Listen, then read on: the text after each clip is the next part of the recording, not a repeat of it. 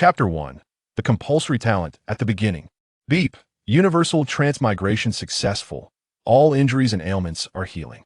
Healed. Wishing you a pleasant survival experience. Don't forget to leave a 5-star review, dear. Welcome to the island survival world. Humble survivors, if you feel anxious, there is no need to panic. You will have a 3-day grace period. After 3 days, you will face terrifying natural disasters. Strive to survive. If you perish here, it will be truly fatal. In order to enhance your slim chances of survival, please remember the following rules. First, when night falls, do not venture outside. Otherwise, surprises await. Second, the black mist beyond the island seems to conceal dreadful dangers. Third, the trees of the island are of utmost importance, vital, crucial.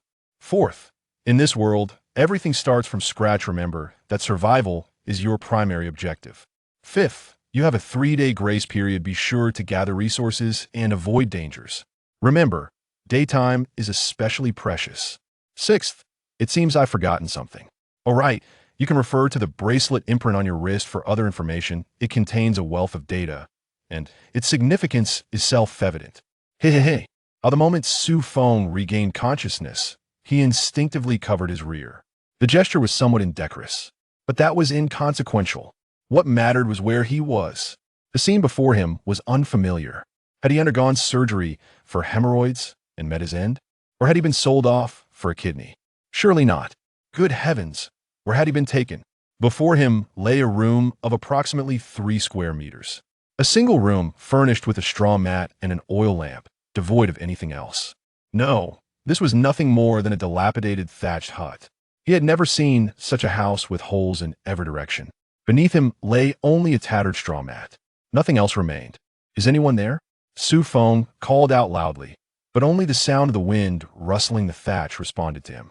Just as he contemplated giving himself a slap to ascertain whether he was dreaming, he caught sight of the imprint of a bracelet on his left wrist. Right? The bracelet. Xu Feng gazed at the silver bracelet imprint on his left hand. It seemed that voice had mentioned its importance.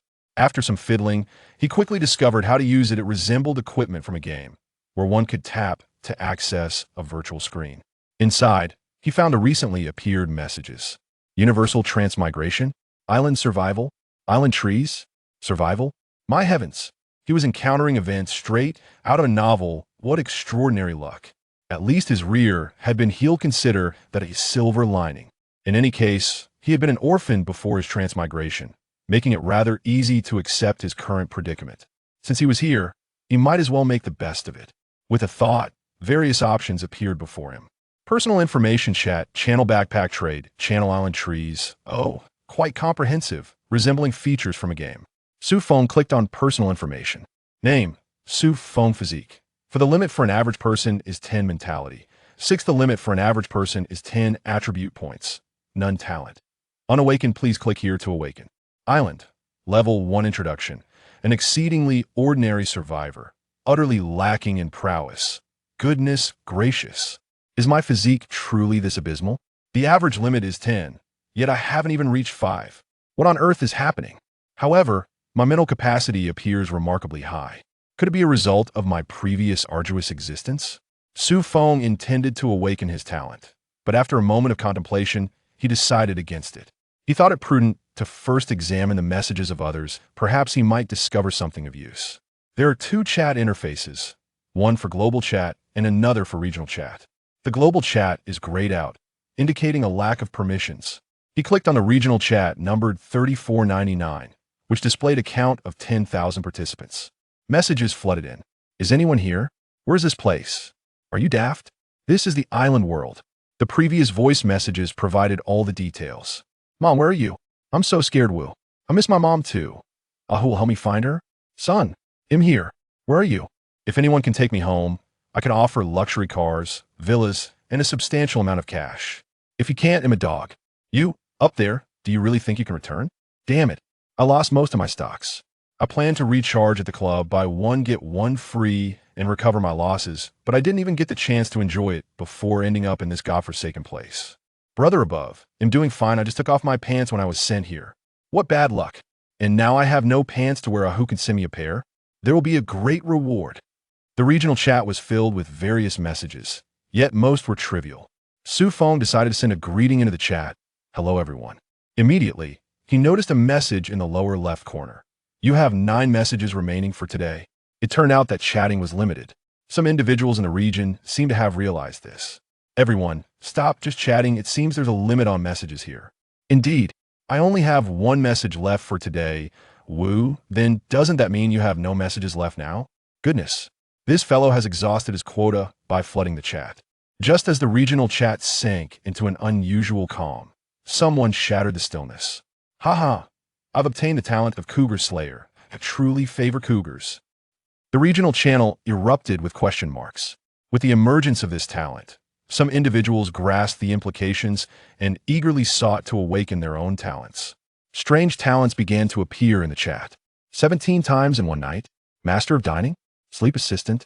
What on earth is this Sleep Assistant talent? While others sleep for 8 hours a day, do you really think you can sleep for 24? Certainly, there exist more conventional talents, such as Strength Enhancement, Double Speed, and Lightning Damage Reduction. Furthermore, it has been observed that these talents are classified into various grades. From the lowest to the highest, they are Common, Black Iron, Bronze, Silver, Gold, Platinum, Diamond, King, Legendary, and Divine.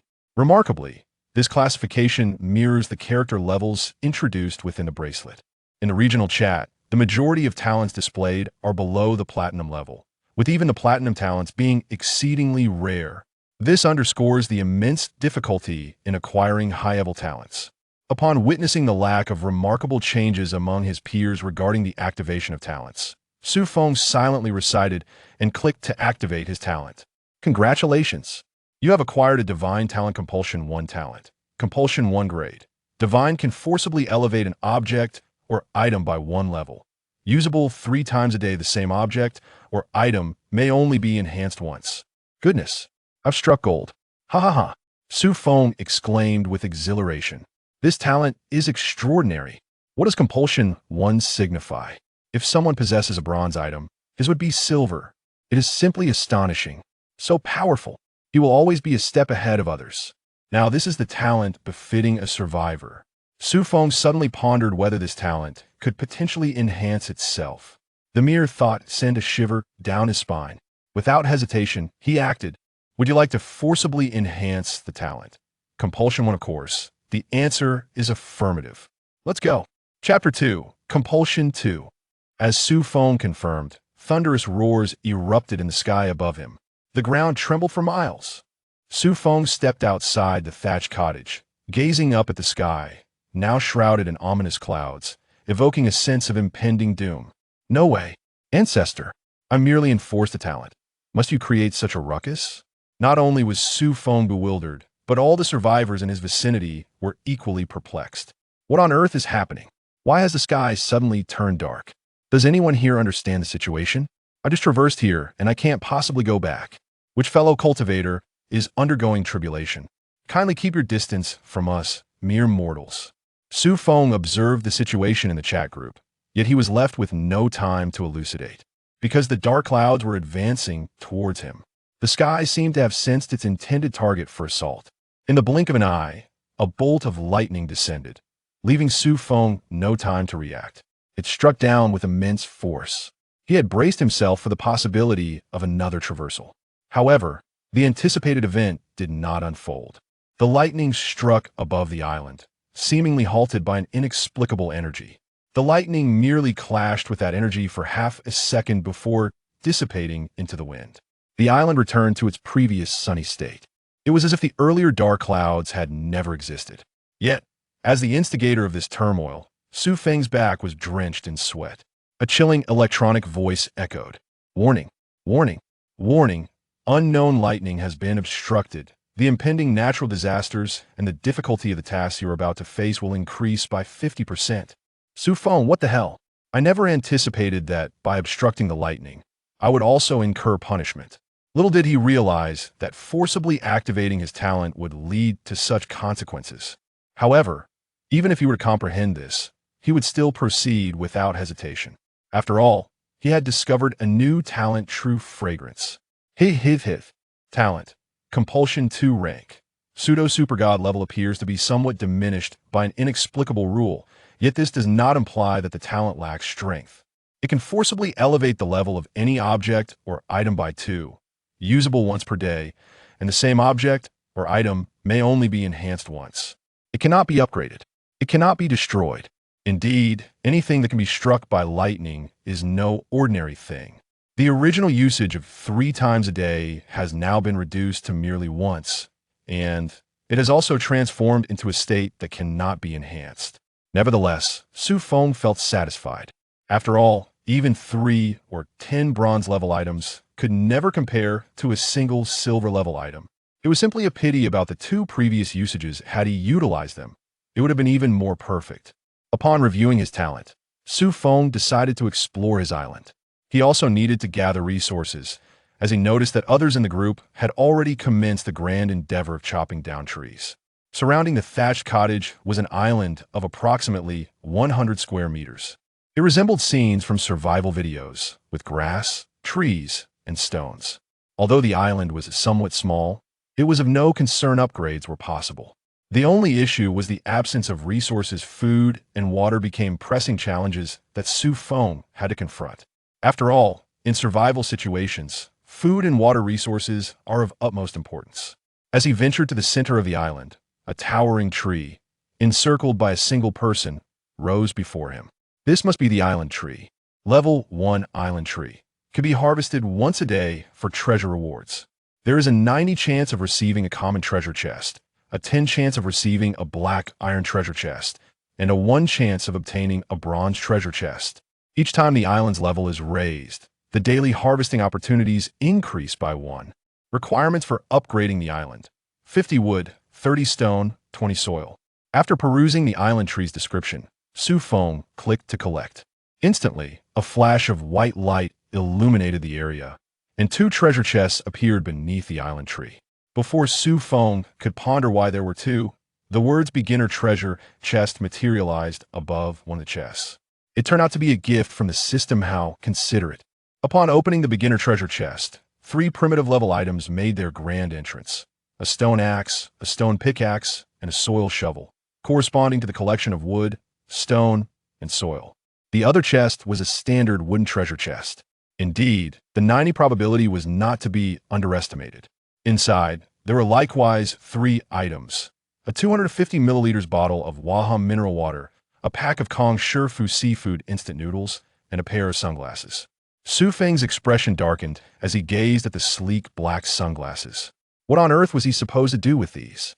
Was he concerned about getting sunburned while chopping trees? The other items were essential, yet this pair of sunglasses left Xu Feng feeling somewhat vexed. However, there was no alternative. He would see if he could trade for something more useful with the others later. What if someone enjoys wielding such an object to fell trees? Dragging 2 chests behind him, Xu Feng returned to the thatched cottage, preparing to embark on his laborious tasks. As he set off, he cast a curious glance at the regional chat, intrigued by the treasures others had uncovered. At that moment, the regional chat began to showcase various items. After all, the island was relatively small, making it easy for everyone to locate the island's trees and simultaneously gather chests. I found 500 milliliters of water. It's Ebao, my favorite.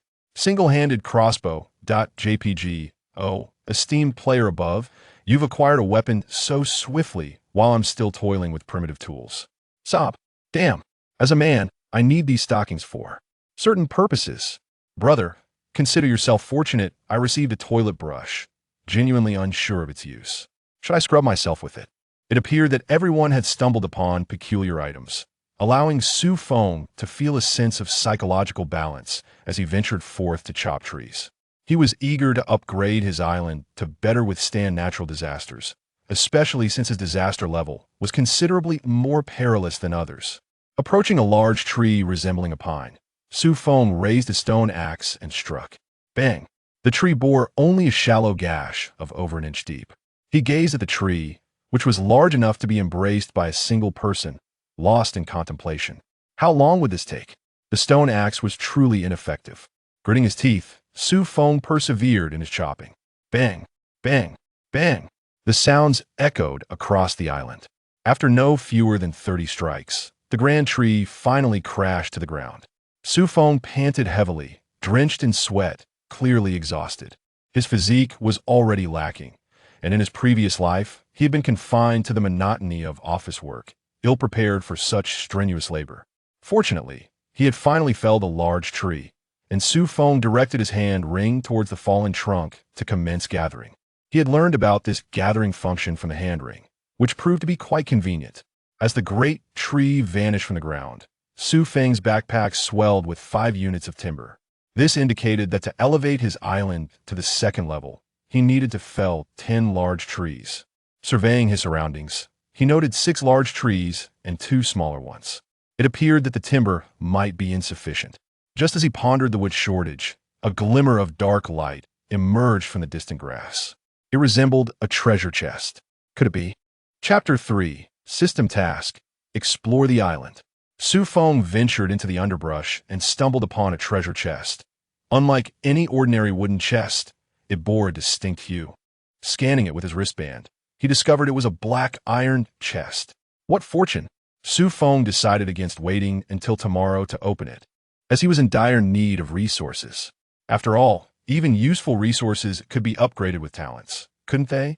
Upon opening the chest, he found only one item, a rusted iron sword, measuring 8 feet in length, yet appearing quite sharp. Rusted iron sword, grade, black iron, damage, 3. Description, an iron sword with noticeable rust, yet still sharp. Perhaps it even carries the attribute of tetanus. Tetanus. Such an attribute could be perilously dangerous in survival scenarios. Xu Feng grasped the rusted iron sword and swung it a few times. Surprisingly, it weighed around 10 pounds. Although it was somewhat cumbersome, he managed to wield it, and thus began his labor. Bang, bang, bang. The sound of trees being felled echoed once more across the island. With the addition of the iron sword, Xu Feng's speed in chopping down trees significantly increased. Within just half an hour, he had felled the remaining 6 large trees and 2 smaller ones, gathering a total of 35 pieces of wood. With no more wood to collect, he turned his attention to gathering stones. The western side of the island had an abundance of rocks, though he was uncertain how their quantities were calculated. Using his wristband, Xu Feng proceeded to decompose the scattered stones on the ground. Stones about the size of a human head counted as 1 piece. It seemed he had sufficient stone resources. After completely decomposing the rubble, he had acquired 5 pieces of stone. The rest would require mining. Lacking black, iron-grade tools, he found it quite laborious to rely solely on a stone pickaxe. After 2.5 arduous hours, he managed to collect 25 pieces of stone, exhausting himself to the point of consuming 1/3 of his wahaha drink. He resolved not to continue gathering stones, as the task without tools was far too taxing. Moreover, 5 hours had already elapsed. In the remaining time, he needed to gather soil and search for water and food. Collecting soil proved far simpler than gathering wood or stone. With each scoop, he could easily acquire 1 portion of soil. In less than 10 minutes, he had collected 20 portions of soil. While collecting soil, Xu Feng also discovered an ingredient, wood ear mushrooms. He had eaten plenty of these in the orphanage and was quite familiar with them. Swiftly, he stowed the fresh wood ears into the black iron chest. After filling about half of the chest, he estimated it weighed over 2 pounds. Looking up at the sky, dusk was approaching. Xu Feng decided to first drag the mushrooms back and then venture out to search for water resources on the island. The remaining 1/3 of his wahaha was hardly sufficient for his needs. Once more, he set out. Xu Feng meticulously explored the island and, to his delight, discovered a source of water. It was a spring nestled within the crevices of stones on the eastern side, not particularly large, measuring only the size of 2 palms. Xu Feng crafted a rudimentary water collection tool from wood. He meticulously filled his container with every drop from the spring on the ground before returning contentedly to his thatched hut. After a long day's labor, he felt utterly exhausted, both weary and hungry. He longed to return to his former rented room for a refreshing wash. Alas, reality had other plans. His most pressing concern now was how to secure dinner. Instant noodles were available, yet he lacked fire. Should he attempt to create a flame by friction? After a brief moment of contemplation, Xu Feng resolved to try. Given the scarcity of resources, he could not afford to barter with others. The only useful resources in his possession were a few mushrooms and half a bottle of water. These meager supplies were scarcely enough for his own sustenance, let alone for exchange. Xu Feng fashioned a simple wooden stick and placed some dry grass beneath it, then began the arduous task of hand-rubbing. With great effort, as his palms nearly ignited from friction, the dry grass finally began to smoke. Cautiously, he lifted the smoldering grass and blew gently upon it. At last it caught fire. The subsequent steps were relatively straightforward. He constructed a makeshift stove from stones and positioned a bowl-shaped rock atop it. First, he poured a little water to cleanse the stone, fearing illness if he did not. He then soaked the mushrooms in water no hotter than 40 degrees Celsius, preparing them for a thorough cooking session of 15 minutes to eradicate any residual harmful substances. In the wilderness, falling ill is a terrifying prospect. There are no cold medicines here, and he could only rely on his own resilience. After a flurry of activity, Xu Feng finally savored a bowl of seafood instant noodles enriched with mushrooms. The aroma was divine, and he consumed every last drop. Although he had only used half a packet of noodles, it provided him with a sense of fullness. Do not question why he only consumed half. After all, there was tomorrow. Having satisfied his hunger and thirst, he used the remaining boiling water to wipe down his body. Outside, the night had descended into complete darkness. In that inky blackness, Xu Feng sensed an inexplicable danger. However, just as he attempted to discern the source, it vanished. The island was shrouded in a gray mist. Strangely, even with nightfall, the gray fog remained visible. It appeared that this novice phase was not particularly safe, prompting Xu Feng to remind himself of the need for caution. With nothing else to occupy his time, he turned to the regional chat to pass the time and peruse what others might be trading. He currently required 15 pieces of wood to upgrade his thatched hut. Emotion. The crossbow is incredibly effective. By the way, does anyone have excess wood? I'm looking to buy. Sue. Same here. 110,086. It seemed others were equally in need of wood. If everyone was lacking, then the system ought not to impose such upgrade conditions, right? Emotion. Strange, is everyone really in need? Chun Fei. My island has but a pitiful single tree. After cutting it down, I was left with only 5 pieces of wood. How long will it take to gather the remaining 45? Fortunately, my island boasts 5 grand trees. At this moment, everyone began to voice their grievances. Suddenly, a line of text appeared on the screen of the wristband. In light of the scarcity of trees on your islands, we hereby present a welfare task. Explore the island. On the small islands, there are not only various resources but also advanced treasure chests. However, danger lurks as well. A friendly reminder, be sure to collect plenty of clothing. Explore the island? Collect clothing? Xu Feng immediately grasped the crux of the matter. Could it be related to the weather? As he contemplated the potential natural disasters, it dawned on him. Could it be the calamity of a cold wave? Would his thatched cottage withstand such an onslaught? Glancing at the surrounding thatch, Xu Feng was now entirely convinced that his humble abode would offer no protection against the chilling invasion. It seemed that an upgrade was imperative. He must embark on the island exploration tomorrow. The astute minds within the region had also discerned the focal point. Indeed, the system has proven its worth now. Timber was assured. Clothing? Might it be linked to the impending disaster? Perhaps it is a calamity of falling temperatures? The analysis upstairs holds merit. Clothing is urgently needed, and some fellow adventurers have reached out privately, seeking clothing in exchange for water resources. Those interested, please message me. Thank you. Zhao Shui. Sensual photos. JPG in exchange for clothing and various resources. Brothers are welcome to DM me. Further details on the sensual photos. Please, urgently. Chapter 4. The jet black iron sword Xu Feng paid no heed to the survivors in the chat group who had completely derailed the conversation. Instead, he was preoccupied with preparing for the expedition to the island the following day. Given the system's warning of danger, it was imperative to procure a formidable weapon. He decided to allocate his talents to the rusted iron sword for tomorrow's venture. Additionally, he needed to hasten the creation of a shield. Resolute in his thoughts, he retrieved a piece of wood from the system's inventory. Xu Feng began to chop and carve, laboring for half an hour before fashioning a rudimentary, shield-like piece of armor. Were it not for the lack of suitable tools, he would have attempted to craft a shield directly from the black iron treasure chest. With the shield in hand, he felt a bit more secure about the upcoming exploration. Next, he wielded the rusted iron sword, practicing his swings. He swung it about haphazardly, acclimating himself to the feel of the weapon, treating it as a form of exercise. The night passed without incident, save for the peculiar sounds that drifted in from outside the thatched cottage. Xu Feng, too weary to linger on them, quickly succumbed to sleep. The following day, he awoke with a groan, rubbing his sore arms. Clearly, the lack of exercise had taken its toll. After merely half a day of chopping wood, he was already in pain.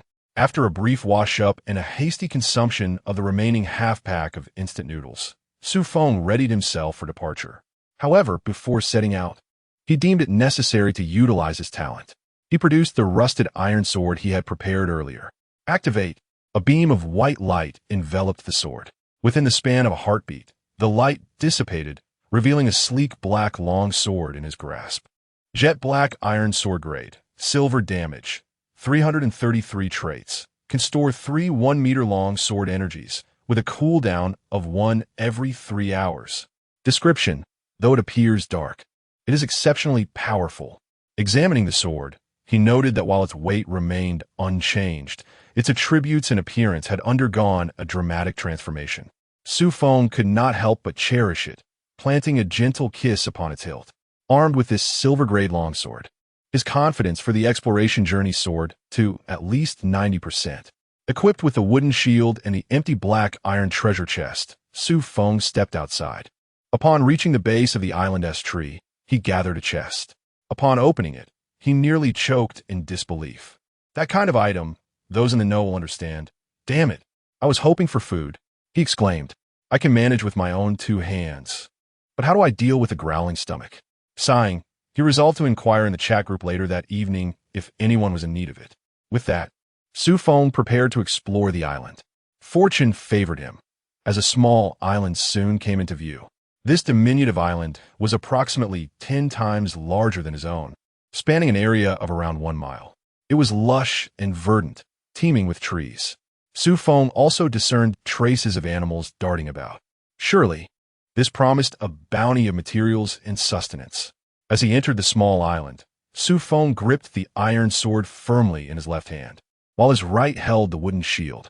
Behind him, he dragged the black iron treasure chest with a vine. He treaded cautiously through the thickets, refraining from hastily chopping down trees. After all, with his new iron sword, felling trees would be a swift endeavor. Instead, he aimed to explore the entirety of the island and gather resources. He truly had no other food left. If he did not find something to eat soon, he would starve.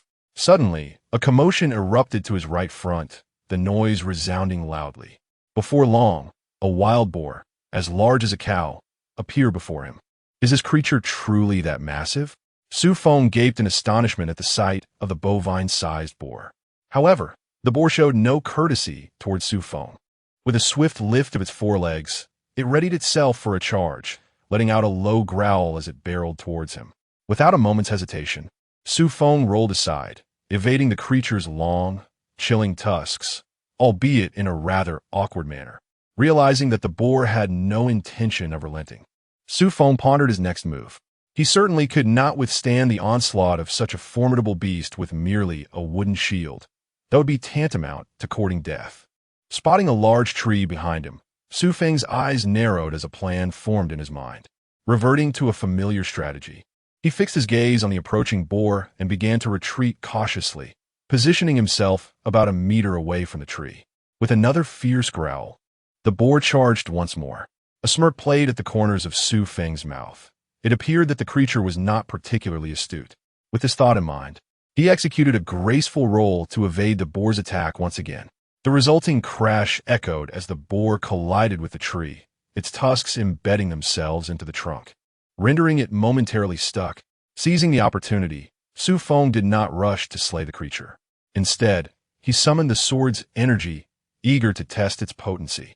With a swift motion, a blade of energy materialized in the air, exuding a chilling aura. In an instant, it sliced through the boar's body with ease. The cut as smooth as glass and blood, not yet having the chance to flow, a testament to the speed of the strike. The boar was cleaved in two, and the adjacent tree fell with a thunderous crash. Indeed, this sword energy was formidable. It truly lived up to its silver tier classification. What a delightful talent. Xu Feng approached to begin processing the boar's carcass, finally securing a source of nourishment. This enormous boar would sustain him for quite some time, provided he could ensure the meat would not spoil. Fortunately, he recalled the system's notification about an impending cold wave, which would serve as a natural refrigerator. As he maneuvered the boar's body, Xu Feng discovered a treasure chest beneath it. Could it be that defeating monsters yields such rewards? Although it was a wooden chest, he felt a surge of joy. Heavenly spirits, grant me something useful. He fervently prayed as he opened the solid wooden box, acquired a windbreaker and a pack of white rabbit milk candy. Finally, useful items. The windbreaker was timely. He donned it immediately, for he had only been wearing a short-sleeved shirt, and the morning chill had left him shivering, perhaps a harbinger of the impending calamity. The collection of the wild boar's carcass proved to be remarkably simple. With a mere sweep of the bracelet, it disintegrated instantaneously. Acquired 10 portions of pork, 1 vial of blood essence, and 2 tusks. Goodness, what a beast! Where have my heart, lungs, and liver of the pig gone? He had anticipated that the system's disassembly would retain these items, only to realize he had overestimated the system's humanity. Next time, he would have to manually disassemble it himself, ensuring a greater yield of resources.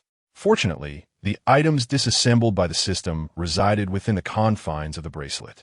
Moreover, it possessed a feature that prevented the passage of time.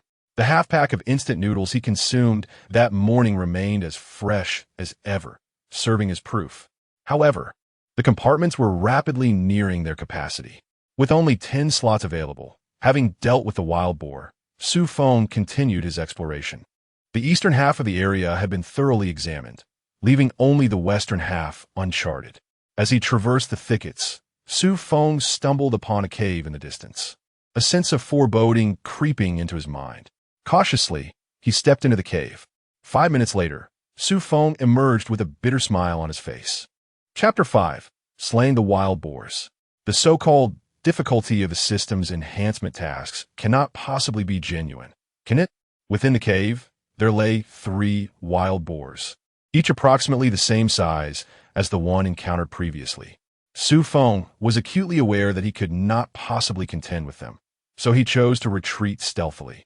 Despite possessing 2 sword energies stored within his iron sword, he understood that if those energies could not fell 3 wild boars, the situation would become exceedingly perilous.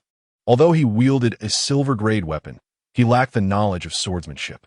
Furthermore, his frail physique would likely succumb to even a slight collision, resulting in immediate reincarnation. It was prudent to await the cooldown of the 3rd sword energy for a more assured approach. Ideally, he would lure one out first for a surprise attack, preserving 1 sword energy as a precaution. Caution was paramount. With a strategy devised, Xu Feng commenced his exploration of the island.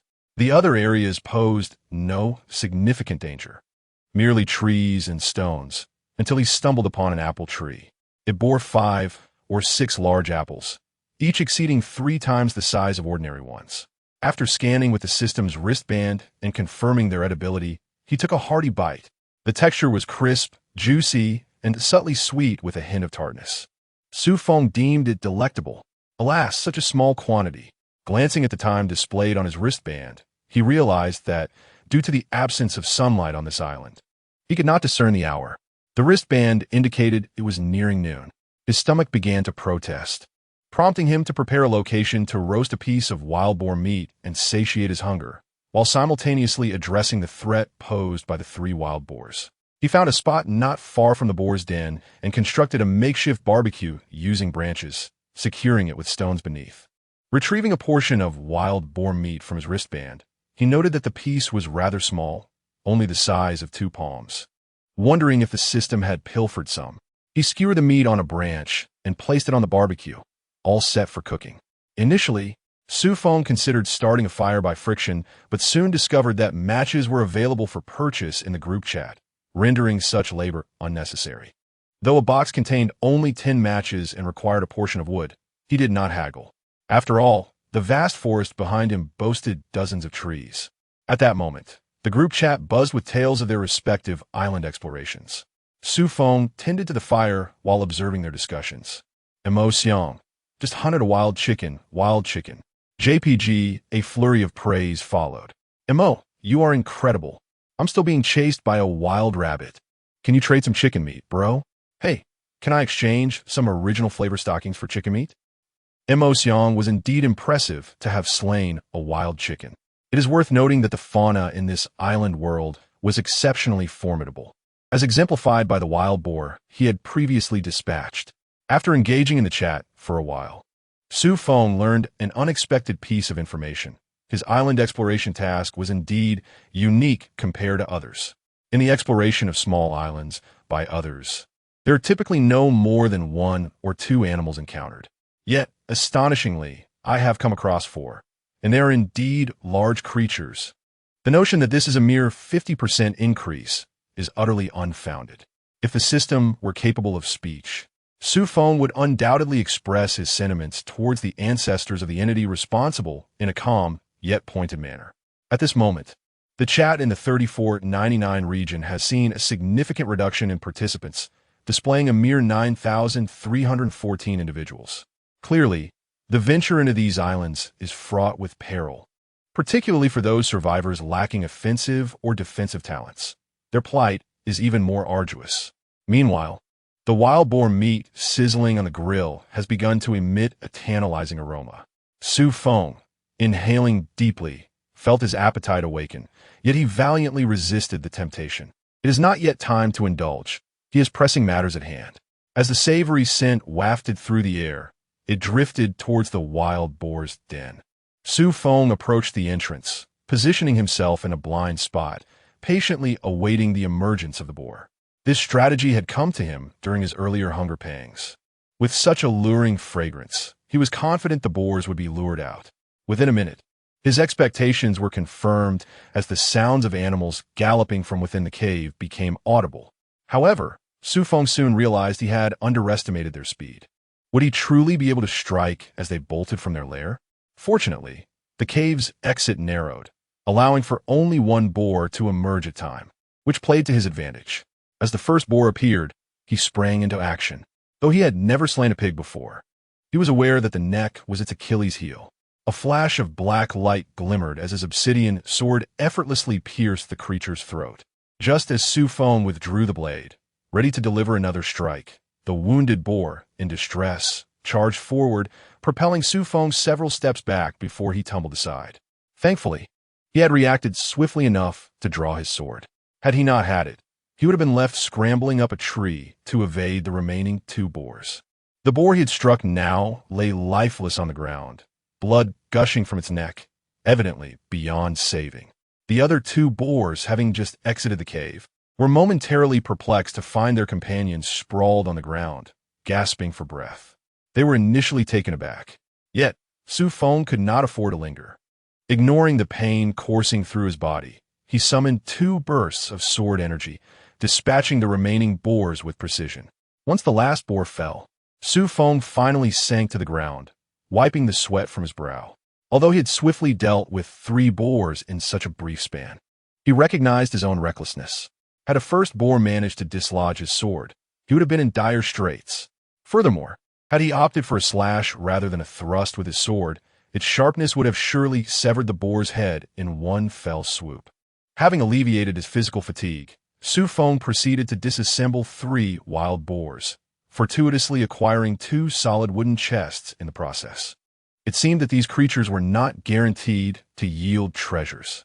Previously, he had harbored thoughts of consuming pig lungs and hearts, but now his sole desire was to dismantle, as his bracelet's compartments were insufficient.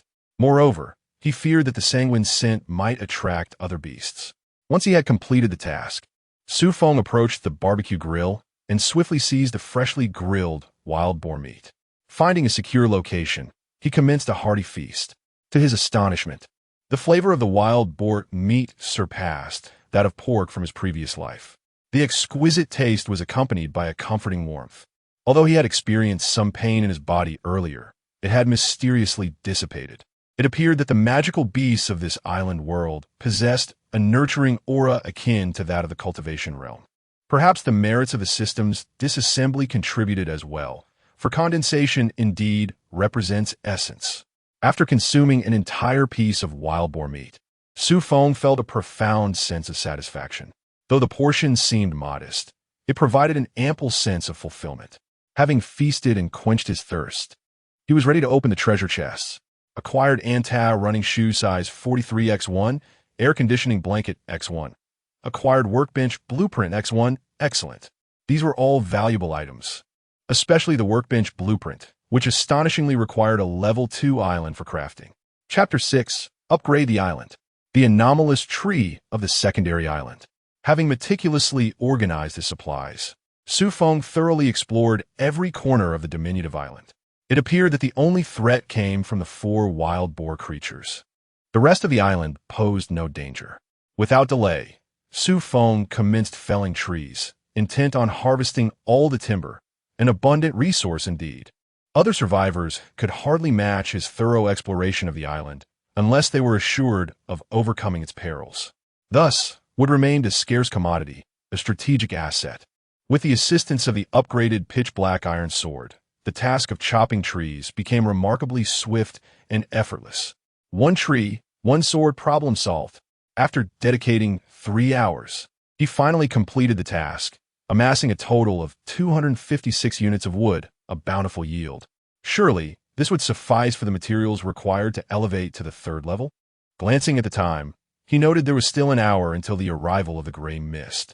Eagerly, Xu Feng returned to upgrade his island. Arriving beneath the island's tree, he observed, upgrade materials met, upgrading in progress. Upgrade complete, please click to view. Secondary island tree. Collect twice daily for treasure rewards. 90 chance of obtaining a common treasure chest, 30 for a black iron chest, 5 for a bronze chest, and 1 for a silver chest. Each upgrade of the island increases daily collection attempts. Upgrade requirements: 200 wood, 120 stone, 80 soil, and 1 black iron level building. Beholding the now upgraded island, its size resembled that of the previous small island.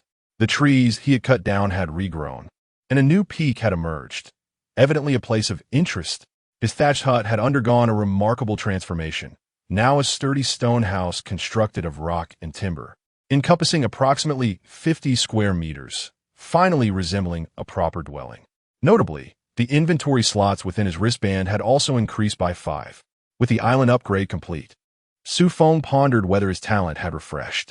He turned his gaze to his panel, and to his delight, the talent icon was illuminated, indicating it was available for use. Splendid. This buff must be seized. What should he enforce? A revelation struck him, and he returned to the island's tree. Enforce. Island tree. A beam of white light enveloped the island tree in an instant. It was indeed feasible. Initially, Xu Feng had harbored concerns, given that the system had issued a warning previously. However, everything proceeded smoothly. Once the white light dissipated, he eagerly examined the island tree's panel. Secondary island anomalous tree, transformed through enforced talent, now possessing unknown changes, collect twice daily for treasure rewards. 90 chance of obtaining a common treasure chest, 30 for a black iron chest, 5 for a bronze chest, and 1 for a silver chest. Each upgrade of the island increases daily collection attempts. Each day, one may pray once, garnering unknown rewards. The prerequisites for upgrading the island are 200 wood, 120 stone, 80 soil, and 1 black iron level structure. Everything else remains unchanged, save for the addition of the prayer function. However, Xu Feng feels it is quite worthwhile. Allow me to give it a try. Pray. With Xu Feng's click, the tree of anomalies began to sway. A beam of multicolored light shot towards him. Xu Feng did not flinch. After all, his possessions should pose no danger. Subsequently, the radiant light merged into his forehead. A profound sensation flooded his mind. Receive prayer effect. Today's luck enhanced. Oh my, perfect. I never anticipated such a potent prayer effect. Does this not bestow him with an additional buff each day? How remarkable. Terrifying indeed. Collect. With the fortuitous effect still in play, Xu Feng immediately began to gather resources. Two beams of light descended before him. He raised his eyes in astonishment. As the brilliance faded, two treasure chests, one black and one green, came into view. Incredible. Is it truly this generous? A 5 chance at a bronze chest has manifested. A true stroke of luck. He pondered whether to open it now or wait until tomorrow to utilize his talents before unveiling it. Never mind. The black iron chest shall be opened, while the bronze one shall be reserved. After all, a forced opening of the bronze chest could yield a prestigious golden treasure. Just the thought ignites excitement. Unveiling the black iron chest, 2 items emerged.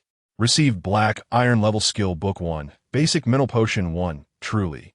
The luck effect ensures that nothing of inferior quality emerges. Had he received a worthless item, Xu Feng would have felled the island tree for firewood. He retrieved the skill book for use. However, the system's notification chimed in. Unable to use? He had forgotten that he was still an ordinary person. According to the description within the bracelet, to attain black iron level, both physical and mental attributes must exceed 10. Having consumed wild boar meat and that gigantic apple today, Xu Feng's physical and mental attributes each increased slightly, reaching 5 and 7. He wondered if there were physical potions available. There should be, but Xu Feng could not be certain. Never mind. He would inquire with others later this evening. He retrieved the mental potion, a bottle of inky liquid. Surely it is drinkable, darker than a black iron sword. Xu Feng closed his eyes and drank it down. Colorless and tasteless. Well, perhaps he had been overly cautious. A refreshing surge washed over his mind. Clarity enveloped him. Even a simple equation 112 felt effortlessly within his grasp. His mental attribute surged by 3 points, reaching 10. Now, only his physical attribute remains, and he shall ascend to become a formidable black iron level warrior. After gathering his belongings, he returned to his stone abode. The dwelling, 30 square meters, comprised merely a living room and 2 bedrooms. The thatched bed in the bedroom had been replaced by a stone bed by the system. He possessed a single air-conditioned blanket, and he would need to procure additional warm items for the night. Otherwise, one may not withstand the cold wave. It remains uncertain where one might find black iron-grade structures. Should such structures exist, it would enable an upgrade to a Tier 3 island. After all, he has already gathered sufficient timber, with piles of stone and soil outside. But he has yet to construct a workbench. It is also unclear if the counterpart possesses black iron buildings. Taking out the workbench blueprint, Xu Feng moved to a corner of the living room and set it down. Subsequently, a structure measuring 2 meters in length, 1 meter in width, and 1.5 meters in height materialized before him. Upon inspection, Xu Feng felt a twinge of disappointment. This workbench was merely an ordinary construction. As expected, how could a solid wood treasure chest possibly yield black iron-grade items? He decided to inquire with others in the evening. Nevertheless, the workbench could craft a myriad of items, such as wooden buckets and bowls, albeit at the expense of timber. 1 unit of wood could produce approximately 1 wooden bucket. Xu Feng proceeded to create several essential tools for daily life, allowing the workbench to function autonomously. For production requires time. Then, he moved to the center of the living room to prepare his dinner. However, the sole ingredient of wild boar meat seemed rather monotonous. He pondered whether others had any goods available for trade. Presently, he was not particularly hungry and had ample time. Meanwhile, the regional group chat buzzed with fervor. Who has food to trade? I have 500 milliliters of water listed for exchange, seeking 1 portion of food. Who has weapons for trade? I'm nearly driven mad by that pesky hare. Ideally, a bow or something similar. Some messages were sent privately. The phrase original flavor caught Xu Feng's eye, prompting him to skip over it. Indeed, the region was teeming with hidden talents. Several individuals had already dealt with the dangers of the small islands. The trading post witnessed a surge in timber transactions, yet the vast and scarce market remained underserved. Xu Feng began typing, listing a batch of wild boar meat, each piece sufficient to sustain one for a day, imbued with effects to enhance both physique and spirit. He sought warm clothing, black iron building blueprints, physique potions, or other useful items in exchange. Those interested were encouraged to contact him privately. Chapter 7, Compulsion.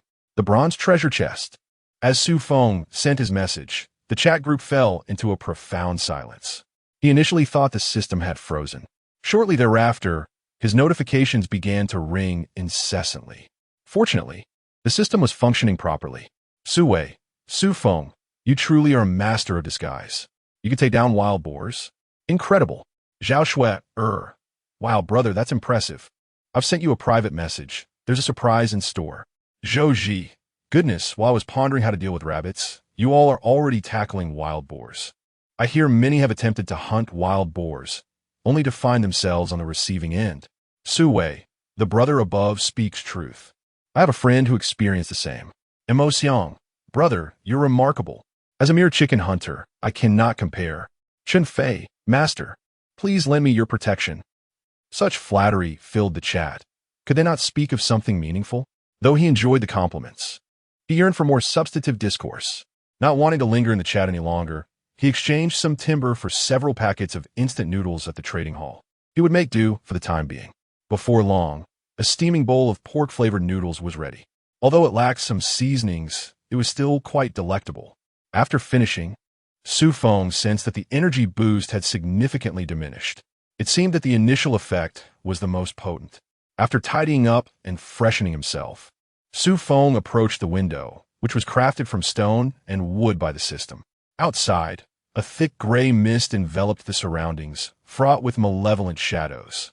Xu Feng felt an unsettling sensation, as if something was watching his abode, or perhaps it was fixated on him. Suddenly, a flash of a scarlet eye darted past. It startled Xu Feng momentarily. Regaining his composure, he suspected it to be an illusion. Rubbing his forehead, he realized that ascending to the black iron level was imperative. That feeling he just experienced did not strike him as mere hallucination. His strength was evidently inadequate. He could not even sense his opponent. It was likely that the adversary, constrained by the system's novice period, refrained from acting recklessly. If he did not level up to black iron by tomorrow, danger would loom. Wielding his pitch-black iron sword, he engaged in some post-meal exercise. Afterwards, Xu Feng nestled under an air-conditioned blanket, beginning to manage his previous trades. Zhao Shui, brother, silk stockings can keep you warm too. Would you like some? Along with her message, she sent a private photo that left Xu Feng parched. He realized he must block this woman. She was severely hindering his cultivation. Women only serve to impede his level-up speed. Silk stockings for warmth? Perhaps others enjoy them for brewing tea. Few engaged in normal private chats. He exchanged pork for 2 blankets and a complete bedding set, spending 10 portions of wild boar meat, a clear indication of their substantial value. Although such warming items were still quite rare, misfortune had befallen some, resulting in blankets emerging from treasure chests. Since these items were not edible, there were still those willing to trade. One could only contemplate warmth after satisfying their hunger, correct? With the addition of 2 blankets, he found his cocoon of comfort even more inviting. As the impending natural disaster drew nearer, the night grew increasingly frigid. Xu Feng sensed that tomorrow's temperature would not exceed 10 degrees. At that moment, someone in the group chat began to share survival guides. Xu Feng initially assumed it was merely an attempt to deceive for resources, but to his surprise, the individual requested no materials. Sha Jinghao announced, "Hello everyone. I will be sharing some educational materials in the group, all handwritten by me. Anyone in need may read them, free of charge. Only by collaborating can we survive longer in this island world." Although Xu Feng recognized the validity of this sentiment, he remained reluctant to engage. Firstly, he was unable to protect himself, let alone assist others. Secondly, he was a personalist, somewhat altruistic but not excessively so. Xu Feng took a copy of the materials, noting that the individual sought no resources, but he would remember this act of kindness. Should the person face difficulties in the future, he would be willing to help, provided he felt confident in his abilities. The materials contained extensive survival information, including techniques for crafting bows and building wooden shelters. Most intriguing to him was the inclusion of fundamental swordsmanship principles. This was splendid news. He had lamented during the day, while confronting wild boars, had he possessed sword skills. Dealing with them would have undoubtedly been much easier. Just as Xu Feng intended to delve deeper into the basic sword techniques, he received a private message. It was Zhou Ji. What could this fellow want? Do you have any weapons available for purchase? I happen to possess a blueprint for black iron-level construction. How fortuitous. However, it seemed he had no weapons to offer, only a sword, which he could never lend. If it were not returned, he would surely be distraught. Nonetheless, he had the wild boar's tusks, which could potentially be fashioned into a weapon. Please hold on. Let me check, Xu Feng replied. He informed Zhou Ji to wait a moment and promptly got out of bed to approach the workbench. Upon inspection, he discovered he could indeed create a weapon. With wild boar tusks, stones, and wood, he could craft a stone spear. I have a weapon, but I won't be able to trade it until tomorrow, Xu Feng replied. Thank you, esteemed one. After concluding his transaction with Zhou Ji, Xu Feng settled down to thoroughly study the basic sword techniques provided by Sha Zhenghao. He read while practicing the techniques, gaining profound insights. The night passed in silence. The following day, Xu Feng rose early. After freshening up and munching on an apple, he set out. His first task was to create a weapon for Zhou Ji. Using the black iron sword, he collected 10 stones. Returning to the workbench, he utilized these stones, 1 piece of wood, and 2 wild boar tusks to craft a stone spear. Observing that the crafting process would take half an hour, Xu Feng chose not to wait, but instead headed toward the island's tree to gather today's treasure chests and buffs. Obtain blessing effect. Speed increase for today, he noted with satisfaction. Oh, splendid. At least he would be able to move more swiftly. Receive a solid wood treasure chest 1, black iron treasure chest 1. Indeed, without the lucky buff, the prospect of obtaining a bronze treasure chest is utterly futile.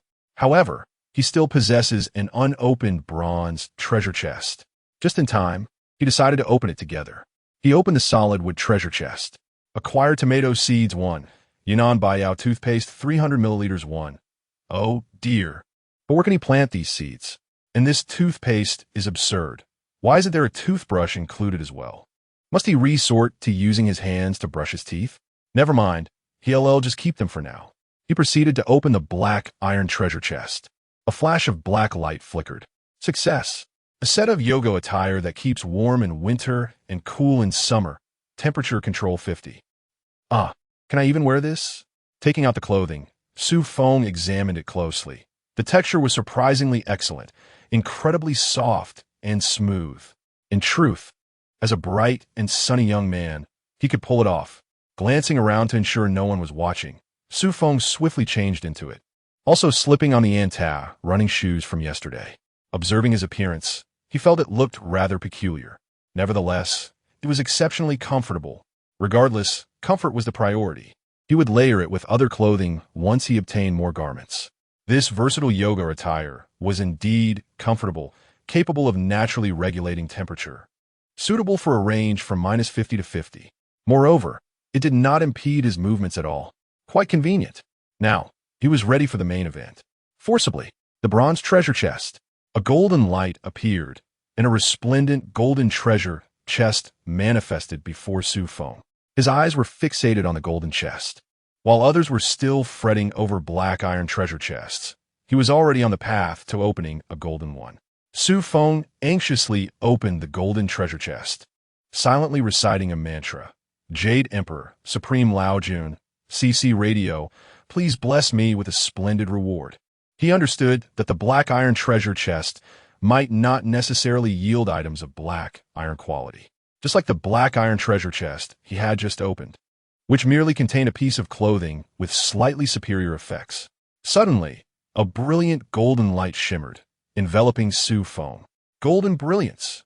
He had succeeded. Xu Feng's heart soared with joy. However, when he beheld the items within the chest, he was left utterly dumbfounded. Chapter 8. The third level Mutant Island. Acquired a mysterious fragment 1. Is this it? A fragment, and a flawed one at that. What significance does it hold? The mystery is utterly pointless. It cannot be consumed. Is the system toying with me? Complaining yields no results, and he reluctantly stored the enigmatic fragment away. I hope it truly possesses some mystery. Upon returning to the workbench, the stone spear had been completed. Stone spear, a common weapon crafted from stone, wood, and wild boar tusks, perfectly adequate for dealing with ordinary animals. Not bad. Xu Feng promptly sent the information to Zhou Ji. The response came instantaneously, indicating he had been eagerly waiting. Boss, let us commence the trade. I am positively yearning for some rabbit meat. Zhou Ji's enthusiasm amused Xu Feng. After all, the stone spear was merely a mundane item. He decided to add 5 portions of wild boar meat to the deal. Zhou Ji's excitement upon receiving Xu Feng's message was palpable. Excellent. As expected of boss Xu Feng. Your generosity is commendable. If I can't manage to hunt that rabbit, at least I have sustenance to last a few days. After concluding the transaction with Zhou Ji, Xu Feng beheld a new blueprint. Acquired black iron level plant greenhouse blueprint 1, plant greenhouse, capable of cultivating plants, growth rate 100. Ah, a blueprint for cultivation. The tomato seeds finally have a purpose. This will surely enhance our meals. Eating pork every day has become rather monotonous. Xu Feng positioned the plant greenhouse to the right of his stone house. A flash of white light signaled its completion. The greenhouse was approximately the same size as his stone abode, around 30 square meters. Entering the greenhouse, he found it barren except for 3 rows of planting beds. He casually dug a small hole in the ground and planted the tomato seeds within, watering them lightly. Water was not a scarcity on his island. The previous spring had transformed, after the island's upgrade, into a pond-sized spring, which could potentially house fish. He was uncertain if the amount of water was appropriate, but he lacked expertise in planting. It was now up to the tomato seeds, and with the greenhouse's enhancement, they should thrive, right? Having completed these tasks, it was time to embark on today's journey of upgrading the island. He had over 200 pieces of wood left, and the stones and soil could easily be gathered from the nearby small islands for the necessary resources for the upgrade. Just as he was about to step outside, he noticed the group chat was abuzz. Oh, their SA system message that he had overlooked. Today, small islands will randomly refresh treasure chests to aid survivors in overcoming their first disaster. Make the most of this opportunity. A friendly reminder, please strive to upgrade your island as much as possible during the novice period. No wonder the chat was so lively. It was a benefit bestowed by the system. However, Xu Feng found the system's friendly reminder somewhat peculiar. Is there a limitation on upgrading the island after the novice period? Or might there be unforeseen changes? He sensed that the system's message held some wisdom. Nonetheless, he aimed to upgrade to level 3 today. The majority of the group was seeking to purchase weapons. Although there was a scientific explanation by Sha Zhenghao yesterday, many still find the intricate process of creation quite perplexing. Thus, most individuals remain without the appropriate tools. Xu Feng, ever eager to lend a helping hand, is willing to craft 3 stone spears, albeit for a modest fee. Is that unreasonable? After gathering 30 pieces of stone from a small island, he set the workbench to autonomously produce the 3 spears while he embarked on a quest for treasure chests. With the assistance of a speed buff, his pace doubled, allowing him to traverse the small island with remarkable ease. However, he could only collect 5 solid wooden chests and found not a single black iron chest. How unfortunate! Nevertheless, he resolved to gather stone and soil to upgrade the island first. After spending another hour, he collected 120 pieces of stone and 80 pieces of soil. Approaching the tree beside the island, he commenced the upgrade process. Materials for upgrading the island are sufficient. Upgrading in progress. A radiant white light enveloped Xu Feng's island. This upgrade took a bit longer than expected. After approximately a minute, it was finally complete. Level 3 Mutated Island. Level 3 Island Mutation Tree, a colossal tree, forcibly modified by talents, now possesses unknown transformations. Collectible 3 times daily, with rewards of treasure chests. 50 chance to obtain a black iron chest, 20 chance for a bronze chest, and 5 chance for a silver chest. Each level upgrade increases daily collection opportunities. Once daily, blessings can be invoked for unknown rewards. Requirements for upgrading the island: 200 black iron grade wood, 120 black iron grade stone, 80 black iron grade soil, 1 bronze grade building, 3 black iron grade buildings, and 1 extraordinary material. Goodness!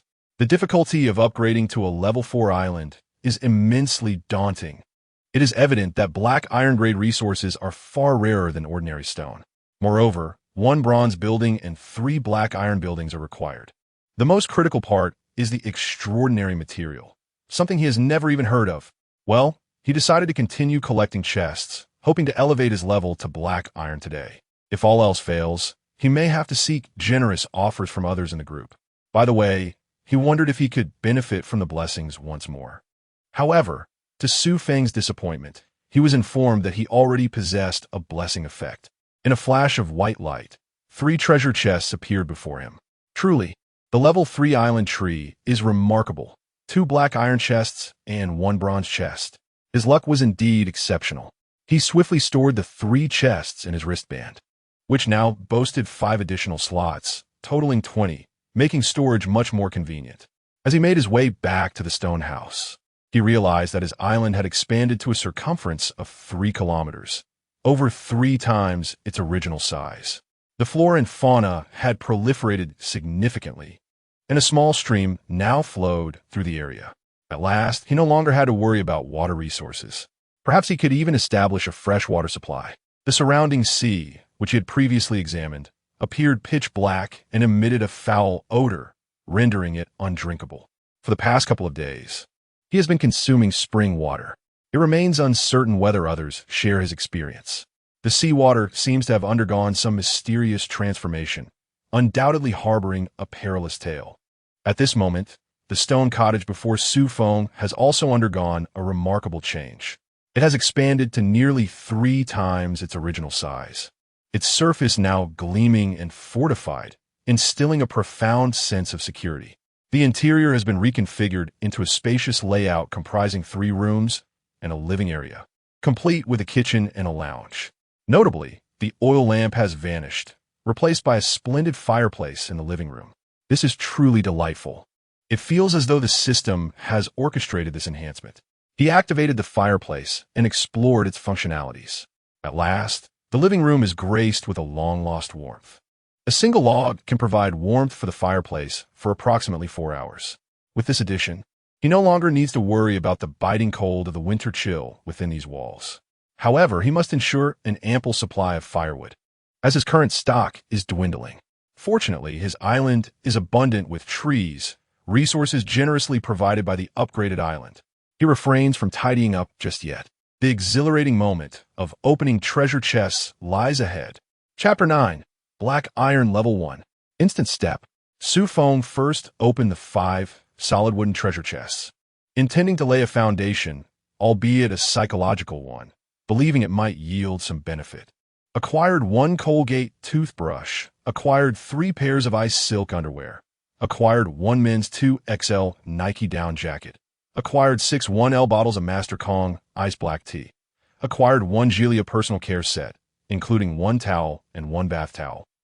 Well, these 5 wooden treasure chests yielded quite satisfactory results. Xu Feng could only express this, as they contained practical household items. As long as they weren't utterly useless trinkets, it sufficed. Next came the black iron and bronze chests. Oh, he still had 1 mandatory opening available. He pondered whether to use it on the chests. After some contemplation, Xu Feng resolved to first open the black iron chest. If that proved unfruitful, he could resort to utilizing his talent on the bronze chest. His previous mental potion had also been procured from a black iron chest. He hoped for a similar outcome this time. Acquired 10 pairs of letter-patterned black stockings. What on earth? This item emerged from the black iron chest? This is a prestigious black iron chest. System, you have truly lost your sense of purpose. Xu Feng found himself at a loss for words. Moreover, it was 10 pairs at once. Would he even wear them all? He silently prayed that he wouldn't have to encounter such items again. Please, no more. Acquired 1 cabbage seed, 1 physique potion. Phew, finally, something worthwhile emerged. Otherwise, he would have had to purchase it at an exorbitant price, and even then, others might not be aware of its value, or if they were, they might not be willing to sell. Xu Feng did not hesitate and immediately used the mandatory opening on the physique potion. Strength is paramount. After all, this vial likely only adds 3 points to his physique, insufficient to elevate him to black iron level. A flash of white light appeared, and the physique potion seemed to undergo a change, albeit it also appeared unchanged. Xu Feng found this perplexing. Mutated physique potion. The process of consumption may entail some pain, yet this signifies the extraordinary nature of this potion. Goodness, It even comes with a painful mask of damage. However, he had to endure it. He uncapped the bottle and downed it in one gulp. The taste was as unremarkable as the previous mental potion, colorless and tasteless. It seemed there were no issues. Yet, 3 seconds later, Xu Feng's naive thoughts were swiftly dispelled. His face contorted in agony as cold sweat drenched his entire attire. He let out a cry, collapsing to the ground, curling up tightly, trembling intermittently. His manifestations of distress were ample evidence of the torment he was enduring, akin to a kidney stone sufferer in crisis. After 3 minutes, Xu Feng finally sensed the pain beginning to subside. He then propped himself up by his knees, rising to his feet. Physique 6? Worth it. Moreover, his status panel was now displaying changes. Name, Xu Feng. Level, Black Iron Level 1. Physique, 11. The limit for ordinary individuals is 10. Spirit, 11. The limit for ordinary individuals is 10. Attribute points, none. Skills, none. Equipment, Jet Black Iron Sword, Black Iron Level. Talent, Force 2, Pseudo Super God Level. Island, Level 3. Introduction, an ascending force at the Black Iron Level. Gazing at the panel, it is indeed a Black Iron Level. Moreover, due to enduring pain for so long, his spirit has inexplicably increased by 1 point. Xu Feng attempted to run. Normally, running 100 meters would leave him breathless. Yet now he felt as if he were unburdened, moving effortlessly. Indeed, his physique has improved significantly. He now feels capable of taking on 10 foes. As for the remaining bronze treasure chests, they may be kept for now. Although he obtained a shard from the last golden chest, it does not diminish its allure. He still has a skill book in his wristband that remains unused. Taking out the skill book, he finally examined it. Instant step, Black Iron Level. Move with extraordinary speed within a range of 10 meters. Upon clicking to use it, an arcane energy flowed into Xu Feng's mind. Half a minute later, he opened his eyes. Instant step. A second later, Xu Feng found himself 10 meters away. However, he felt a slight numbness in his legs. Well, skills are indeed beneficial, albeit a bit taxing on the legs. Now that he has reached the Black Iron Level, he can feel somewhat at ease. Nevertheless, he must intensify his swordsmanship practice. Otherwise, it would be a waste of an extraordinary sword. Additionally, it would allow him to better confront adversaries. The instant step also requires diligent practice, as skills are categorized by levels. The records in his wristband classify skills from low to high, beginner, intermediate, advanced, and ultimate. The higher the proficiency level, the more potent the effect. Just like his current instant step, if it were to reach the ultimate level, it would likely resemble the teleportation in games. Moreover, the distance could be even greater. After organizing the skill book, Xu Feng approached the workbench and retrieved 3 pre-crafted stone spears. He intended to check the group chat to see if anyone was interested. It is still midday, and there should be others in need, right? Selling 3 stone spears. Those interested may visit the trading post. Xu Feng's message instantly garnered a flurry of responses. Zhouji, thank you, Xu Feng. The stone spear is incredibly useful. I have already dispatched 2 wild rabbits, and the meat is simply delightful. If you need anything, feel free to ask. I'll gladly share. By the way, if you have any pork for sale, I would love some. With Zhouji's advertisement, more people expressed interest. Suwei, I want one. Can I trade with wood? Chun Fei, Xu Feng, can I exchange a spear for some plant seeds? Zhao Shuer, why did you block me, big shot? My heart aches. Closing the group chat, he let them handle their own trades. He would return later to approve the transactions. With the majority of the day still ahead, his primary focus would be on honing his swordsmanship and skills. The adversaries lurking in the shadows continually remind him of their presence. And the cabbage must also be sown.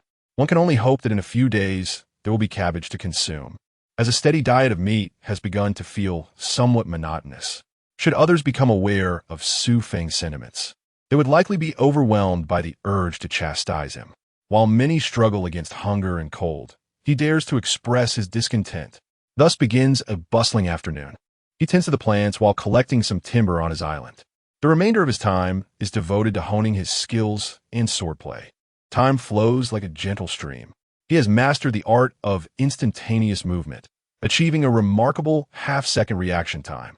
The basic sword techniques, such as slashing, chopping, and thrusting have also become second nature to him, demonstrating a semblance of proficiency. With all preparations in place, he awaits the appearance of his foes. Nightfall descends swiftly. The group chat bursts back to life with its usual vibrancy. Everyone has grown accustomed to trading in the evening, as daylight hours are far too precious. Previously, his 3 stone spears have been exchanged for several useful items: a potato seed, 3 rolls of toilet paper, and a box of chocolates. The seed has already been planted in the greenhouse. Xu Feng, have all your islands been upgraded to level 2? I just managed to upgrade today. By the way, where can one find black iron level buildings? Emotion. They can be found in black iron chests. Now I understand why yesterday Xu Feng sought that blueprint. It turns out he intends to upgrade his island to level 3. Sui, impressive great one. Zhao Shuer, truly remarkable. Zhou Ji, 10,086. Sui, Xu Feng, have you upgraded to a level 3 island? Hearing his name called in the group, Xu Feng's lips curled into a smirk. It seems he must indulge in a bit of showmanship. Xu Feng, I have indeed reached level 3, but the resources required for a level 4 island are quite substantial. You all must prepare yourselves mentally. By the way, if anyone wishes to sell potions, feel free to approach me. The price is negotiable. After making this announcement, he casually inserted a bit of advertisement. Below, the chat filled with enthusiastic responses. Suddenly, a system announcement broke through the chatter. Congratulations to the surviving seekers. Chapter 10. The Crimson Eye, a community of warmth? The higher the ranking, the more generous the rewards. A friendly reminder, the first Calamity is set to descend after midnight. Strive to survive. Evaluation? Rewards? Such delightful prospects. Xu Feng was overjoyed with his equipment and resources. Attaining a commendable rank seemed well within reach. He eagerly awaited the completion of the evaluation. At that moment, the remaining 8,000 participants in the regional chat shared Xu Feng's excitement. After all, who would not relish the prospect of rewards? The evaluation commenced at 8 p.m. and concluded after an hour. Congratulations! You have obtained the title of the strongest in Region 3499. Rewards have been credited to your wristband. Continue to strive for greatness. The title of the strongest in the region? Quite splendid, just as he had anticipated. After all, his force talent was extraordinarily formidable. While others fretted over black iron blueprints, he was already preparing to gather resources for a 4th level island. The evaluation yielded 3 rewards. 1. Title of the strongest in the region. All attributes 3. Messages in the group chat come with special effects. Trade listings are automatically prioritized. 2. Special treasure chest X1. This chest cannot be upgraded, traded, discarded, or destroyed. 3. Random blueprint for a bronze building X1. All 3 rewards were exceptionally generous, making Xu Feng drool with desire. The title speaks for itself, a true artifact for showcasing prowess. Since the special treasure chest could not be utilized with talents, it had to be opened directly. Acquired a bronze-level attribute tree X1. Note, this plant requires bronze-level soil for cultivation. What a remarkable find. This grants him the freedom of attributes. Unfortunately, it necessitated bronze-level soil for planting, and he currently had no leads on black iron resources. The system's wristband contained only basic information, and others were unaware of his status. After all, he was the strongest in the region. Exploration was his only option. He might as well utilize the blueprint.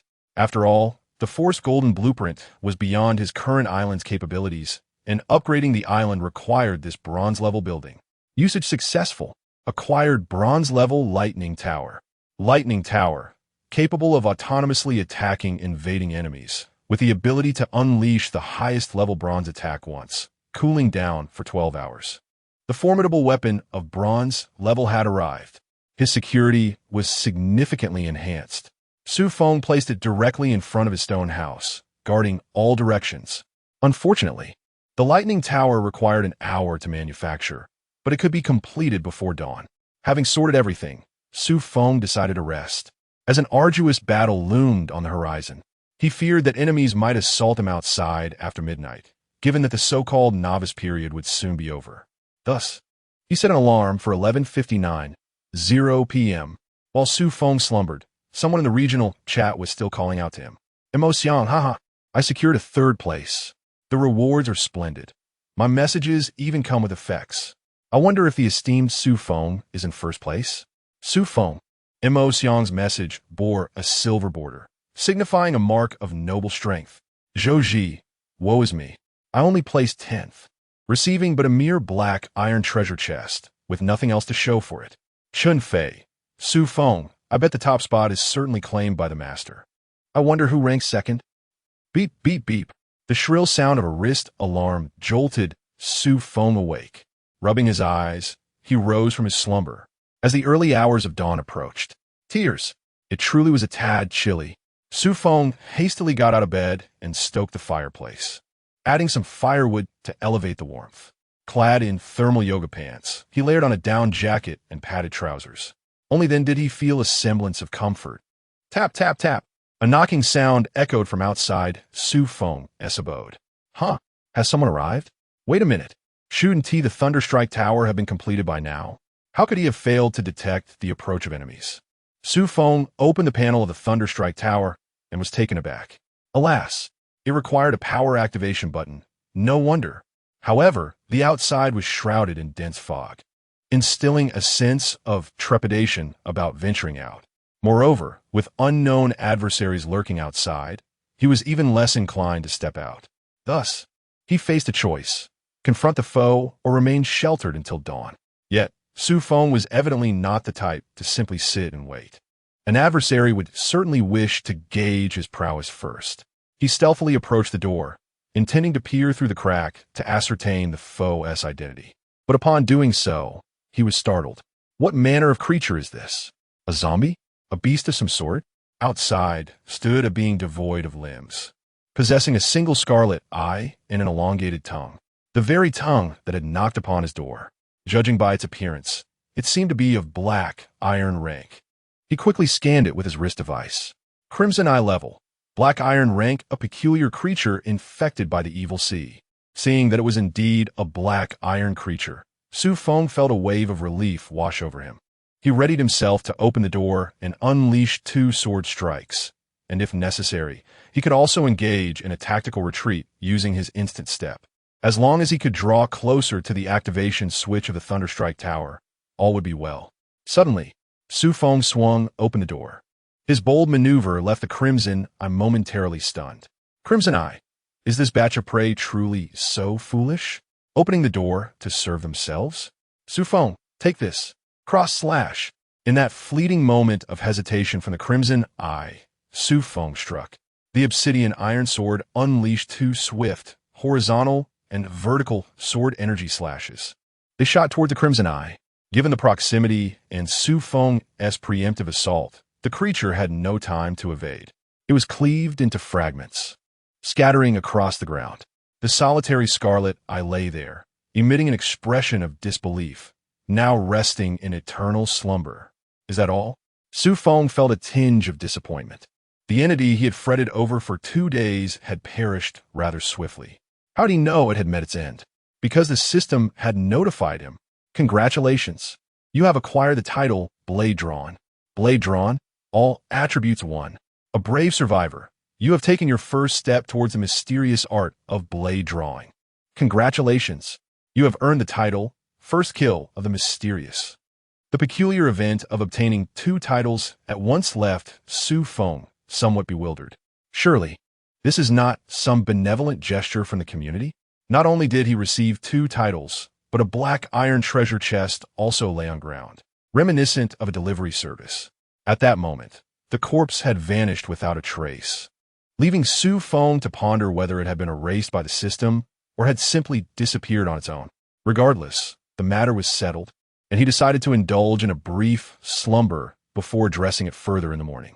As he raised his hand to rub his forehead, he suddenly noticed a peculiar eye-shaped mark on his left arm.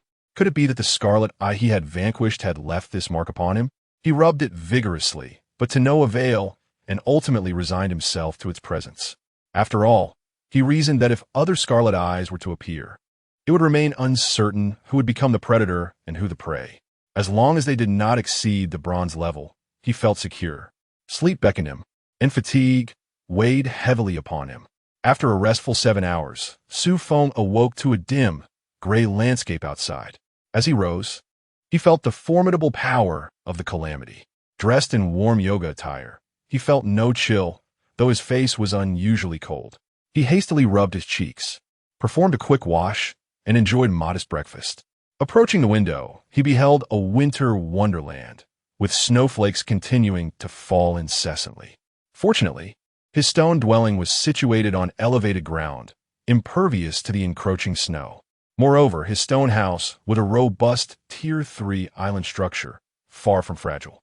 At that moment, the regional group chat had dwindled by several hundred members, evidently those who had succumbed to the frigid night. Zhou exclaimed, "Thank goodness I was well prepared. It's at least minus 30 degrees outside. I could have frozen to death."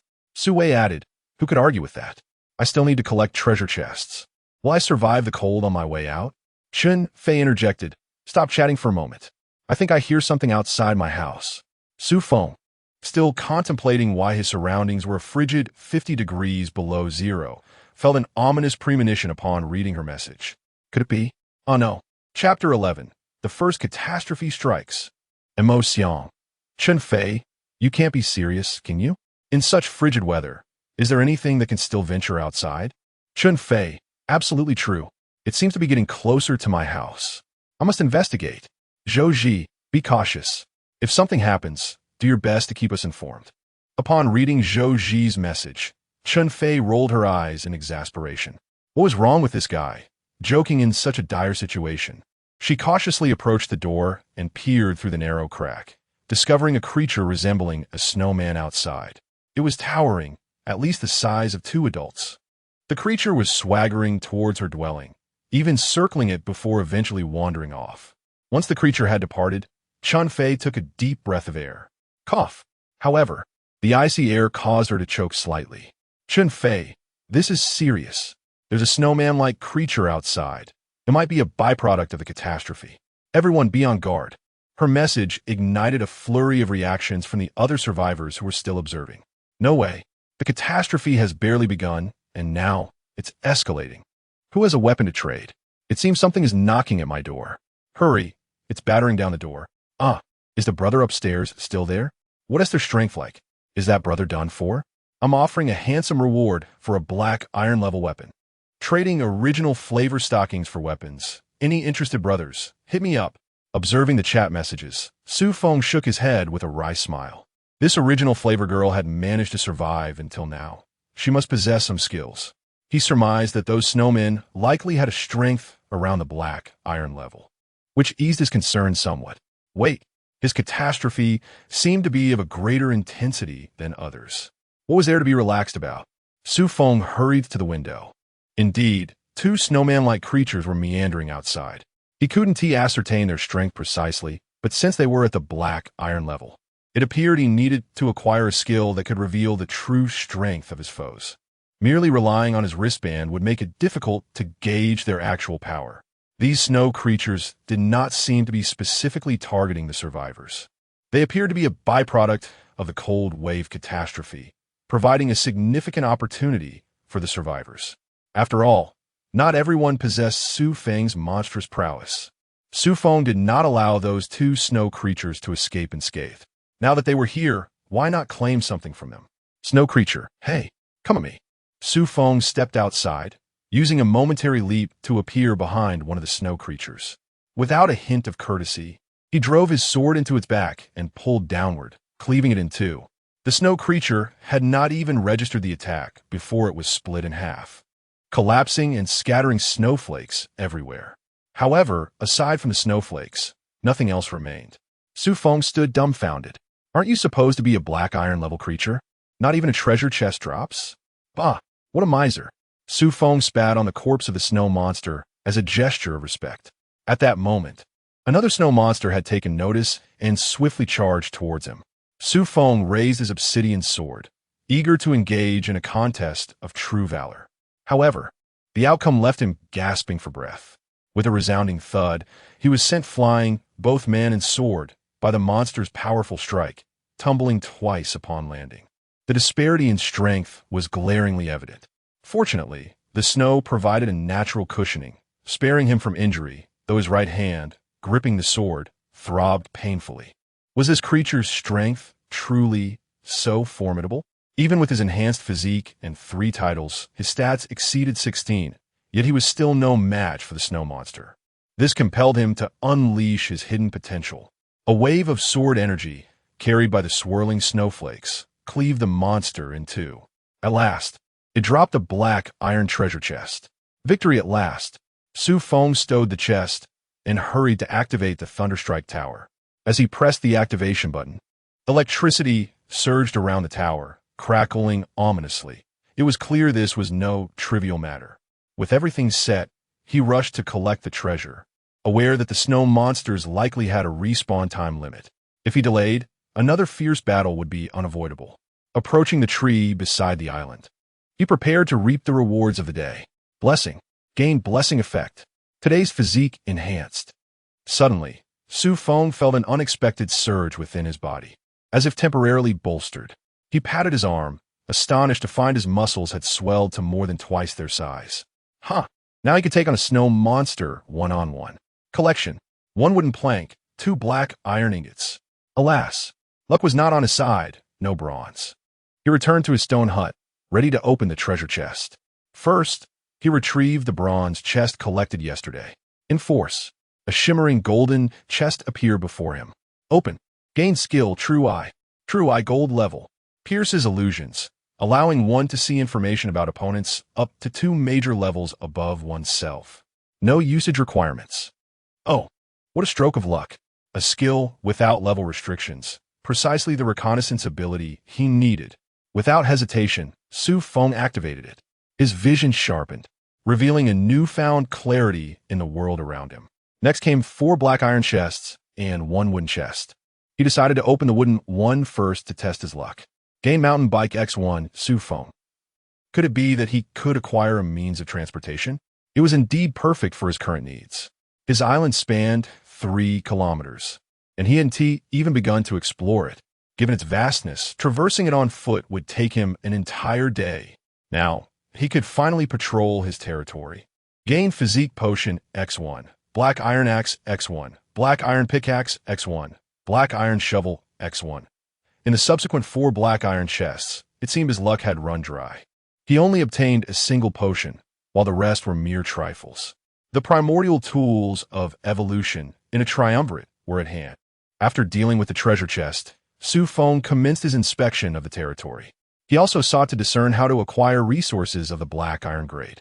He mounted his beloved bicycle. I ride upon my cherished bicycle. It shall never falter. Xu Feng hummed a tune as he journeyed towards the solitary peak amidst the island. However, lo and behold, upon reaching a sunken area, he encountered a buffalo's tumble. The terrain certainly necessitated some restoration. Could one truly topple while riding a bicycle? Xu Feng righted his bicycle and pressed on, this time with greater caution, and at last arrived safely at his destination. The peak soared to a height of 100 meters, and it was evident that there lay something within.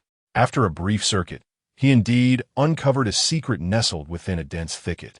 Beneath the mountain peak lay a protruding stone, reminiscent of metal, though Xu Feng hesitated to ascertain its nature.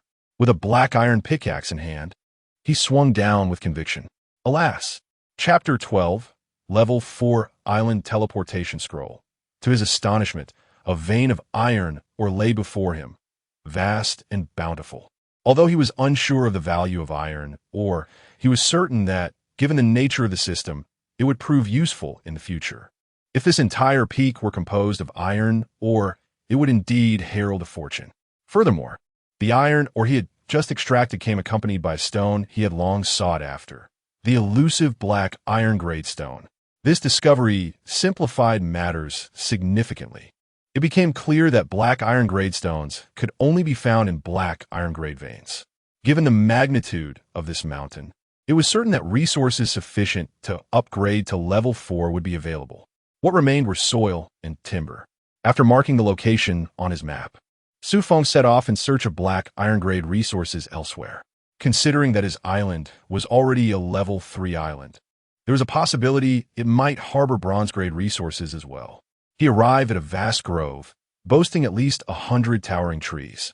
Whether any of these were of black iron grade remained uncertain, compelling Xu Feng to search each one individually. This proved to be a tedious endeavor. He wished the system could offer a mapping feature, alleviating the need to inspect every resource on the island.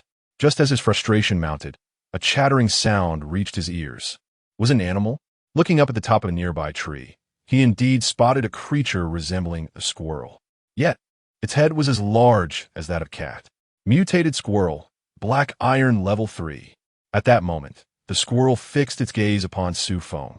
Just as he contemplated testing the creature's strength and considering how to handle it, the squirrel leapt and vanished atop the tree trunk. What the? It was astonishingly swift. The creature's speed rivaled his own use of the blink ability. He sighed, realizing he could not pursue it, hoping merely that it would refrain from causing him any trouble. After a thorough search, Xu Feng finally located a black iron-grade giant tree.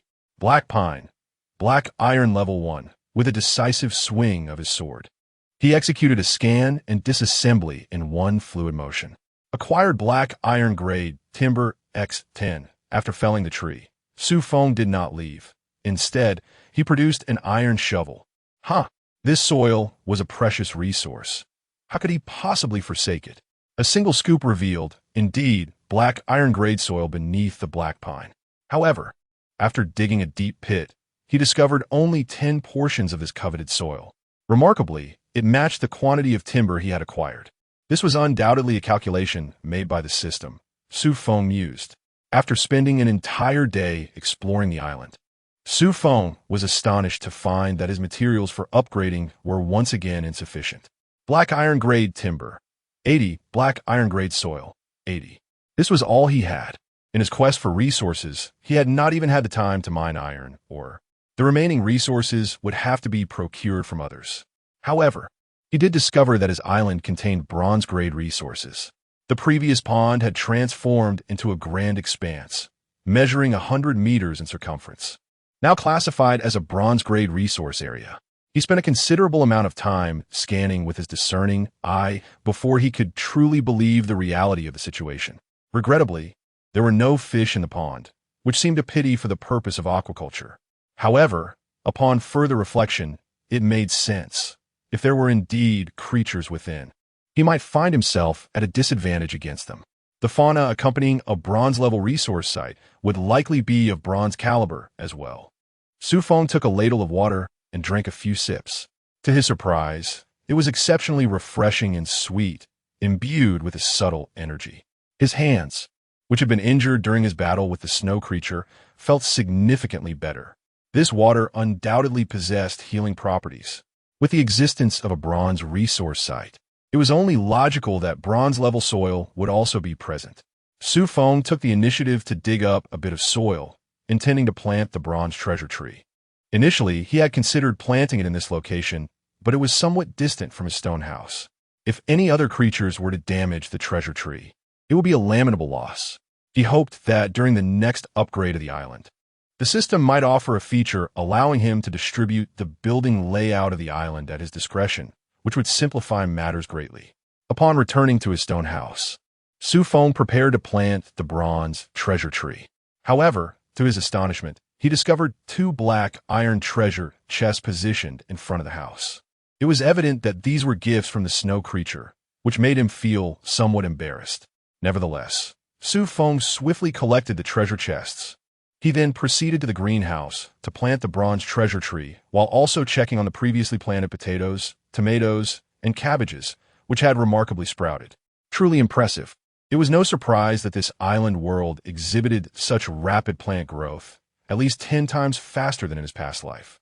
A significant portion of this success was due to the greenhouse, which had maintained a stable temperature despite the frigid -50 degrees outside.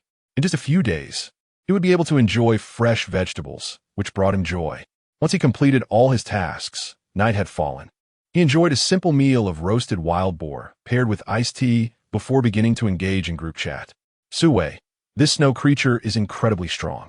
A friend's level 2 house was completely demolished. Zhouji, no kidding, my stone spear couldn't breach its defenses. Moreover, my spear broke.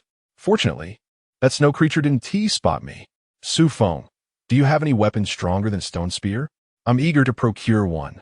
The price is negotiable. Chun Fei. However, it seems the snow creature doesn't specifically target our houses. As long as we don't provoke it, everything should be fine. Everyone, please refrain from provoking it. If it's the boss, kindly ignore this. Mo Xiang, Xu Feng, do you have a moment? I need to discuss something privately. Su Wei, could these two big shots be involved in some sort of trade?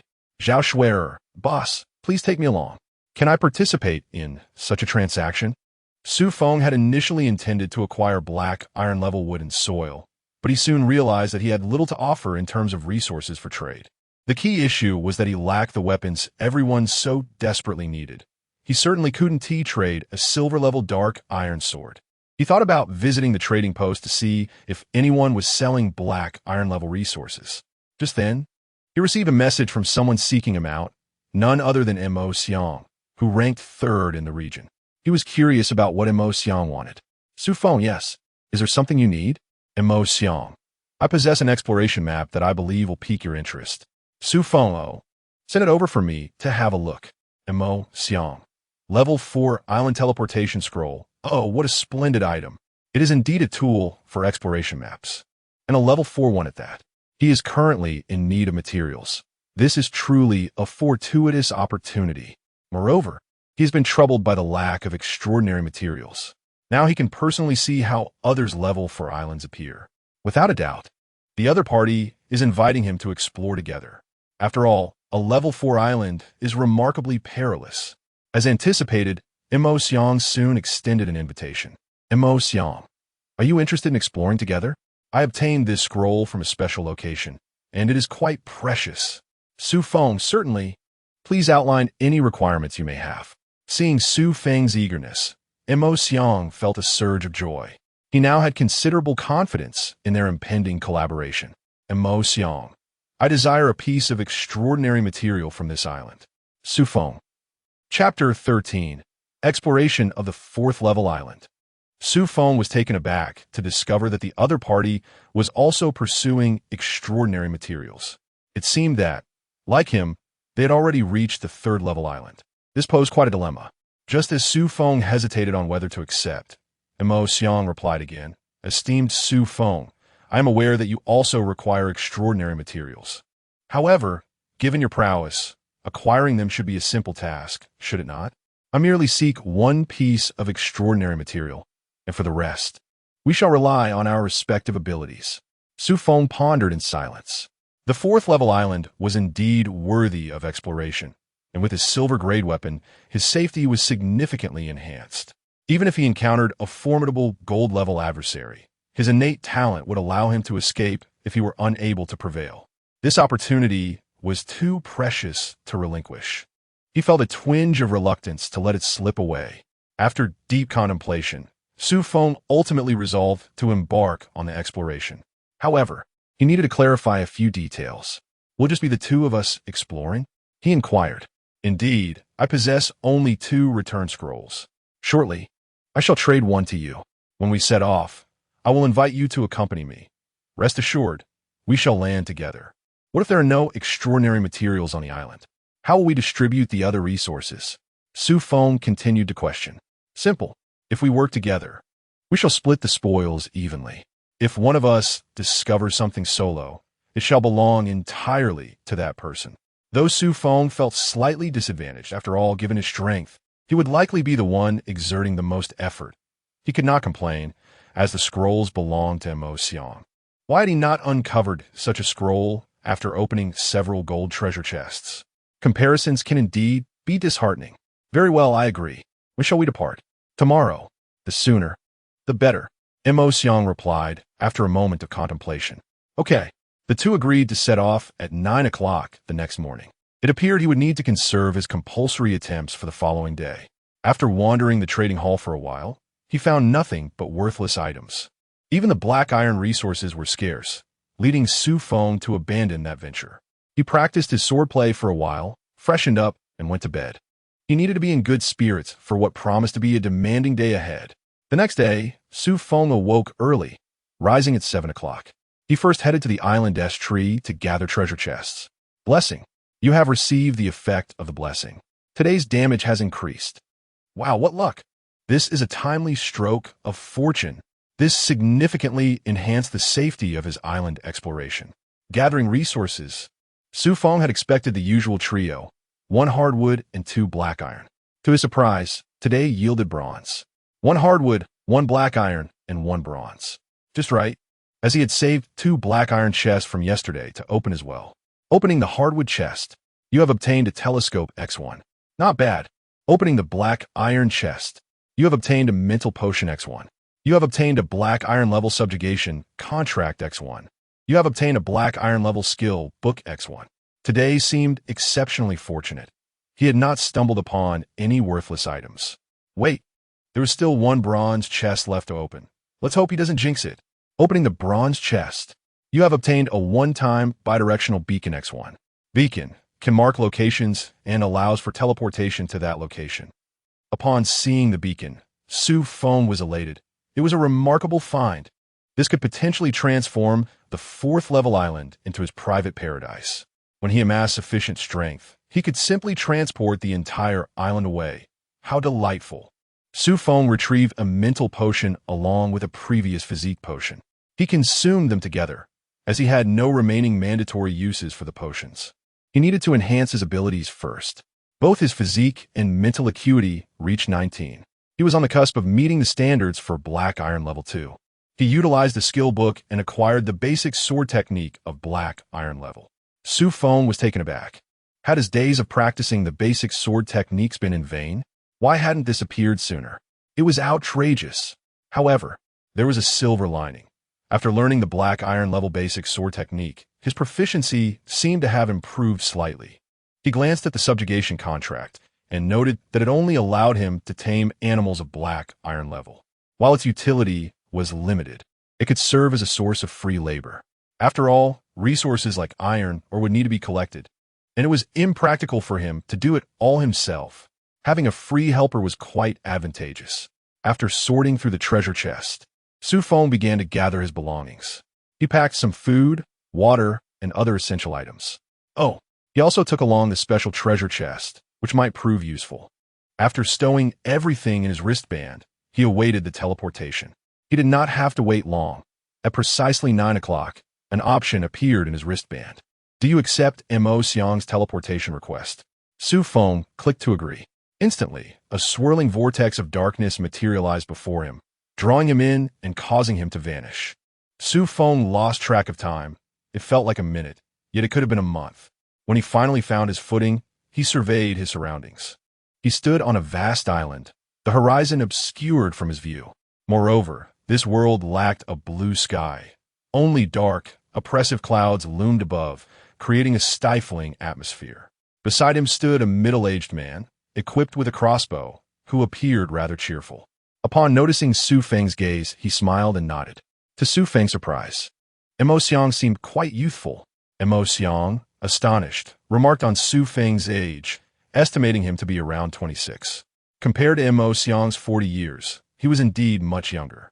Xu Feng chuckled, surprised that Mo Xiang was such a sunny character. They exchanged a friendly handshake, establishing a pleasant rapport. They then discussed their respective strengths, as they would soon confront adversaries, which would facilitate their cooperation. After their exchange, it became clear that Mo Xiang possessed speed talent, with double attack speed suited for range combat, while Xu Feng was more adept at melee. However, they lacked a tank. They seemed to have a degree of synergy. Let us proceed swiftly to obtain our objectives and return home, Xu Feng suggested. Together, they traversed the clearing and entered the dense forest. They had yet to reach the heart of the island. There are scarcely any resources to be acquired. As one progresses, it is inevitable to encounter beasts. However, they're all of the Black Iron Level or below. Xu Feng handles them with ease, for the sword in his possession is of silver grade. Any beast that comes into contact with the obsidian iron sword is almost guaranteed to be slain with a single stroke. This prowess evokes a tinge of envy in Mo Xiang. Xu Feng, your sword is quite extraordinary, he exclaims enviously. Haha, it's merely a bronze grade sword, a bit impressive. Xu Feng modestly fibs. He is reluctant to stir discord so early in their exploration, for revealing the existence of a silver-grade item would indeed be quite alarming. Mo Xiang nods in agreement. A bronze-grade weapon is indeed formidable. After a short while of familiarizing themselves, they drop the formalities of titles. As such, honorifics are more fitting for online interactions. After walking for a while, Xu Feng suddenly halts. "Oh, is that a black iron tree right here?" He expresses his surprise, patting the massive tree before him. Mo Xiang replies, "After all, this is a level 4 island. It is quite normal for silver-grade items to appear, and the presence of black iron resources is to be expected."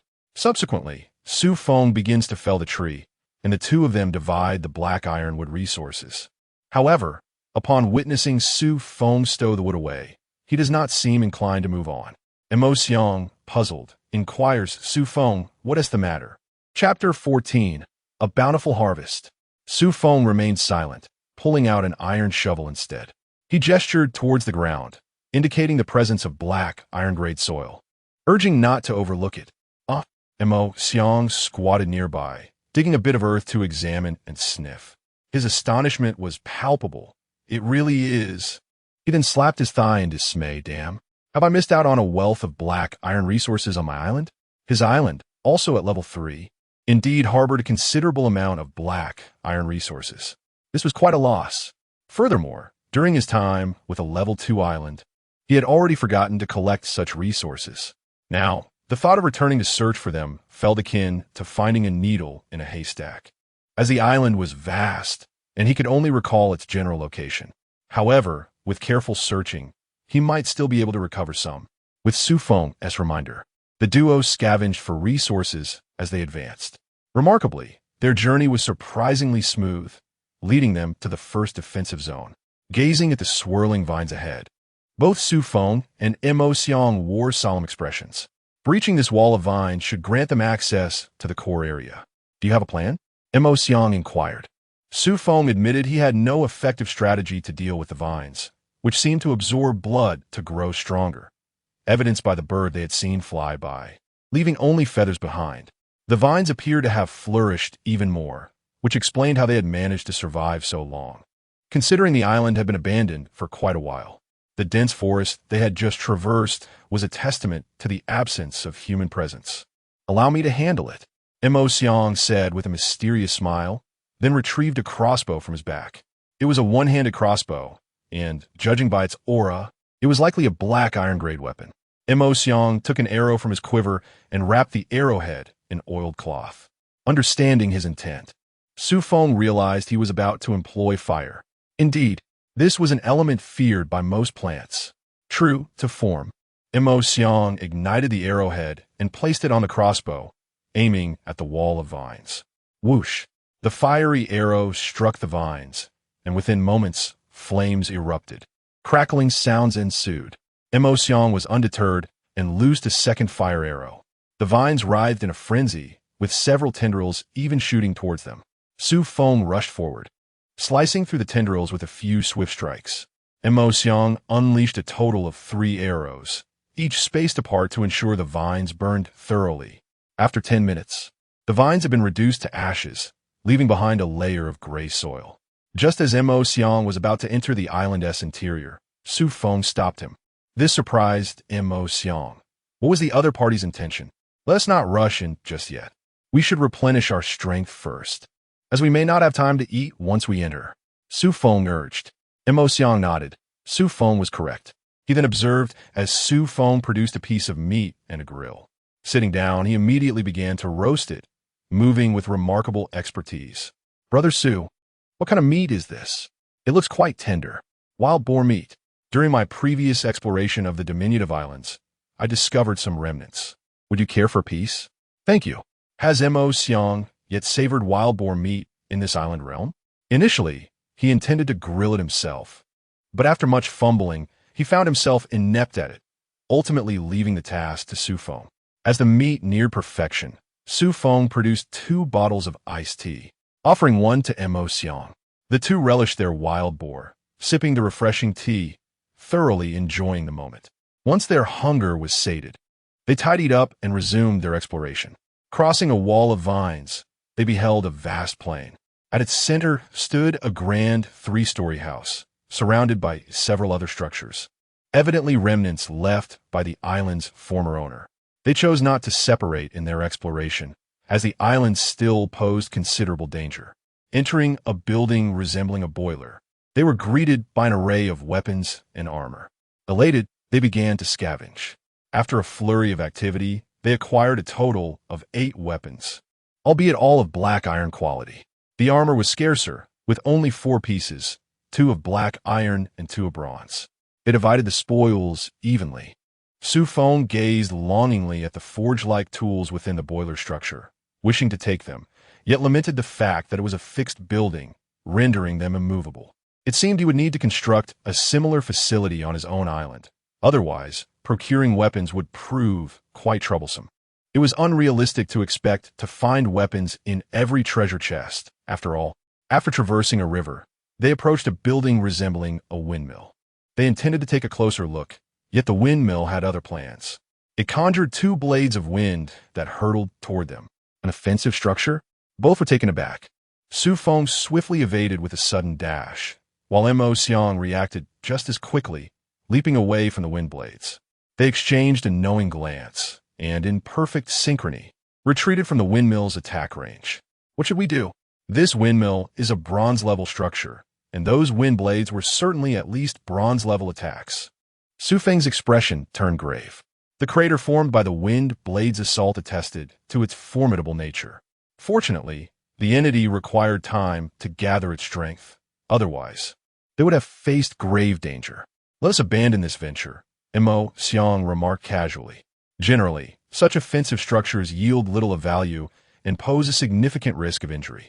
Xu Feng pondered, how did Mo Xiang know this so well? Although he possessed a bronze-level lightning tower, he was unaware that offensive structures offered scant resources.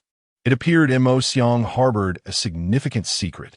In truth, Mo Xiang had fortuitously acquired a notebook left behind by the island's master, filled with vast knowledge and experiences, which accounted for his rapid growth. He had also obtained the island's teleportation scroll along with it. Having decided against the windmill structure, the two continued onward and arrived at a breeding ground. Alas, due to the disappearance of the island's master, it had fallen into neglect and was now a desolate expanse. Even the soil had degraded to a mere ordinary quality, leaving nothing behind. After a thorough exploration, the two individuals finally discovered 2 mineral veins. One was an iron vein, albeit smaller than the one located on Xu Feng Island, classifying it as a minor iron mine, whereas the latter was deemed a medium-sized iron mine. The other vein was a copper mine, which was also minor in scale. The pair commenced their mining endeavors, equipped with black iron pickaxes, their yield contingent solely on their own skills. Xu Feng chose to distance himself from Mo Xiang and approach the copper mine, opting to wield his ebony iron sword to cleave the copper, or deeming the pickaxe excessively slow and less effective than the sword. With each strike, he extracted at least a dozen pieces of copper ore. The two toiled diligently for 2 hours before reconvening in front of a house on the island. Let us proceed. This should be the core of the island's owner. I hope for further rewards, Mo Xiang remarked with a smile.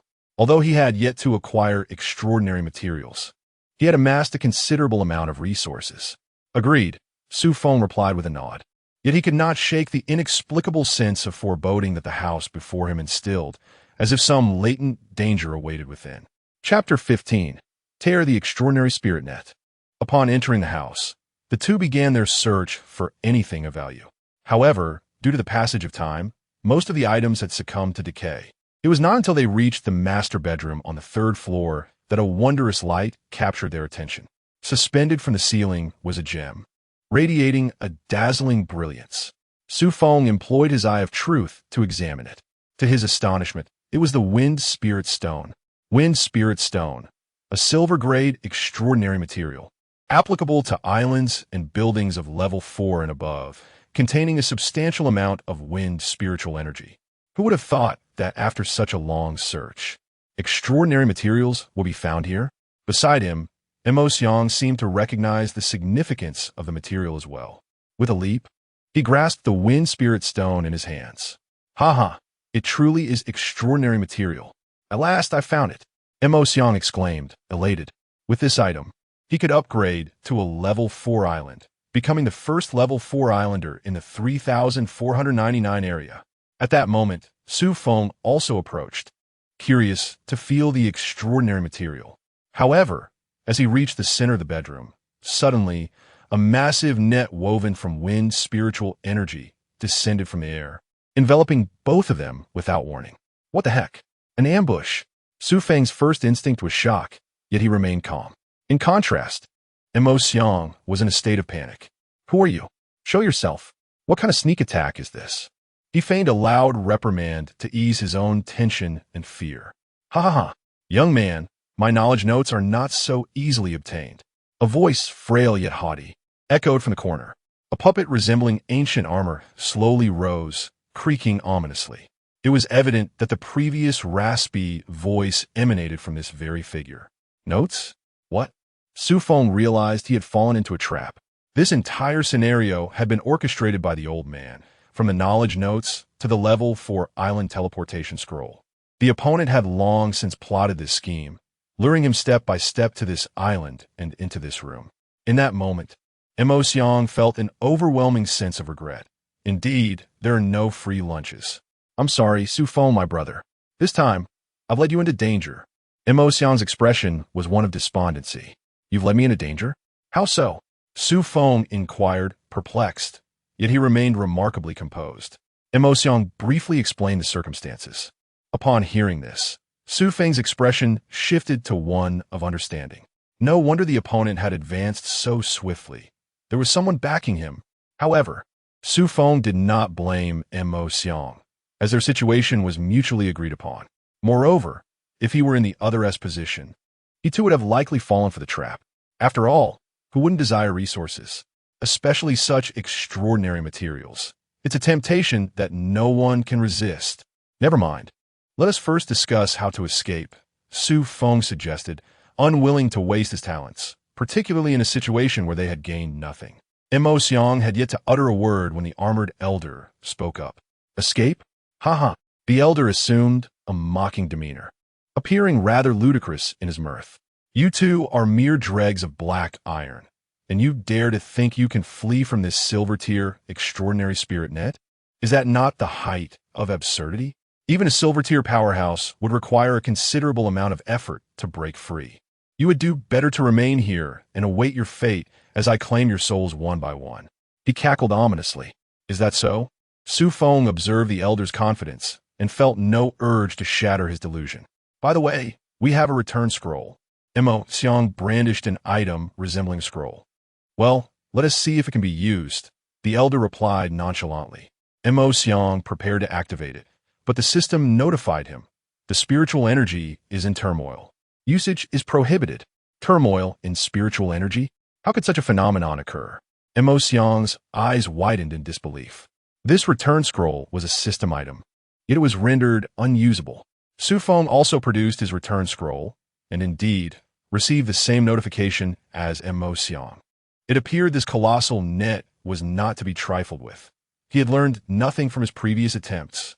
At that moment, Mo Xiang leaned closer to Xu Feng and whispered, Brother, I will unleash a killer move shortly. If we manage to escape, you run first while I cover you.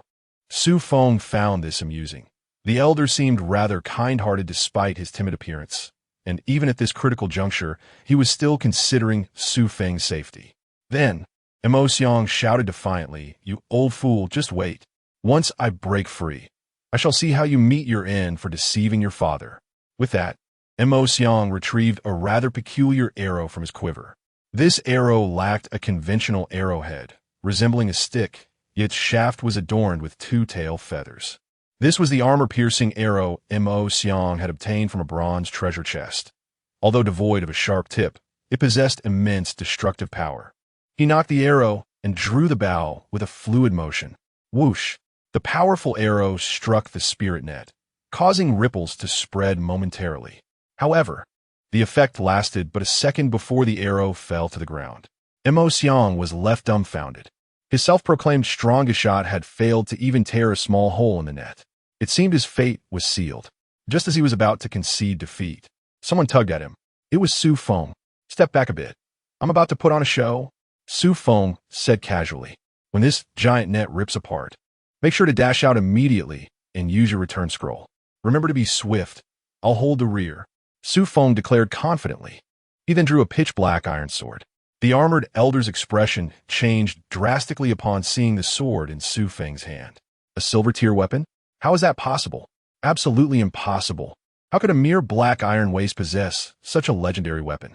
The elder's face paled, for even in his prime, he had never wielded a silver weapon. His enormous helmet rattled as he shook his head in disbelief. Silver tier? Mo Xiang was equally taken aback, realizing that the sword Xu Feng held was not bronze tier, but a terrifying silver tier weapon. Before Mo Xiang could regain his senses, Xu Feng had already raised his sword and struck. There is nothing impossible, you old ghost. Have been dormant for countless years. The world outside has already changed. Are you still unaware? Tear it apart. Sword energy. As Xu Feng shouted, a sword aura, a meter long, surged forth with a piercing howl. In an instant, it reached the colossal net. Ripping sound. The giant net, as fragile as paper, was torn asunder, revealing a gaping hole. Mo Xiang, why are you still dawdling? Run now, Xu Feng admonished. At that moment, Mo Xiang finally regained his composure. He had indeed been astonished by Xu Feng's strike. One sword opens the heavenly gate, just as it should be. As Mo Xiang dashed out of the room, the armored elder attempted to pursue, but was thwarted by Xu Feng's sword. Old ghost, your opponent is me. Moreover, if you can seize a single soul, why not seize two at once? Xu Feng casually remarked. He too found it peculiar. Ordinarily, one could only possess a single individual, so how could one simultaneously possess two? Chapter 16. The Demise of the Armored Elder. Ah, you young rascal, you are aware of the art of possession? Have you never encountered swine before, yet not witnessed their run? I, a connoisseur of countless novels, particularly recall one titled Survival on an Island. What to do when your talent is too strong, wherein the readers are remarkably dashing, nearly rivaling my own allure. You, a mere black iron novice, comprehend naught of this. I possess a unique technique of duplication, enabling me to control two bodies simultaneously. Otherwise, why would I carry two scrolls of return? Duplication technique? By my stars, what a fortune! I had not anticipated such a delightful surprise. If only I could master this skill myself, wouldn't team mining become a trivial pursuit? This ability must be acquired. Let us see if it can be coaxed out first. Oh, then do write it down for me to see. I truly do not believe such a thing exists. Xu Feng feigned disbelief. Write it down? Wait a moment. Are you attempting to deceive me? Who is truly the captive here? The armored elder contemplated revealing his technique, but then realized the imbalance of power. How had he allowed himself to be led astray? Seeing his opponent's hesitation, Xu Feng felt a twinge of regret. They were so close. He decided to drop the pretense. Old ghost, you would do best to obediently write it down. I can guarantee you a whole corpse. Xu Feng threatened. Without Mo Xiang's presence to hinder him, he no longer felt the need to act. His primary concern was the potential exposure of his talent. Meanwhile, Mo Xiang had already fled the building and swiftly produced a return scroll. As he gazed back at the building, tears welled in his eyes. Xu Feng, if you survive, I shall go through fire and water for you in the future. If you perish, I swear to avenge you. Rest assured. After making his solemn vow, Mo Xiang activated the scroll and vanished. On the other side, you rascal, how dare you turn the tables? Who is truly the captive here? The armored elder seethed with rage and launched a powerful fist towards Xu Feng. The speed was astonishing, yet due to the encumbrance of his armor, Xu Feng narrowly evaded the blow. Wiping the sweat from his brow, he realized he could no longer afford to toy with this adversary. Although the opponent was not a genuine silver-tier powerhouse, even a pseudo-silver-tier's assault was beyond what a mere black iron could withstand. Old ghost, are you certain you will not write it down? My next move may very well end your life. Xu Feng's expression turned grave. He had no desire for his opponent to perish so swiftly, as the effects of his talent were beyond his control. What nonsense! You, a mere black iron, think you can turn the tide? Even with the assistance of a silver-tier weapon, you remain merely a slightly stronger black iron. The armored elder dismissed Xu Feng's bravado with scorn. Huh, this old fool does not know his fate. Very well, let us proceed. Xu Feng unleashed a 1-meter sword energy, as usual. The armored elder contemplated. Is it this move again? Does he believe I am as fragile as the extraordinary spirit web? Moreover, his armor is far sturdier than that web, capable of withstanding the full force of a silver tier attack without so much as a dent. However, Xu Feng's subsequent actions left his heart utterly paralyzed. Forceful sword energy. As Xu Feng unleashed his innate talent, the sword energy in the air surged dramatically, multiplying in terror 100-fold, and it bore an innate ability to lock onto its target. The armored elder, witnessing the colossal sword energy hurtling towards him, felt a chill of despair wash over him. He could scarcely fathom that a mere black iron rank could unleash an attack akin to that of a golden rank. Spare me. Before the elder could beg for mercy, he was enveloped by the overwhelming sword energy, which shredded his armor into countless fragments. Xu Feng assumed his adversary was beyond saving, as any normal person would surely perish when their body was torn into so many pieces. However, he had miscalculated. The elder was far from ordinary. He was a consummate practitioner of dark arts. Otherwise, how could he have wielded such an uncanny technique of duplication? Crack! Crack! In another corner of the room, a suit of armor rose to its feet. Xu Feng was taken aback. Is this not yet over? Just as he prepared to unleash another wave of sword energy, a voice interjected, "Hold on, fellow cultivator ahem. Let us each take a step back." The armored elder seemed to speak with a hint of breathlessness. Xu Feng, surprised that the elder possessed such a technique of duplication, inquired, "What do you propose for us to concede?" He observed that this new form was merely of bronze rank, making it significantly easier to handle. Ahem. You sought my unique technique of duplication, did you not? I can provide it, but you must allow me to leave this place. Very well. However, you must ensure that what you offer is genuine, otherwise. Xu Feng mused, caressing the obsidian sword in his hand. Of course. The armored elder dared not refuse. He theatrically retrieved a scroll from the pocket of his armor and tossed it towards Xu Feng. Xu Feng quickly caught the scroll and stowed it away without even glancing at it. Am I free to depart now? The elder inquired tentatively. Xu Feng nodded. Yet, at the very moment the elder stepped through the door, a chilling sword energy surged toward him from behind. Are you deceiving me? I have not deceived you. I merely assured you could leave this room, not that I would spare you. Xu Feng replied coolly. Ha! If I perish, you shall never obtain the true technique of duplication. In his final moments, the armored elder succumbed to madness, only to be cleaved in two by the sword energy.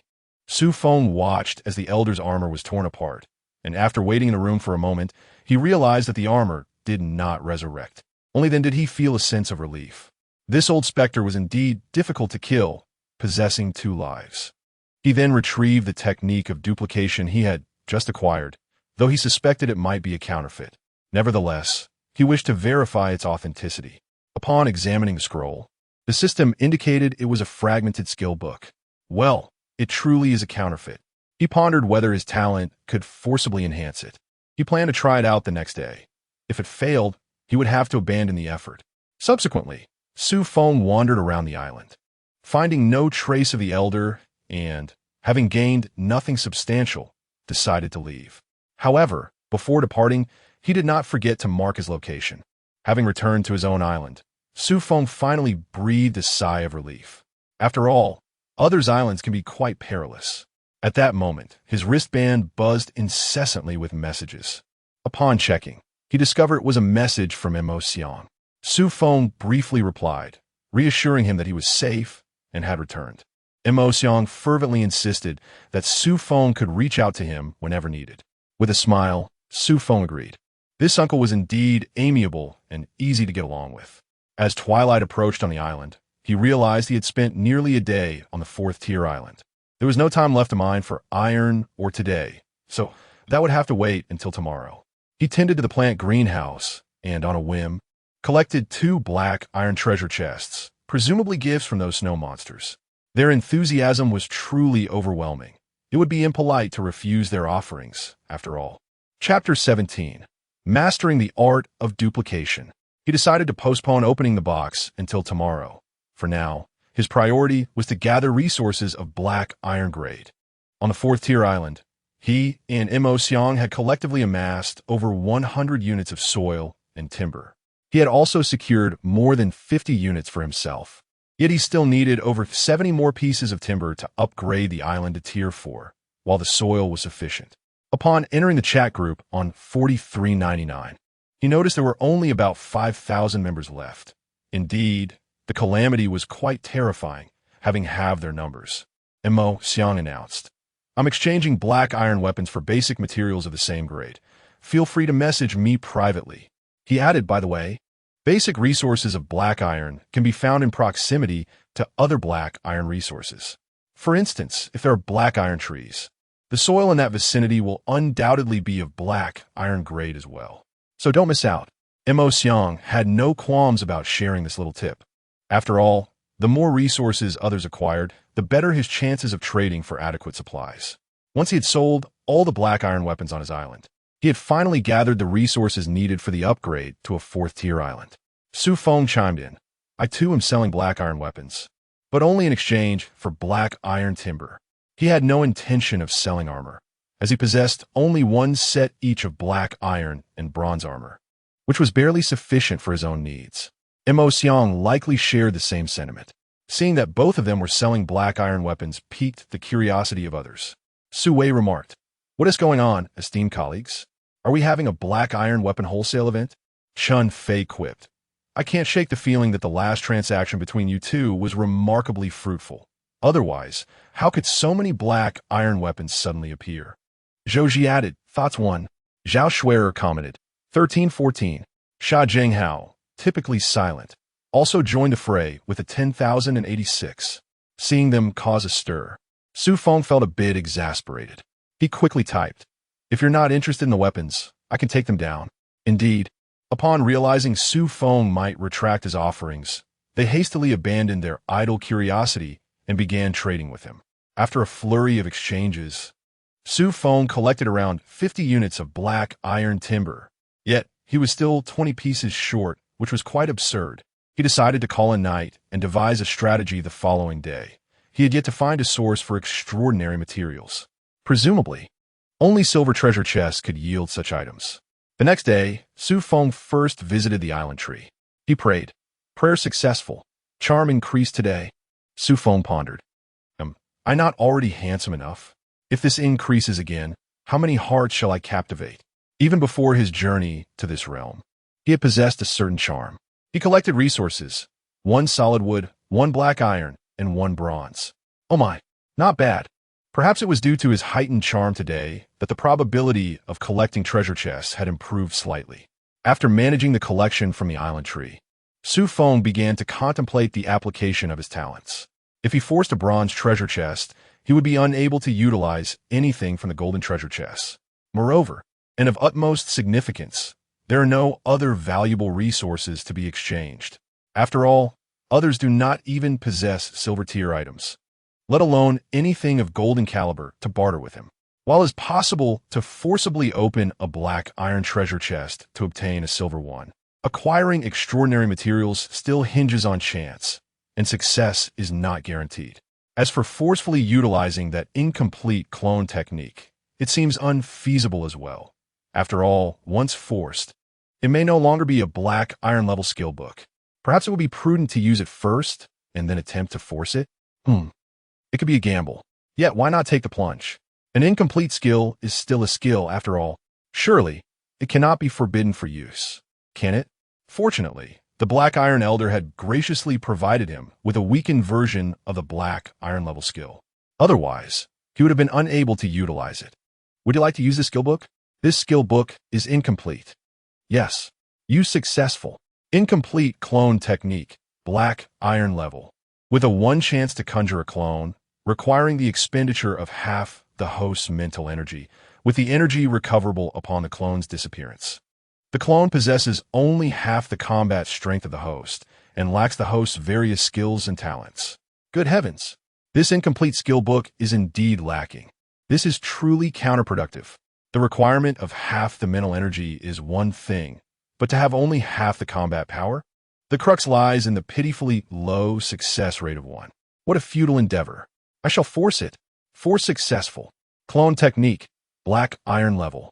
With a 100 chance to conjure a clone, requiring only a quarter of the host's mental energy, with the energy recoverable upon the clone's disappearance. The clone possesses half the combat strength of the host and retains the host's various skills. It can be upgraded. Mental energy, 100 copper level 4 clones. Consumption is 1/8. Mental energy, 1,000 silver level 8 clones. Consumption is 1/16. A windfall. Now this resembles a proper clone technique. Not only has the energy consumption decreased, but it also boasts of a 100 success rate, allowing for skill utilization as well. Is this not an extraordinary tool? Come forth, clone number 1. Xu Feng felt a sharp pain in his head, and immediately the clone technique succeeded. Indeed, another Xu Feng appeared beside him. The two were nearly identical. Even Mo Xiang, standing nearby, would likely struggle to discern the original. Go forth, and mine at the base of that peak. Xu Feng tossed a pickaxe to the clone, instructing it to mine. The clone nodded and vanished in an instant. Huh, how convenient. This clone operates almost like a perpetual motion machine, though it regrettably lacks agility. Come nightfall, it must be recalled. Otherwise, it risks being consumed by the gray mist. Will the portion of mental energy I lost return to me? Or will it simply vanish? Xu Feng dared not gamble, for his current mental energy was exceedingly precious. Even within the trading hall, few offered mental potions for sale, underscoring the necessity of such resources to others as well. Next, he continued to open treasure chests. Opening the solid wood treasure chest. Obtain that kind of item, those in the know will understand. Xu Feng, it has arrived. It has finally appeared. Damn it, how unfortunate. Opening the black iron treasure chest. Acquired a black iron longsword. Obtained a black iron skill book, sword drawing technique. Secured a personal yacht. Longsword. Black iron. Damage. 11 description. It is merely a black iron longsword. The system has grown rather lethargic, no longer inclined to elaborate. Sword drawing technique. Black iron description. A skill book that relies on both the weapon and the scabbard, though technique is equally vital.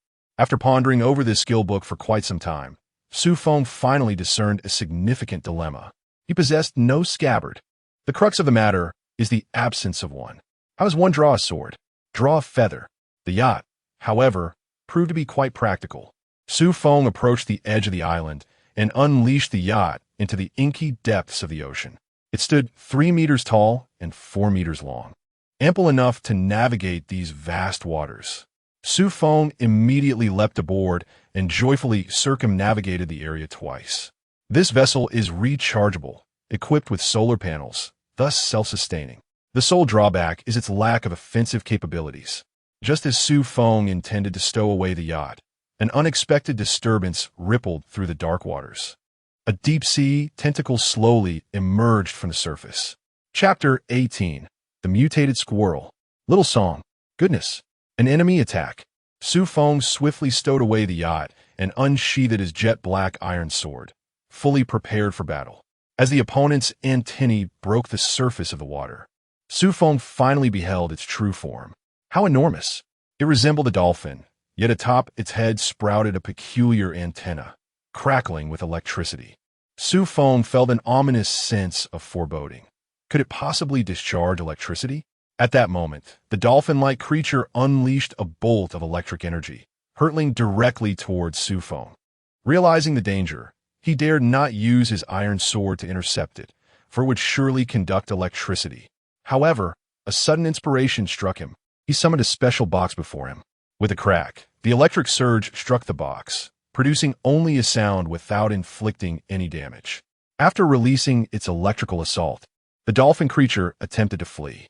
Not so fast, Xu Feng thought, unleashing a strike with his sword. The sword chi sliced through the water towards the beast. Yet the natural barrier of the sea mitigated its lethality.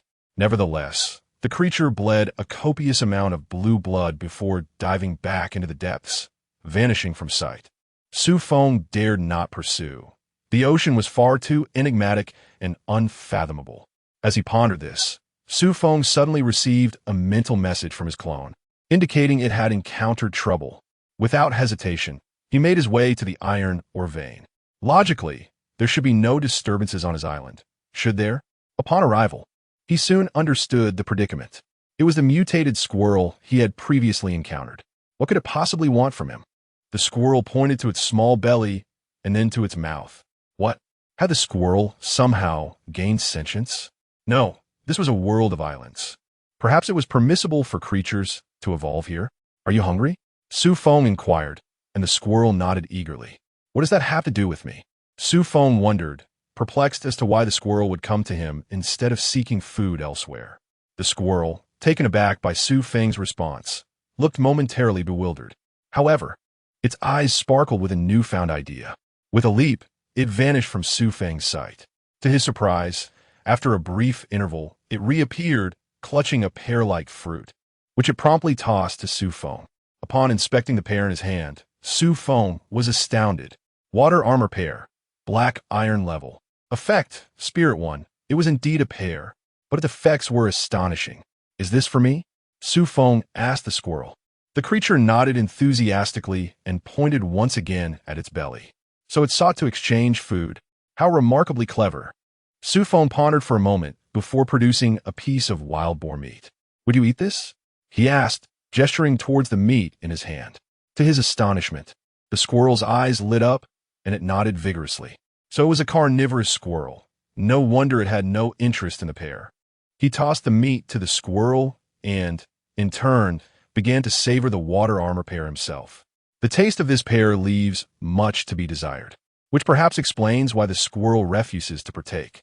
However, in the name of morale, it must endure.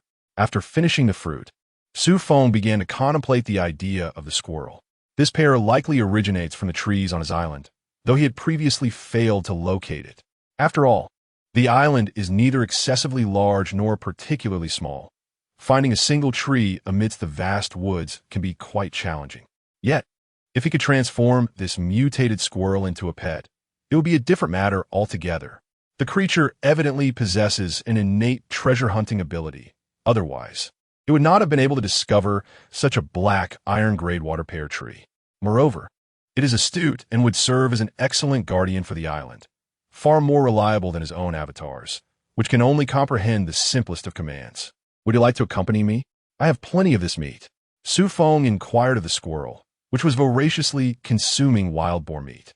He then produced several pieces of the meat, waving them enticingly before the creature. The little squirrel, with its bright eyes, gazed at the wild boar meat and reflected on its recent meals.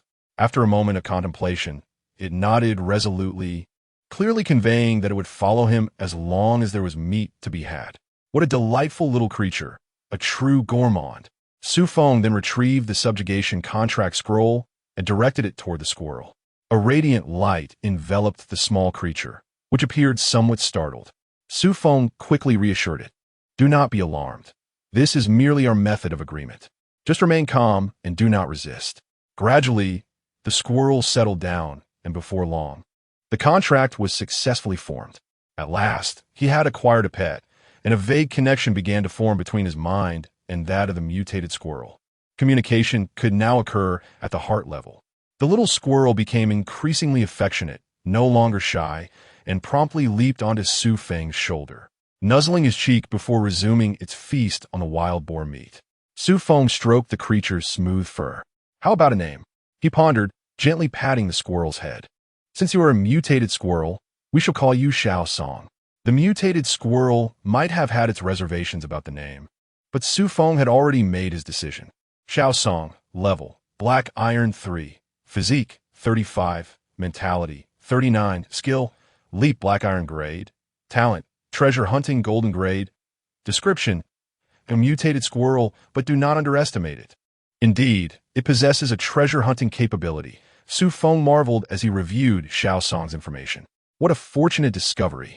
After the squirrel had consumed 3 pieces of wild boar meat, it contentedly rested its round belly against Xu Feng's shoulder.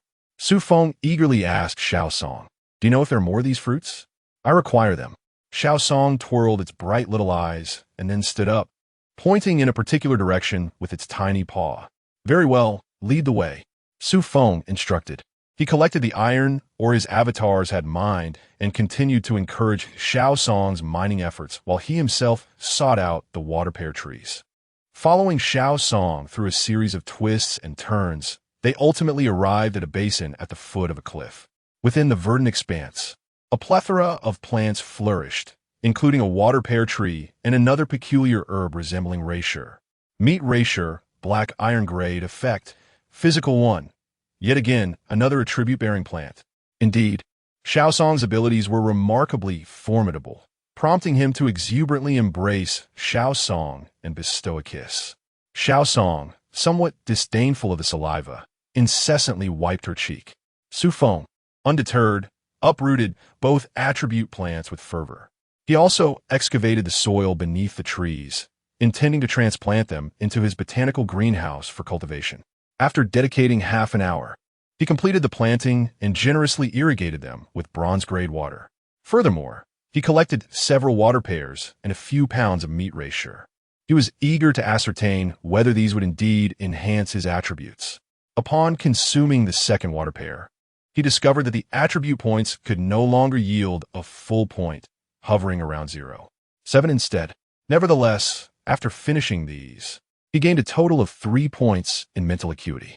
The meat Reisher similarly provided a boost of 4 in physical strength. It appeared that black iron-grade plants of the same attribute could contribute a maximum of 4 points. However, he was filled with anticipation regarding how many points the attribute treasure tree might bestow. Chapter 19. Departure. After several days of nurturing with bronze-level water resources, the attribute treasure tree has begun to show signs of blossoming. In just a few days, it will bear fruit, thanks to the robust bronze water. Nearby, the cabbage and tomatoes have ripened, prompting Xu Feng to harvest them immediately. Unfortunately, these plants can only be cultivated once and leave no seeds behind. As night fell, Xu Feng hurriedly retrieved his avatar from the iron ore vein, also acquiring the day's mining yield, 200 iron ore. It's satisfactory. Had he equipped the avatar with a dark iron sword, the process would have been swifter. However, as he currently has no immediate need for iron ore, there is no rush. Xu Feng anticipated a tranquil evening. However, a momentous announcement erupted in the group chat. Zhou, trouble looms. A colossal snow monster has appeared 50 miles southeast of my island. It is undoubtedly of bronze level, with an overwhelming destructive force. Is there any capable individual willing to intervene? Otherwise, my island is in peril. Please, come my aid. Su Wei, is this true? No images, just words? Zhou, super giant snow monster. JPG Su Wei, by heavens. It truly is immense. At least 2 stories tall, and its path of movement is indeed towards the northwest. I shall observe a moment of silence for Zhou. Zhou, brother, do you have any resources you could trade with me? You and T need them. Anyway, Zhao Shui they desire inheritance too. Zhou, you two be gone. Chun Fei, are you really so eager for chaos? If Zhou gets eliminated, who will be next to face peril on their island? Sha Zhenghao, Chun Fei is right. Is there anyone willing to step in? Just as Xu Feng contemplated offering his assistance, unaware of the snow monster's location, a system notification chimed. Large snow monster boss has appeared. All are encouraged to bravely defeat the snow monster for substantial rewards. Quest issued. Defeat the large snow monster. Reward. 1 bronze level selectable treasure chest. Special reward. 1. Snow monster kill leaderboard activated. The top 10 will receive abundant rewards. For details, please click here. A quest has emerged from a system. Moreover, a selectable treasure chest. This is a remarkable opportunity. Compared to random rewards, this is vastly superior. Xu Feng was suddenly struck by an audacious thought. What if he forced this quest? Would the bronze-level snow monster transform into a silver or even a gold level? Xu Feng surmised that it would likely become silver, as transitioning to gold is not so easily achieved. Additionally, applying Force 2 to the quest would probably yield effects akin to his previous Force Sword energy. Due to various causal factors, only 1 major level could be transcended. If he were to force a singular, fixed item, he might transcend 2 levels. For instance, treasures, weapons, blueprints, or similar fixed items. If he truly succeeded in enforcing this quest, he would likely obtain a silver treasure chest. Wouldn't that mean acquiring extraordinary selectable materials? What a fortune! The distinction between the silver-level snow monster and the bronze-level snow monster is merely a matter of sword energy. If one doesn't suffice, then two shall do. If all else fails, I must resort to forcibly wielding my sword energy, but alas, I must wait another day. Tomorrow's endeavor will reveal the outcome. At this moment, Xu Feng opened the leaderboard and was taken aback to find himself in the top position. First, Xu Feng, points, 10-2nd. Bai Li Mingwei, points, 7-3rd. Mo Xiang, points, 6th. This was somewhat perplexing, as he had scarcely slain any snow monsters. Most of his points were accrued from the Lightning Strike Tower. Who then? Is this second-place contender? Bai Li Mingwei? Could it be the second place from the last regional ranking? It is highly likely. At that moment, Xu Feng's wristband displayed a map, marking the location of a large snow monster, situated 60 kilometers away. Xu Feng thought, since the system has spoken, I shall pay a visit to this large snow monster tomorrow. Mo Xiang remarked, since the esteemed Xu Feng is going, I must witness the prowess of the master. Su Wei added, I shall join as well. Chun Fei inquired, by the way, who is this sister in second place? I have never heard of her. Zhou Ji replied, masters tend to be low-key. Do not concern yourself with it. Bai Li Mingwei remained silent. Chun Fei exclaimed, wow. Sister Mingwei, I have added you as a friend. Well, it seems they have managed to bring Bai Li Mingwei, the second-place contender, into the spotlight. However, Xu Feng noticed that she seemed rather reticent. Was she genuinely aloof or merely shy? Xu Feng chose to disregard the group chat, practiced his swordsmanship for a while, and then retired for the night. On the third day of the cold wave, Xu Feng, as per his routine, first arrived beside the island tree. Prayer successful. Today's skill level increased. Excellent. Gathering. 1 solid wood, 1 black iron, 1 bronze. Remarkably, another bronze treasure chest emerged. The snow monsters had also contributed 2 black iron pieces yesterday, so he decided to open them together. The solid wood chest yielded a tattered pair of disposable gloves. The black iron chest, however, produced a blueprint.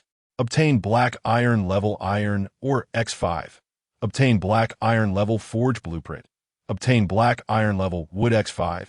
Forge blueprint requires materials. Black iron level iron or X100. Black iron level copper or X100. Black iron level stone X100. This forge blueprint requires such an abundance of materials. Thankfully, he possesses all of them. He had over 100 copper ores from the last level 4 island excavation. Sufficient indeed. Now, to open the bronze treasure chest. Obtain bronze level skill upgrade scroll. A splendid find. This item can elevate the skill level of bronze level and below. Perfect for upgrading the blink skill, as it is essential for survival. Upgrading to bronze level. The blink distance now reaches 100 meters. The only drawback is that, being a black iron level player, utilizing this bronze level skill may prove somewhat strenuous, resulting in higher consumption. He estimates he could manage only 5 uses before succumbing to exhaustion. Next, it was time to construct the forge. Xu Feng positioned the forge to the left of his stone house. After 5 minutes, it was finally completed. However, upon examining it for a while, Xu Feng was left dumbfounded. This contraption was entirely different from the workbench inside his home. He would have to forge by hand, but he possessed no knowledge of forging. Xu Feng could only attempt to see if he could forge a sword sheath. After expending 100 units of iron ore, he finally fashioned a crooked and misshapen scabbard. Nonetheless, it was a success. Xu Feng wiped the sweat from his brow. Crafting such an item without any forging skills was utterly impossible. Scabbard, inferior, crafted from black iron with crude techniques, it is barely functional. The scabbard he produced was of poor quality, so much so that the system itself could hardly bear to acknowledge it. Well, it will have to suffice for now. Onward. Time to hunt the snow beast. He instructed Xiao Song to roam the island freely, while he himself took to the yacht, setting sail. Since the calamity struck, the gray mist that enveloped the days had dissipated on its own. It only gathered again when night fell. Was this mist afraid of the disaster? Or perhaps it was a design of the system. After an hour of navigation, Xu Feng finally arrived at a small island. Mo Xiang had been awaiting him beside the shore. "Brother, you've finally arrived." Mo Xiang greeted him with enthusiasm. "Your sudden warmth is a bit unexpected," Xu Feng responded, taken aback. "Brother, you saved my life. What is wrong with being a little more enthusiastic? If I were a woman, I would have already devoted myself to you." Mo Xiang replied nonchalantly. "What? Brother, I am of normal orientation. Please don't," Xu Feng said, a hint of apprehension in his voice. Mo Xiang paused for a moment, then laughed and retorted, "I'm normal too. Don't slander me. Come on, let me take you to meet a beautiful woman. She's truly breathtaking." A beautiful woman? Chapter 20. Vanquishing the Snow Monster Boss. 1 minute later, Xu Feng finally discerned who the enchanting lady mentioned by Mo Xiang was. It turned out to be Bai Mingwei. Dressed in a delicate azure gown, she possessed stunning features and a statuesque figure, albeit with an air of aloofness. Truly, she was the epitome of a regal and cold beauty. Upon seeing Xu Feng and Mo Xiang approach, Bai Mingwei immediately recognized them. "Xu Feng," she spoke, her lips parting slightly. Xu Feng introduced himself in kind. Surprisingly, they did not even shake hands, leaving Mo Xiang somewhat speechless. He hadn't anticipated that both would exhibit such a cool demeanor. It seemed he would have to initiate the conversation himself. "So, Xu Feng, when do you plan to attempt the formidable snow monster? The others, who consider themselves experts, have all tried and yet failed to conquer it." "Oh, you all have tried?" Xu Feng glanced at Bai Mingwei, who nodded slightly in affirmation. The reason Xu Feng had not rushed to engage the creature was that it was a bronze-level monster, not easily vanquished. Only a handful of those present possessed black, iron-level strength, and none were of bronze caliber, allowing him to feel quite at ease. "Well, I shall take a look." The three of them made their way to a vantage point, where 100 meters away stood a colossal snow monster. It appeared to be gnawing on something. Xu Feng took out his binoculars and was astonished to see it was devouring a flower-like object. As the snow monster feasted, its aura intensified. If it continued to consume this, its strength would only increase. Frost silver flower? Indeed, a bronze-level ice plant, favored by ice-type creatures. Mo Xiang elucidated. "Mo Xiang, please call the others and ask them to maintain a safer distance. I intend to make my move to avoid any collateral damage," Xu Feng instructed. Mo Xiang, somewhat perplexed by Xu Feng's request, noted that the others were already at least several hundred meters away. Was that still too close? What kind of battle would generate such significant fluctuations? Nonetheless, Mo Xiang refrained from questioning and complied, trusting Xu Feng's judgment. Bai Mingwei regarded Xu Feng with a bemused expression, pondering why he was so intent on maintaining an air of mystery. Xu Feng, undeterred by their reactions, quietly prepared for the mandatory system task. He would not disclose his unique talents to anyone.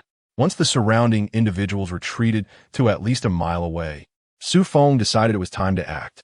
However, he noted that the two beside him showed no inclination to leave. "Aren't you two leaving?" "No need. You needn't concern yourself with me," Bai Mingwei replied, maintaining her characteristic coolness.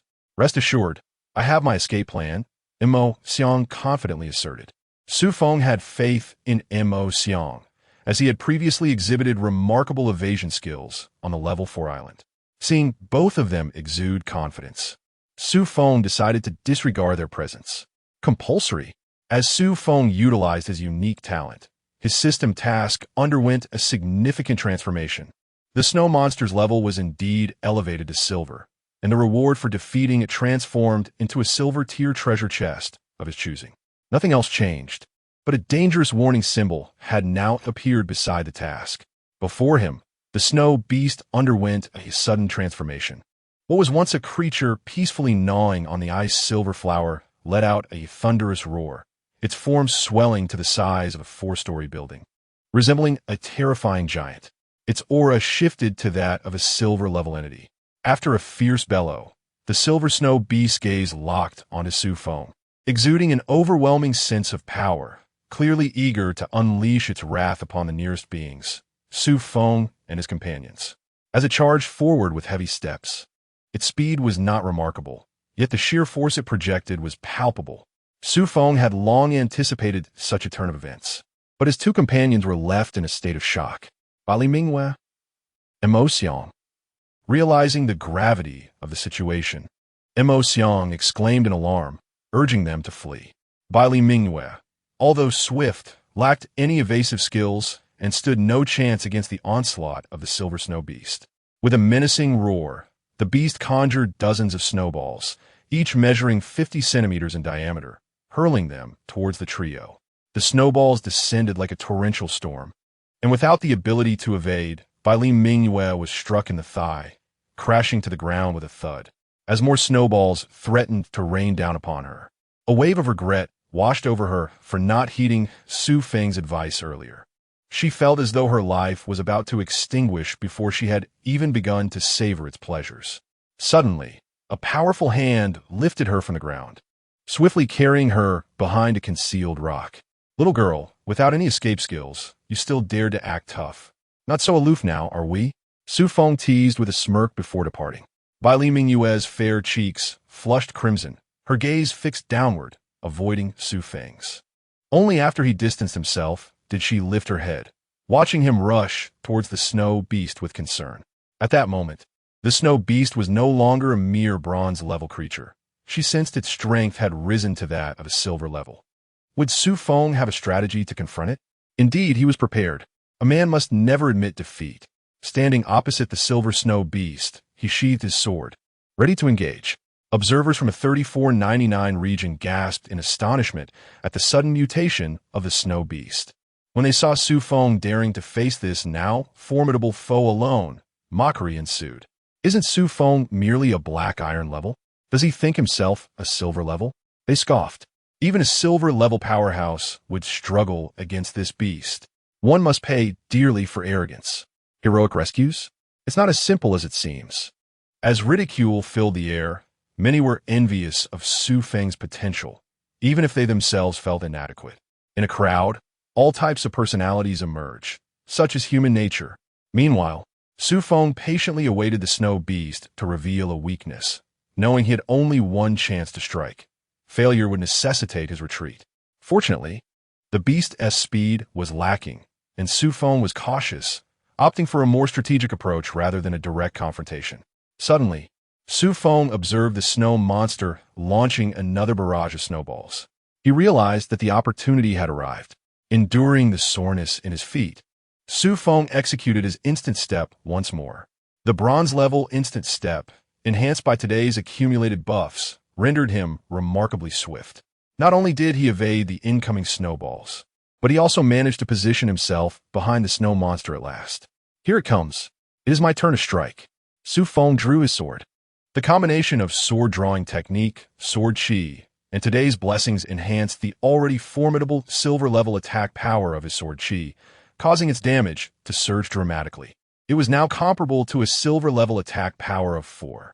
A sword chi, over 2 meters long, surged towards the monster's head. Xu Feng understood that this was the monster's vulnerable point. Do not inquire how he knew, for the Thunderstrike Tower had rehearsed this. Whoosh! The ferocious sword chi reached the monster's head before it could even react. Bang! A resounding explosion shattered its head into fragments, cascading down like snowflakes. As the silver snow monster's head was obliterated, its body slowly collapsed to the ground. Boom! The snow monster's fall sent a flurry of snowflakes into the air. To ensure absolute certainty, Xu Feng unleashed another sword chi, severing the foe in half. Chapter 21. Special Reward. The Level Reduction Scroll. At this moment, a voice echoed in his mind. Congratulations on defeating the Snow Beast boss. Finally, he could breathe a sigh of relief. Meanwhile, the corpse of the Snow Beast vanished, leaving behind a bronze treasure chest. Xu Feng quickly picked it up, albeit puzzled. Shouldn't it have been a silver-grade chest? Why was it downgraded? Xu Feng, are you all right? Mo Xiang appeared promptly, his expression filled with concern. Shortly after, Bali Mingwe joined them, her face equally worried. Xu Feng shook his head, signaling that he was fine. He then attempted to dust off his clothes, trying to project an air of mastery. However, his legs felt weak, and he nearly stumbled. Mo Xiang and Bali Mingwe quickly supported him. Haha, my apologies. I must have overdone it. Xu Feng awkwardly attempted to lighten the mood, only to receive an eye roll from Bai Li Mingwei. Meanwhile, Mo Xiang gave Xu Feng a thumbs up from behind, admiring his brother's ability to maintain composure even in such a state. The snow beast has been dealt with. It's time to return to our islands. What about you two? Xu Feng inquired as he walked alongside them. I need to head back as well. There are numerous trivial matters awaiting me on my island. Bai Li Mingwei responded. However, she suddenly turned to Xu Feng and said, I possess the talent for plant growth. So if you have any questions regarding plants in the future, feel free to ask me. Before Xu Feng could respond, Mo Xiang interjected, Sister Mingwei, would it be all right if this old man also sought your assistance? Of course, it would be regarding trading plant-related resources. Certainly. Bai Li Mingwei smiled sweetly. Mo Xiang grinned foolishly, thinking how charming she was when not acting aloof. Xu Feng, observing Mo Xiang's foolish demeanor, couldn't help but feel speechless. What a sycophant. Sister Mingwei, if you have any uncertainties, feel free to consult me as well, not just regarding island matters, but also in daily life. Xu Feng grinned. He was met once again with an eye roll from Bai Li Mingwei. As each of them had their islands in different directions, they parted ways. Upon returning to his island, Xu Feng noted that there were still 3 hours until nightfall. He first claimed the reward from the system for defeating the Snow Beast boss. Since the system's rewards were not usable talents, he had no intention of keeping them. First, he received the special reward. Due to your exceptional performance in completing the kill mission, you are awarded 1 level reduction scroll, downgrades by 1 major level. Wow, I love it. He was pleasantly surprised that the special reward was this. It was perfectly suited for him, just when he was contemplating what to do if he obtained silver-level items. Fortune smiled upon him. Carefully, he accepted the exquisite scroll. Xu Feng then began to ponder which extraordinary materials to claim. Upon examining the extraordinary materials, he realized they pertained to his future island. He needed to be cautious. Perhaps he should wait until Mo Xiang upgraded to a level 4 island and consult him then. Xu Feng deemed that a wise course of action. At that moment, he received a message. Checking his wristband, he discovered it was from Mo Xiang. As the saying goes, when Chow Chow is mentioned, he arrives. Xu Feng inquired, what is the matter? Mo Xiang responded, brother, do you have free time tomorrow? My island has unexpectedly reached level 4, and now there are monsters attacking it. Xu Feng furrowed his brow, taken aback by the revelation. He suddenly understood why the system had previously advised them to upgrade their islands during the novice period. It seemed that once past the beginner phase, the challenges escalated significantly. How many monsters would there be, and what levels were they? The system merely indicated a wave of monsters, leaving the actual levels uncertain. No wonder they sought him out. Tomorrow it is, for today's battle against the snow monster boss has left him utterly exhausted. The two agreed to meet the following day. Xu Feng had not anticipated that leveling up to a 4th-tier island would entail such formidable challenges. It was likely that his own island would present even greater difficulties than others. He hoped that the monsters on Mo Xiang's upgraded island were not of silver grade. If so, it would indeed be a calamity. After all, he had crossed the system. He needed to ponder carefully, as having someone scout ahead proved advantageous. He didn't believe that his island's upgrade would only summon a single wave of monsters. It could very well summon multiple waves. Moreover, their levels would certainly not be inferior to those of others. Whatever monsters others faced, he would inevitably encounter as well, and what others lacked, the system would surely bestow upon him, an expression of the system's benevolence. The system chimed in, "You're welcome, dear." It appeared that he would have to postpone his island upgrade. First, he needed to elevate his own level to bronze. Otherwise, the upgrade would likely end in failure. A failure would be minor, but if he lost extraordinary materials, it could spell disaster. Furthermore, his life could be at stake. The growth of the bronze attribute treasure tree needed to be expedited. He wondered if the attribute fruits provided by the other party would suffice to elevate him to the bronze level. He should inquire with Bai Li Mingwei. He took a photograph of the bronze attribute treasure tree using his bracelet and sent it to Bai Li Mingwei. Are you available? Do you have a way to accelerate the growth of this treasure tree? After a minute, he received a reply. I can, indeed, but I will need to prepare. As this is a bronze level item, I will likely need to prepare more of the growth liquid. That is splendid. When it matures, I will send you a fruit. Thank you. Bai Li Mingwei concluded her message with a cool emoticon. Familiarity had completely dismantled her aloof persona. With nothing else to do, Xu Feng resolved to spend the day diligently mining. His main body, avatar, and Xiao Song all set out to mine. Xiao Song exclaimed, "A capitalist? But I'm just a squirrel." Xu Feng paid no heed to the remark and crafted a small black iron pickaxe in the forge, which he then tossed to Xiao Song. With earnestness, he said, "Xiao Song, look, we're all going to mine. Doesn't it seem unreasonable for you to just watch? Only through hard work can we obtain more food." Xiao Song, appearing somewhat bewildered, nodded as if grasping the logic. Excitedly, it swung the small pickaxe and began mining. With Xu Feng and Xiao Song's participation, their mining efficiency saw a considerable increase. During the mining process, Xu Feng did not overlook the black iron gradestones, as he was in need of stone. When fatigue set in, he took to the regional chat to announce a trade. He sought to acquire substantial quantities of physique and spirit potions, or items that could enhance physique and spirit. He was also accepting black iron grade weapon forging requests and invited interested parties to message him privately. He further requested that those uninterested refrain from messaging him, adding a humorous note to avoid sending inappropriate photos, particularly from men, as he identified as male and preferred women. Xu Feng's remarks ignited a fervor in the group chat. Wow, the great Xu Feng has spoken. His performance in defeating the snow monster boss this morning was simply astounding. I want to have his children. Stop daydreaming. The Great One has made his statement. No more daydreaming photos, all right? But feel free to send them to me. I can provide some advice. The banter continued, with someone joking about hearing the chatter from the ocean, questioning if the signal was all right for those typing from afar. Is there really a man sending photos to the great Xu Feng? Who could it be? I'm a bit frightened. Same here. It seems boys need to take care of themselves out there. Su Wei interjected. Can you all stop the frivolous chatter? Let's discuss something pertinent. When you previously leveled up to the third island, was there any monster attack component involved? Chapter 22. Thorny Brambles. Chun Fei, is that so? Haven't you already reached the second level island? Have you now ascended to the third? Su Wei, it's not me. It's a friend of mine. He was killed by monsters while upgrading his island. Right before his demise, he messaged me, pleading for assistance. How could I dare to go? I am still just an ordinary person. That's puzzling. Perhaps we should inquire with others or seek the advice of some experts.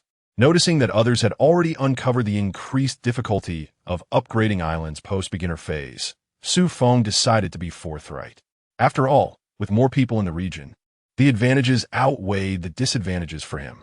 Xu Feng, you must have noticed, the difficulty of upgrading islands escalates after the beginner phase, particularly for those islands still inhabited by ordinary individuals. It would be wise to enhance one's strength before attempting to upgrade, or alternatively, enlist some protectors. Xu Feng was untroubled by the thought of others collecting physical and mental items, for while upgrading to Black Iron Level 1 was relatively straightforward, progressing further required a substantial amount of attribute points, which they surely lacked in resources for trade. Moreover, this presented him with an additional source of income. Indeed, as Xu Feng's words settled, several individuals promptly responded. Expert, could you please assist me in upgrading? I can offer a vial of physical potion. I want to join as well. I can provide a vial of mental potion. I possess an item that boosts mental attributes by 1. The chat was suddenly abuzz with numerous private messages directed at him. He responded to each in turn. Moreover, some individuals appear to trust his character, given his evident strength, and directly traded their items with him. Xu Feng could only helplessly decline, deciding to accept their offers for the following day. What if he were to keep everything for himself, and then find himself too occupied to fulfill those promises? It was better to adhere to a structured approach. He scheduled those seeking to upgrade their islands for tomorrow afternoon. After all, he still needed to assist Mo Xiang in upgrading his island in the morning. He wondered if the first upgrade would yield system rewards. If so, he would feel a tinge of sadness. After all, his talent was rather extraordinary. After a day filled with activity, his mining efficiency surged. Black iron level iron, or 500. Black iron level stone, 300. Approximately 1/3 of this iron vein had been extracted. A night of tranquility passed. On the fourth day of the cold wave, it seemed as though the severity of the chill had lessened. Even the snowfall in his vicinity had ceased. Nevertheless, the cold remained. Prayer successful. Entering luck enhancement. Fortune had graced him once more. With the aid of luck, Xu Feng collected 3 black iron treasure chests. Did the probability remain unchanged? Coupled with the 2 provided by the snow monster yesterday, he had exactly 5 and decided to open them all at once. Acquired mental potion, acquired mental potion 1, acquired physical potion 1, acquired physical potion 1, acquired blueprints for a fine iron sword sheath, black iron level. Was this a wholesale distribution of potions? It appeared that the luck buff had been pivotal in this outcome. Furthermore, with the inclusion of a sword sheath, he could finally forge a somewhat superior one. He approached the forge and began the crafting process. After expending 100 units of black iron or 50 units of black iron stone and 10 units of black iron soil, he finally succeeded in crafting. With the blueprint in hand, his creation turned out quite well, albeit his technique remained rather rudimentary. Fine iron sword sheath level. Black iron damage 31. It was unremarkable, yet at least it increased the damage. The previous sword sheath had neglected even to incorporate a damage system. At that moment, Mo Xiang sent a message inquiring about his whereabouts. Xu Feng replied that he was setting out immediately. Before departing, he naturally ensured his status was fully restored, consuming all the potions contained within his bracelet, including those acquired from trades the previous day. His level ascended to black iron level 4, a commendable rise of 2 levels. The efficacy of potions proved superior, exhibiting less resistance compared to attribute-enhancing items like water pears. However, Xu Feng sensed that once he reached the bronze level, the effectiveness of these potions would likely diminish. He would need to seek out more potent concoctions. Today, he refrained from utilizing his talents, merely as a precaution. Boarding a yacht, he set sail for Mo Xiang's island, who had also sent him a location pin. After an hour, they finally arrived at a crescent-shaped island. At last, you have arrived, Xu Feng, my dear brother. I have been awaiting your arrival. Mo Xiang greeted him as per custom. Oh, have you invited others as well? Xu Feng inquired, intrigued. Is it not to prevent unforeseen circumstances? Yet, it turned out not to be people. Mo Xiang teased him. Not people? Xu Feng expressed curiosity. As the two made their way to the center of the island, Xu Feng finally discerned what Mo Xiang referred to as not being human. It was, in fact, a plant. Could it possibly be this? Xu Feng pointed directly at the thorny brambles encircling a 100-meter radius at the island's heart. Indeed, this plant is one I procured at great expense from Bai Li Mingyue, Mo Xiang declared with pride. Quite impressive. A black iron-level plant, and a guardian type at that. The only drawback is its diminutive size. If it could encompass the entire island, it would be perfect. Xu Feng mused, stroking his chin thoughtfully. This devouring thorn, if it could envelop a level 3 island, would require a substantial investment of resources. Such a venture would indeed be costly. True to its name. Subsequently, Mo Xiang elaborated on the remarkable uses of this devouring thorn. It required specific resources for nourishment. For instance, Mo Xiang's specimen was nurtured with black iron-level wood, hence its designation as wood thorn. Feeding it higher-tier resources would undoubtedly augment its damage and expand its coverage. I never anticipated Bai Li Mingyue possessing such a specimen. I shall trade for one myself to experiment. Xu Feng remarked with a smile. After Mo Xiang made the necessary preparations, he commenced the upgrade of the island. Suddenly, the sky darkened ominously. What was once daylight seemed to transform into night. Mo Xiang gazed at the heavens, sensing that something was amiss. Xu Feng, do you feel confident? I'm beginning to panic. What is there to fear? The first attempt is always like this. One simply needs to acclimate. Xu Feng reassured him. Your words sound rather peculiar, Missouri Xiang replied, perplexed. Is it? I think not. Xu Feng casually remarked, his gaze fixed upon the distant, obsidian sea. There is an inescapable connection between the somber sky and the encroaching darkness, their hues strikingly similar. Suddenly, a thunderous roar emanates from the distant sea, reverberating ominously. At that moment, a singular creature emerges slowly from the depths of the water. Goodness, is that what it is? Xu Feng exclaimed in astonishment. What is wrong?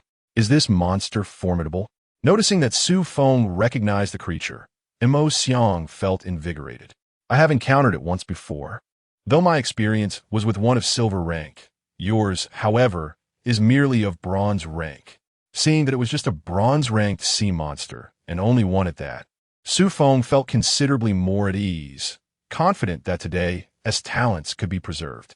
The unicorn dolphin breached the surface, promptly unleashing a jolt of electricity towards the thorny wooden spikes. The spikes lacked the power to withstand a silver-ranked beast, rendering them charred and tender. In no time, several meters of thorns were singed, the air thick with the acrid scent of burning. Xu Feng, aren't you going to make a move? Mo Xiang urged, anxious, as the senior had already indicated the urgency. Oh, I thought you were silent, because you had a strategy to handle this without my intervention.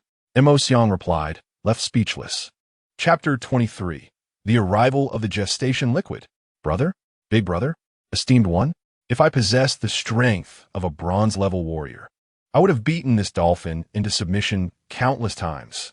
Mo Xiang was rendered speechless.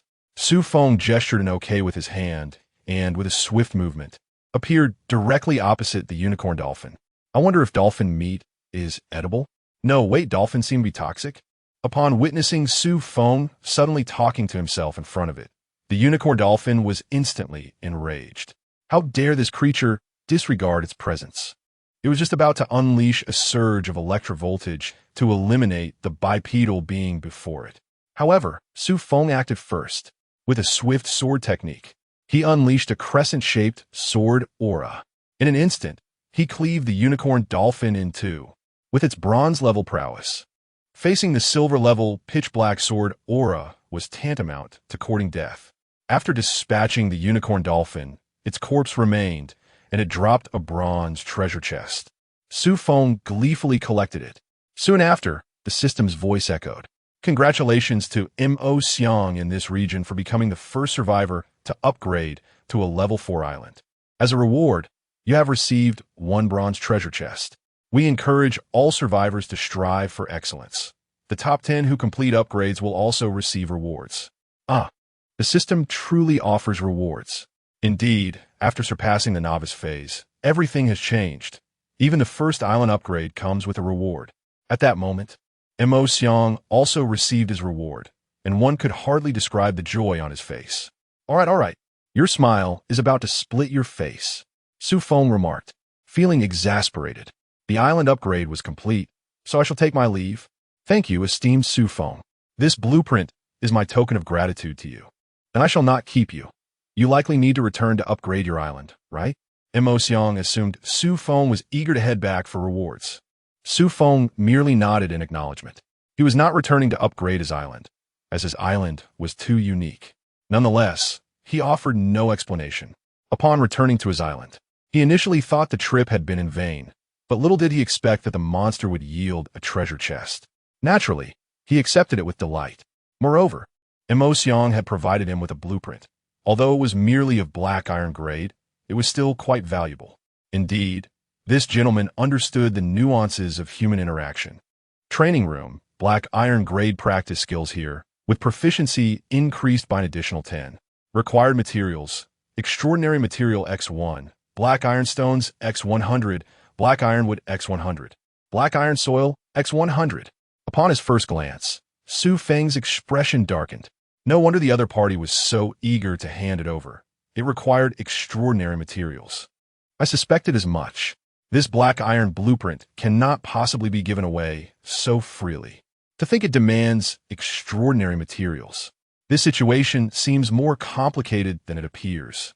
Never mind, I shall hold on to it for now. For him, acquiring extraordinary materials is merely a matter of time. Thus, Xu Feng embarked on a busy afternoon, traversing the various islands in Region 3499, providing support for their island upgrades. In a benevolent gesture, he also eliminated a few snow monsters, though his true motivation was, of course, the treasure chests. Amidst the pain lies joy. In just one afternoon, he has ascended to the 5th level of black iron, drawing ever closer to bronze. Moreover, Xu Feng has come to understand a profound truth. The difficulty of upgrading islands within the system has indeed been reduced by a tier. For instance, when transitioning from a level 2 to a level 3 island, the system will only present see monsters of black iron level that correspond to level 2, albeit with some being stronger and others slightly weaker. This revelation has granted Xu Feng a measure of reassurance, for he had harbored a genuine fear that the system might thrust him into hellish difficulty during his upgrade. Thus, he deduces that the utmost he can achieve with a level 4 island is merely silver level, which is already his limit. This provides him with ample time to prepare. At that moment, he received a message from Bai Li Mingyue, indicating that she had gathered enough birthing liquid. Indeed, she wrote, I have traded you the birthing liquid. Remember to accept it. Xu Feng replied, all right, I will accept it shortly. By the way, do you still have that thorny plant you gave to Mo Xiang? How many do you need?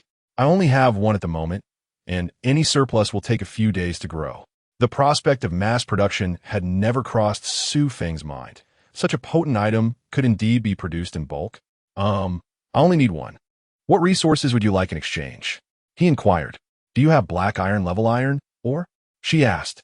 Xu Feng, feeling fortunate, responded. You've come to the right person. How much do you need? 100 pieces. Do you have that? Bali Mingwei replied after a brief pause. Perhaps realizing that her request was rather excessive. I can exchange it for the birthing liquid. So you want need to give me the bronze attribute fruit later? She added, somewhat apprehensively. No worries, use it for now. When I require other items, I can ask you for them. The promised fruit will still be delivered to you. Rest assured, Xu Feng typed with a smile. Indeed, he found that his friends were all about reciprocity. He promptly traded 100 pieces of black iron level iron, or to her, and received a good person card from Bai Li Mingwei in return. Thank you. You are truly wonderful, she wrote. Xu Feng was momentarily at a loss for words, replying simply, I'm off to have dinner. He was indeed quite hungry after a busy afternoon. He prepared a simple meal of pork stew with instant noodles, accompanied by some tomatoes and cabbage. Perfect. After finishing, he made sure to leave a bowl for Xiao Song, who had become a loyal employee under his wing and deserved proper care. To his surprise, the thorny plant Bai Li Mingwei sent over was actually a seed. Following her instructions, Xu Feng planted it in his greenhouse, where he had replaced all the soil with black iron-level substrate to accelerate growth. After watering it with a small amount of bronze-level water, he resolved to leave it be. His intention was to nurture it with black iron-level resources once it matured, and then forcefully upgrade it once more. Wouldn't that yield a splendid silver-level guardian plant? However, this was contingent upon his island reaching level 4. This was his own conception. However, it remains uncertain how reality will unfold. Carefully, Xu Feng released the growth liquid, letting it drip onto the roots of the bronze attribute treasure tree. The liquid was swiftly absorbed by the tree, and its leaves began to flourish noticeably. The faint outlines of fruit were already discernible. Observing the remaining 3/4 of the growth liquid in the bottle, Xu Feng deemed it sufficient for the tree's maturation. He poured in half of the remaining liquid. The bronze attribute treasure tree grew at an astonishing rate, eventually producing 10 vibrant red fruits. How did it grow to resemble gigantic apples? Xu Feng pondered, glancing between the colossal apple in his hand and the attribute fruits on the tree. Surely, the system must not have erred. He decided to reserve the last quarter of the growth liquid for tomorrow, wary of overwhelming the plant with excessive nourishment. This was a cautionary note from Bai Li Mingwei, who had explained that plants possess a tolerance akin to human drug resistance. As dusk approached, Xu Feng headed toward the iron ore vein to collect iron, while also summoning Xiao Song back. He intended to retrieve his clone directly. Upon entering, Xiao Song was delighted to discover food left for it on the table, immediately nuzzling against Xu Feng's cheek in joy. Watching Xiao Song happily consume the noodles, Xu Feng chuckled softly, then turned his attention to addressing the treasures he had acquired that day. Chapter 24. The Commencement of the Upgraded Island. Today, an abundance of black iron chests graced the landscape, primarily bestowed by the snow monsters. A total of 10 black iron chests and 1 bronze chest awaited. Xu Feng resolved to allocate his attempts toward the bronze chest. Fortuitously, a lucky buff was in effect today. He was eager to discover what treasures might emerge. As a cascade of golden light descended, a golden chest materialized. Acquired mysterious fragment 1, Xu Feng. What is this? Is it truly from the river? Today, With the lucky buff, this is what you present to me? This fragment bears no relation to luck whatsoever. Xu Feng retrieved another fragment from his bracelet. Suddenly, a miraculous event unfolded. The two mysterious fragments merged seamlessly. Upon inspection, it appeared to be a blueprint. Yet, it was missing a section. Could it be that another fragment was required? Darn it. This suggests that the next golden chest would likely yield the same item. Could it be that the goddess of fortune is favoring him, compelling him to collect these fragments? Shaking his head, Xu Feng commenced opening the black iron chests. Fortunately, the process was rather smooth. He secured 6 potions, 3 each of spirit and stamina. Additionally, he uncovered a building blueprint. He initially assumed it to be a black iron-gray blueprint.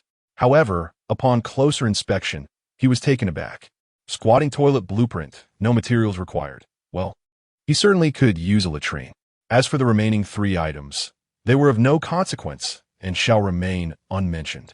Xu Feng consumed the potions directly, resulting in a minor level increase. He eagerly anticipated the ascension to bronze tomorrow. If all went well, he would upgrade to a level 4 island. He could not afford to delay any longer. Otherwise, his first upgrade would lag behind others. Day 5 of the cold wave. Today, signs of improvement in the weather began to emerge. The snow monsters appeared less frequently. Typically, at this hour, the lightning tower would have already dispatched one of them. Xu Feng dutifully commenced his daily harvest. Blessing successful, today as strength has increased. Following this, he gathered 1 bronze, 1 black iron, and 1 hardwood. After completing his daily tasks, Xu Feng could hardly contain his excitement as he rushed to the plant greenhouse. Today marked the maturation of the bronze attribute fruits. Whether he could ascend to bronze depended on them. He applied the growth liquid, and the bronze attribute fruits began to visibly flourish. Soon, the entire fruit tree reached full maturity. Xu Feng plucked the ripe attribute fruits. Bronze attribute fruit. Bronze level, consuming grants an increase of 10 attribute points, limited to 10 per person. The effects were indeed potent, surpassing even the potions. He promptly took a bite of one. Crunch. Apple-flavored and quite sweet. After consuming 9 fruits, Xu Feng resisted the urge to indulge in the final one. It was simply too delectable. He intended to trade this last fruit with Li Mingwei. Regardless, his current attributes were sufficient for him to ascend to bronze. At that moment, his attribute points in the panel indeed transformed from 0 to 100. Xu Feng allocated his points evenly, and lo and behold, he had indeed advanced to the bronze level. Name, Xu Feng. Level, bronze level 1. Physique, 103. The limit for an ordinary person is 10. Spirit, 103. The limit for an ordinary person is 10. Attribute points, none. Skills, instant step, bronze level 100 meters. Basic swordsmanship, iron level. Clone technique, bronze level. Eye of truth, gold level. Equipment, jet black iron sword, silver level. Talent, force 2, pseudo super god level. Island, level 3. Introduction, a bronze powerhouse. Terrifying indeed. Finally, he has reached the bronze level, a hard-earned achievement. Xu Feng immediately traded 1 spare point to buy Li Mingwei. He received another goodwill card from the other party. Now, he is preparing to upgrade his island. First, he decided to open the bronze treasure chest, keeping his talent in reserve just in case. Opening the bronze treasure chest. Acquired bronze level skill book. Instant kill. Instant kill. Strike the enemy ahead with an imperceptible speed. Initial range of 100 meters. Excellent. Excellent. He used it right away. With this powerful skill, he now possesses a total of 5 skills. If the clone technique is combined with instant kill, it will be simply extraordinary. Imagining the effect of having 4 clones manipulating his enemies, Xu Feng felt immensely powerful. It is time to upgrade the island. He has already considered the extraordinary materials he desires. The special bronze treasure chest allows him to select what he wishes, and there are 9 types of extraordinary materials available, including gold, wood, water, fire, earth, light, darkness, wind, and thunder spirit stones. Mo Xiang already possesses the wind spirit stone. His level 4 island also features a new wind attribute building, a windmill. It is identical to the windmill found on the previous level 4 island they explored. Not only can it provide him with wind spirit stones, but it can also fend off enemy invasions. However, what Xu Feng desires is the Thunder Spirit Stone. After all, his focus is on offense, as evidenced by his swordsmanship and his Thunder Strike Tower. Therefore, choosing the Thunder Spirit Stone perfectly aligns with his island. Subsequently, Xu Feng familiarized himself with the newly acquired skills, enhancing his combat prowess further. He then began to extract the Thunder Spirit Stone from the treasure chest he selected. Commencing the upgrade, Xu Feng specifically checked the Iron Aura of Iron level, and to his surprise, it was indeed possible. It turns out that upgrading the island requires not only the essential materials from a system, but also allows for additional materials to be added by oneself. Thus, he invested the remaining 200 or so pieces of iron ore. After all, he still had some left in the iron vein, and he was not lacking sufficient materials for island upgrade. Upgrade in progress. Requesting the survivor to face the island's upgrade challenge. The first wave of sea monsters is approaching. The sky began to darken, just like Mo Xiang's previous island upgrade. However, what is peculiar is that this seawater is not only black, but also red. Something feels amiss. Nevertheless, Xu Feng did not feel fear. He trusted in his strength to cope. The first wave of sea monsters is the same as Mo Xiang's. They are all unicorn dolphins, but there are 5 in total. Moreover, one of them is a silver level 1 monster. The remaining 4 are around bronze level 8 or 9. This level of difficulty, if faced by other survivors, would likely drive them to despair. It is truly a hellish challenge. Xu Feng gazed at the 5 sea monsters that were on the verge of reaching the island, and his excitement surged as he exclaimed, "Let me see just how formidable I truly am." Summoning his avatars, he expended half of his mental energy to conjure 4 duplicates. Although these replicas possessed only half of his strength, their skills remained undeniably authentic. In an instant, they executed their skills. Instant step, instant kill. 5 figures began to vanish from sight, swiftly launching themselves at the 5 unicorn dolphins. Shadows danced. Flesh was torn asunder. The dolphins let out agonized cries. They couldn't even perceive their attackers, leaving them helpless to endure the onslaught. Xu Feng and his 4 avatars unleashed 3 consecutive rounds of instant step and instant kill. The bronze-level dolphins fell, leaving only the solitary silver-level unicorn dolphin. Yet at this moment, the adversary was in a pitiful state, for it faced none other than Xu Feng himself. The silver-level pitch-black iron sword was no trifling matter. Were it not for the opponent's silver-level prowess and their robust vitality, they would have perished long ago.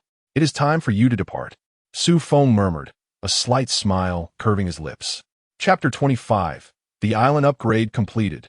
Extraordinary Architecture. Thunderstrike Tower. In a seamless execution of instantaneous movement, sword-drawing technique, lethal strike, and sword aura, Xu Feng appeared to have grasped the profound essence of the sword.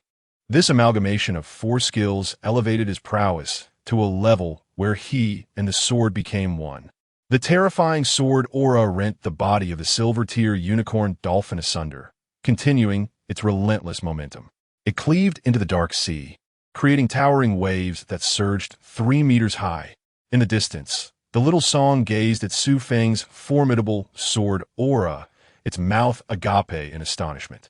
Is my master truly this powerful? It looked at its diminutive form, fearing it would be torn to shreds. At this moment, Xu Feng was closing his eyes, reflecting on the extraordinary sensation he had just experienced. Upon opening his eyes, the light of the sword flowed forth. To his surprise, after merely practicing for a few days, he had already begun to comprehend a hint of sword intent. The recent synergy of 4 skills had drastically amplified his strength, especially that enigmatic feeling, which seemed utterly terrifying. He collected 2 bronze and 1 silver treasure chests from the ground, awaiting the second wave of sea monsters to strike. Indeed, the system announced once more. Second wave of sea monsters approaching. Survivors are advised to prepare. The waters in the distance began to turn crimson, resembling blood, as if animated. Subsequently, pairs of blood-red eyes opened, all fixated upon Xu Feng, or rather, the mark on his arm. By heavens! This mark truly possesses the ability to attract foes. Today's compulsory encounters had been squandered. Alas, the second wave of sea monsters was comprised of blood-red eyes, and their numbers had doubled compared to the first wave, reaching a scale of 10. Moreover, 2 of them were silver tier, one at level 3 and the other at level 2. The terrifying might of their approach made one wonder if Xu Feng had disturbed their ancestral graves. Was such a grudge truly necessary? It was merely the slaying of one of their kin. Xu Feng murmured to himself, feeling utterly speechless. It seemed the conflicts in the island world had only just begun. At this point, the blood-red eyes initiated their assault. A series of black rays of light emanated from their eyes, targeting Xu Feng directly. Xu Feng reacted swiftly, evading with a sudden burst of speed. He could escape, but the flora and fauna behind him were not so fortunate. Wherever they passed, trees withered, and the sea evaporated. This was the terrifying skill of the blood-red eyes. Pollution light. Anything tainted by it would wither and decay. Just like them, they too were incessantly tainted. Observing the desolate trees of his island, Xu Feng's fury ignited. This was his sanctuary. Gazing at the uneven ground and the withered trees emitting sea smoke, Xu Feng suddenly felt that the existence of such creatures as the blood-red eyes was utterly intolerable. At that moment, he resolved to orchestrate an extermination of their kind. Otherwise, the island world would be sullied by this blight, and what beauty would remain to behold? First, he would cleanse the filth before him. Instantaneous movement, sword-drawing technique, lethal strike, and sword aura. Then he would unleash a powerful strike. At this juncture, the sword aura could no longer merely be referred to as sword aura. A magnificent crescent arced through the heavens, an eagle soaring through the vast skies. It streaked across the Black Sea, traversing the crimson gaze, before vanishing into the distant waters. The sea itself seemed momentarily awestruck by this formidable sword energy, pausing briefly before erupting into towering waves of several dozen meters. Those who had not yet perished in the crimson gaze were swiftly engulfed by the monstrous surges. Surely, there could not be a third wave? No, wait. My treasure chests. Alas, he watched helplessly as those chests drifted away, precious resources slipping from his grasp.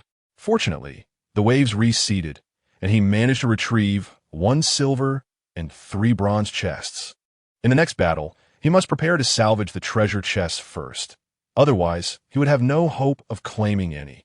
It would be prudent to choose battles on the islands.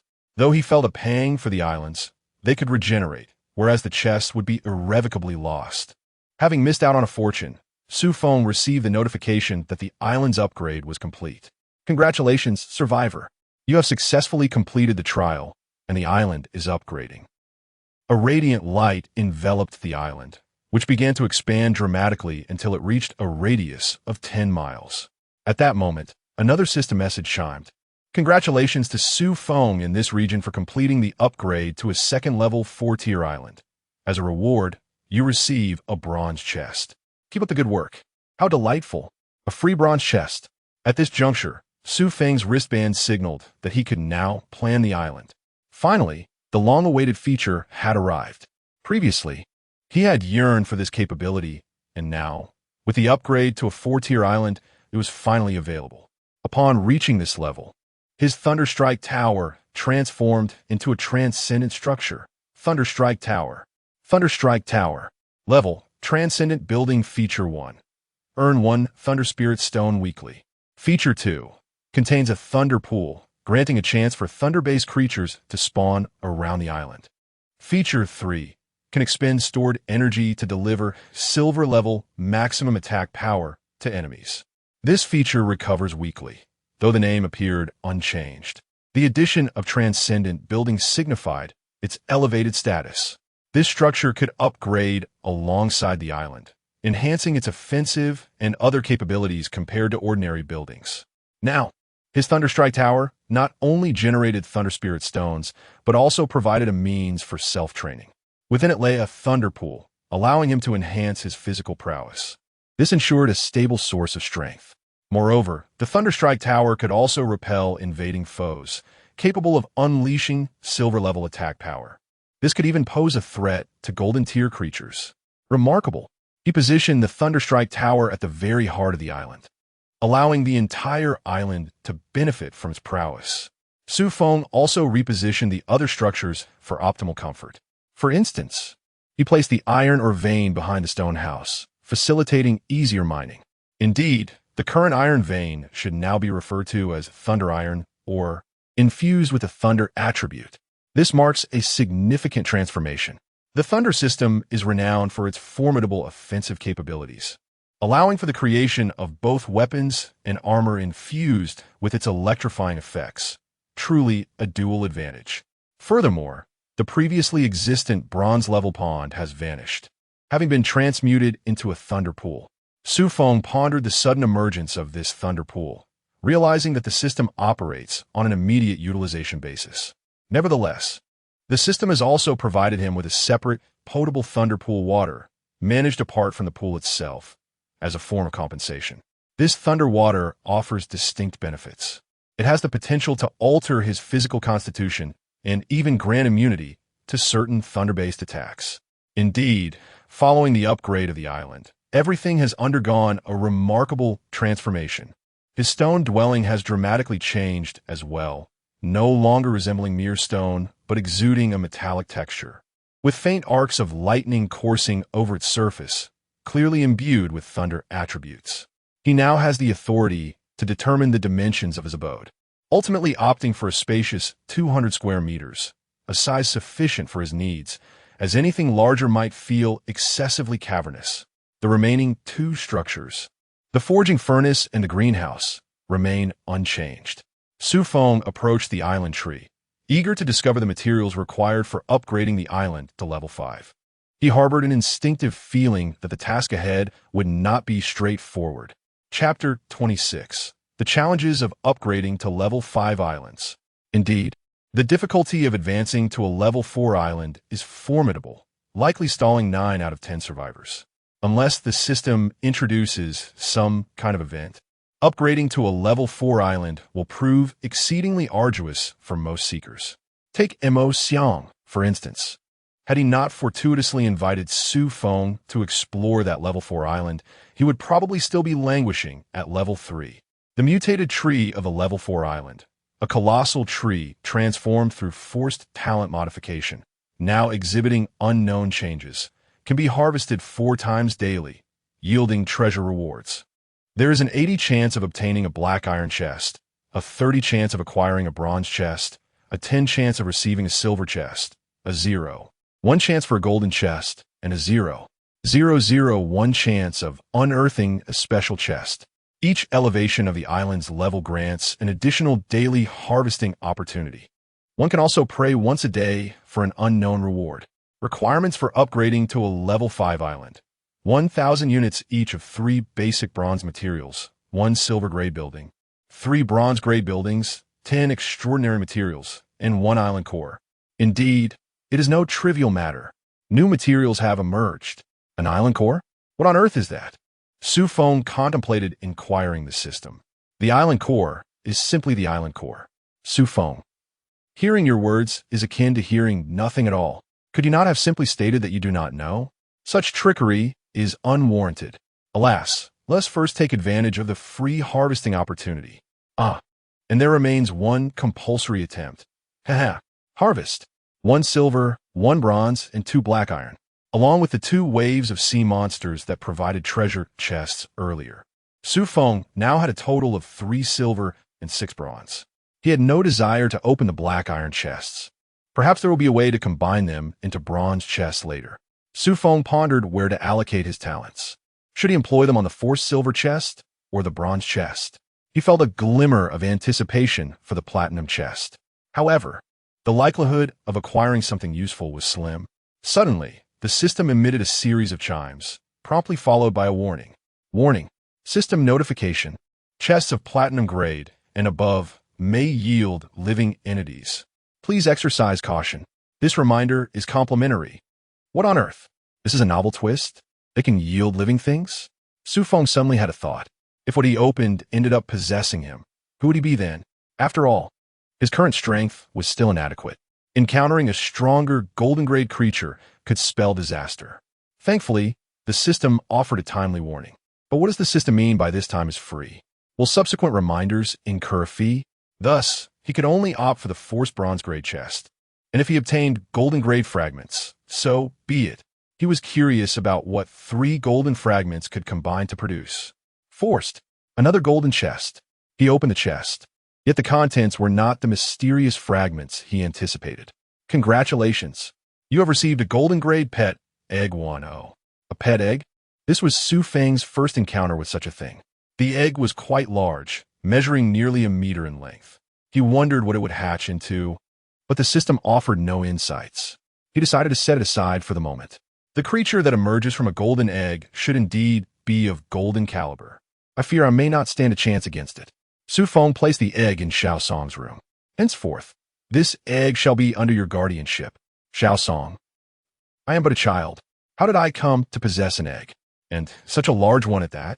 Xu Feng, with patience, responded, Did you not wish to feast on roasted rabbit? I shall arrange that for you today. However, as a condition, you must watch over this egg.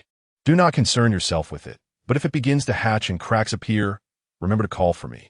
Upon hearing of the prospect of a meal, especially rabbit meat, Xiao Song's eyes sparkled with excitement. He immediately gestured an enthusiastic okay. Observing Xiao Song adeptly mimicking human sign language, Xu Feng felt a surge of satisfaction. Communication would become significantly easier. The remaining treasure chests were opened. Opening the silver chest yielded, acquired Earth Spirit Stone, acquired 100 milliliters of silver moon water, acquired 100 hours of silver level battle doll. Indeed, silver tier items are distinctly remarkable. He had never encountered either of them before. The Earth Spirit Stone was perfectly suited for constructing a training room. Silver moon water purifies strange pollutants and can cleanse the soul. Battle doll. The user may select from various dolls for combat. Once chosen, the selection is irreversible. So proceed with caution. The duration can be freely chosen. Wow, a training partner has arrived. Recently, he felt a slight enhancement in his swordsmanship, yet lacked a mentor. Now, he finally had one. He must make the most of these 100 hours. With any luck, he would progress even further in his swordplay. If only he could comprehend the essence of the sword. According to the system, mastering sword intent could allow one to battle far beyond their current level. It was perfectly suited for him, as the system's tasks consistently placed him under pressure. The bronze chest was also opened. Acquired 1 bronze level soil, acquired 1 bronze level physique potion, acquired 1 bronze level stone, acquired 1 bronze level wood, acquired 1 bronze level spirit potion, acquired 1 skill enhancement scroll. Good heavens! Is this a wholesale market for foundational materials? Out of 6 chests, 3 yielded items. A 50 probability, and yet the system shows no shame. Fortunately, the remaining 3 items were indeed useful to him. Both the bronze-level spirit and physique potions each provided a boost of 10 points. Moreover, each level of bronze-level advancement required 100 points in both physique and spirit. This meant he would need 1,000 potions to ascend to silver. Contemplating this daunting figure, Xu Feng nearly fainted on the spot. This was his conservative estimate. Should there be any resistance to the potions, the numbers would increase further. The path to advancement grew increasingly arduous. Without hesitation, Xu Feng utilized the bronze-level enhancement scroll on his foundational sword technique, as this was the only skill at the Black Iron tier. After the upgrade, he gained a clearer understanding of the bronze-level foundational sword technique. The more he studied, the more he realized its intricacies. The moves became purer, more direct, and capable of delivering a decisive strike. Indeed, the sword must draw blood upon its emergence. The black iron treasure chest was promptly tossed into the spatial ring by Xu Feng, as the system's ring allows for stacking, an exceedingly convenient feature. Suddenly, Xu Feng felt a nagging sense of forgetfulness. Ah yes, he had neglected to tend to the thorn bush. He made his way to the botanical greenhouse, where only 2 plants remained, a bronze attribute fruit tree. The tree had borne no fruit, and if it were to undergo its cyclical growth, a considerable amount of time would be required. Even with the greenhouse's assistance, a conservative estimate would place this at around 2 months. He decided to leave it be for now and revisit it later. As for the black iron-grade water pear tree and the flesh spirit mushroom, they had already been harvested. However, he retained the fruits, intending to trade them with others for some goods in the future. The remaining plant was the thornbush, which had now grown to a height akin to that of a small blade of grass. Today, as forced attempts had all been utilized, including the one-time talent acquired from upgrading the island. Well, you would attempt again tomorrow, with the aid of the Thunder Tower on the island. He hoped this little thornbush could master the Thunder attribute. Yet, such aspirations were merely fleeting thoughts. Xu Feng fed it some black iron-grade iron or for it to devour. At that moment, a notification appeared in his ring. Someone had tagged him. Chapter 27. The Terrifying, Sword-Wielding Puppet. Emotion. Congratulations to the esteemed Xu Feng for advancing to a level 4 island. How delightful! The brilliance of the esteemed one shines far and wide. Xu Feng, Xu Wei. Congratulations to the esteemed Xu Feng for advancing to a level 4 island. How delightful! The brilliance of the esteemed one shines far and wide. Xu Feng by Li Mingwei. Congratulations to the esteemed Xu Feng for advancing to a level 4 island. How delightful! The brilliance of the esteemed one shines far and wide. Xu Feng. A chorus of echoes followed suit. Xu Feng felt a surge of joy. After all, receiving compliments is quite a pleasant experience. Xu Feng, what are you all doing? It's just an upgrade. There is no need for everyone to echo this continuously. It might disrupt the chat for others. Haha. If only this group had a gift-giving feature. With everyone congratulating him, shouldn't he send out some red envelopes as a token of appreciation? He felt a bit guilty. At that moment, the system seemed to sense a deficiency in the chat group. Detected that the group chat lacks a gift-giving feature. This has been rectified. Everyone can now send items in the form of red envelopes, and recipients can check what they received in their wristbands. Xu Feng. System, you're truly something. When I ask you something, you remain silent. Now that I haven't even asked, you take the initiative to fix it? Xu Feng was utterly speechless. Since the system had already facilitated the fix, it would indeed be quite odd if he didn't send something out. After all, the atmosphere had reached such a point, hadn't it? Xu Feng, I'll send out some items. Let us see who has the quickest fingers. Enjoy yourselves. And don't take it to heart if you miss out. Xu Feng promptly sent out water armor pear trees and spiritual mushrooms in the form of red envelopes to the group. Instantly, the chat erupted. A flurry of individuals began frantically tapping their wristband screens. Qinfei, haha, I got one. Thank you, esteemed one. You're incredible. Wishing you 8 treasures in one birth. Zhou Jia, why didn't I get anything? Su Wei, is there a possibility that you simply didn't snatch one? Zhou Ji. Emotion, damn. How long have you all been single to have such speed? I clicked on 2 envelopes, and it displayed that they had already been snatched. Sha Jinghao. Your speed is lacking. Even this old man managed to get one. Young fellow, you need to practice. Emotion. Xu Feng observed the cheerful atmosphere and felt quite pleased. Subsequently, he made an announcement. Anyone in need of assistance with island upgrade tasks could come to him. Now that he had 4 avatars, he could simply dispatch them to complete the tasks. Moreover, his bronze-level avatars were now capable of executing some basic commands. Following this, Xu Feng proceeded to construct a training facility. He placed this building adjacent to the Thunderstrike Tower. Once training was complete, he could also enjoy a soak in the Thunder Pool, which would likely enhance his physical conditioning even further. Xu Feng was already well supplied with black, iron-level materials. Even if he were to run short, he could trade with others. For instance, Mo Xiang, who is currently troubled over the basic resources required for the bronze level. Though Xu Feng found himself in need as well. However, he possesses a 4th-tier island awaiting his resource acquisition. He remains remarkably unperturbed. Constructing black iron-grade edifices is a swift endeavor, completed in less than a minute. The training room spans approximately 300 square meters, surpassing the size of his own dwelling. Yet, considering that this is a venue for skill practice, he comprehends its dimensions. Moreover, due to the incorporation of extraordinary materials, the training room's walls boast bronze-level defenses. To safeguard the integrity of the training environment, Xu Feng has specially forged a black iron-grade longsword.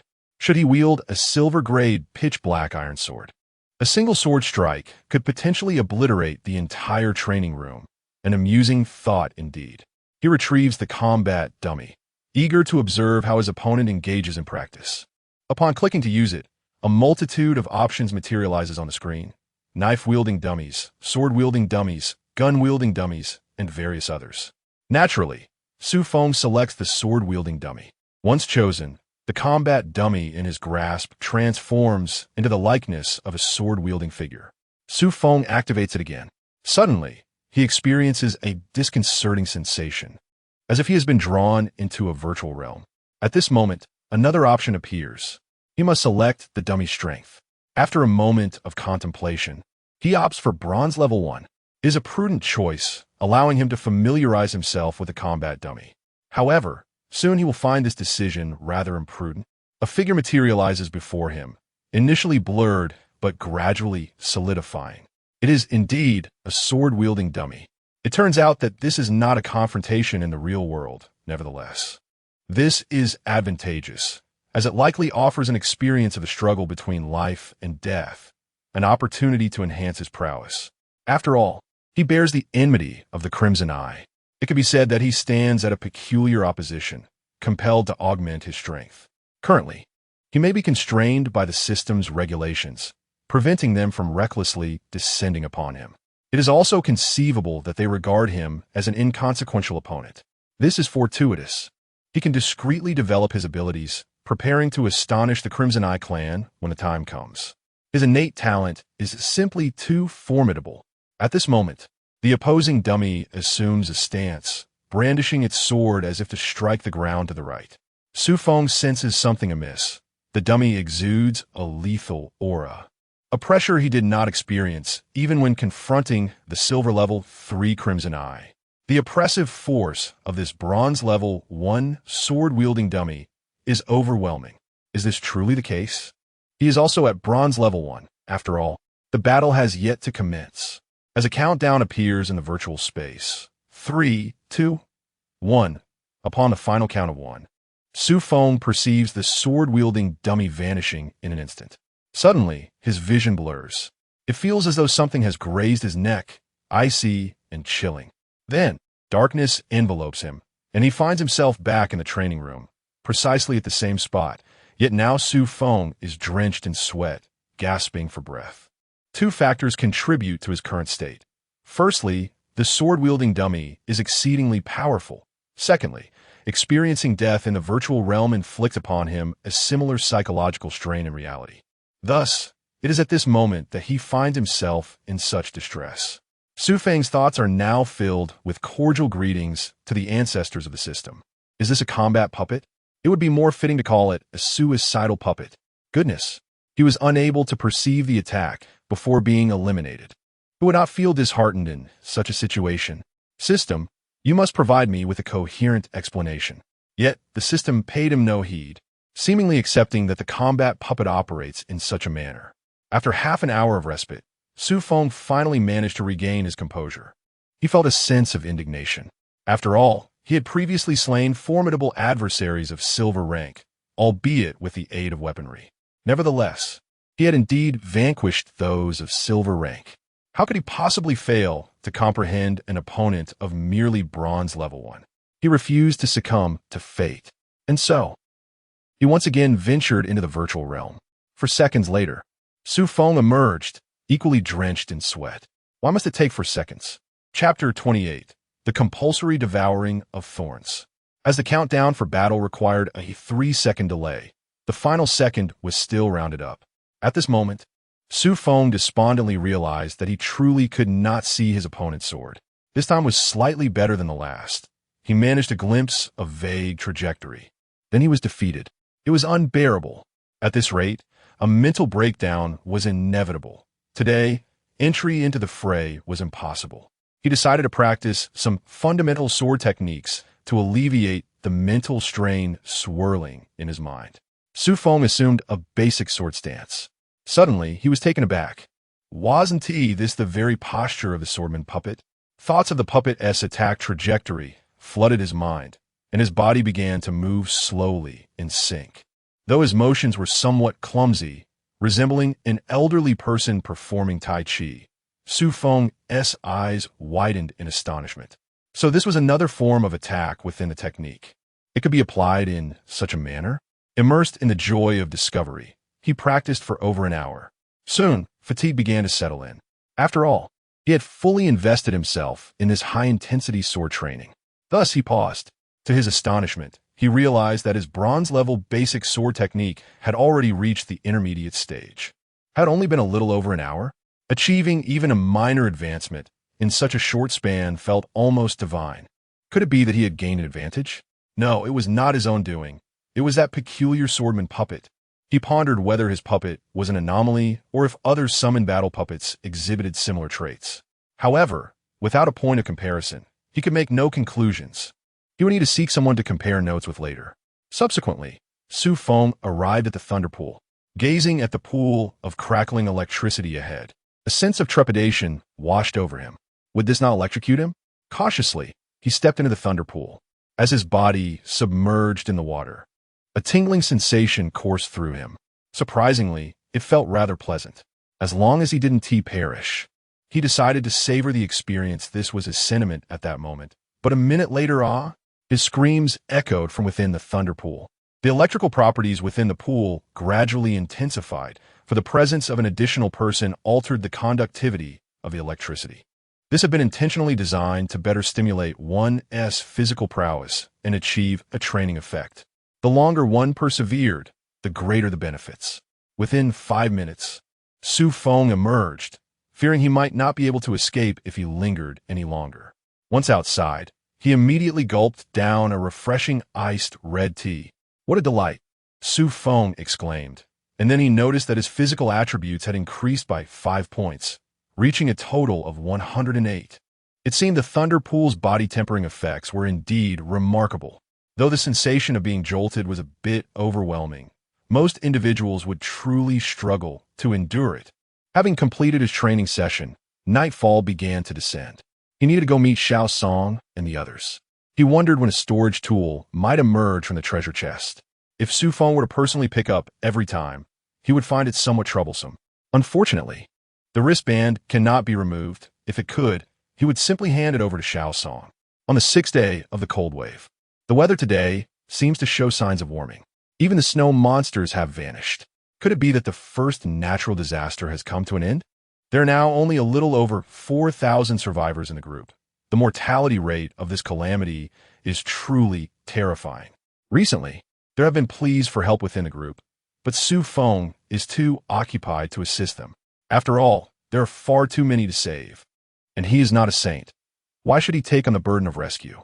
He has his own enemies to contend with. No one is coming to his aid.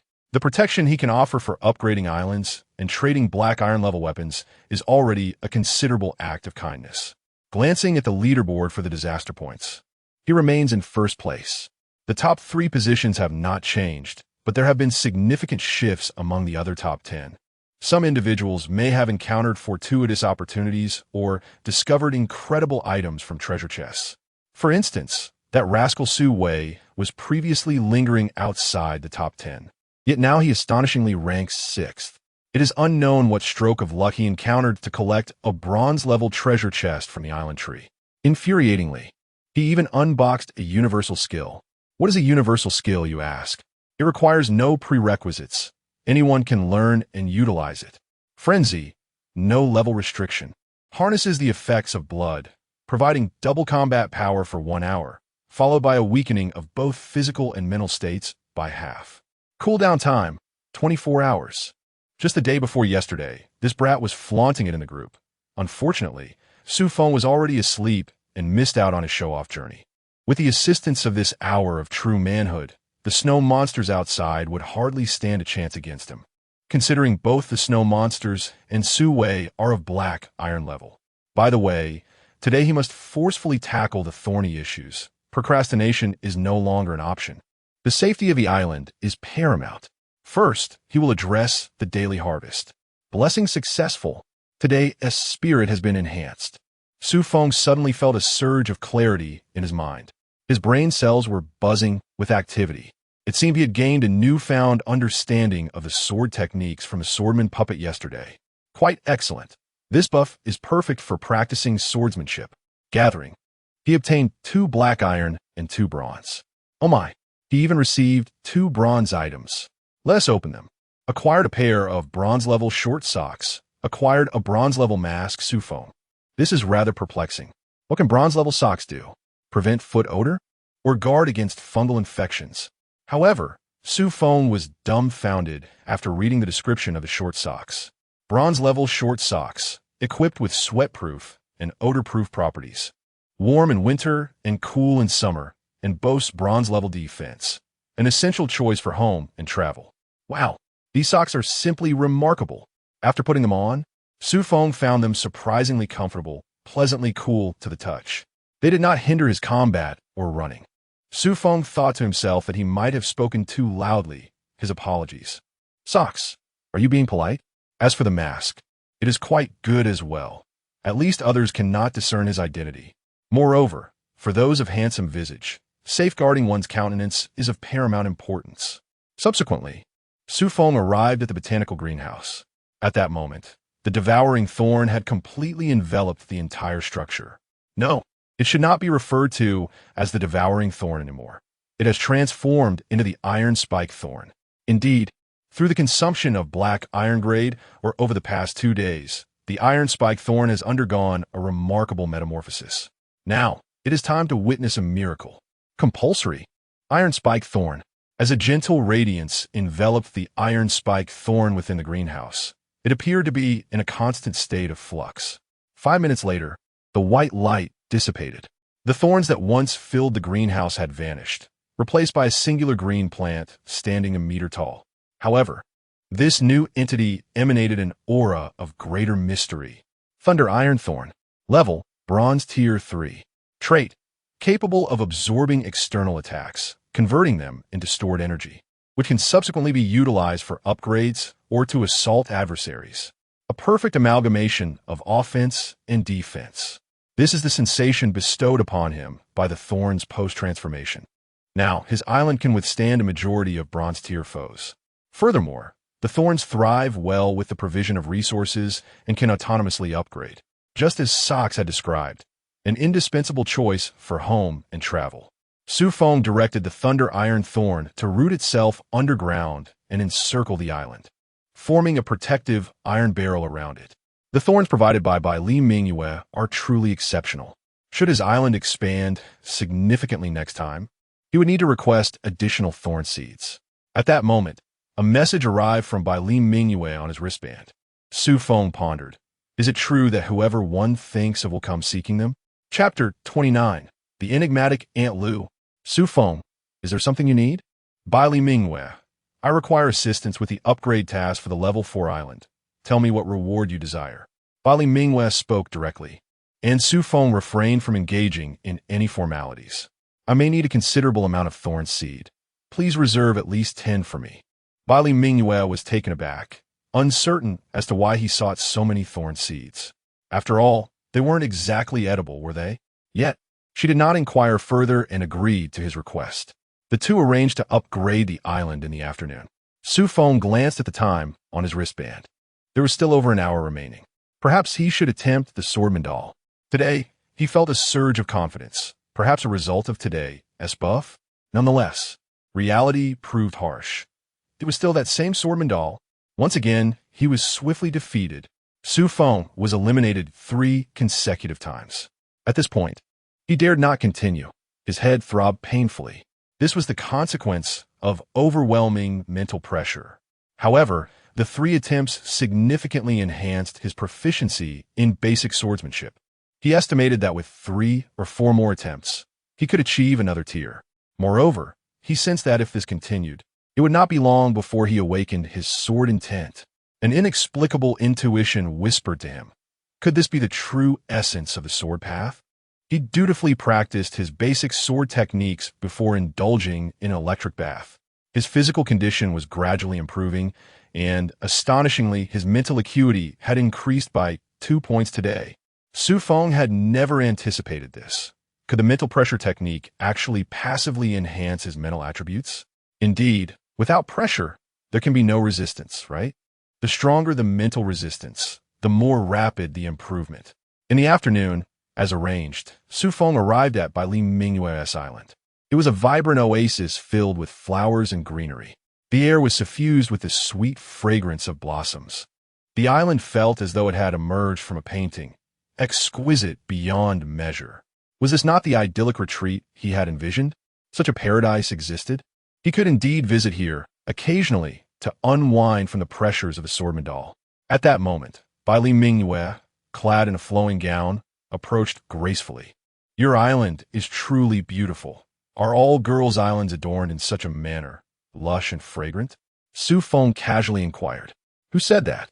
This is merely a personal preference in decoration, Bai Li Mingyue replied, unfazed by Xu Feng's bemusement. May I visit often? I have been under considerable stress lately, and wish to enjoy the scenery for some relaxation. Bai Li Mingyue, as the foremost champion of the region, you claim to be under great pressure? How are others supposed to cope? Bai Li Mingyue rolled her eyes in exasperation. Xu Feng had initially hesitated to reveal his mark, for it was no trivial matter, and certainly not a benign one. If his counterpart were to be an adversarial ensemble, it might lead to unnecessary peril. However, he observed that Bai Li Mingyue did not seem to be one who favored treachery or deception. Moreover, she had managed to gather extraordinary materials on her own, which was no small feat. If all goes according to plan, the individual before them may very well be the second survivor to ascend to a level 4 island, excluding the seasoned Mo Xiang. Furthermore, the aura emanating from this person enveloped Xu Feng in a sensation akin to a gentle spring breeze, imbued with the essence of wood. In stark contrast to the loathsome and eerie presence of the Crimson Eye, it would be even more fortunate if this individual possessed knowledge of peculiar phenomena. Xu Feng pulled back the sleeve of his left arm, revealing the Crimson Eye mark, now a deeper shade of red. Do you recognize this? Xu Feng inquired. Bai Li Mingyue, perplexed by Xu Feng's sudden action, was taken aback upon glimpsing the ominous mark. This is a mark of the uncanny, she exclaimed. She had heard from Aunt Lu that only those who have offended bizarre entities bear such a mark. The more foes one vanquishes, the darker the mark becomes, until it catches the attention of a formidable being from the uncanny realm, heralding one's demise. In a flurry, Bai Li Mingyue sought counsel from Aunt Lu, the spiritual entity residing within the necklace adorning her neck. The entity proclaimed herself to be a platinum-level powerhouse, drifting through the temporal realms from another island world. This was a gift obtained during her prior system assessment, manifesting as a reward from a treasure chest. It was only after sustaining injuries and spilling blood upon the necklace during an encounter with a snow monster boss that Aunt Lu awakened. Upon realizing that Bai Li Mingyue possessed an innate talent for wood magic, Aunt Lu took her on as a disciple. With Aunt Lu's patient guidance, she rapidly ascended to a level 4 island. However, her combat prowess remained somewhat lacking, due to Aunt Lu's presence. It appeared that she had inadvertently violated the system's regulations, resulting in a 20 increase in the difficulty of her upgrade task. For myriad reasons, she had summoned Xu Feng to assist her in overcoming the challenges of the island's elevation. Aunt Lu, this mark poses no threat to him, does it? She asked anxiously. My dear girl, why are you so concerned for him? Could it be that you've developed feelings for him after he saved you last time? Aunt Lu teased. Absolutely not. He is the strongest survivor in our region. If anything were to happen to him, it would spell disaster for our impending calamity, Bai Li Mingyue retorted quietly, though her words betrayed a hint of uncertainty. This young man exuded an extraordinary aura, already possessing the strength of a bronze level 1. And yet he seemed to harbor an elusive sword intent.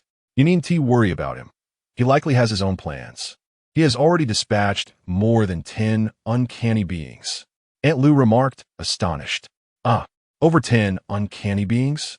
That is truly formidable, Bai Li Mingyue thought, realizing she had yet to slay even a single one. According to Aunt Lu's teachings, it was only natural for her to confront the uncanny in the future. Why not reveal your mark of wood as well? If he happens to have a spiritual elder akin to mine aiding him, it would serve as a gesture of goodwill. Aunt Lu suggested. She suspected that Xu Feng must have some external assistance. Otherwise, how could a typical survivor progress so swiftly? Reassured by Aunt Lu's insights, Bai Mingyue complied and unveiled a small grass mark upon her forehead. Xu Feng was taken aback, startled by the sudden appearance of the mark on her brow. I initially thought I had stumbled into a peculiar lair. However, upon sensing the other's wood-based mark, it became evident that it had nothing whatsoever to do with the uncanny. I possess a mark too, and there is nothing to worry about, I assure you. Bai Mingyue consoled, knowing full well that she could not reveal Aunt Lu's identity to the other party. Should the uncanny discover this, it would be disastrous. Thus, she could only offer such reassurances. Xu Feng, feeling exasperated, suggested, "Let us proceed with your upgrade island task." His mark was indeed an uncanny one. While yours is a wood-based mark and poses no threat, mine is entirely different. Nothing seems to go smoothly. I must tread carefully, lest the uncanny ambush me, even while attempting to complete an upgrade island task. Otherwise, given the system's nature, how could it possibly send 2 silver-grade sea monsters my way? Although the system has intensified the challenges of his tasks, it does not intend to eliminate him. Oh, very well then, Bai Mingyue replied. Chapter 30. The first catastrophe concludes. The two arrived at the heart of the island. Bai Mingyue commenced the enhancement of the island. Before long, the sky darkened, heralding the onset of the first wave of sea monsters. Once again, those singularly horned dolphins appeared, 5 in total. However, they were merely of bronze rank. The surrounding thorns, upon detecting the intruders, launched a frenzied assault on the horned dolphins. Yet, despite their numbers, the thorns lacked formidable strength, their levels hovering around black iron. Nevertheless, their sheer volume rendered the dolphins unable to break through for the time being, leading to a stalemate. Xu Feng, unable to bear the impasse, resolved to expedite the task and bring it to a close. A swift step combined with a lethal strike, and in mere moments he dispatched the horned dolphins. However, this was not the end. The sea monsters were poised for a second wave of attack, though only one creature emerged. To Xu Feng's surprise, it was a peculiar black octopus. Like its ordinary kin, it boasted numerous tentacles, yet possessed a singular, eerie black eye. The eye exuded a strange aura. The creature's strength was at silver rank level 1, and Xu Feng perceived no challenge. With a swift step followed by a lethal strike and sword energy, he didn't even bother with the drawn sword technique, as it required a moment's preparation. The octopus flailed its tentacles, oblivious to the caliber of its adversary. Before it could revel in the thrill of the ocean, Xu Feng's sword energy cleaved it in two. Its demise was utterly gruesome, leaving only a silver treasure chest in its wake. It hadn't even had the chance to unleash its black-eyed killing move before meeting its end. Indeed, one should not become overly exhilarated, for too much excitement can lead to misfortune. It seemed the octopus was somewhat unwilling to concede. Its black eye transformed into a mark that materialized upon Xu Feng's right arm. Xu Feng. This mark bore no trace of an attack. He could not possibly intercept it. Now, both arms were symmetrical.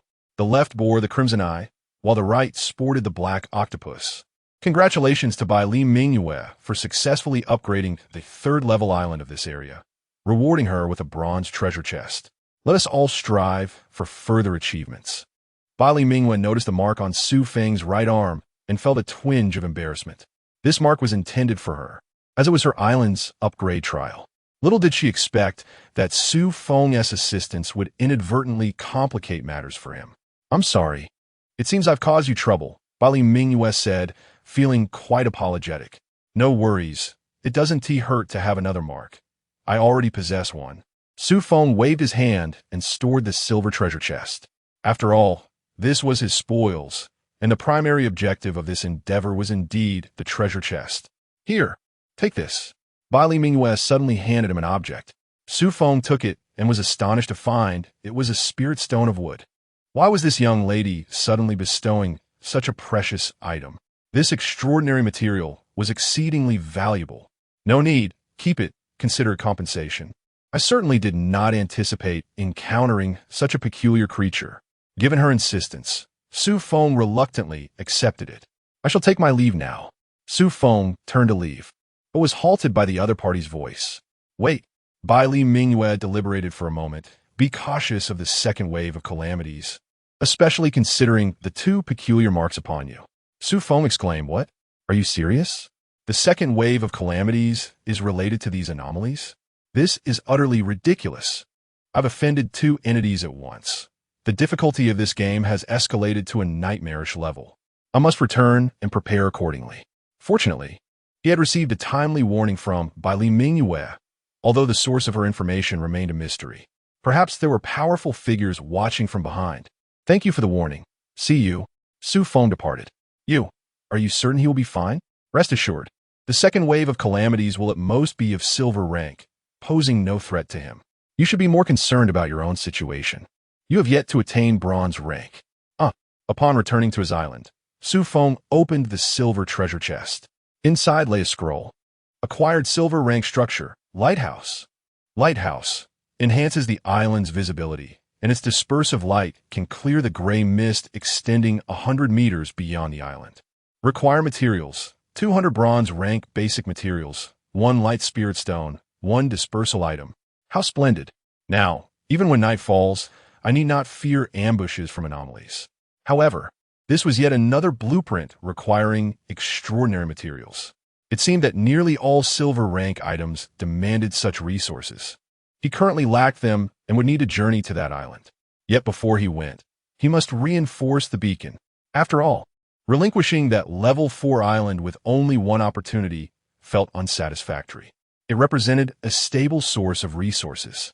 His silver rank basic resources depended on their provision. Securing the blueprint, Xu Feng took out the wood spirit stone. He decided to place it in the plant greenhouse. It was just right. The thunder iron thorn and the bronze attribute treasure tree might both require it. The former could assist in upgrading, while the latter could both upgrade and promote growth. Arriving at the greenhouse, Xu Feng buried the wood spirit stone beneath the soil. Suddenly, 2 roots entwined around it, aiming directly for the wood spirit stone. It turned out that the thorns in the treasure tree had sensed the delicacy and both sought to absorb the wood spirit stone. Xu Feng paid them no mind. How much they could absorb depended solely on their own capabilities. After all, their growth would only benefit him without any drawbacks. In the ensuing hours, Xu Feng immersed himself in the training room. With no potions available, he relied solely on his own efforts to enhance his strength.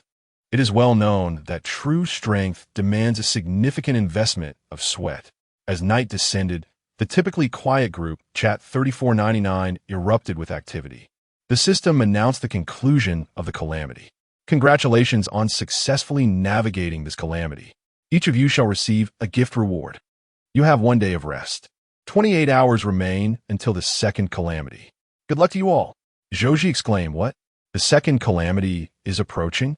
Is 1 day enough to prepare?" Su Wei, is there anyone knowledgeable about what the second calamity might be? Sha Jinghao, regardless of what it is, everyone can find food in the treasure chests. Thus strength remains paramount. Let's not slacken our efforts. Chen Fei, Brother Sha is absolutely right. I am still at black iron level 3. When will I ever reach the bronze level? Woe is me. Zhao Shuer, just passing through at black iron level 1. Is there any generous soul willing to support me? I could be both sweet and salty, yet I am delicate and fragile. Xu Feng merely observed the group chat in silence. Subsequently, he received the reward for the snow monster kill leaderboard, a silver treasure chest. He opened it immediately, acquired a silver-level building blueprint, extraordinary material conversion chamber. Extraordinary material conversion chamber allows the conversion of one type of extraordinary material into another, albeit with a certain service fee. Required construction materials: 300 bronze-level basic materials and 2 random types of extraordinary materials. Yet another blueprint for a worthless resource. Chapter 31, A Trader. Terminating the transaction. He currently possesses very few materials at the bronze level, let alone any extraordinary ones. However, the transformation chamber is quite advantageous, as it allows him to acquire specific extraordinary materials using other extraordinary resources. By the way, he has yet to claim the gift reward mentioned by the system. Opening his wristband, he discovers a gift reward waiting in his inventory. Xu Feng promptly opens it. Congratulations! You have received a reward. 50 attribute points. Oh wow, how splendid. These attribute points are exceedingly timely for most individuals. With these 50 attribute points, the majority can swiftly advance beyond the black iron level. Xu Feng is certainly grateful for these attribute points, relishing the unexpected windfall. Before long, others in the group also discover the gift reward. Wow, 50 attribute points. We've struck it rich. The system has been remarkably generous this time. Indeed, these 50 points are sufficient for me to upgrade to bronze. I also feel confident enough to face the second calamity. Alas, I am still short by 10 points. Why couldn't the system be a bit more generous? Some rejoice, while others lament.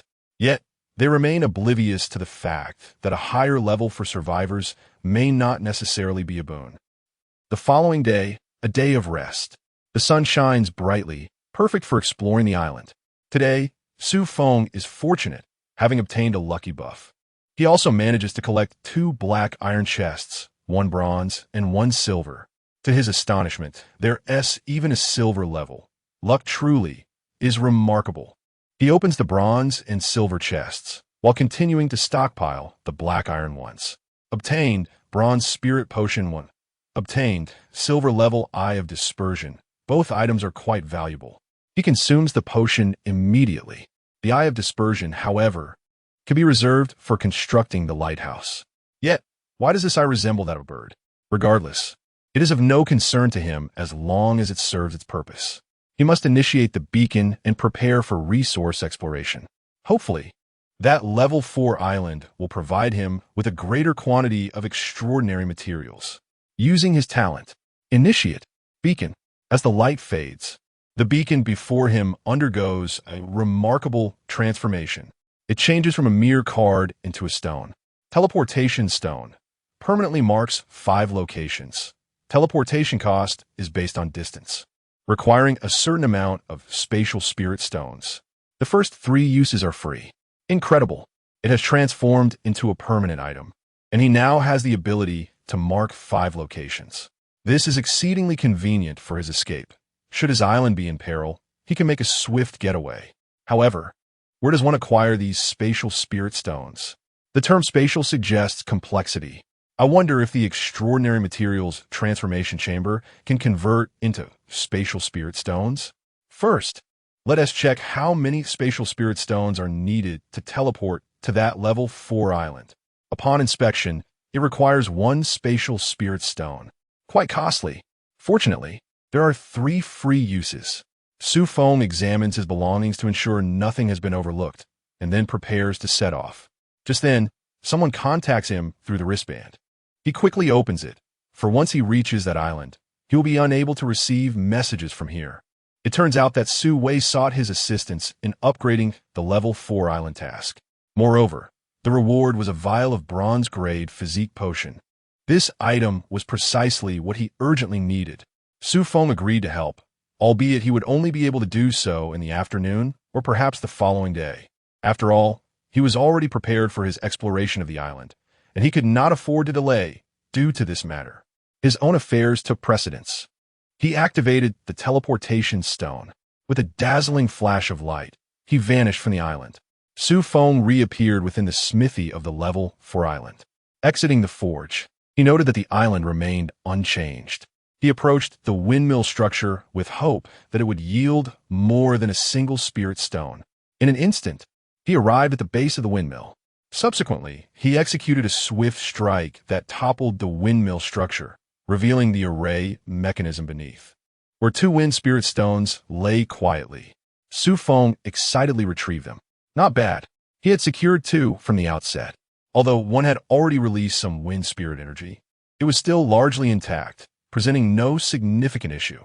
Afterward, Xu Feng explored the island and discovered that the forge also contained a fire spirit stone. Naturally, the extraction process would leave the forge incomplete. He did not find any spirit stones elsewhere, but 3 was already quite satisfactory. At the very least, it was sufficient to construct the extraordinary materials conversion chamber. In due time, the lighthouse could also be erected. Xu Feng did not depart. Instead, he summoned 3 clones. He instructed them to mine, chop wood, and dig earth respectively. These were all foundational materials of bronze grade. There were even some of silver grade. Such resources must not be squandered. Meanwhile, he intended to explore the island's edge. He was curious whether this island's world resembled that of his previous island. However, he had a premonition that they might be two disparate worlds. Upon reaching the island's edge, the vines of the surrounding wall attempted to obstruct Xu Feng. Yet, he severed them effortlessly. Beyond the vines lay an endless black sea. Strangely, this black sea appeared even darker than that at the edge of Xu Feng's own island. What could be the reason? Moreover, he saw no signs of any creatures traversing the waters. It was eerily silent. Xu Feng decided to toss a piece of wood into the sea. To his astonishment, he witnessed the wood being gradually corroded by the black waters. It was no wonder that no monsters roamed here. Who could withstand such corrosiveness? Unless some sea creatures were seeking their demise. It seemed there was no hope for him to explore this black sea. His own, yet would surely succumb to the corrosion. Just as he intended to return to assist his clones with mining, suddenly, the waters in the distance began to churn. Abruptly, a massive mech ascended rapidly from the Black Sea. Wow, this contraption looked quite impressive. It bore some resemblance to the battle armor from the Energy Messenger series, albeit on a smaller scale, suitable for a single user. The mech was a striking silver white, standing out vividly against the Black Sea. As Xu Feng was admiring the silvery mech, a sudden commotion in the water revealed two black mechs emerging from the depths. However, these black mechs were rather unsightly, with something grotesquely writhing on their surfaces, evoking a sense of revulsion that nearly caused Xu Feng to lose his breakfast. At that moment, the two black mechs seemed to have noticed Xu Feng standing at the edge of the island. Suddenly, one of the mechs spoke, its words incomprehensible and jarring. Xu Feng was taken aback, exclaiming in frustration, "What on earth? A language barrier. What are they saying? Is there a traitor? Terminating the transaction? Is that how it is?" He quickly summoned the system within his wristband. To master this language, please pay 1 extraordinary spirit stone. System, are you serious? Can you offer a discount? Do you have any idea how hard I worked to obtain this spirit stone? Xu Feng protested, but the system remained unresponsive. Gritting his teeth, he resolved to proceed. After all, this was a new world, and he was genuinely intrigued by the mechs, which could soar through the skies and engage in battle. Clearly, not an ordinary sight. Upon receiving Xu Feng's transaction of the Golden Spirit Stone, the system commenced the process of imparting the language of this world. In no time, Xu Feng grasped its intricacies, for the system's efficiency was beyond question. He swiftly comprehended what the Black Mech had just uttered. Chapter 32, Survivors of the Shattered World, Delia. It turned out to be quite different from what he had imagined. There was not an insider, nor was there a transaction to terminate. Instead, others had come to kill. Goodness, he was merely passing by and had unwittingly fallen into a calamity. At that moment, the silver-white mech across from him also spoke. "Run. They are from the Dark Hall." To his surprise, the voice belonged to a delicate and charming girl. However, Xu Feng did not flee. This black mech was only at the silver level 1. He was entirely unfazed, as he sought to comprehend this world better in order to master the origin of the mechs. The black mech charged at him, but Xu Feng was swifter. With his swordsmanship, instant step, and a lethal strike, he composedly combined his sword aura. A dazzling flash flickered past, and upon colliding with the black mech, it seemed as fragile as paper. In an instant, it was torn in half. However, it did not remain in 2 pieces for long, as it exploded at that moment. Boom! Shredded flesh and fragmented mech fell into the sea. Where's the treasure chest? Goodness, this thing doesn't T-drop treasure chests? Could it be that the chest exploded along with it? Xu Feng felt uncertain. Another black mech, witnessing Xu Feng's terrifying strength, turned to flee. But it was intercepted by the silver mech. Quick, kill him, or the Dark Hall will soon dispatch more individuals to this location. The charming girl urged once more. With the assistance of the silver mech, Xu Feng swiftly dealt with the last black mech.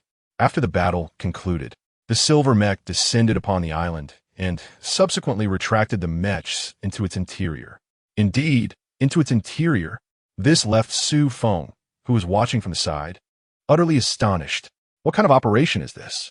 If the mech truly merged with the human body, he might find it somewhat distasteful. Was this not a state of being half human, half mech? As the mech vanished, a petite girl adorned in silver soft armor with 2 adorable horns appeared. Standing at just 1.5 meters tall, her stature was undeniably that of a cute girl. Thank you for your assistance. My name is Delia. Xu Feng. At this moment, Xu Feng still wore a mask, unperturbed by the prospect of her recognizing him. However, Delia's subsequent words directly unveiled his origins. You're not from this world, are you? Xu Feng was taken aback. How did she know? Did he not appear to fit in? It seemed he truly did not. While everyone else was clad in mechs, he stood out in casual attire, clearly out of place.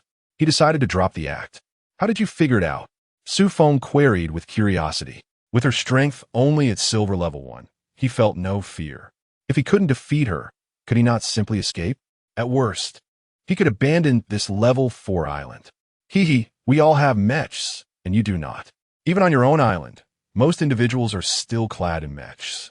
As it facilitates combat, Delia explained. Oh, I see. I'm quite curious about your mechs. Could you elaborate? Xu Feng asked directly. He was in a hurry, regardless of whether she was an adorable girl or not. Upon hearing Xu Feng's curiosity about the mech, Delia did not conceal her knowledge. After all, these devices were quite prevalent in their world and not prohibitively expensive. Soon, a black, droplet-shaped orb appeared in her hand. This was the mech orb.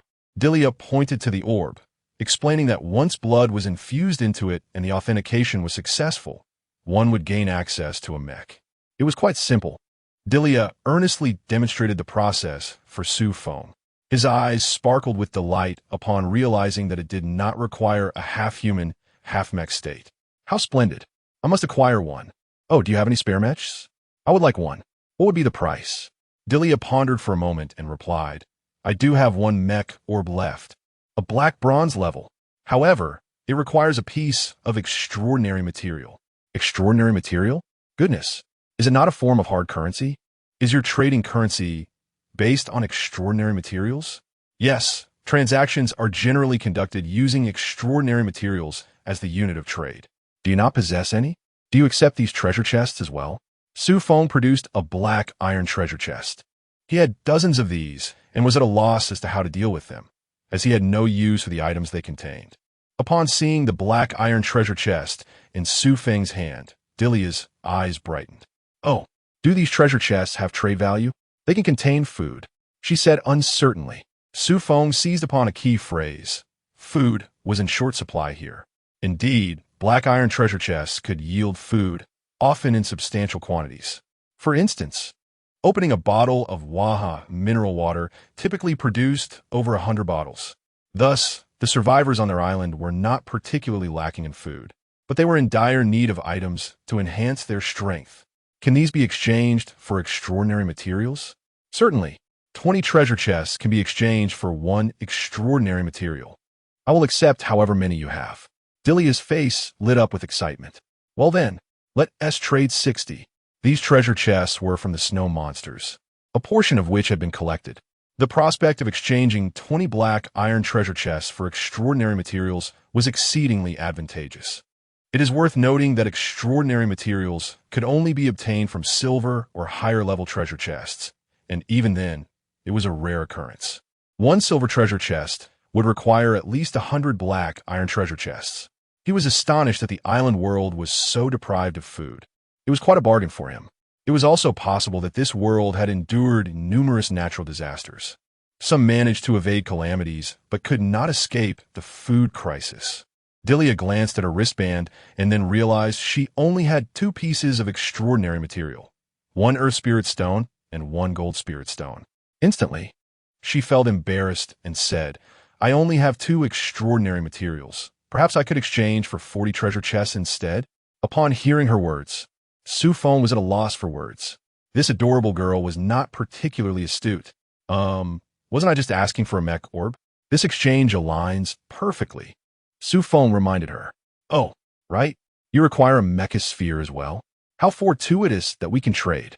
Delia remarked, brushing her fingers against her ram-like horns, a hint of embarrassment flickering across her face. The two engaged in the exchange, and Delia felt an exhilarating rush, believing she had struck a marvelous bargain. The treasure she acquired could be exchanged for at least 4 extraordinary materials. Xu Feng, too, felt a sense of victory. He was now equipped to complete numerous constructions, with surplus extraordinary materials likely remaining. With both parties reveling in their gains, one might ponder, who truly suffered a loss? Rather than parting ways after the transaction, they lingered to converse. The foundation of their trade fostered a sense of camaraderie. Through their dialogue, Delia disclosed that their island realm had long been dominated by the enigmatic. This world was known as the Shattered Isles, rife with sinister minions, leaving them to exist in a state of humble survival. The 2 black mechas they had encountered were likely sent from a dark enclave of these strange beings to eliminate Delia. Additionally, Xu Feng gleaned insights into the impending second calamity. Are you suggesting that during this second disaster, these enigmatic entities will launch an assault on the survivors? Chapter 33. Acquiring the Bronze Mecha Sphere. Indeed, this is not the most perilous situation. The true horror awaits during the third calamity, when bizarre creatures will invade the islands in droves. Thousands upon thousands of these anomalies will emerge, and without formidable offensive weaponry or terrifying power, you will have no choice but to abandon your island and drift through the Black Sea, just as we did, Delia lamented. After all, no one wishes to forsake their homeland. Though drifting across the Black Sea offers a semblance of freedom, it is fraught with even greater dangers. Fortunately, they have managed to remain united and live safely up to this point. Xu Feng inquired further. Do you know how to eliminate the marks that appear on the body after slaying those anomalies? At Xu Feng's question, Delia was taken aback, her complexion paling. You bear the marks of the anomalies? Delia exclaimed in alarm. Yes, I do. 2 of them, Xu Feng admitted candidly, recognizing that she bore no ill intent. Then you must leave at once. Return to your island, and we shall reconvene in a week to trade. Remember to bring the treasure chest. As she spoke, Delia transformed into her mecha form, poised to take flight without delay. Wait, Delia, how do I remove the marks? Xu Feng called out urgently. Remove them? Do not harbor such hopes. Only those of platinum rank possess the power to eradicate them. Moreover, to conceal your aura, you will need items of platinum grade.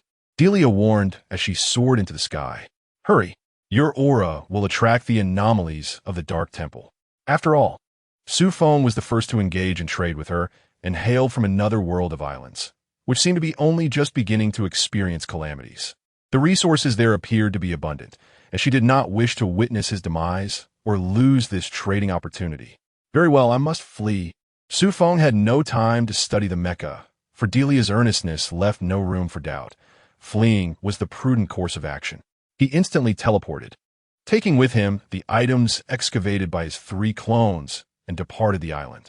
Half a minute after their departure, a squad of a dozen mecha-clad individuals in dark attire arrived above the island. What? They have escaped. Search the area thoroughly. How dare they wander about bearing the marks of anomalies, as though our dark temple is a mere decoration. The leader of the golden mecha declared coldly. Yes, my lord, replied the other mecha behind him.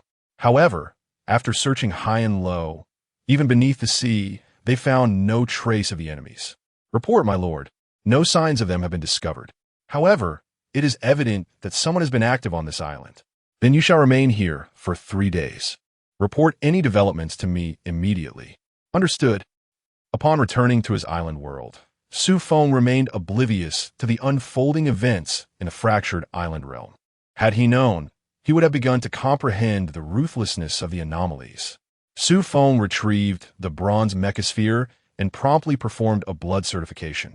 As his blood flowed into the sphere, it vanished without a trace. Simultaneously, Xu Feng sensed the presence of the mecha within his mind. The mecha sphere seamlessly integrated into his being. Let me see, it is time for my first transformation, he silently urged as he activated the mecha. In an instant, countless streams of metallic light enveloped his body. Soon, a handsome mech appeared. Xu Feng glanced at himself in the mirror and indeed looked quite dashing. He activated the instant step, and instantly, the mech mirrored his action, appearing 100 meters away. Its movements were agile, truly an impressive piece of machinery.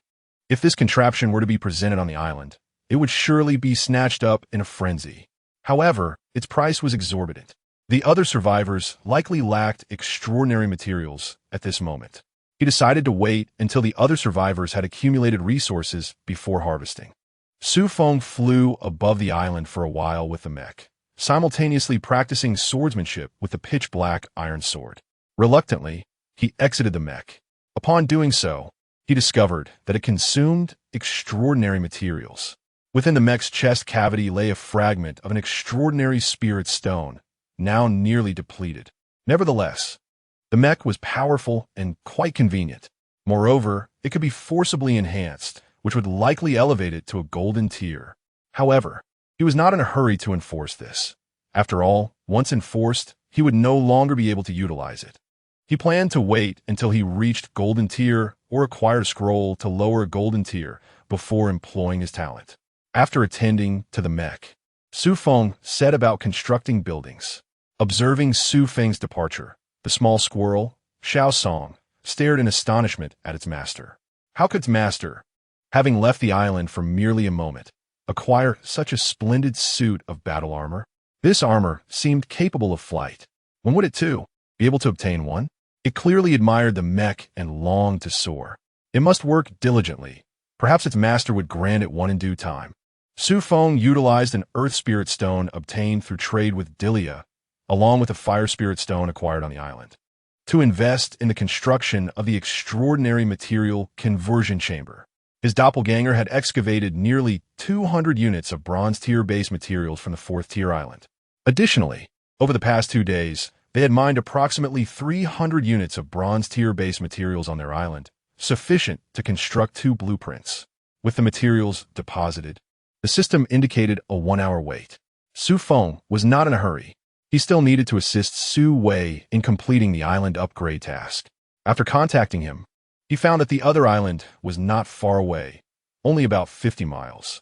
Xu Feng decided to travel using the mech, switching to a yacht as he approached.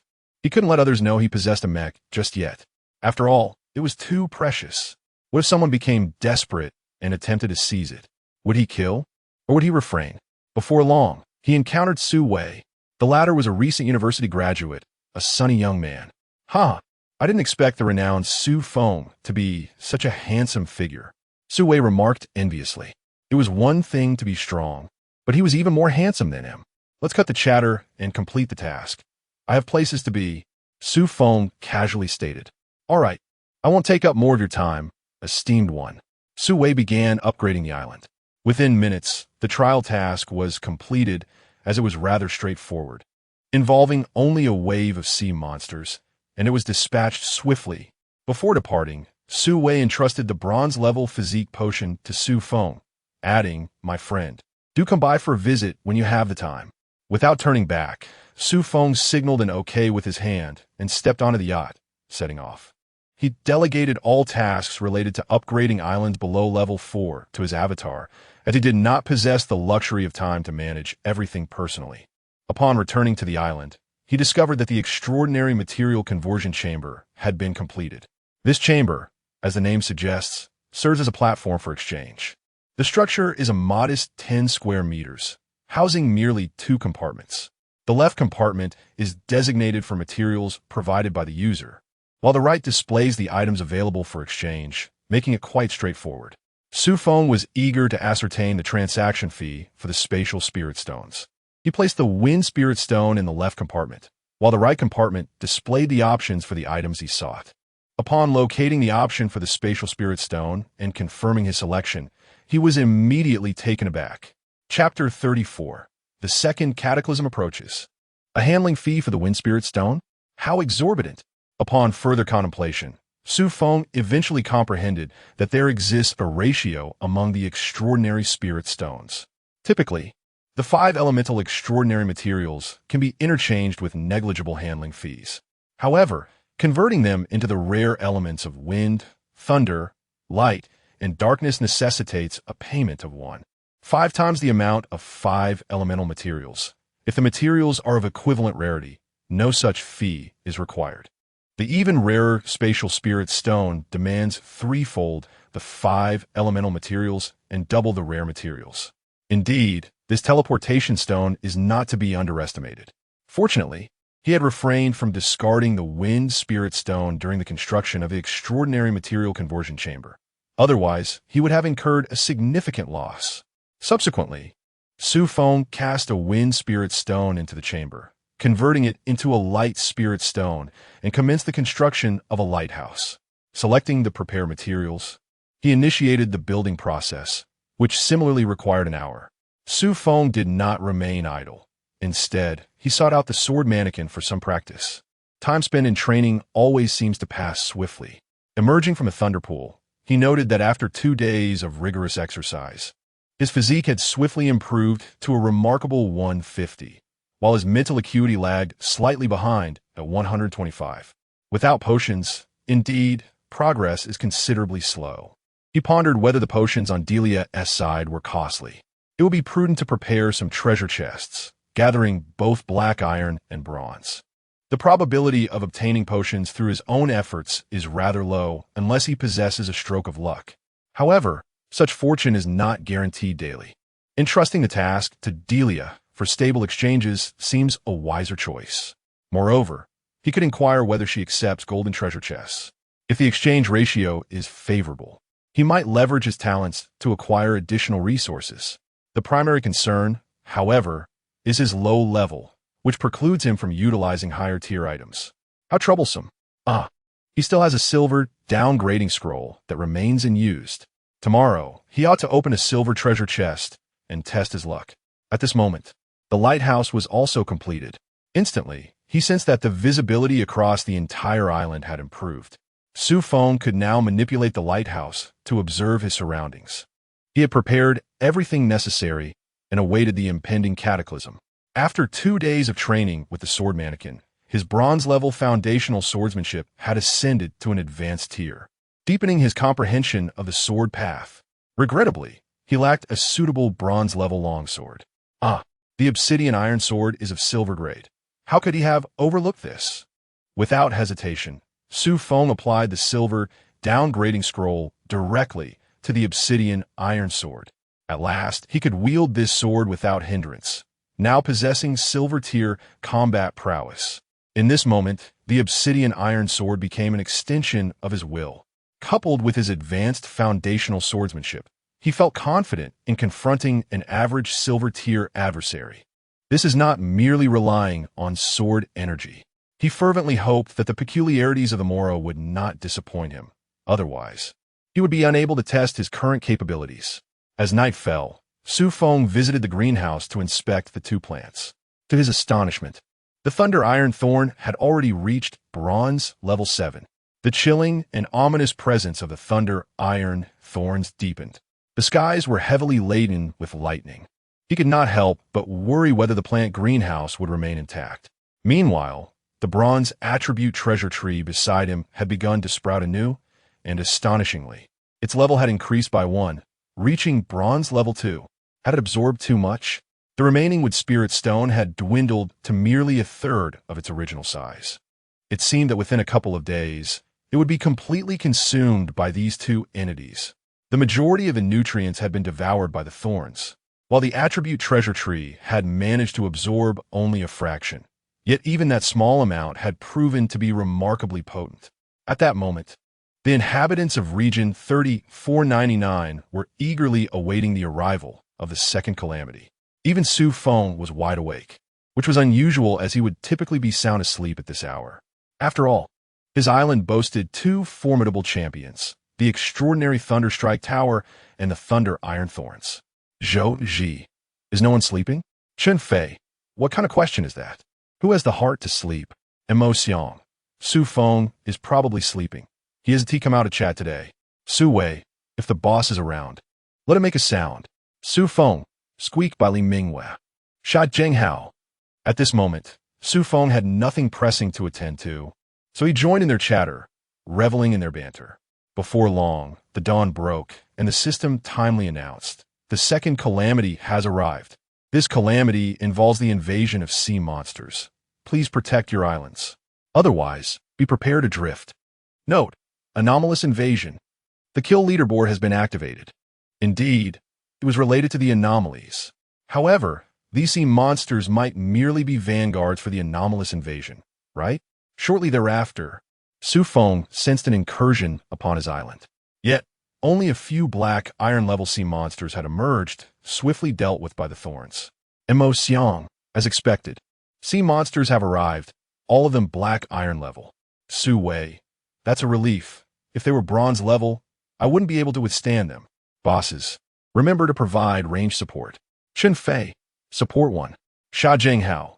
Everyone should preferably stay indoors tonight. After all, the stone houses upgraded to level 3 can withstand attacks from bronze sea monsters. Yin Hang. Has anyone seen a creature with crimson eyes? At that moment, someone suddenly spoke up. Chen Fei. Crimson eyes? No, why? What have you encountered? Su Wei. Speak up, brother. What kind of monster is it? We need to understand. Yin Hang. Ah. Help. It can shoot lasers. My house is gone. Yin Hang. Help. In the end, Yin Hang sent but a single plea for help before vanishing completely. In the chat group, even his avatar had turned gray. Sha Jinghao. Yin Hang, are you still there? Zhou Ji, brother Sha. Don't ask. He has probably gone. Alas, it seems there's more at play than just the sea monsters. Mo Xiang. Everyone be cautious. Yin Hang may have encountered an anomaly. I just encountered one myself, but I managed to shoot it down. The focal point lies in the fact that after the shooting, an eye-like mark unexpectedly appeared on my arm. This situation feels rather peculiar. Chen Fei. Ma Xiang. Do you have any insight into this strange occurrence? Well, it didn't unleash any abilities before I shot it dead. Chen Fei. Ma Xiang expressed his own discomfort, for who could have anticipated whether its abilities might prove fatal? He hesitated to grant it any opportunity. At this juncture, Xu Feng felt compelled to interject. Xu Feng. This entity is known as the Crimson Eye, a bizarre creature that possesses a form of laser attack with an exceedingly high level of contamination. The stone houses on the third-tier islands may not provide adequate protection. It will be prudent for everyone to ascend to a higher tier. Moreover, vanquishing this peculiar creature will leave a mark on one's arm, which in turn attracts even more bizarre creatures to attack. It is an endless cycle. Remember, prioritizing your safety is of utmost importance. It is best to avoid confrontation, if possible. Ma Xiang. Xu Feng, why didn't you mention this sooner? Is there still time for me to flee? Crying. JPG, Chapter 35, An Ominous Onslaught. Mo Xiang, upon finishing his statement, sent forth an expression of sorrow. Xu Feng replied, Are you not capable of fleeing? Why the panic? Furthermore, you did not consult me prior to your actions. Xu Feng spoke with a measured tone. Sha Jinghao inquired, Is there no method to dispel the mark, Xu Feng? It seems rather cruel to drive us to such despair. In truth, the system is indeed compelling them toward a dire fate. Xu Feng responded, There is truly no solution. To my knowledge, only those of platinum rank possess such means. Our sole recourse is to escape. After all, we have but one life. However, without the island, you shall be left adrift. It will be prudent for you to unite. Otherwise, peril shall only multiply. Zhao Shuer beseeched, Xu Feng, may we seek refuge upon your island? I implore you for shelter. Her plea echoed the sentiments of the others. Surely, it would be preferable to find sanctuary on the island of the esteemed one. Xu Feng replied, Not at this moment, as I bear more than one ominous mark myself. Who knows how long I shall endure? Upon reading Xu Feng's response, the others felt a tinge of disappointment, but dared not press the esteemed one further. In truth, Xu Feng was apprehensive that, should he engage in battle, he might not be able to safeguard them. After all, his own island harbors considerable danger. With 2 marks upon him, he doubted the ominous entities would show him any mercy. Yet, he had no intention of sparing the malevolent forces. Ignoring the chatter in the group, Xu Feng issued a brief command to Xiao Song, then summoned 4 avatars to guard the island. He himself retreated to rest, for he anticipated numerous battles during the day and needed to conserve his energy. At that moment, across the distant Black Sea, a thick fog enveloped the waters. Eerie entities emerged from the mists, each a peculiar creature of their respective races, exhibiting a plethora of forms. some with serpentine heads, others with tiger-like visages, and even some devoid of heads altogether. Had Xu Feng been a witness to this scene, he might have recognized two old acquaintances, a legion led by a silver-armored Crimson Eye, and another led by a black-eyed octopus. It was evident that the Crimson Eye's race held a higher status than that of the black-eyed octopus. As the various entities descended, the leaders of each race guided their respective followers away, clearly lacking any intention of coordinated action. The silver-armored Crimson Eye, designated as Silver 395, bore no true name, for only those of golden rank and above were worthy of such distinction. Silver 395 had paid a steep price for this mission. If he could slay several survivors and return with their corpses and souls, he would be rewarded with substantial resources. With such rewards, the golden rank would soon be within his grasp. If he could encounter those fortunate survivors bearing the ominous marks, the rewards would be beyond imagination. Yet, finding such marked survivors would prove challenging, as their talents were formidable. Leading dozens of entities, Silver 395 approached the vicinity of the survivors' island and came to a halt. Attack the surrounding islands one by one, locate the survivors, and eliminate them. If there are any peculiar items or extraordinary materials, gather those as well. Commanded EN 395, dispatching his subordinates. Instantly, each bronze-level Crimson Eye led a group of 10 black iron-level Crimson Eyes, forming a total of 7 teams. At that moment, it was 7 o'clock in the morning in the island world. Due to a late night, Xu Feng had yet to rise, but he was awakened by Xiao Song. "What is the matter, Xiao Song?" Xu Feng asked, still groggy as he rubbed his eyes. Xiao Song pointed towards the horizon beyond the island. Xu Feng instantly grasped his meaning.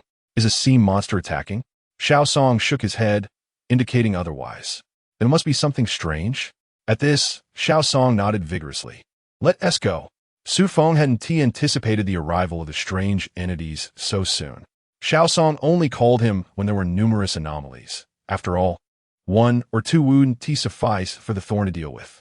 Upon reaching the lighthouse, he indeed spotted a dozen Crimson Eyes battling against the Thunder Iron Thorns in the distance. However, with 2 bronze-level Crimson Eyes on the opposing side, the pollution light posed a threat to the Thunder Iron Thorns as well. Consequently, they had yet to subdue the strange entities. The Thunder Iron Thorns were already in tatters and would likely perish soon. Although the Thunder attribute was effective against strange creatures, the sheer number of Crimson Eyes was overwhelming. Xu Feng resolved to intervene personally. While he could rely on his avatar to swiftly eliminate these anomalies, he deemed it necessary to engage directly. Donning the bronze armor acquired from the 4th-level island, Xu Feng charged forth, wielding a pitch-black iron sword.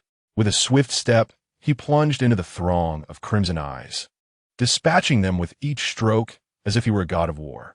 The 2 bronze-level Crimson Eyes, startled by the unknown adversary, called for the other Crimson Eyes to retreat. Alas, it was too late. Xu Feng's strikes were too rapid, exuding an aura reminiscent of Swordmaster. "Since you're here, none shall escape." Xu Feng smirked, revealing a cruel glint in his eyes. At that moment, the bronze-level anomaly finally recognized Xu Feng's identity. "Bearer of the Crimson Mark? Oh, you can speak? Quite different indeed." Xu Feng was taken aback. This group of Crimson Eyes was indeed unique, seemingly organized in their assault. After all, how could they discern his Crimson Mark? "You dare to seek death, possessing the mark? Await our captain, who shall claim your life." The bronze Crimson Eye raved in its final moments. "Captain? How delightful. I hope he isn't a bronze level." Xu Feng felt a tinge of anticipation. After vanquishing this band of Crimson Eyes, he collected 8 black iron and 1 bronze treasure chest. Indeed, slaying monsters yielded the quickest rewards in treasure. Xu Feng began to clear the battlefield, disposing of the strange corpses into the Black Sea to prevent any pollution of his island. Additionally, the Thunder Iron Thorns required some moonlight water for healing. Otherwise, given the opposing strength, it would take days for them to repair themselves. After applying a few drops of moonlight water, the Thunder Iron Thorns quickly recovered. What a remarkable substance! Suddenly, a silvery light approached from a distance. What on earth? It can fly? This defies logic. Has the realm of the bizarre advanced to such an extent? As the silvery light drew near, Xu Feng finally discerned the figure before him, a creature clad in silver armor, bearing the mark of the Crimson Eye. How could Xu Feng recognize it as the Crimson Eye? It was as if the Crimson Eye could perceive the sigil upon him, likely due to the multitude of lives he had extinguished. Survivor, I never anticipated you would remain. I consider myself exceedingly fortunate, exclaimed Silver 395 with enthusiasm. Oh, you seem quite distinct from the other Crimson Eyes, and your armor is notably unique as well. Xu Feng responded with remarkable composure. Those insignificant insects cannot possibly compare to me, the Silver Captain. Silver 395 scoffed with disdain. Yet, the intensity of the mark upon you is so overwhelming that I can hardly contain my desire to slay you. Ha ha ha, is that so? Silver 395 was soon astonished to witness the survivor rising into the air as well. Silver 395. Chapter 36. Slaying Silver 395. Xu Feng activated his mech. He had no choice but to do so. Unexpectedly, the opponent, the Silver Crimson Eye, also possessed a mech. This island world was becoming increasingly incomprehensible to him. How could the mechs from the broken world appear in the hands of these bizarre creatures from the island world? Had they developed them themselves? Xu Feng found it hard to believe. With the intelligence of those peculiar beings, how could they possibly create such advanced technology? How could you, a survivor, possess armor? Did you find it in a treasure chest? Silver 395 also wore an expression of disbelief. This was his first encounter with a survivor clad in armor. But wait, it was impossible for such an item to appear in a treasure chest. Enough speculation. I want to divulge the truth. Speaking of which, what is the reason behind your attacks on survivors? It seems we bear no deep-seated enmity, do we? Because you are our food, Silver 395 declared, before soaring towards Xu Feng, striking with a blade. Bang! The sound of clashing weapons echoed. Xu Feng struggled to intercept the opponent's longsword. The disparity in levels signified a gap in power. The Silver Crimson Eye was adorned with valuable items everywhere. The opponent was at Silver Level 3, with armor and a longsword both of silver grade. How extravagant! Wouldn't robbing such a figure lead to immense wealth? I wonder if Delia would accept these items. Delia? The two engaged in aerial combat several times, yet neither managed to gain the upper hand. Although Xu Feng's strength fell significantly short of his adversary's, his swordsmanship was exceptional. Each strike was impeccably timed, leaving Silver 395 with no choice but to defend. Coupled with the obsidian iron sword and his rapid movement skill, Silver 395 found it challenging to contend with him. However, Xu Feng could not overpower Silver 395 either. The primary issue was that his mech was rather fragile. A mere collision nearly caused it to fall apart. Alarmed, Xu Feng had no choice but to retreat and conserve his strength. There was no escaping the fact that their abilities were mismatched. Xu Feng understood that his strength equated to that of a high-tier bronze, still far from being a match for a silver-level adversary. Despite the opponent not unleashing a powerful attack, neither did he. Glancing at the fuel within the mech, he noted that the extraordinary material was nearly depleted. Xu Feng needed a swift resolution. 3 sword energies should suffice to claim the opponent's life. If all else fails, he would have to seek assistance from the Thunderstrike Tower. To confuse his opponent, Xu Feng unleashed 4 doppelgangers, each positioned at different corners.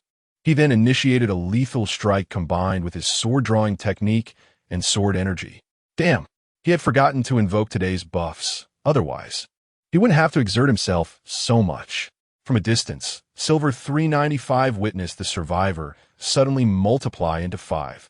He was instantly taken aback. A doppelganger technique? Are survivors nowadays so formidable? Or was he merely unfortunate? After the recent skirmish, he had gauged that the opponent's strength was roughly at the early stage of bronze. However, the actual combat prowess was astonishing. Particularly in regard to his opponent's swordsmanship, it utterly surpassed his own blade techniques. Indeed, it was a complete domination. The situation grew even more terrifying as it seemed to multiply into 5. 395 contemplated fleeing. He had initially thought it was a simple task of eliminating survivors. Yet who could have anticipated that his adversary was a veritable anomaly? En 395 prepared to unleash the light of contamination, his trump card, just as he saw two waves of sword energy being released from the opponent. He hastily invoked the light of contamination to defend himself. He was poised to find an opening and take flight when a voice emerged from behind him. Xu Feng declared, "In the end, victory belongs to me." A swift, lethal strike imbued with sword energy pierced through En 395's neck, vanishing into the night sky. Alas, the Scarlet Eye clan would not let this go unpunished. En 395 was unable to complete his final words before succumbing to his fate. As the ethereal silver treasure chest materialized, Xu Feng embraced it with fervor. He then attempted to descend to the ground. However, to his embarrassment, the extraordinary materials ignited spontaneously. His mech was absorbed into his being, while he plummeted from the sky. Fortunately, Xu Feng adeptly utilized the lethal strike to counterbalance the gravity of his descent. Though he tumbled upon landing, his body, having been tempered in the thunder pool, sustained no significant harm. Xu Feng commenced the task of clearing the battlefield, though there was little to tidy up, save for attending to En 395's remains. The opponent's armor had been torn, yet it appeared salvageable. Additionally, the weapons were of high quality and worth retaining. At that moment, he was blissfully unaware of the surge in his score on the kill leaderboard. Emotion exclaimed, "Wow, Xu Feng is truly formidable. A score of 215? Has he gone on a killing spree?" Chun Fei remarked, "The big guy is truly impressive.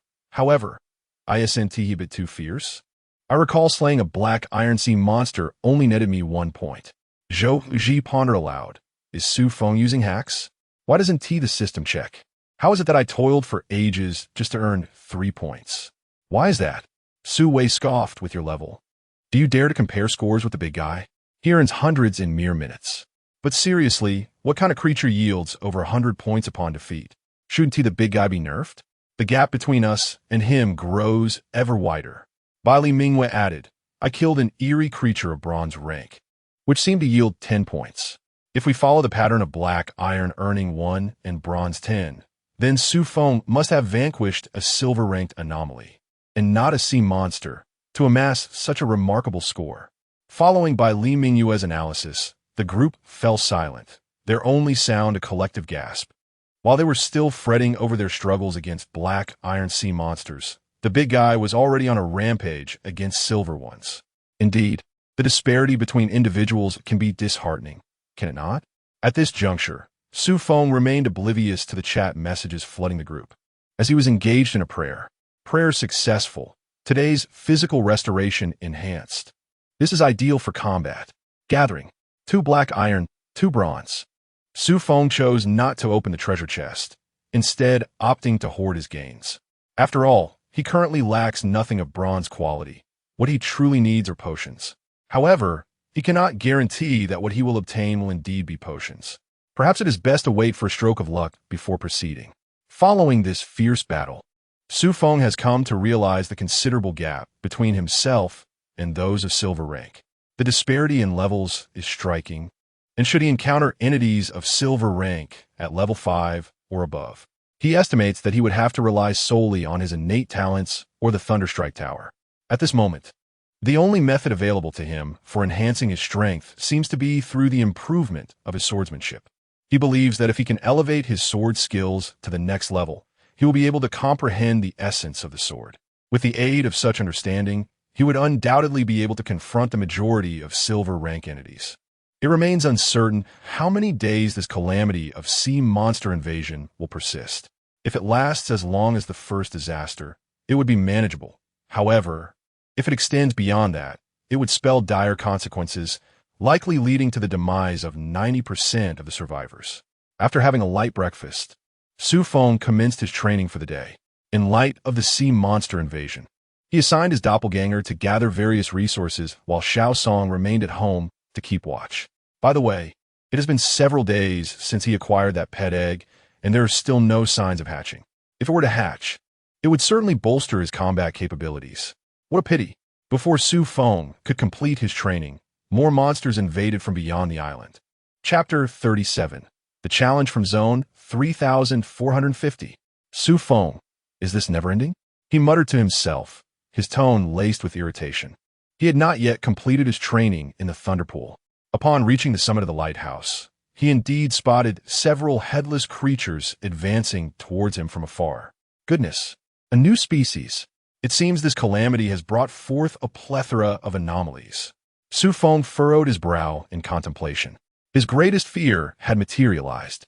These headless aberrations were indistinguishable from human bodies, save for the absence of their craniums. Fortunately, their levels were merely around that of bronze, albeit with considerable strength. With a few swift strikes, Xu Feng sent them on their way. He casually collected several bronze treasure chests that had fallen to the ground. Ah, the thunder iron thorns can actually consume these bizarre bodies? How had he not noticed this before? Could it be due to their injured state? At that moment, he observed the thorns gradually devouring the headless, grotesque corpses. This sight filled him with immense delight. After a couple of fierce battles, the thunder iron thorns had reached bronze level 8. It wouldn't be long before they ascended to silver. They were destined to become his foremost force. Truly, they were the devouring thorns, capable of consuming even the oddities, albeit at a somewhat sluggish pace. Xu Feng retained 2 of the corpses to feed to them, discarding the others into the sea. Watching the bodies sink beneath the waves, he felt a twinge of wastefulness. When would he be able to utilize these aberrant corpses? However, it was a daunting task. Their bodies were tainted with otherworldly pollution, far beyond the means of ordinary purification. Forget it, he thought, returning to his sword practice. The pinnacle of extreme stages was not far off. He spent the next 2 days embroiled in battles against the invading anomalies. Xu Feng had grown accustomed to it. Even his sleeping patterns had become erratic. Words cannot express. Nonetheless, his gains were substantial. Firstly, he acquired a plethora of bronze and black iron treasure chests, with the former numbering over 10. The latter was even more plentiful, exceeding 50. He even possessed 3 silver treasure chests. One was obtained from slaying an anomaly, while the other 2 were collected. Through combat and consumption, the thunder iron thorns had ascended to bronze level 9. Just one more level, and they would achieve silver. Throughout these 3 days, he had utilized his talents, one of which was employed in combating the anomalies. The singular silver treasure chest that dropped was also a result of their efforts. Faced with a silver level 8 anomaly of formidable strength, he had no choice but to deploy it. Remarkably, even after its use, the creature did not perish. It was ultimately defeated through Xu Feng's perseverance. The remaining 2 instances were directly used to hoard gold treasure chests. During these 3 days, he had not received any beneficial buffs from his blessings. Yet he managed to collect 2 silver treasure chests. All 3 silver chests had been opened, yielding 100 milliliters of moonlight water, a piece of gold spirit stone, and silver-grade soil. Xu Feng promptly discarded the silver-grade soil into the plant greenhouse, not wishing to even glance at what it might yield. Today marked the 5th day of the second calamity. Blessings successful. Today's luck has increased. At last it had arrived, the long-awaited fortune. Today he could finally open the bronze treasure chests. He hoped they wouldn't disappoint him. Collection: 3 bronze, 1 black iron. Not bad. Just as Xu Feng was preparing to wash his hands of the past, to cleanse himself with incense and a bath, and to open his treasure chest, an announcement unexpectedly arrived from a system. Notice, Region 3450 has initiated a challenge against Region 3499. The victorious side shall receive abundant rewards, while the defeated shall face consequences. Due to the Calamity period, the challenge content has been automatically changed to a kill leaderboard, with the region that accumulates the highest points emerging victorious. Rewards: the winning side will enjoy a 50 resource gathering bonus and receive 50 attribute points daily for 7 days. The best survivor's rewards will be doubled, and the duration of the rewards will also be extended. Punishment: the losing side will be barred from any island tree rewards for 7 days, and their island structures will randomly degrade once. Xu Feng: what is this? Who dares to issue a challenge, especially against our region? Are they courting death? However, the rewards are indeed too enticing. Is this not akin to receiving free money? Just when he needs attribute points, unexpectedly, someone arrives to bestow them upon him. What could the people of Region 3450 be thinking? Are they overly confident? At this moment, the group chat buzzed with excitement. Su Wei, wow, there are actually people from other regions, and they challenged us? Zhou Ji. ISNT this like giving away money? Our esteemed Xu Feng is a powerhouse. We could just sit back and await the rewards. Xu Feng. Count me in for the rewards. Zhao Shuer. Count me in for the rewards as well. Xu Feng. Count me in for the rewards 100 times over. Sha Jinghao. Hey, something feels off up there.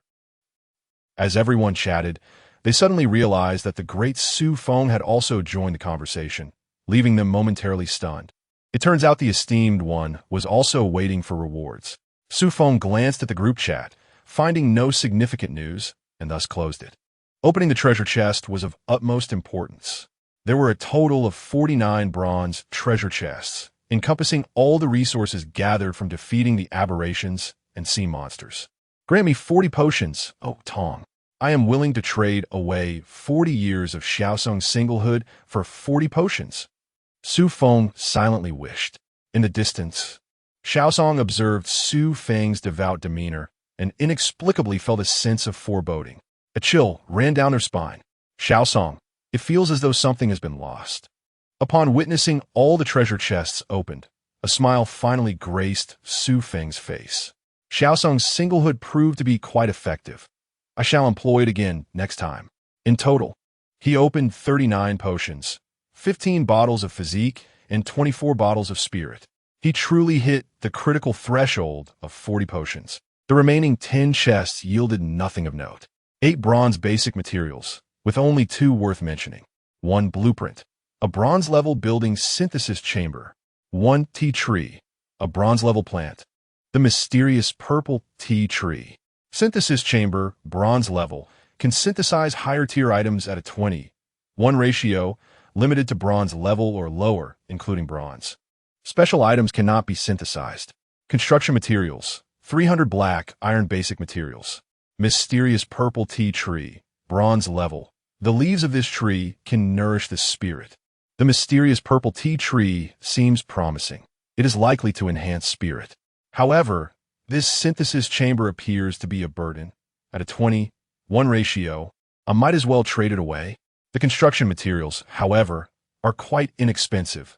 Let us proceed with the building, for he is certainly not lacking in these supplies. When the time comes, with the limited uses of his talents, he shall observe their application. May a miracle unfold. Subsequently, Xu Feng began to consume potions with fervor. Yet, the bronze-level potions possessed an unexpected bitterness, compelling him to endure their taste. After consuming 10 bottles of mental potions, he found his body uncomfortably affected. He then opted to try the physique potions, drinking another 10, but soon realized his body was on the verge of being overwhelmed. Reluctantly, he had to abandon this endeavor. It seems he can only consume 10 bottles of such potions each day. Nevertheless, he has now reached bronze level 2. Once these potions are finished, coupled with the training from the Thunder Pool, he is likely to ascend to bronze level 4. This is already quite commendable. Progression through the bronze ranks is indeed sluggish. With both physique and mental attributes at 100 points, who possesses such an abundance of attribute points? The system offers no events. When shall he ascend to silver level? Just as Xu Feng lamented the slow pace of his advancement, someone in the group began to fervently tag him. Xu Feng was perplexed. Why would his group members seek him out at this moment? Chapter 38. Comprehending the essence of the sword upon opening the group chat for Area 3499. The situation became immediately clear. Zhou Ji, Brother Xu Feng, we need to come up with a plan quickly. The points in Area 3450 have surged significantly. They have reached 112, while we are languishing at a mere 12. Su Wei. Indeed, Area 3450 came prepared. They are quite formidable. Chen Fei, do not worry. Our esteemed brother surely has a strategy. Xu Feng Mo Xiang. Let us all strive to slay monsters. Let us not pressure Brother Xu Feng, as he may be preoccupied at the moment. Amidst the flurry of messages in the chat, some began to voice their frustrations, noticing Xu Feng's silence. Mo Xiang could only offer words of comfort to others, urging them not to burden their own teammates. Xu Feng observed that Mo Xiang and the others were defending him. Indeed, their concern was not in vain. Xu Feng, Everyone should focus on what they need to do. There is still time before the calamity strikes. Rest assured, I have everything under control, and I shall not disappoint you. I would never jest with my own island. After sharing a few words, Xu Feng exited the chat to dedicate himself to sword practice. He felt that today he could reach the pinnacle of the foundational sword technique, and thus awaken the essence of the sword. He was eagerly anticipating this arrival. He was merely a thin veil away from grasping the essence of the sword, a barrier that stemmed from insufficient foundational sword techniques. In recent days, his sparring with the sword spirit had allowed him to sense the sword's essence, though his technique still required refinement. Now, with his enhanced capabilities, he was confident in reaching the level of sword essence. As usual, he summoned the sword spirit. He was now able to engage in several exchanges with it, though still limited to just a few strikes.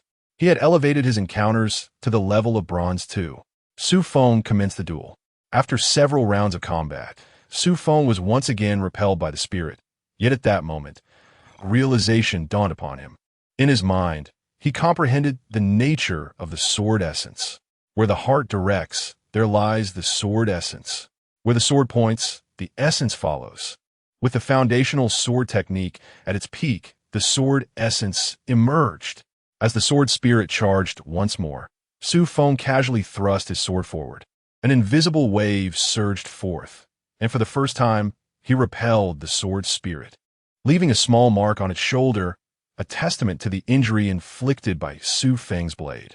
The sword spirit rose, and it seemed to blink. Xu Feng felt a moment of confusion. Did the sword spirit just blink? Surely it must be a trick of his imagination. Perhaps the excitement of comprehending the sword essence had overwhelmed him. However, the subsequent attack from the sword spirit transformed. A strike aimed at his midsection came forth. Xu Feng intended to intercept it using the sword essence and to triumph over his opponent.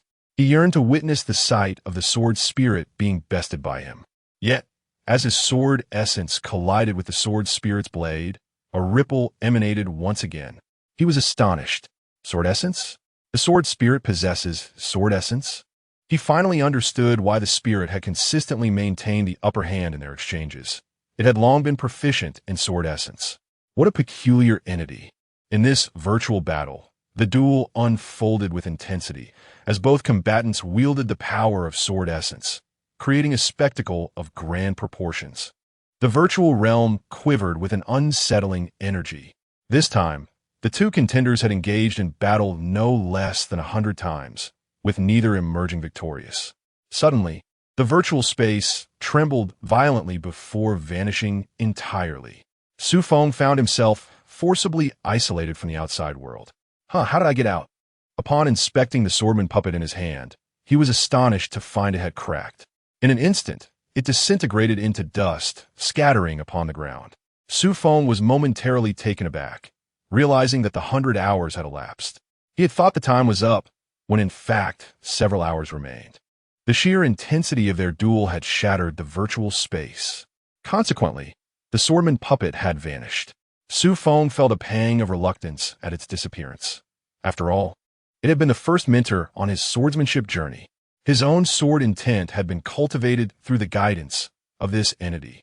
Kneeling, Xu Feng bowed his head to the dust. This gesture reflected his respect for the swordman puppet, for without its companionship and training, he would never have comprehended the essence of sword intent. Once a teacher, always a teacher. Subsequently, Xu Feng continued to the Thunder Pool to hone his physique. Without the swordman puppet's guidance, his swordsmanship was likely to stagnate. Fortunately, he had already grasped the essence of sword intent. Moreover, he had come to understand the training levels of sword intent. This involved refining his sword intent, akin to his current proficiency of 1/10, with aspirations to reach 2/10, and ultimately achieving perfection. His journey towards mastering sword intent remained a daunting path ahead. Emerging from the Thunder Pool, Xu Feng glanced at the points leaderboard. Region 3499, 15 points. Region 3450, 150 points. Indeed, there was some merit, albeit limited. Was there a formidable expert in Region 3450? Otherwise, how could their points have surged so rapidly? It seemed he too must embark on a significant endeavor. A smile crept onto Xu Feng's lips. Meanwhile, on an island 100 miles away, numerous survivors were engaged in combat against sea monsters. They were, in fact, the survivors from Region 3450. It was surprising to discover that the two regions were separated by a mere distance of over 100 miles. Brother, your strategy is truly brilliant. By refraining from slaying the amassed monsters, we can now eliminate them and witness a remarkable surge in points. Region 3499 is utterly worthless. Defeating monsters there yields only 5 points? They simply cannot compete with us, exclaimed Deng Kai, filled with excitement. Ha! It's all thanks to the support of my brothers. And of course, Sister Xiao Zhan's healing skills. Once this calamity concludes, we must celebrate and enjoy a few drinks. Deng Yuan replied jovially. You two are truly formidable. My role is merely to handle logistics, and your contributions far outweigh mine, chimed in Zhou Xiaozhan, batting her beautiful eyes with a sweet demeanor. Her flattery delighted the brothers, bringing them a sense of inner satisfaction. It turned out that the individuals from Region 3450 had already seized the opportunity. The challenge card had been obtained by Deng Yuan from a silver treasure chest. Initially deemed useless, it was Zhou Xiaozhan who proposed challenging other regions. As they initiated the challenge, they were privy to the rules. Thus, they garnered the assistance of all their regional compatriots, first injuring the black iron-level monsters before capturing them. However, they had only managed to confine around 100 of them. Beyond that, they lacked the manpower to guard them. Brother, now that all the monsters have been vanquished, should we continue to slay others? Deng Kai inquired. Sister Zhou, what is your opinion? Deng Yuan asked Zhou Xiaozhan, fully aware that he lacked understanding of strategies, as all plans were devised by her. Indeed, it would be prudent for you two esteemed gentlemen to eliminate more monsters, if they are of the bronze level. That would be even better. After all, the inhabitants of Zone 3499 may also be exerting themselves to slay monsters. We must not be complacent. Zhou Xiaozhan contemplated thoughtfully. Very well, instruct the other brothers to continue hunting monsters, but let us adopt a more measured approach. Safety must come first, Deng Yuan commanded. The others promptly acknowledged his directive. Watching as they departed, Deng Kai and Deng Yuan had no intention of personally engaging in a monster hunt. They were content to delegate the task to their subordinates, assuming the role of aloof overseers. Although both brothers possessed the ability to defeat bronze-level monsters, such creatures were notoriously challenging to dispatch.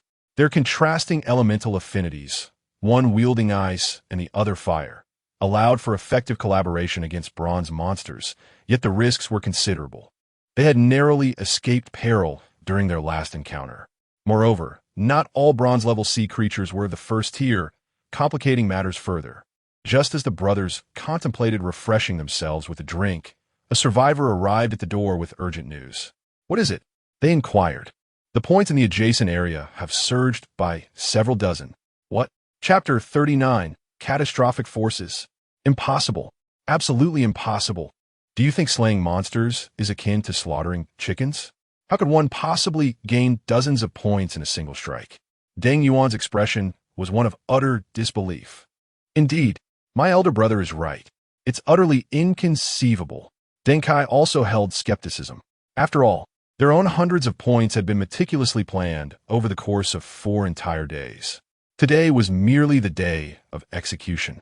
How could the opposing side achieve such feats? Should the two esteemed figures require verification, they could simply consult the leaderboard. At that moment, the opposing side had indeed accrued dozens of points. The younger brother wore a sorrowful expression. Truth be told, he too was incredulous. However, after rubbing his swollen eyes, he ultimately resigned to the bitter reality.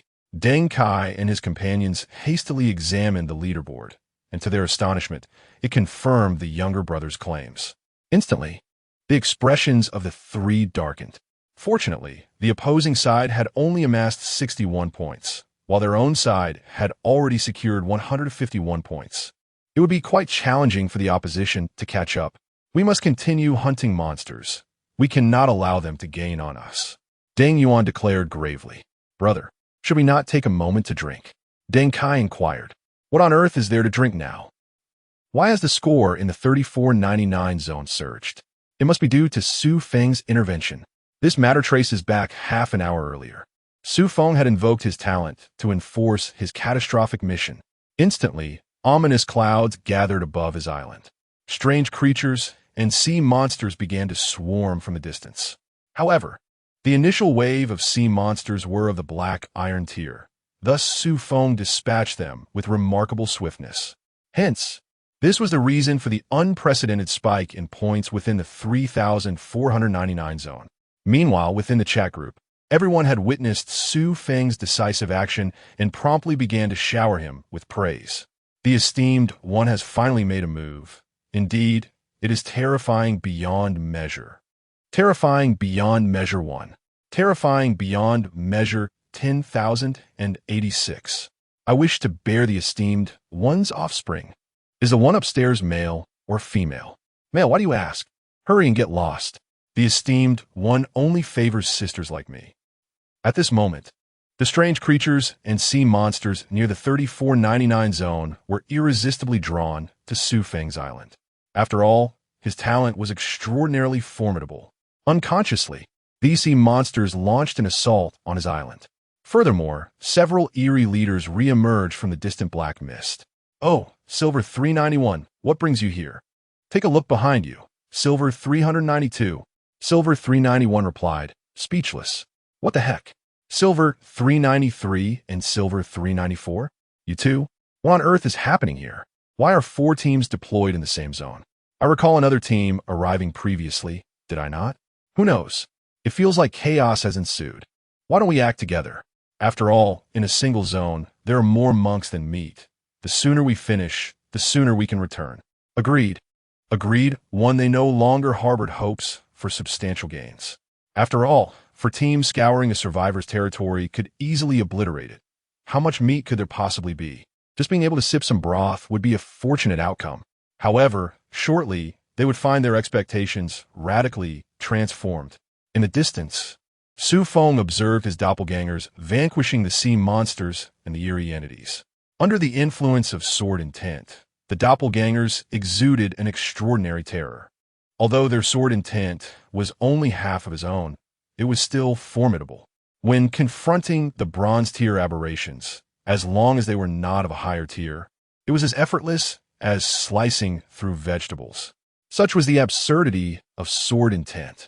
Surely, they must be arriving soon. Xu Feng stood atop the lighthouse, gazing into the distance, murmuring to himself. By the natural course of time, the leader of the aberrations should have arrived by now. Why was he made to wait so long? Suddenly, 4 streaks of silver light shot forth from afar, accompanied by over 100 eerie entities, all belonging to the Crimson Eye clan. Huh, they have finally arrived. Xu Feng's face lit up. These were all treasure chests. Silver 391 and his companions noticed a survivor's island in the distance, where numerous corpses of aberrations and sea monsters lay beneath.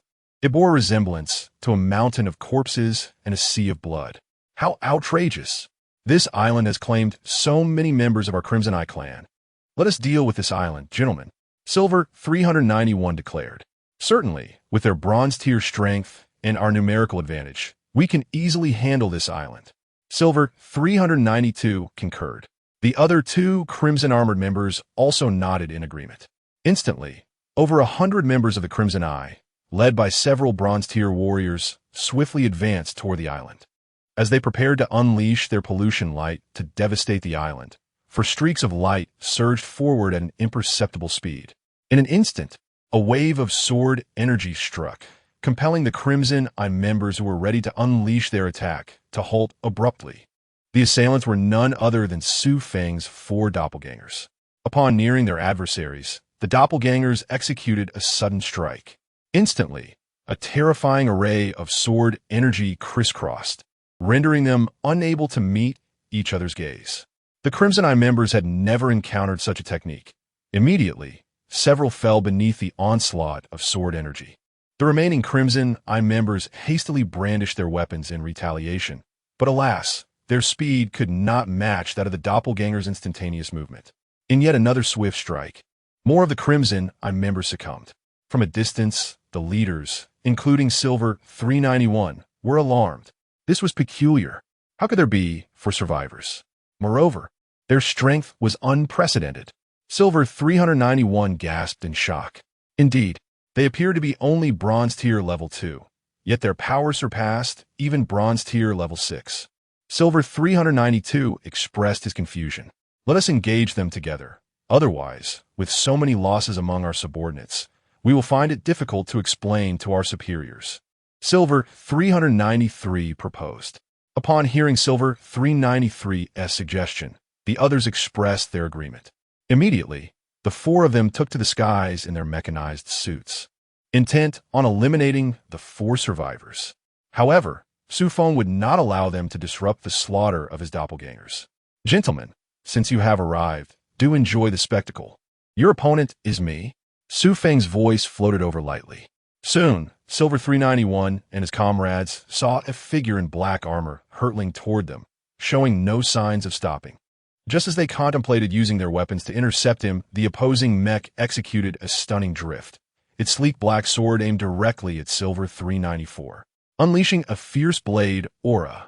With the techniques of sword drawing, instant kill, and blade energy combined, this strike was sufficient to claim the life of Silver 394, a mere Silver Level 4. Indeed, under the weight of that terrifying blow, Silver 394 had no time to react, his throat severed in an instant. His lifeless body plummeted from the heights above. Naturally, Xu Feng gleefully accepted the falling silver treasure chest.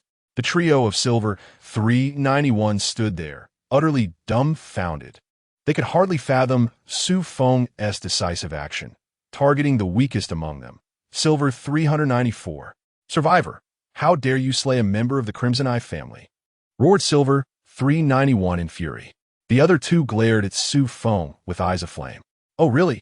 Does your Crimson Eye family believe they can only take lives while others are forbidden to strike back? Xu Feng replied with a hint of amusement.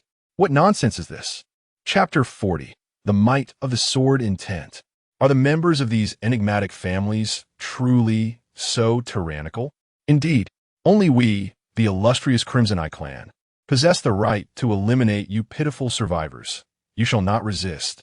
Otherwise, you will face the relentless pursuit of our clan. Silver 391 cast a deathly gaze upon Xu Feng. I hardly believe that. Xu Feng retorted coldly. Having already vanquished so many from the Crimson Eye, what are three more to me? Prepare to be sent on your journey and reunite in the afterlife. With an expression of indifference, Xu Feng swiftly drew his sword once more, executing the combination of sword technique, instant kill, and sword chi. His aim was fixed upon Silver 392, whose strength was at Silver Level 6. Xu Feng deemed him the most vulnerable target, as the other two were of Silver Level 7 and thus formidable opponents. Realizing the impending threat of the devastating sword chi, Silver 391 shouted, 392, be cautious. Though Silver 392 could not evade the attack, he adopted a peculiar posture to avoid the brunt of the sword's fury, albeit at the cost of an arm. Xu Feng, witnessing this sacrifice, felt a twinge of regret. Nevertheless, it mattered little. The sword chi was no longer his trump card. His true advantage lay in the state of sword intent. With sword intent, the sword chi became manageable. Yet, to Xu Feng's astonishment, Silver 392's severed arm miraculously regenerated. However, the arm's mechanical armor lay in ruins, leaving it exposed to the elements. This revelation illuminated the terrifying capabilities of the Crimson Eye clan. Regeneration from dismemberment, a fact Xu Feng had previously been unaware of. Let's attack together. Do not grant him a moment's respite. Silver 391 proclaimed gravely. The trio swiftly encircled Xu Feng, trapping him within their midst. Even with his instant step technique, escaping their grasp would prove challenging. Observing their strategy, Xu Feng couldn't suppress a chuckle. The true battle had only just begun. He flashed a grin, prompting Silver 391 to scoff at Xu Feng's audacity. With their combined strength, they believed even the dread sword chi would be ineffective against them, for this was the chasm of power that separated them. Just as the trio sought to impart the disparity between silver and bronze upon Xu Feng, an overwhelming force suddenly enveloped them, causing their swords to hum ominously. Their hands trembled as though the blades sensed an unseen terror. What is happening? Silver 392 exclaimed in bewilderment, utterly perplexed. In an instant, a flash of brilliance surged forth, compelling Silver 392 to raise his sword in defense. To his utter disbelief, his weapon shattered. Indeed, Xu Feng had cleaved it in twain with a single stroke, and in the same motion, severed his head. Such was the terrifying result of Xu Feng's instant kill combined with sword intent, rendering him an unstoppable force. The sword intent enhanced his speed and sharpness, even cleaving through his opponent's silver weaponry. Sword intent is indeed sword intent. Silver 391's eyes widened in horror as he fixated on Xu Feng, as if witnessing a ghost. He didn't even spare a glance at the lifeless form of his fallen comrade, Silver 392, as he suddenly recalled the essence of the sword aura emanating from his opponent. He realized it was none other than the sword intent sought after by formidable sword practitioners throughout their lives. This terrifying state of a swordsman could indeed allow one to battle beyond their own rank. Their clan possessed individuals who wielded such prowess, but those esteemed figures nurtured these talents as the pinnacle of their family. Little did they expect that their adversary would be a survivor endowed with sword intent. How careless! Silver 391 compelled himself to regain composure. Given the prowess he and Silver 393 possessed, slaying Xu Feng, who wielded sword intent, would be a formidable challenge. A slight misstep could lead to his own demise. Thus, he cast a glance at Silver 393, conveying a clear message: escape. Silver 393 silently acquiesced to this notion. After all, upon hearing the mention of sword intent, he had grasped just how formidable their opponent truly was, though he lacked precise knowledge of the power of sword intent. He had heard tales of its might. To think you are also aware of sword intent. It appears this phenomenon is not as rare as one might believe. Xu Feng muttered to himself. Upon hearing this, Silver 391 was nearly driven to thrust his sword at him. How could this person be so audacious as to take advantage and then feign innocence? At that moment, even as Xu Feng spoke, his sword did not hesitate. Once more, he launched an attack at Silver 391, employing both a swift strike and his sword intent. Silver 391 dared not confront him. Instead, he raised his sword to deflect the force and retreated in the wake of Xu Feng's assault. He understood that engaging in direct combat with an opponent wielding sword intent would be tantamount to courting death.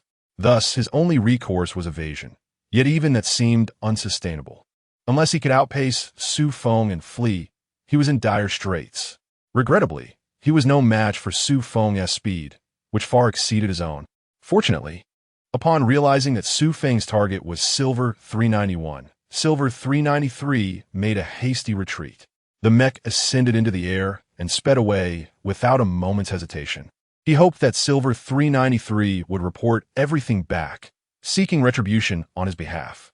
After all, confronting an enemy endowed with sword intent would be best accomplished before they fully matured. Otherwise, their clan would surely find themselves troubled. As Xu Feng exchanged several strikes with Silver 391, he discerned that his opponent harbored no intention of engaging in a lethal battle. This made it exceedingly difficult for Xu Feng to deliver a decisive blow. The foe was intent on evasion, leaving him with limited options. Attempts to provoke the opponent verbally proved futile. The only response was a singular focus on avoidance. However, noticing his opponent glancing toward the distance, Xu Feng immediately grasped the implication. Surely, you do not think your companion can escape my island? Xu Feng chuckled mockingly. What? You know my companion's intention is to flee from here? Silver 391 was taken aback, realizing that his adversary had already seen through their plan. Yet, with Silver 393 on the verge of escaping the island, he felt no fear of the opponent's awareness. It was far too late. Knowing was irrelevant.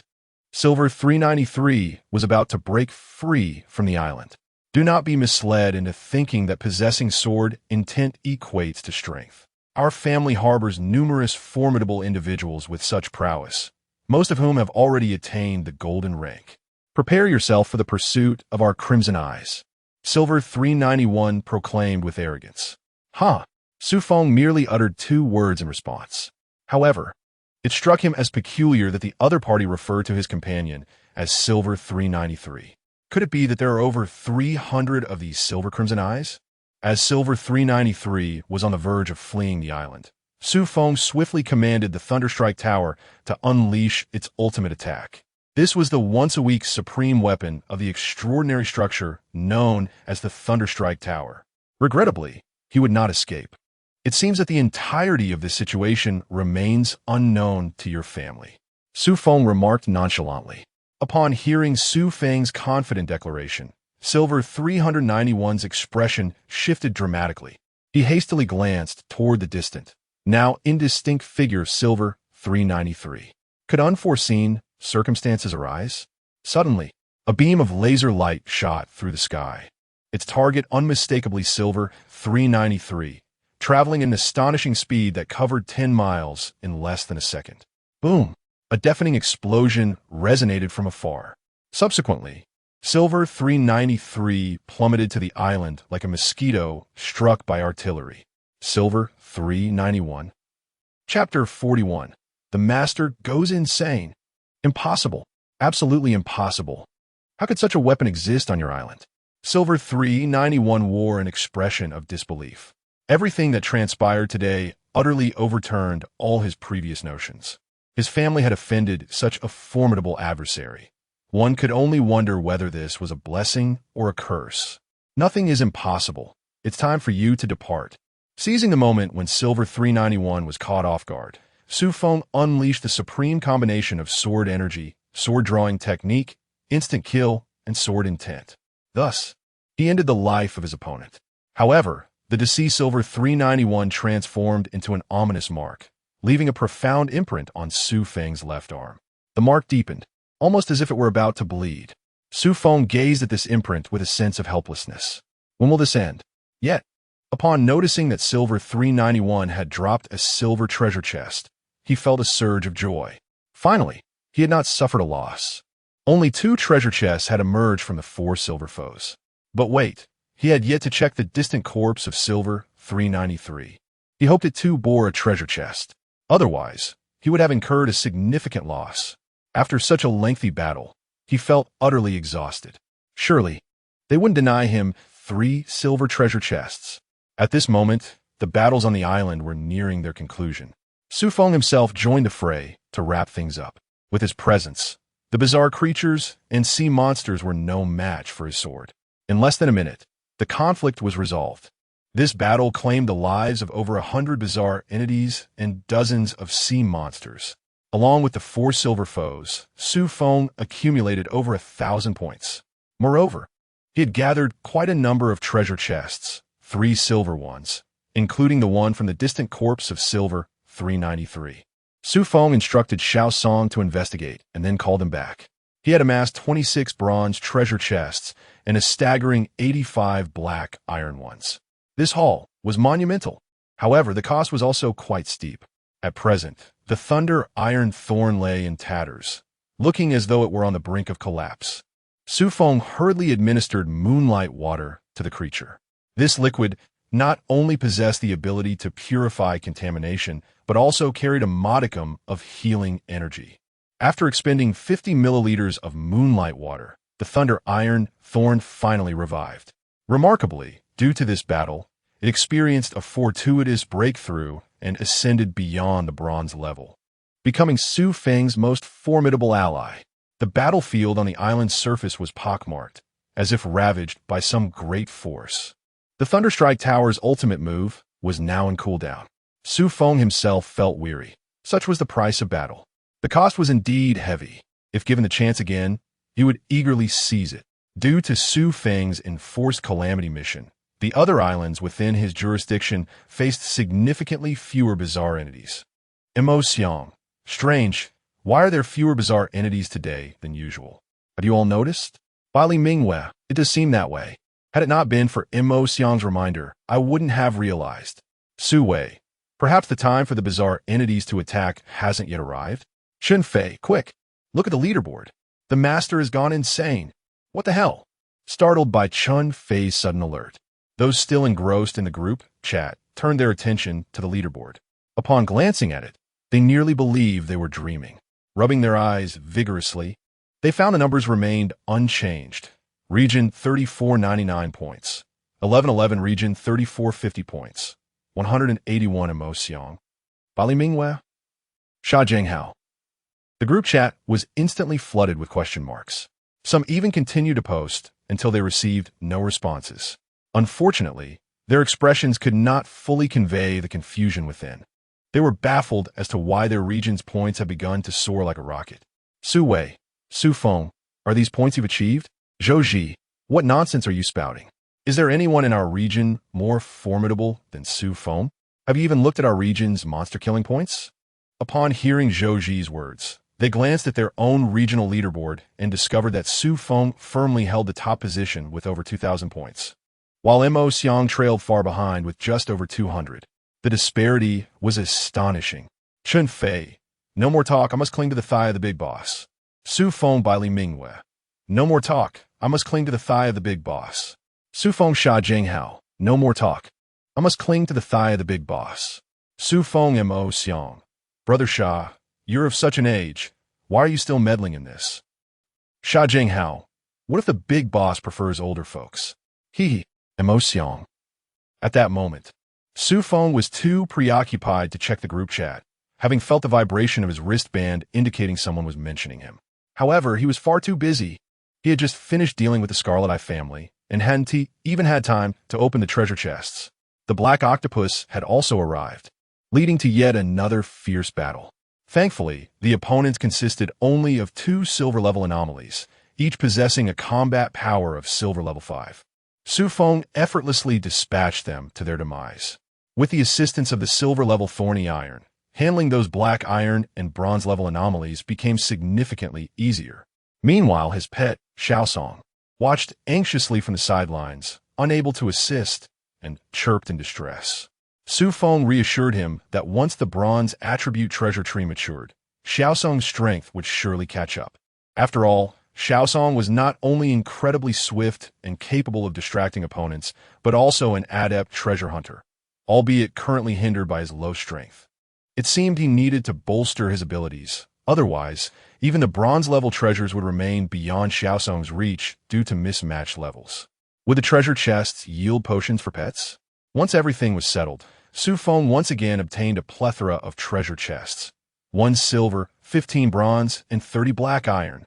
Indeed, opting for the forced disaster task was the right choice. He was eager to undertake it again. At this moment, the system sensed his intentions, seemingly trembling in response. System, should this survivor be nerfed? Xu Feng seemed to feel the system's feedback and immediately began to defend himself. Brother Tong, please bear with me. I have no other choice. Life has forced my hand. I'm in dire need of resources. The system remained silent, punctuated only by a series of ellipses. After concluding his tasks on the battlefield, Xu Feng commenced the opening of treasure chests, aware that delay would render him unable to finish. The peculiarities were indeed remarkable. All 4 silver chests were unveiled, revealing 2 spirit stones, one of water and one of fire, alongside a vial of potion. Xu Feng initially presumed the potion pertained to physical or mental enhancement. However, he soon realized his expectations were misplaced. Without reaching the silver tier, such potions were beyond his grasp. Purification potion, silver tier, capable of cleansing tainted objects. Furthermore, he discovered a pouch of pet potion. Yes, you heard correctly, a pet potion. Pet potion, silver tier, designed to accelerate the growth of pets, infused with various elements favored by them. What purpose does this serve? Xu Feng pondered deeply while holding the vial, uncertain whether it could be of use to Xiaosong. Xiaosong quipped, "Are you hoping to consume me?" Chapter 42. The promotion of Little Song to bronze. Wait a minute. Little Song is merely at the black iron level. Will utilizing this item not lead to catastrophic consequences? Never mind. I shall keep it for now and employ it when Little Song ascends to the silver tier. I never anticipated that even pets could possess potions. The system is truly considerate. Whatever one desires seems to materialize. Xu Feng did not hesitate to open the bronze treasure chests, seizing the moment before his luck buff dissipated. In total, there were 41 bronze chests. Xu Feng's fortune proved favorable, as he uncovered 15 bottles each of bronze-level physical and mental potions. It appears that reaching bronze level 5 is well within his grasp. From the remaining 11 chests, he procured a variety of other items. 5 basic materials, 3 bronze-level pet potions, 2 weapons, 1 firearm and 1 crossbow, and a skill book titled 9 Consecutive Shots.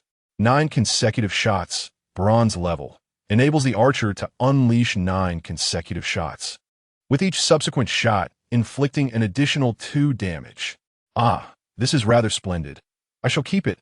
As luck would have it, he also acquired a 2-handed crossbow, which compensates for his deficiencies in ranged attacks. As for the ordinary bronze spear, perhaps it can be traded. Additionally, he must gather some black iron level pet potions for Little Song, for otherwise, the latter's black iron status might prove ineffectual in aiding him. Xu Feng placed the utmost importance on the treasure-hunting abilities of his companion. I am utterly exhausted. I shall retire for the night and deliberate further tomorrow. His day had been spent either in combat or en route to it. Could not be fatigued? Let us hope the anomalies do not manifest any peculiarities tonight. Xu Feng fell into a deep slumber, yet some were unable to find repose. Those in his vicinity were too exhilarated by his prowess to sleep soundly. However, the individuals in the 3450 region were tragically afflicted by fear, unable to close their eyes. Brother, we can't possibly catch up on points. I suspect he is cheating. Deng Kai exclaimed angrily. Cheating? Do you think this is merely a game? This is the island world. Where's the cheating here? Deng Yuan retorted, exasperated. Forget it. Let it be. The punishment is what it is. These points are beyond our reach. The two had already resigned themselves to despair. How could they possibly catch up with over 2,000 points? It would require slaying nearly 200 bronze-level anomalies. They were acutely aware of their limitations and understood that they were not a match for the bronze-level creatures. Yet, despite their claims of no cheating, the two brothers proceeded to report to the system via their wristbands. They felt compelled to report suspected cheating. However, what awaited them was the system's merciless punishment, a one-day restriction on their wristband functionalities. Zhou Xiaojin, being astute, had no intention of filing a report. Instead, she contemplated how to escape the 3450 area and join the 3499 area, perhaps even selling out the two brothers. Such actions might earn her their trust, allowing her to integrate into their domain. After all, the challenge posed by the 3499 area was formidable, surely governed by a powerful figure, one of considerable influence. The night passed without incident. The anomalies from the previous night were surprisingly obedient and did not cause any disturbances. It is also possible that Xu Feng's relentless actions yesterday caused the anomalies to fall into a temporary lull. On the 6th day of the second calamity, the first thing Xu Feng did upon rising was to offer prayers. He feared that if the anomalies were to strike later, he would not have time to seek blessings. Prayer successful. Today's speed enhanced. Gathering resources yielded 1 silver and 3 black iron. To his dismay, there was no bronze treasure chest. What a disappointment. Xu Feng casually opened the silver chest. Acquired Dark Spirit Stone 1, splendid. A rare spirit stone, quite a profit. As Xu Feng surveyed his island and found no enemies approaching, he felt significantly relieved. It was rather odd that there were neither sea monsters nor anomalies today. Subsequently, he went to the trading post and purchased 10 bottles of pet potions. He decided to test one on Xiao Song first. Calling Xiao Song over, Xu Feng presented it with a bottle of black iron-grade pet potion, urging it to drink to enhance its strength. Xiao Song tilted its head, glancing at the dark bottle, then looked back at Xu Feng with a puzzled expression. Xiao Song, can this really be consumed? Xu Feng gently patted its small head. Just drink it. There's no need for so much curiosity. Ignoring Xiao Song's hesitation, he began to drink a bronze-level physique and spirit potion himself. After finishing a bottle, he grimaced. It was truly unpleasant. Upon seeing his reaction, Xiao Song felt compelled to follow suit. With a determined gulp, it downed the potion in one go. Xiao Song also exhaled with a sigh. It was indeed bitter. However, Xu Feng was astonished to notice that Xiao Song had leveled up. How remarkable! Xiao Song had jumped from black iron level 4 to 5. It was not unusual for Xu Feng to reach Black Iron level 4, given its diet of food imbued with spiritual energy. Yet, to level up to 5 after just one potion was a display of terrifying talent. It is crucial to note that pets and survivors differ. While survivors gain fixed attribute points from potions, pets' growth is determined by their innate talent. Thus, it was evident that Xu Feng possessed exceptional growth potential. Seeing Xu Feng level up so easily, Xu Feng handed over the remaining 9 bottles of pet potion.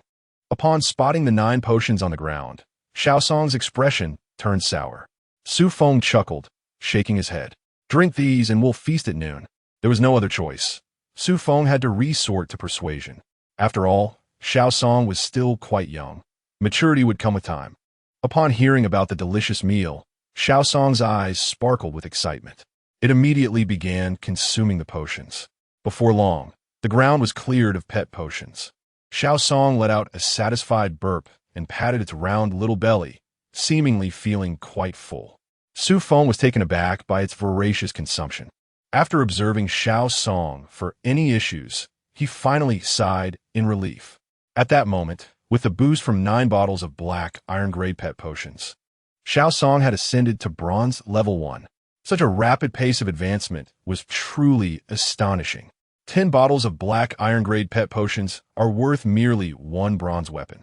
Indeed, Xu Feng exchanged a bronze spear for these 10 bottles of potions. After all, no one else possessed such potions. Xu Feng had searched the trading post extensively before finally locating a survivor who specialized in producing these pet potions. The individual, due to their innate talent, was able to craft these potions. It remains unclear whether the lack of demand for such items influenced the remarkably low price set by the seller. It was an incredible bargain. A single bronze weapon could procure a bronze-level treasure-hunting companion, a most advantageous deal. Little Song, level, Bronze 1, Physique, 105, Spirit, 109 Skills, Jump, Bronze level, Perception, Bronze level, Talent, Treasure Hunting, Gold level. Description: a squirrel adept at locating treasures. Upon upgrading to Bronze, Little Song exhibited no significant changes, merely acquiring a passive skill in perception that allows for the detection of items 1 level higher. This skill is quite beneficial, as combined with Little Song's treasure hunting talent, it finally enables the discovery of silver-grade treasures. Little Song was under the impression that a grand feast awaited. However, Xu Feng presented 3 larger potions instead. Little Song? Chapter 43. The Second Catastrophic Boss. Seeing the terrified expression on Xu Feng's face, Xu Feng couldn't help but chuckle. This is a bronze-level pet potion. Holding onto it will enhance your power. Whatever you wish to consume later, I shall procure for you. Xu Feng continued to weave his enticing promises.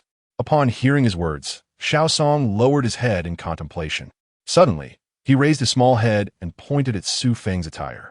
Subsequently, he animatedly gestured with his hands while chattering excitedly. After observing for a while, Xu Feng finally comprehended what he was conveying. Transforming into armor, Xu Feng tentatively asked, "Is this what you desire?" Upon seeing the armor, Xu Feng's eyes sparkled with excitement. Nodding vigorously like a chick pecking at grain, Xu Feng sighed in exasperation. His pet not only had a penchant for meat, but also enjoyed showing off. "You must consume more potions, otherwise you won't be able to don this. It is quite heavy." Xu Feng continued to paint an enticing picture. Xu Feng tilted his head in thought and eventually nodded. Determined to wear the armor, he resolved to fully commit to the pet potions. Observing Xu Feng's newfound resolve, Xu Feng felt a sense of relief. He feared that the pet might refuse to consume the potions, leading to a waste of resources. At that moment, strange creatures and sea monsters attacked the island once more. Xu Feng hurried to engage, having initially believed the disturbances had ceased. With the speed buff obtained today, Xu Feng eradicated the strange entities with even greater efficiency. However, today's anomalies were not particularly strong, though their numbers were considerable. Xu Feng welcomed them, as what he truly lacked were treasure chests. After dealing with several waves of anomalies, Xu Feng took a moment to soak in the thunder pool to enhance his physique. Thus, he spent the day fending off the continuous attacks from the strange creatures.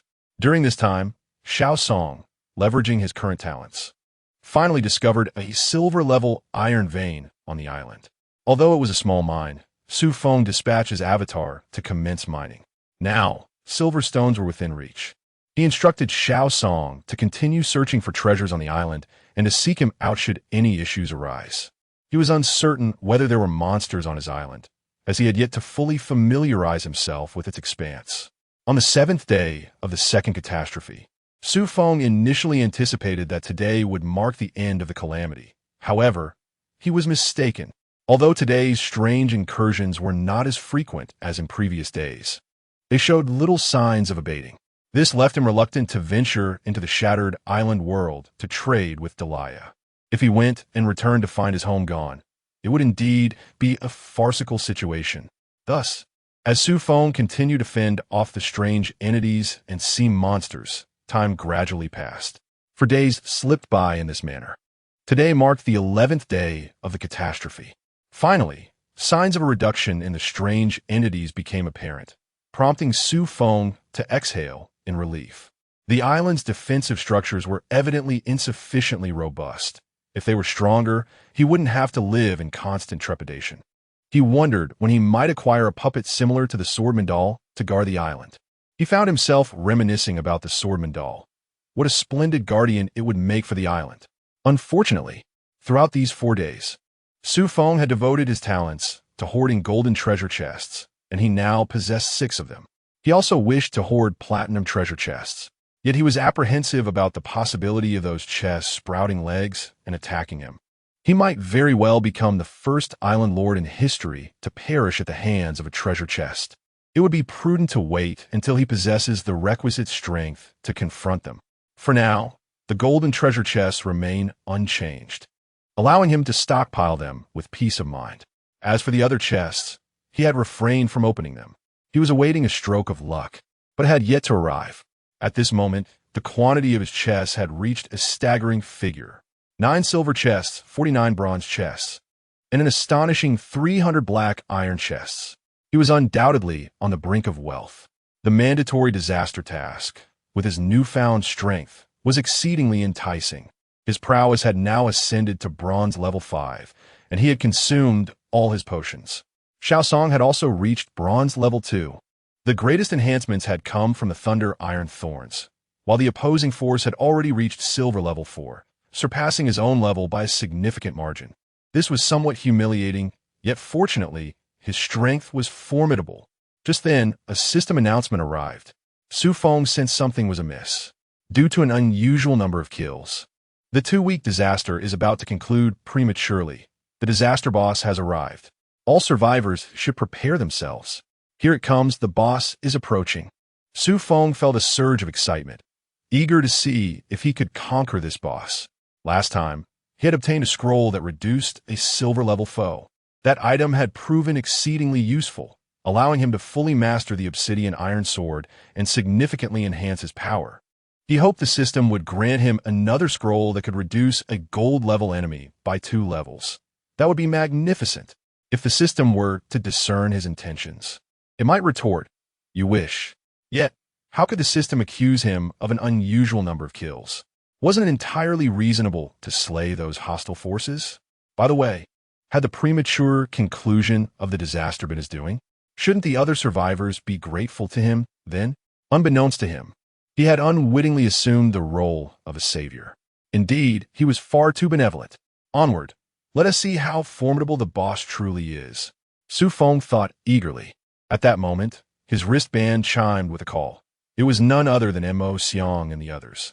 Mo Xiang. Xu Feng, have you eradicated all the anomalies? Xu Feng Chun Fei, certainly. We haven't encountered any anomalies attacking our area for several days. Only some sea monsters. Sha Jinghao, we should be grateful to our hero. Without Xu Feng, who knows how many survivors in our region would have perished. Su Wei indeed. Brother Sha is correct. Speaking of which, the disaster boss has reappeared. Who wishes to witness the might of our hero? Zhouji, let us go.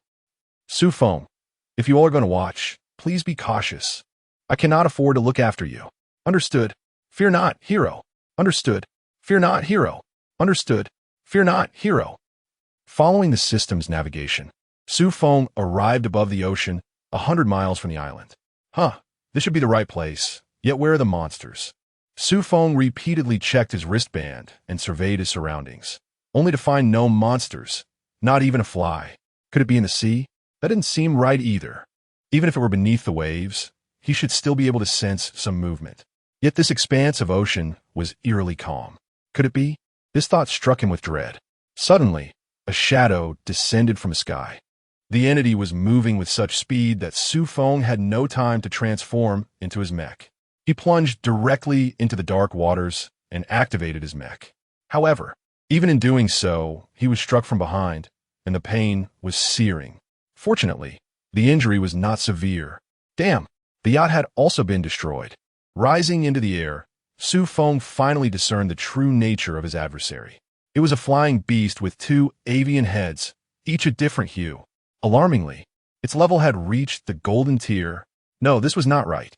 Chapter 44, Slaying the Two-Headed Bird. It should be classified as a pseudo-golden level. At this moment, the opposing two-headed bird has also realized that this survivor has astonishingly survived. It must be noted that although its previous attack was somewhat casual, the force behind it was of the utmost silver caliber.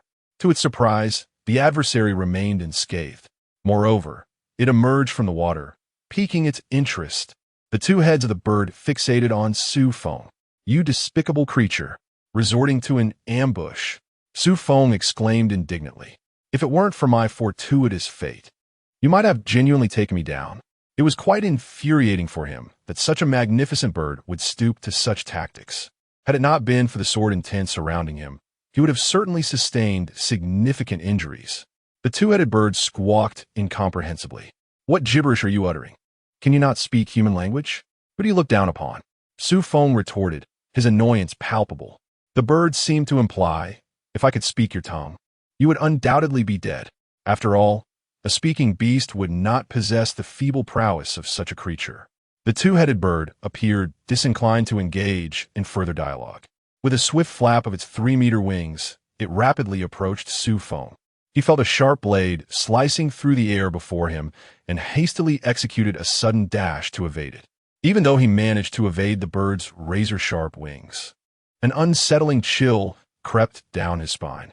Had it not been for his swiftness-enhancing buff, he might have had to flee. This bird's speed is astonishing, truly deserving of its pseudo-golden classification.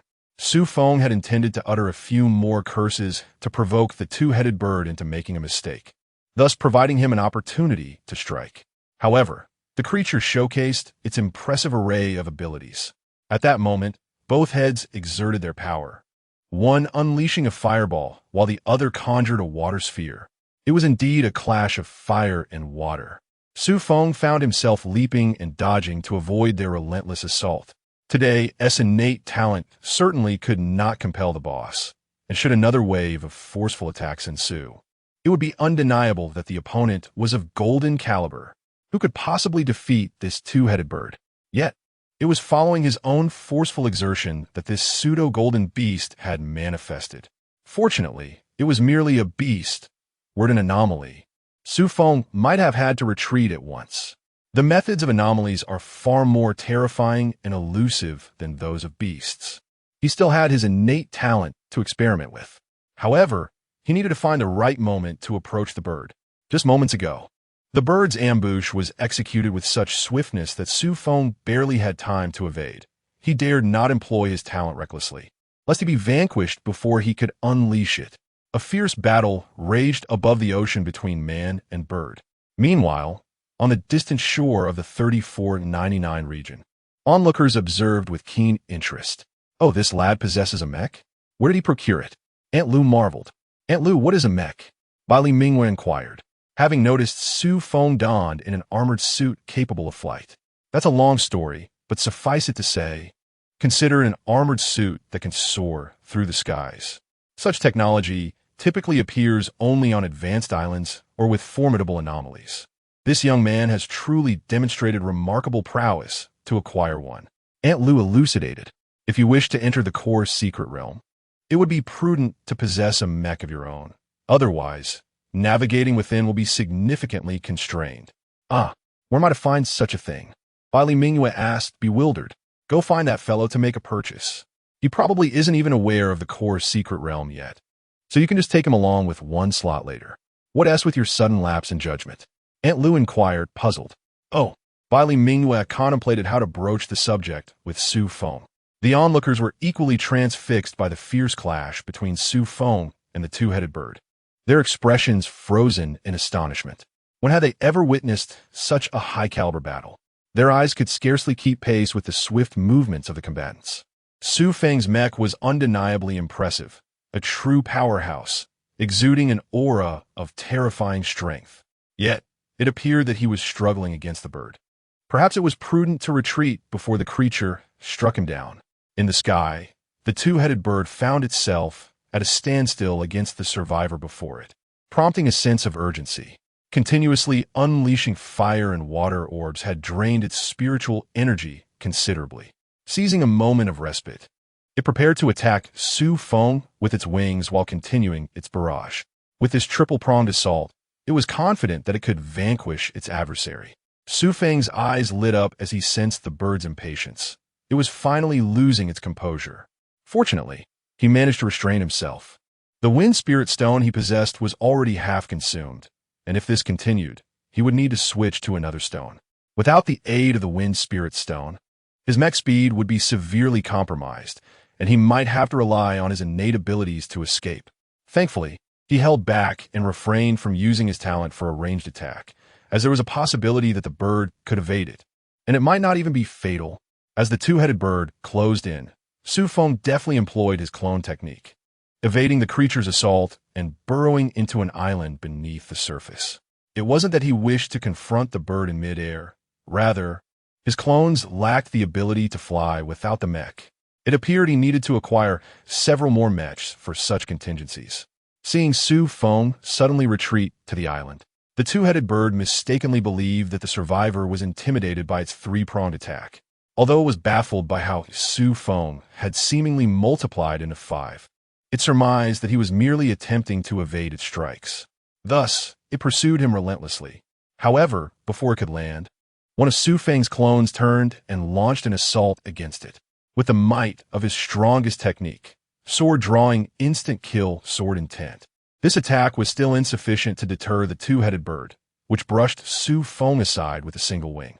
Although something within it caused discomfort, the bird paid no heed and continued its pursuit of Xu Feng.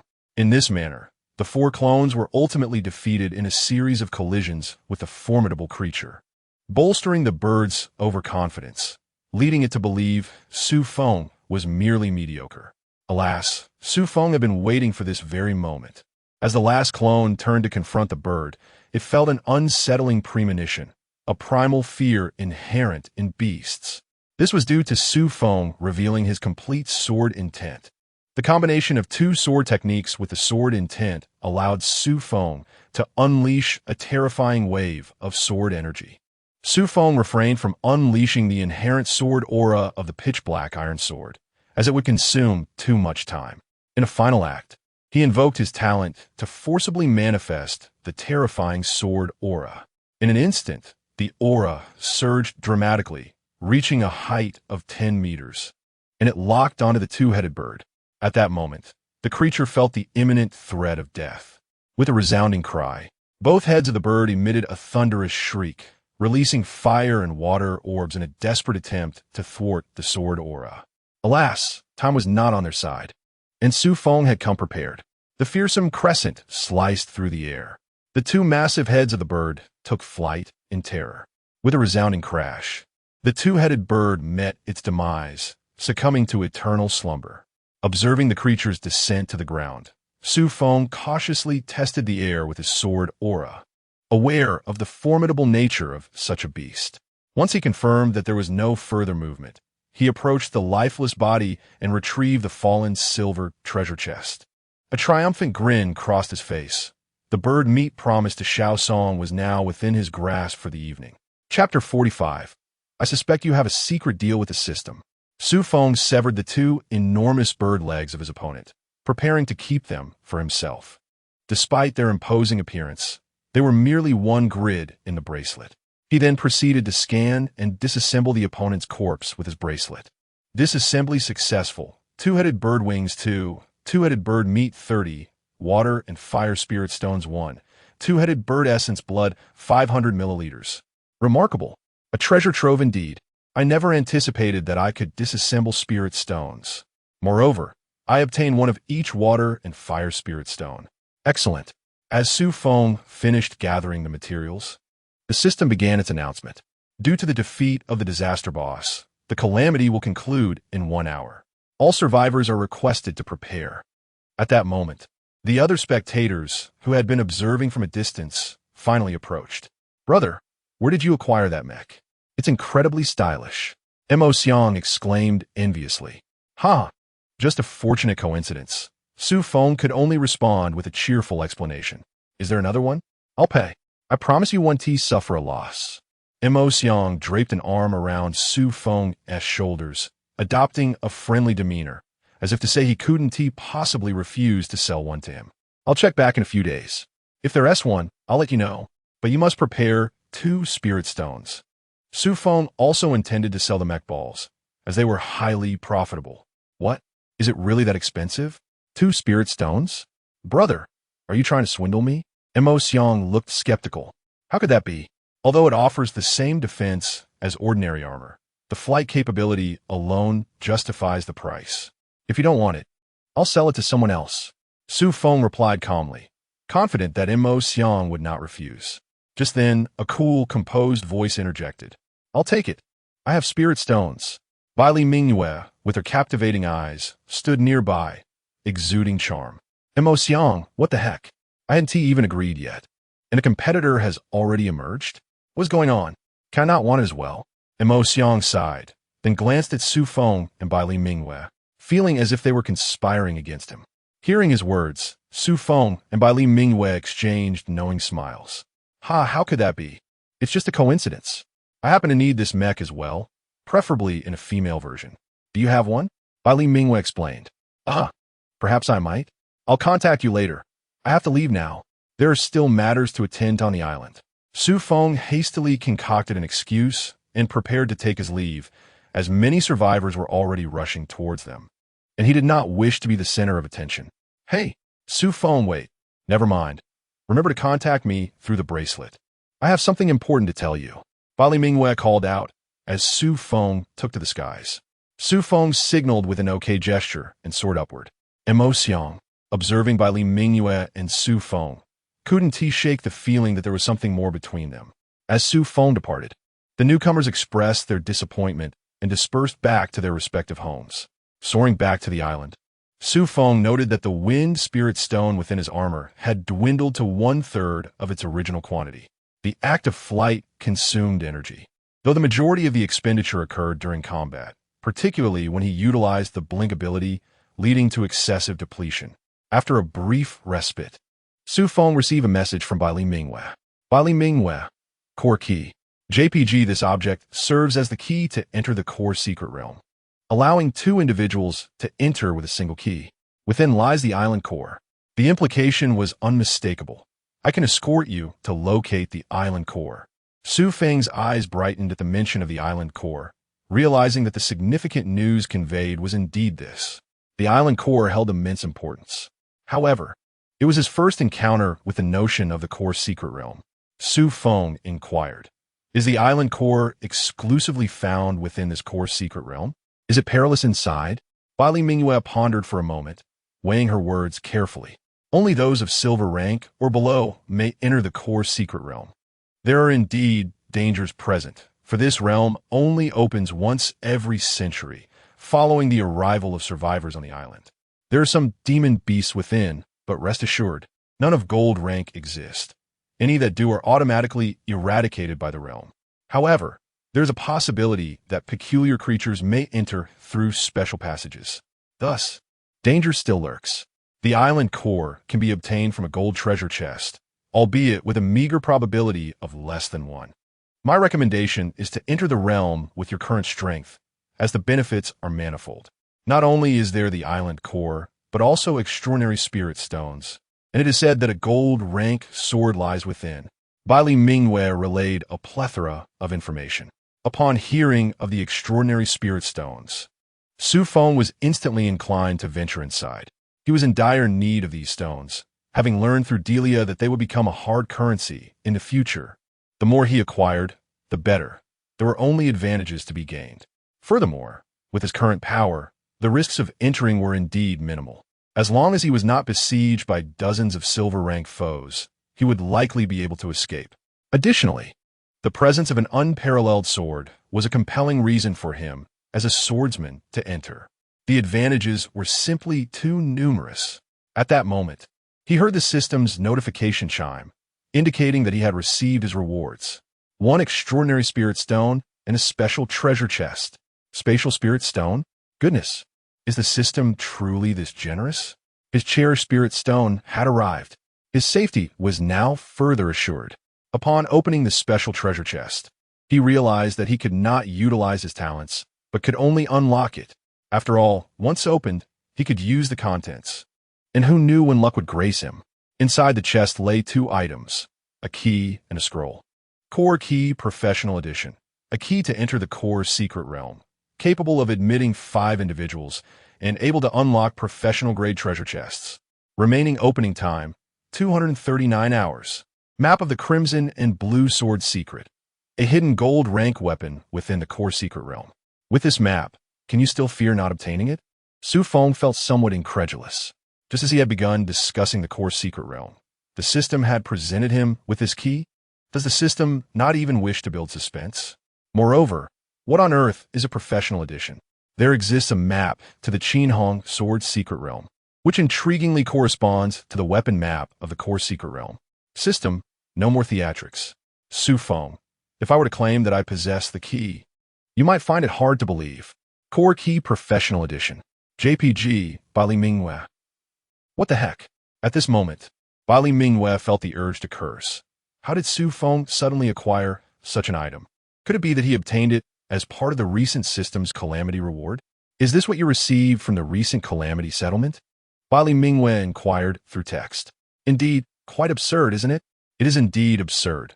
Why did my reward amount to merely a wood spirit stone? The disparity is far too great. I suspect you have engaged in some underhanded dealings with the system. Bai Li Mingwei contemplated reporting this. Xu Feng, what kind of outrageous accusation is that, young lady? Chapter 46, Trading with Delia Again.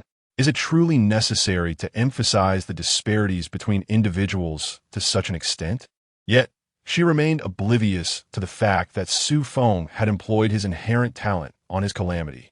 Strengthening a Calamity twice is no trivial matter. The system had already laid bare its resources for Xu Feng. Otherwise, it would not be able to dispense rewards. This elucidates why Xu Feng found his rewards to be exceedingly fortuitous. The system lamented, I too am reluctant, yet I have no choice. Dear Mingwei, could you elucidate the differences between the professional and standard versions? I find myself utterly perplexed. Bai Li Mingwei, upon reading Xu Feng's inquiry, took a moment to steady her thoughts. She then typed, in fact, these keys offer 2 significant advantages. 1, they serve as the key to enter the core secret realm. And 2, they unlock the most coveted treasure chests within the realm. When we reach the heart of the realm, there'll be chests to unlock, whereas standard keys can only open ordinary chests. The professional version, however, can unlock far more valuable professional chests. The disparities among the treasures within these chests are immense. The island cores are categorized into 3 levels: ordinary, professional, and extraordinary. The differences between these levels are substantial, though I cannot specify to what extent, as Aunt Lu possesses merely an ordinary island core herself. Observing Bai Li Mingwei as she shared an abundance of information, Xu Feng felt a surge of gratitude. Regardless of the accuracy of her statements, she had indeed provided him with considerable insight. He refrained from probing further into the origins of her information, for distance breeds beauty. Thank you for the information. I shall provide you with details regarding the mecha ball in a few days, though I cannot guarantee it will be a female model. I hope you won't mind. Xu Feng communicated before withdrawing from the wristband interface. With 10 days remaining until the core secret realm, there was no need for haste. he would first attend to his current affairs. Meanwhile, Bai Li Mingyue, situated 50 miles away, found herself in a state of exasperation. Aunt Lu, do you suppose Xu Feng is merely exceptionally lucky? I do not think so. His talent is undoubtedly remarkable. You must cultivate a good rapport with him, as you may require his assistance when we enter the secret realm. Isn't it true that we can unlock treasure chests once we reach the core of the secret realm? Are there still dangers? You are truly naive, my dear. Do you believe the mysterious forces will so readily grant you access to the treasures? The Real paralyzed at the very end. After enjoying a satisfying meal of grilled bird legs with Shaosong, Xu Feng began to prepare for his entry into the Shattered Isles. It was still midday. Surely, Delia would be present? If she were absent, it would pose quite a dilemma. He had forgotten to request a friend slot from her last time. With his belongings in order, Xu Feng initiated his teleportation. He found himself once more beside the shattered forge. Cautiously, he stepped out of the door. The scene that greeted him outside left him astounded. It appeared as though a great dragon had turned over the entire island. Everywhere he looked, there were gaping pits and ravines.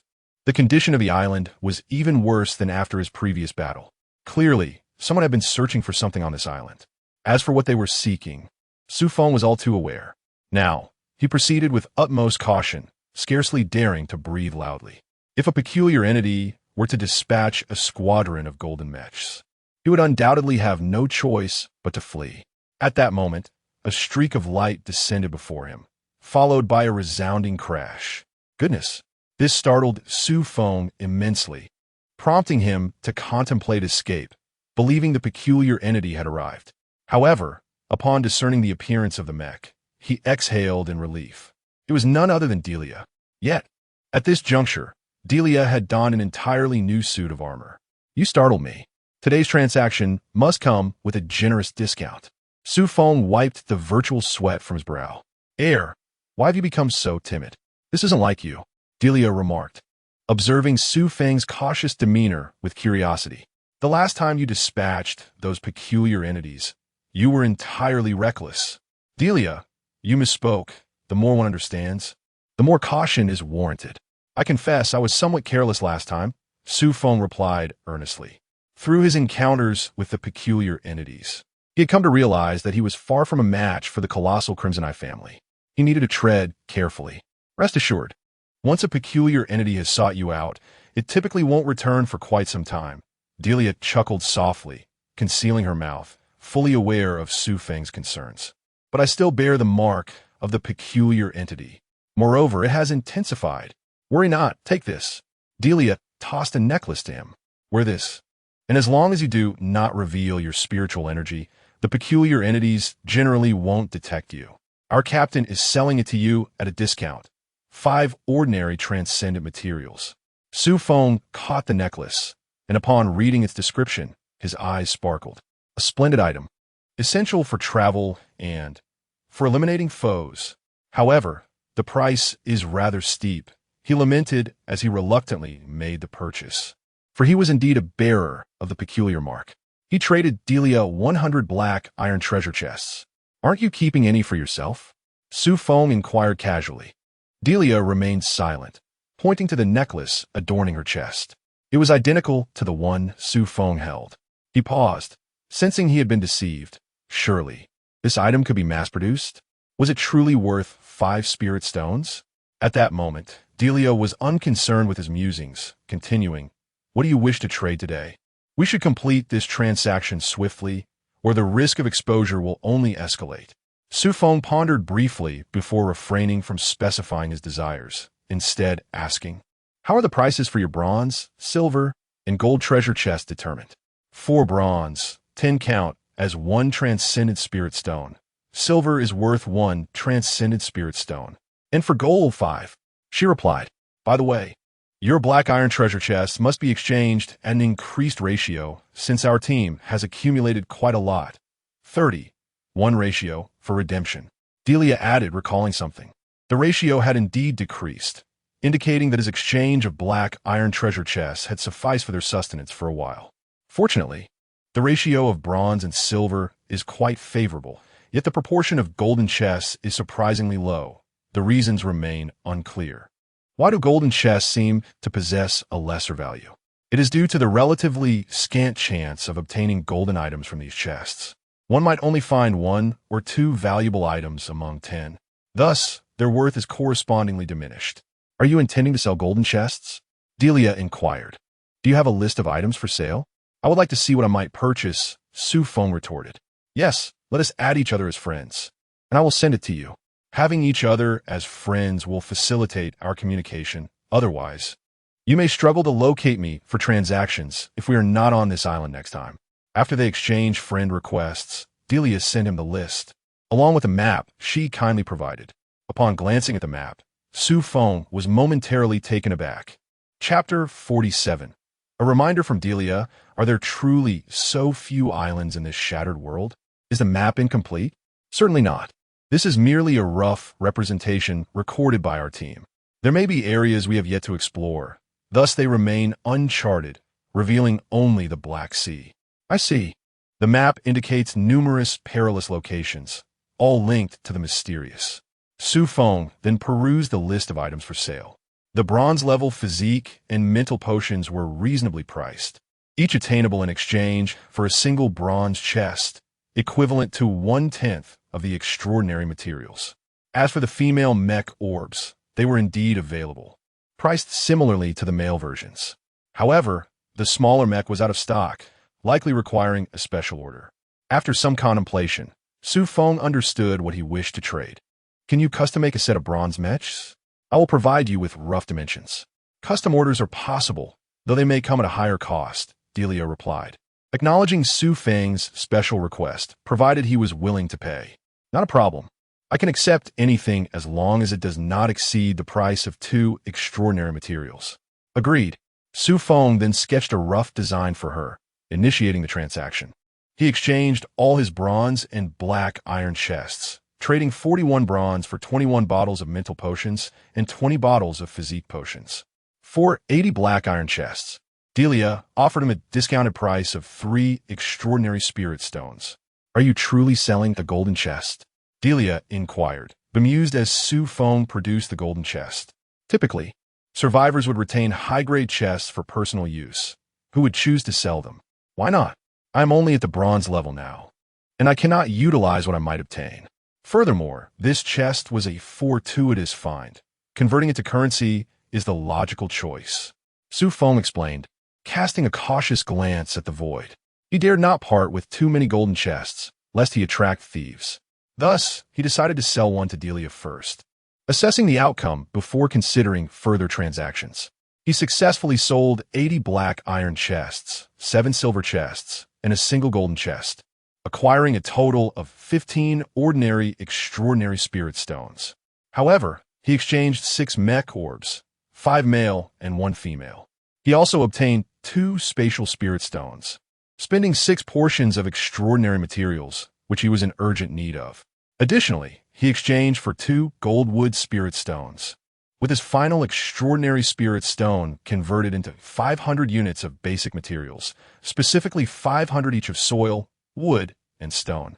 Indeed, basic materials held little value in this fragmented world, as there were scarcely any islands in need of construction. Due to Xu Feng's extensive trading, Delia took a moment to communicate with her team leader, securing a supply chain. Once the transactions were complete, Xu Feng broached the subject of the core secret realm. Delia, do you know about the core secret realm? Delia paused, as if recalling something. You wouldn't happen to have just experienced the second calamity, would you? Generally, the day 7 days after the second calamity marks the opening of the core secret realm.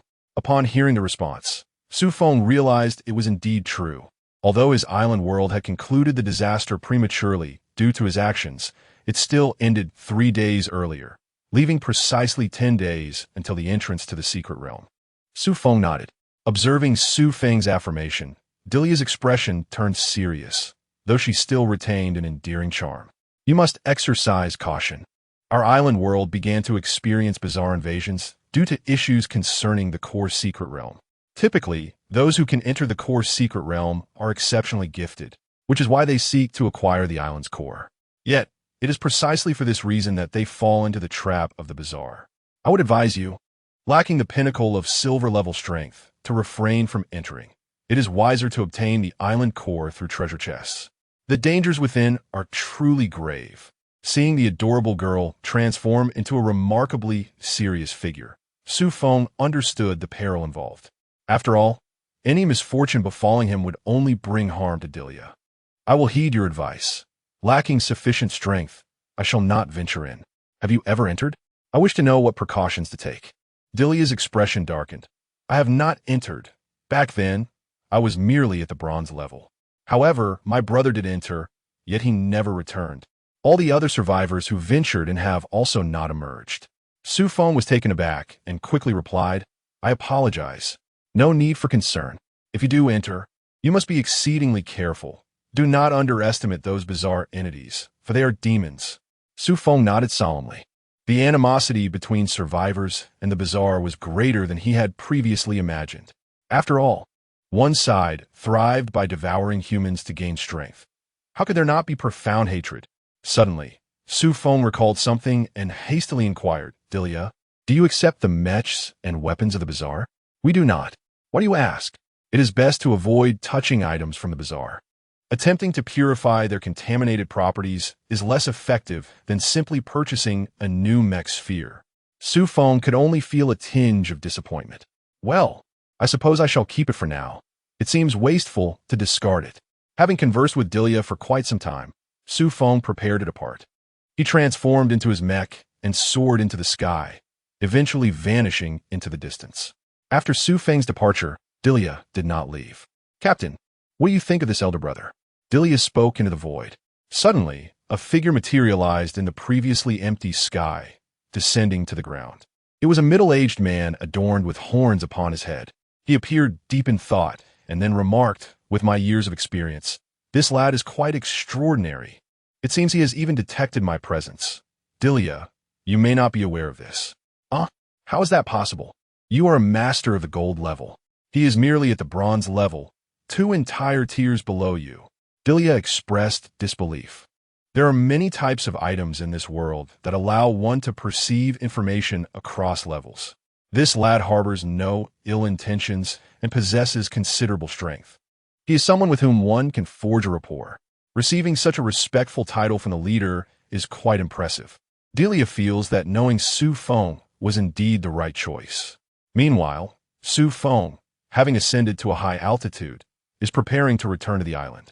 He does not wish to flee so soon, yet it appears that a formidable golden tier expert is unexpectedly accompanying Delia. Fortunately, the individual has not chosen to withdraw. Otherwise, his situation would be dire. This person is likely responsible for safeguarding Delia during her transactions. Xu Feng contemplates this realization. Subsequently, he inserts a spatial spirit stone into the teleportation stone. He initially believed that returning to his island would require a single spatial spirit stone, but it seems he has misunderstood. The first teleportation to an unfamiliar location necessitates a substantial amount of energy. However, for this return journey, merely 1/3 of the energy suffices. This revelation brings Xu Feng a sense of relief.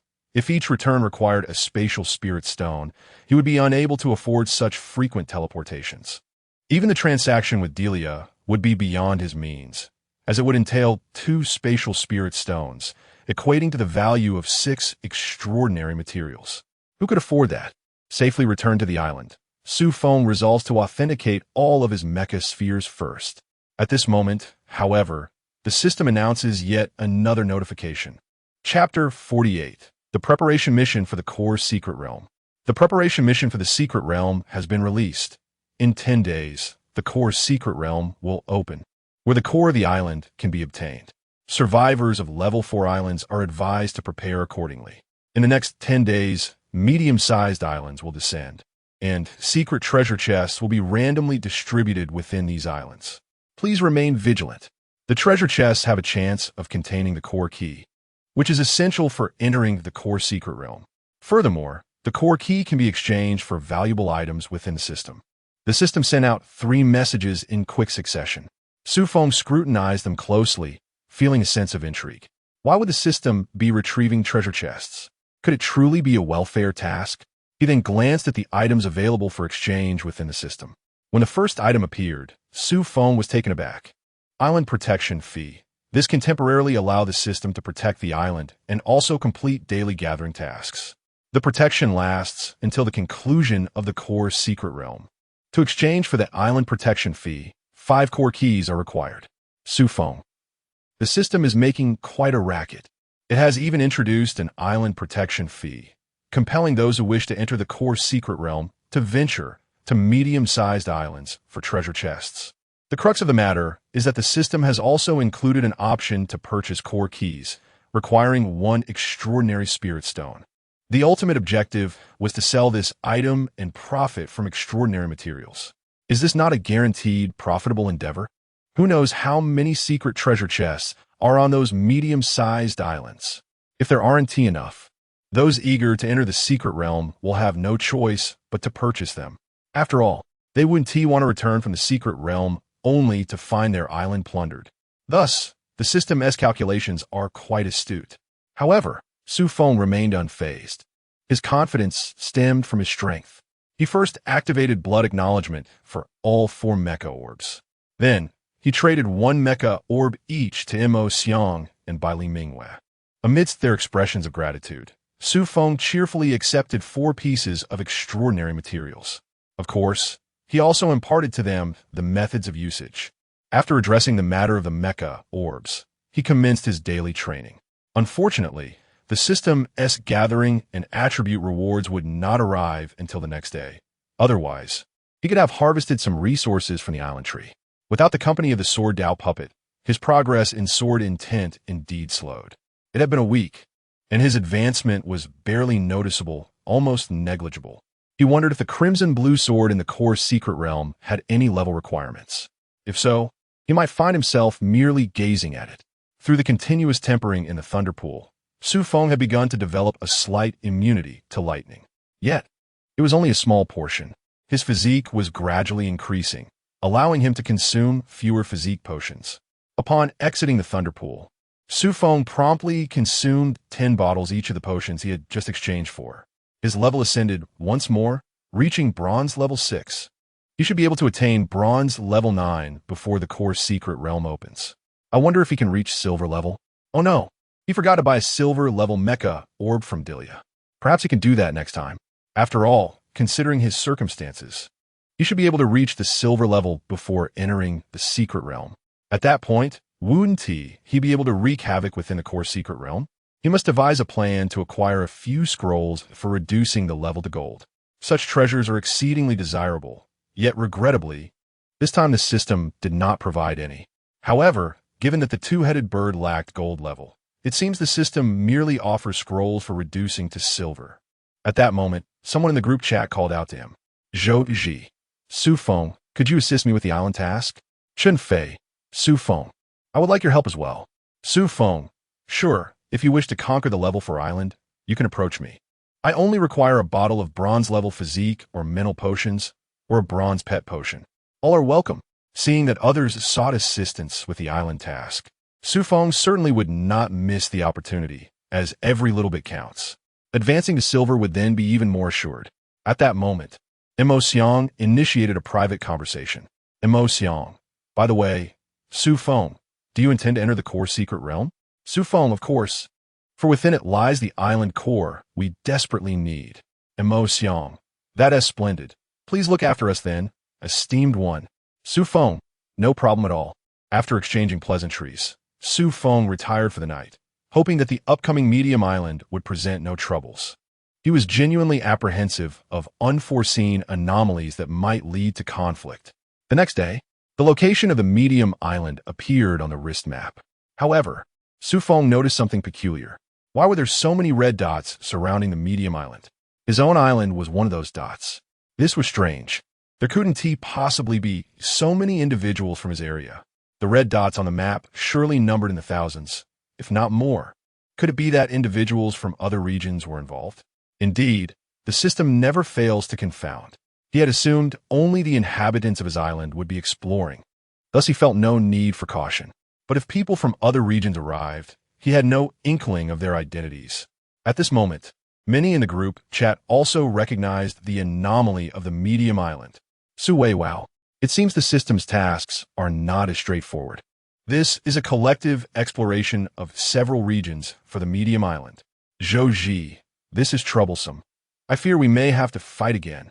All esteemed ones, remember to call for help. Chun Fei, everyone, take care. The esteemed ones are likely busy themselves. Sha Jinghao, stay safe, everyone. If anything arises, do shout out. Or summon help in the group. Xu Feng remained silent. If he witnessed anyone being bullied, he would certainly lend assistance. However, this medium island spanned over 200 miles. It was improbable that he would encounter only his own region's inhabitants. Today, as attributes finally arrived, and Xu Feng allocated them directly to his mental acuity. After all, his physique surpassed his mental capabilities by over 100 points, rendering further allocation unnecessary. Blessing successful, today S sword intent has increased. What a remarkable boost. He felt his sword intent surging by a full 10%, now reaching a total of 20%. He was imbued with the illusion that he could vanquish gold-level opponents. Is this the potency of a 20% sword intent? It is extraordinarily formidable. Gathering.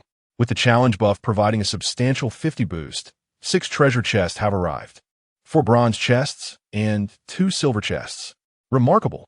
However, Xu Feng refrained from opening the chests, as he was hastily en route to the medium-sized island. Otherwise, the secret treasure chests could be snatched away, resulting in a significant loss. He instructed Xiao Song to guard the island while continuing to excavate its treasures, promising to deal with matters upon his return. Subsequently, Xu Feng transformed into his mech and soared into the sky, heading straight for the medium-sized island. A glance at the wind spirit stones within the mech revealed that only a quarter remained, which should suffice for a while. Previously, he had exchanged 2 wind spirit stones in the extraordinary material conversion chamber. These items proved to be exceedingly useful in the mech. He sped forth with remarkable swiftness. To his surprise, he was the first survivor to reach the medium-sized island. Speed indeed grants an undeniable advantage. True to its name, the medium-sized island boasted towering trees visible from several dozen meters away. He even spotted a bronze-level giant tree. With a casual smile, he accepted it. Bronze-level giant tree. Are you polite? Aren't you here to search for treasure? Chapter 49, Encountering Trouble. As he forged ahead, Xu Feng finally spotted a chest emanating a red glow on a grassy patch. The secret realm chest was unexpectedly red, which puzzled him. However, it made it easier for the survivors to locate it. Just as Xu Feng intended to seize the treasure, a venomous snake suddenly emerged from behind the chest. Alas, a silver-grade, Xian iron venomous snake. Xu Feng was astonished to discover that a beast was guarding this area, and a silver-level one at that. It seemed this island was ill-suited for those of bronze rank to explore. With these thoughts racing in his mind, Xu Feng did not slow his pace. A swift movement allowed him to distance himself from the Xian iron venomous snake, and with a casual flick of his sword intent, he dispatched the creature with ease. Unperturbed by the snake's venom, Xu Feng proceeded to scan and decompose it, obtaining 10 portions of snake meat and a venom sac. To his dismay, there were no extraordinary spirit stones. What a letdown. Typically, silver-grade beasts have a chance to yield extraordinary materials upon decomposition. Unfortunately, this venomous snake did not, perhaps due to its toxic nature. Collecting the luminous chest, Xu Feng opened it, revealing a core key lying quietly within. Splendid, a key in hand. He mused to himself before continuing his search for more treasure. Subsequently, he shared the encounter with the Xian iron venomous snake in the chat for the 3499 area, warning others to tread carefully. After all, it will be tragic to enter and not make it back alive. Thus, Xu Feng continued his meticulous scavenging and searching. The probability of secret realm chests appearing was quite high, yet the likelihood of uncovering a key within was not as favorable. Approximately a 30% chance existed for a core key to materialize. Remarkably, Xu Feng had already acquired 7 keys in less than half an hour. His achievements were astounding, primarily due to his formidable strength, allowing him to vanquish those beasts with a single strike. After all, They were merely low-tier silver beasts. And Xu Feng hardly wasted any time. Suddenly, he received a vibration from his wristband, indicating someone was trying to reach him privately. Typically, he kept his group chat on Do Not Disturb, so this was a clear sign someone was attempting to contact him. Bali Mingwei, Xu Feng. We encountered a conflict with individuals from other regions. Some have even perished. If you're free, please come quickly. Xu Feng. Understood, I'm on my way. Upon reviewing the coordinates sent by Li Mingwei, he noted it was not far, approximately 3 kilometers from his location. However, he found it curious. The individuals from his region were usually amicable. How could a conflict arise, resulting in fatalities? This could only indicate that someone was stirring trouble. He hoped the opposing party would not overstep their bounds. In a heartbeat, Xu Feng soared into the sky, reaching the scene in less than 2 minutes. Upon arrival, he found himself amidst a crowd of over 100 people, with several bodies lying on the ground. Xu Feng did not recognize them. He approached Li Mingwei, who appeared muddy and pale, clearly injured. What transpired? Xu Feng frowned. Anger surged within him. It was evident that his people had been wronged. The crux of the matter lies in the fact that the adversary has chosen to bully others, particularly targeting Li Mingwei, who is, after all, a key individual under Xu Feng's protection. This opponent not only possesses the ability to devour thorns, but is also a loyal client. Before Li Mingwei could utter a word, a tattooed, bald, middle-aged man spoke up. Kid, you actually have one of those flying mechas? Impressive. Hand it over obediently, and allow the woman beside you to come with me, and I shall overlook your recent transgressions. The tattooed man's demeanor was one of arrogance, clearly accustomed to such antics. Yes, hurry up. We still have treasures to find. Another echoed. Indeed, once we are done having our fun, we will return the woman to you. Laughter erupted as they mocked the young man, who appeared dumbfounded and rendered speechless. Have you finished your theatrics? Xu Feng remarked coldly, no longer interested in the unfolding narrative. In the face of genuine strength, the truth often pales in significance. I will give you 5 seconds. Those who wish to act, step forward. Otherwise, my sword will not show mercy. Xu Feng continued. The tattooed bald man was formidable, having reached silver level 1. However, the instability of his spiritual energy suggested he had indulged in various substances. Why had he not tempered his physique after such indulgences? It was likely that these substances were supplied by others. Otherwise, how could he have ascended in rank so swiftly, surpassing even Xu Feng's level? With Xu Feng's arrival and his admonition towards the adversaries, Li Mingwei and her companions felt an immense sense of security from having a protector. However, the bald man and his cohort did not share this sentiment. How audacious of you! Do you even know my rank? The tattooed man scoffed. Yet, Xu Feng remained silent, responding only with a casual swipe of his sword. A surge of sword energy shot forth. The tattooed man was utterly unprepared for Xu Feng's sudden assault, let alone his capacity to unleash such a formidable sword attack. His expression changed dramatically as he swiftly raised his fist, which transformed into a bronze hue. He believed that his full-powered punch could shatter the incoming sword energy. Regrettably, his understanding was woefully inadequate. Had he possessed the insight of a true master, he would have comprehended the terror encapsulated within Xu Feng's seemingly casual strike. Those who were not of silver mid-stage rank would never dare to confront such a blow head-on. The fist collided with the sword energy, producing a soft sound, followed by a piercing scream. The tattooed man sensed something was amiss with his hand and barely managed to shift his body. His life was spared, but alas, his right arm could not be saved. How could he refrain from crying out? Moreover, Xu Feng's sword intent surged from the wound, causing it to bleed profusely. The others behind him, witnessing their leader lose an arm, were immediately struck with shock, some even contemplating retreat. How go? Are you all right? How dare you injure How go? You will pay dearly for this. You are doomed. Hao Ji's brother is a silver level 3 powerhouse, and his talent is of golden caliber. Still calling for help? Time's up. Xu Feng glanced at the time, noting that more than 10 seconds had elapsed. He then calmly inquired of Li Mingwei, who among them had struck. Please identify them. Despite the tranquility in his words, Li Mingwei sensed an undercurrent of menace. The predicament they faced was, in fact, a consequence of her own beauty. The brothers sprawled on the ground had sought to play the hero, yet their lack of strength led them to be overpowered by the bald man and his cohorts. Originally, Bai Li Mingyue could have fled on her own, for she possessed a mech. However, her concern for others weighed heavily on her heart, and, as a result, she too sustained injuries.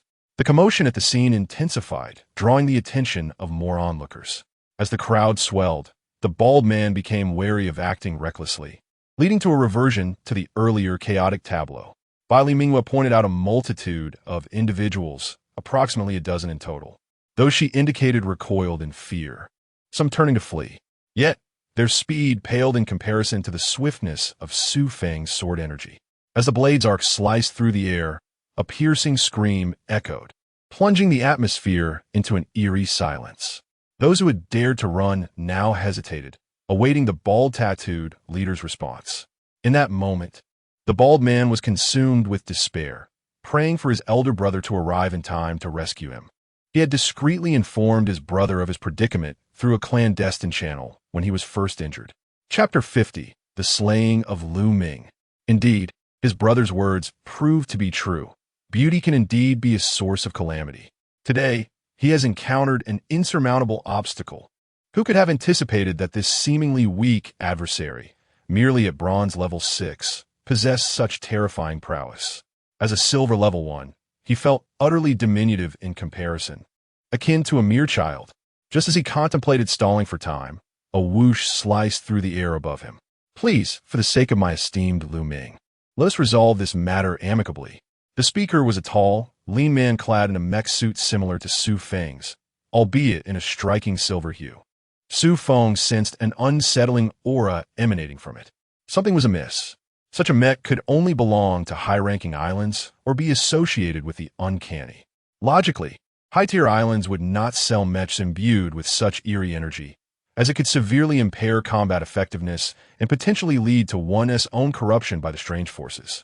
Thus, Lu Ming's identity was becoming increasingly clear. At that moment, Bai Li Mingyue discreetly tugged at Xu Feng's sleeve. He turned to glance at her, surprised to see her subtly mouthing the word strange. Xu Feng was taken aback. His sister Mingyue was quite perceptive to have identified Lu Ming's uncanny nature. He simply nodded in acknowledgement. Very well. Let us discuss compensation, Xu Feng said coolly. He then advanced, leading Lu Ming 100 meters away from the crowd. What form of compensation do you seek? Lu Ming furrowed his brow, apprehensive about being led away from the throng. You have witnessed your brother slay several of my companions. 1 extraordinary spirit stone per life lost is not unreasonable. Furthermore, your brother dared to insult my woman. This matter shall not be overlooked. At least 5 extraordinary spirit stones. Otherwise, do not blame me for taking action. Xu Feng's expression turned grave as he began his demand.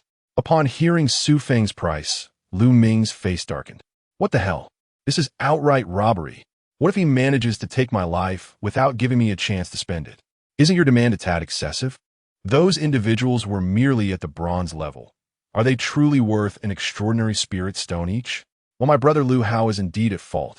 I can only offer 2 extraordinary spirit stones, making a total of 5 for the deceased. Take it or leave it. If that is insufficient, we shall settle this with our fists. Hearing this, Xu Feng silently cursed. What a miserly fellow. Nevertheless, 5 stones it is. Otherwise, if you were to kill Lu Ming now, he might end up with nothing and could possibly attract the attention of the uncanny. Better to secure the stones first and then act. Fine, 5 it is. Xu Feng reluctantly acquiesced. Noticing Lu Ming's swift agreement, he found it peculiar. Nevertheless, Lu Ming tossed 5 extraordinary spirit stones towards him, each embodying one of the 5 elemental attributes, well aware of their significance. Upon receiving the stones, Xu Feng wasted no time and attacked. At such a close range, the combination of his sword technique and intent was simply exceptional. In an instant, a flash of sword energy cleaved Lu Ming in 2. Yet Xu Feng was astonished to find that the adversary did not bleed. Something was amiss. The once formidable Lu Ming had transformed into mere puppets, doppelgangers.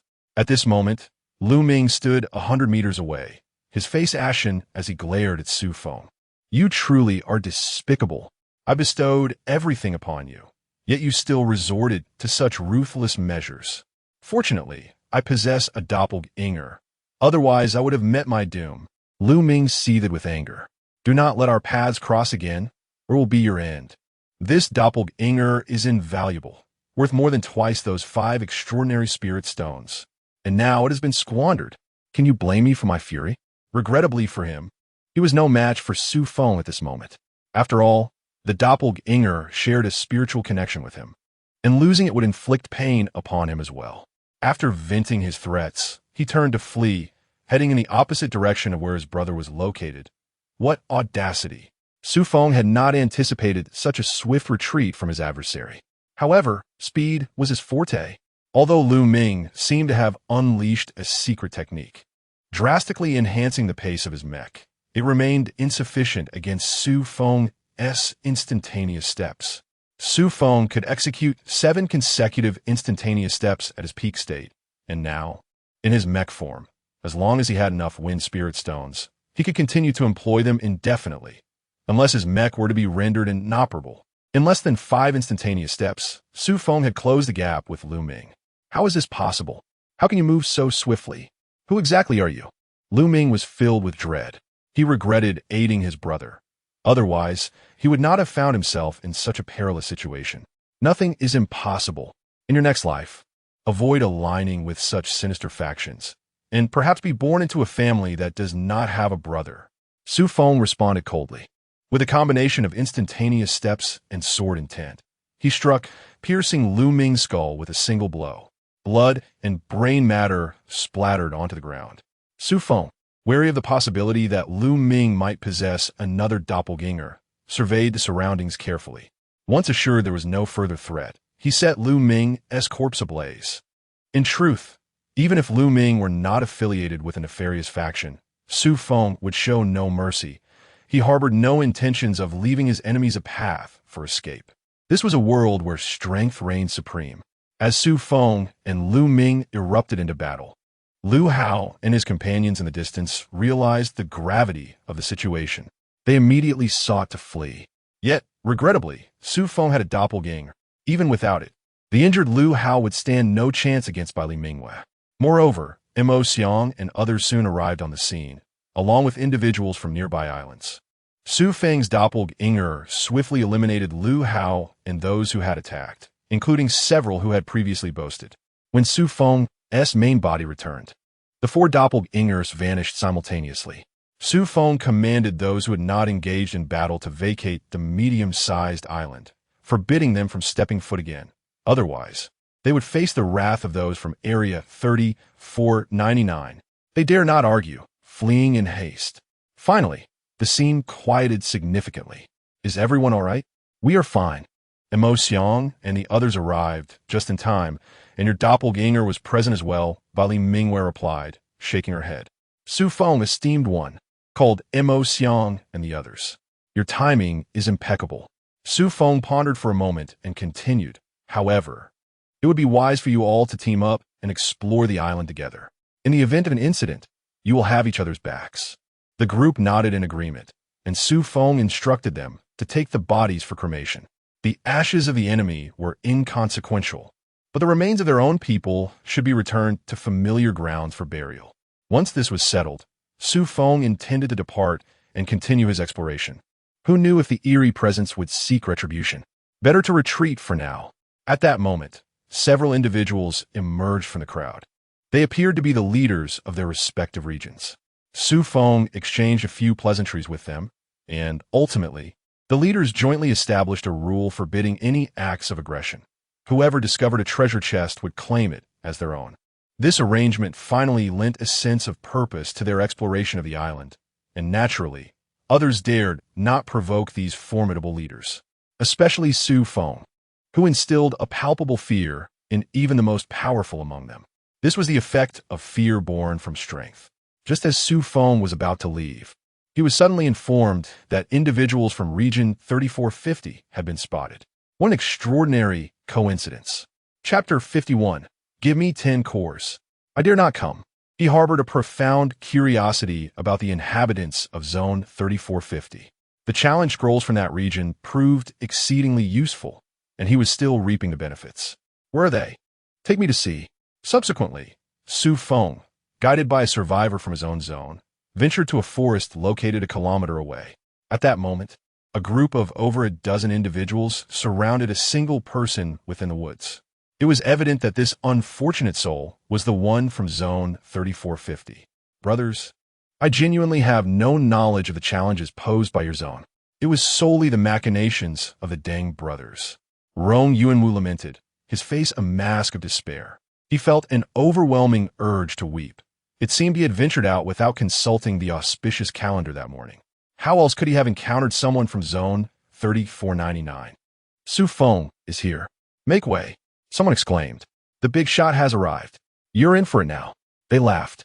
Haha, Xu Feng himself has come to interrogate you. You're fortunate. Rong Yuanwu thought to himself. Can I feign death?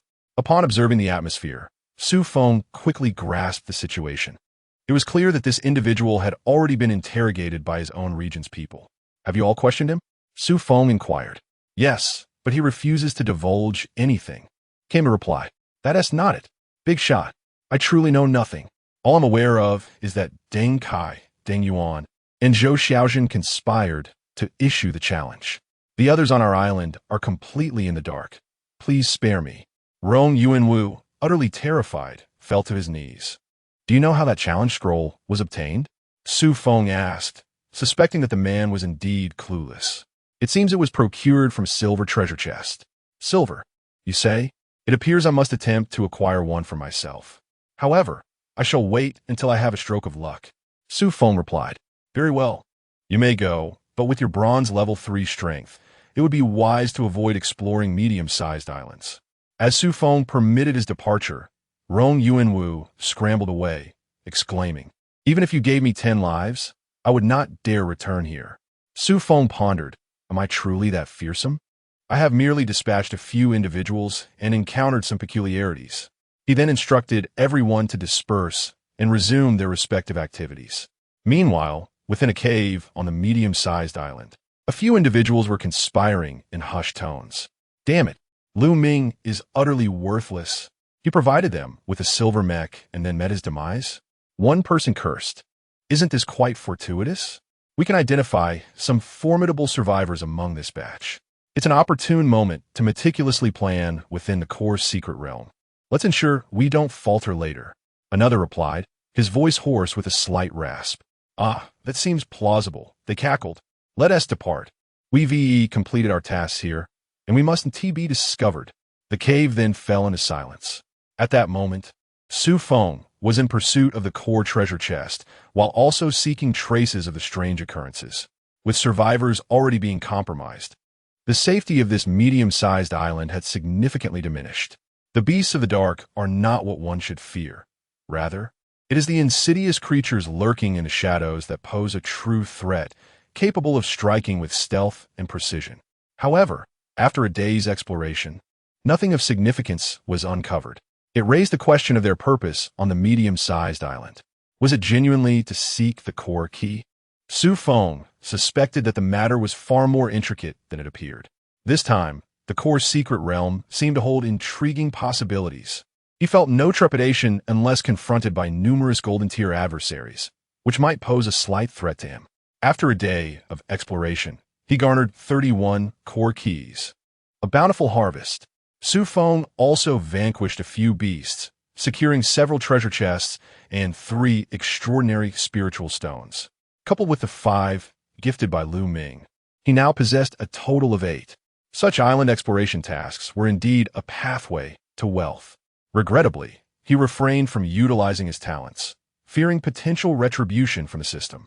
After all, following a previous forced event, even silver-tier individuals shunned the medium-sized island out of caution. He dreaded the prospect of the system imposing further challenges.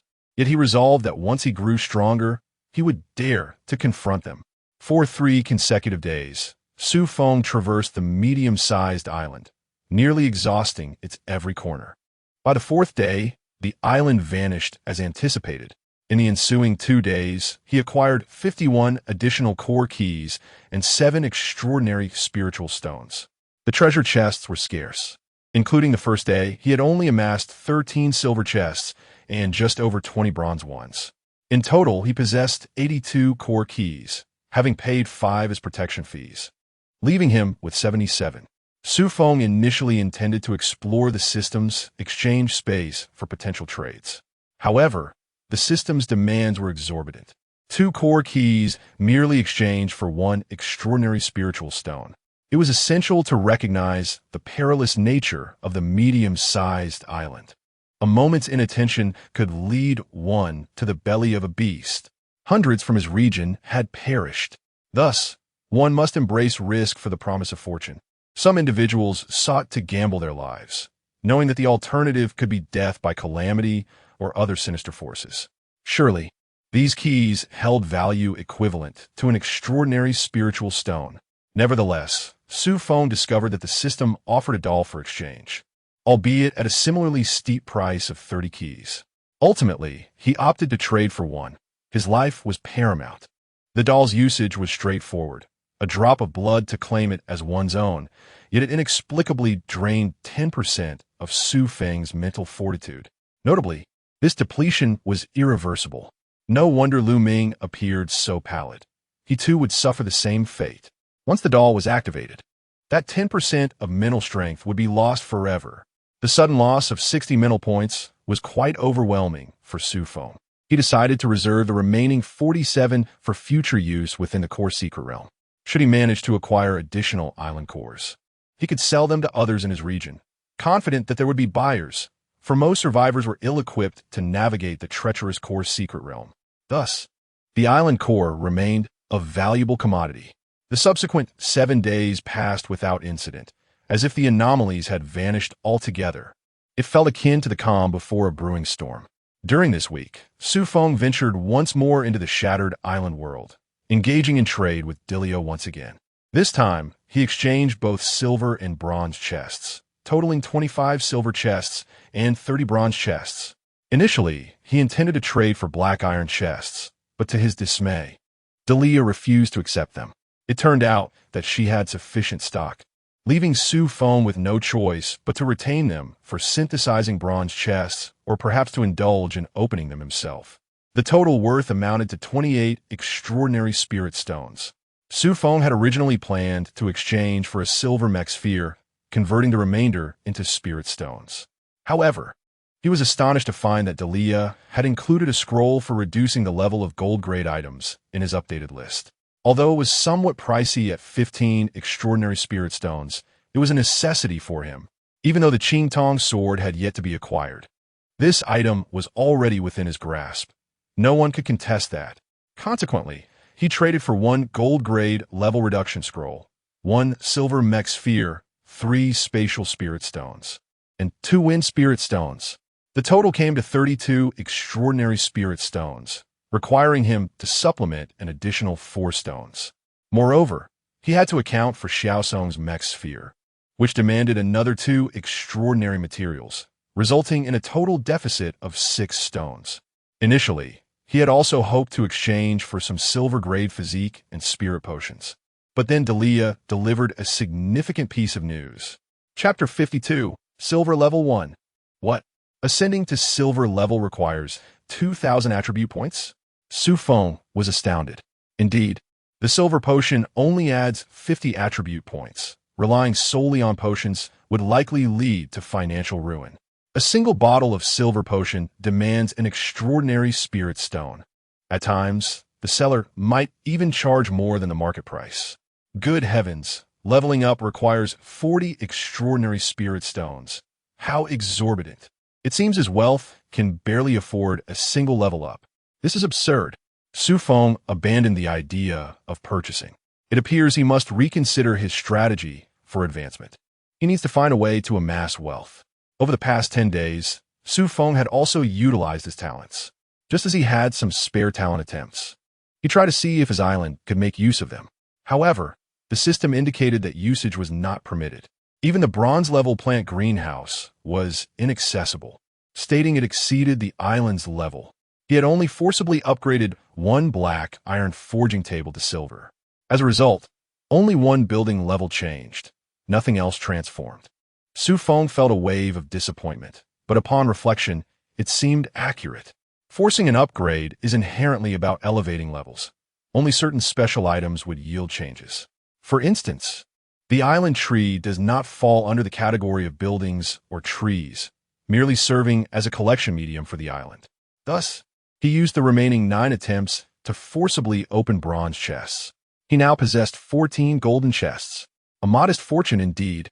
During these days, Xiaosong had also been treasure hunting on the island, discovering numerous treasures, iron and copper mines, as well as some spiritual materials that enhance physique and spirit by one. Xu Feng and Xiaosong shared the spoils. Although the attribute points were minimal, every little bit adds up. He now had enough basic materials for upgrading his island. His avatar had been quite effective, gathering various materials. He did not meticulously tally them. They might hold some value in his area, but would be worthless in trade with larger islands. He was merely one island core away from upgrading to a level 5 island. Once the core's secret realm returned, he should be able to proceed with the upgrade. Tomorrow marked the day to enter the core secret realm. Xu Feng had also reached silver level 1. The rewards from that challenge were impressive, providing him with 500 attribute points in just 10 days. Otherwise, he would likely have reached silver level only by tomorrow. Name, Xu Feng. Level, silver level 1. Physique, 1050. The limit for ordinary humans is 10. Mind, 1005. The limit for ordinary humans is 10. Attribute points, 50. Skills, blink, advanced bronze level. Basic swordsmanship, ultimate bronze level. Clone technique, silver level. Instant kill, advanced bronze level. Eye of truth, golden level. Equipment, pitch black iron sword, silver level. Talent, compulsion 2, pseudo super god level. Island, level 4. Description, a silver powerhouse. Terrifying indeed. His current status panel is quite impressive. Moreover, there are still 50 attribute points that remain unutilized. The clone technique has reached the silver level, allowing the creation of up to 8 clones, thereby enhancing his strength. If a golden level anomaly were to appear now, Xu Feng would dare to confront it head-on. Tomorrow marks the day for entering the core secret realm, and Xu Feng has prepared everything he needs. He does not intend to bring Xiaosong into the realm. Instead, he will leave it to guard the egg. Otherwise, when it eventually hatches, it might wreak havoc on his island. Generally, a golden level pet egg can achieve silver level upon birth. So why not bring Xiaosong? Primarily because Xiaosong is only at bronze level 3, and he lacks the equipment for placing pets. Furthermore, the anomaly's intentions remain uncertain. He possesses a substitute doll for protection, but Xiaosong does not. His objectives in the core secret realm are twofold: to seek a sword and to open the core treasure chest. This is not a treasure hunt, so bringing Xiaosong along is unnecessary. Noticing that Xiaosong seemed somewhat discontented for not being included in the adventure, Xu Feng gifted it a mecha ball, which delighted Xiaosong enough to play nearby. At this moment, the group chat became lively. It appears that everyone is quite eager about the journey to the core island. Emotion. Is anyone going? A core key allows 2 people to teleport simultaneously. Emotion has found numerous core keys on the medium island, sufficient for his own use. However, after paying the protection fee, he exchanged the rest for system items, keeping only 2 for himself, as one does not seem secure enough. Historically, there were no medium island tasks for exploration in previous core secret realms. The system perhaps deemed this cohort of survivors too weak, if benefits were not dispensed. The number of entrants into the core secret realm might not even meet the minimum requirement. Chen Fei, I dare not go. With my bronze level 2 status, it will be tantamount to courting death. Zhou Ji, I agree. I dare not go. A dog's life is precious. Su Wei, a dog's life 1 dog head meme. JPG, Mo Xiang. This makes Mo Xiang wonder if he is being irresponsible with his own life. In this group, it seems only I, Sister Mingyue, and the esteemed Xu Feng will embark on this journey. Be confident and remove the won't. Haha. Wishing the esteemed ones a smooth journey. And may you acquire plenty of island cores. I'll buy them from you later. Indeed, as long as the prices are reasonable, we should be able to gather enough. Emotion's words attracted a flurry of onlookers, all extending their best wishes to Xu Feng and the others for a successful endeavor and a plentiful return of cores. Since no one else is going, he does not press the issue. Subsequently, Emotion initiated a three-person group chat consisting of himself, Bai Li Mingyue, and Xu Feng. Emotion, when you both enter the core secret realm, do take good care of your younger brother. Bai Li Mingyue, I can hardly manage myself. You should plead with the esteemed Xu Feng instead. I roll. JPG, Xu Feng, well, I am uncertain about the vastness of the core secret realm, and the teleportation might result in us being randomly separated.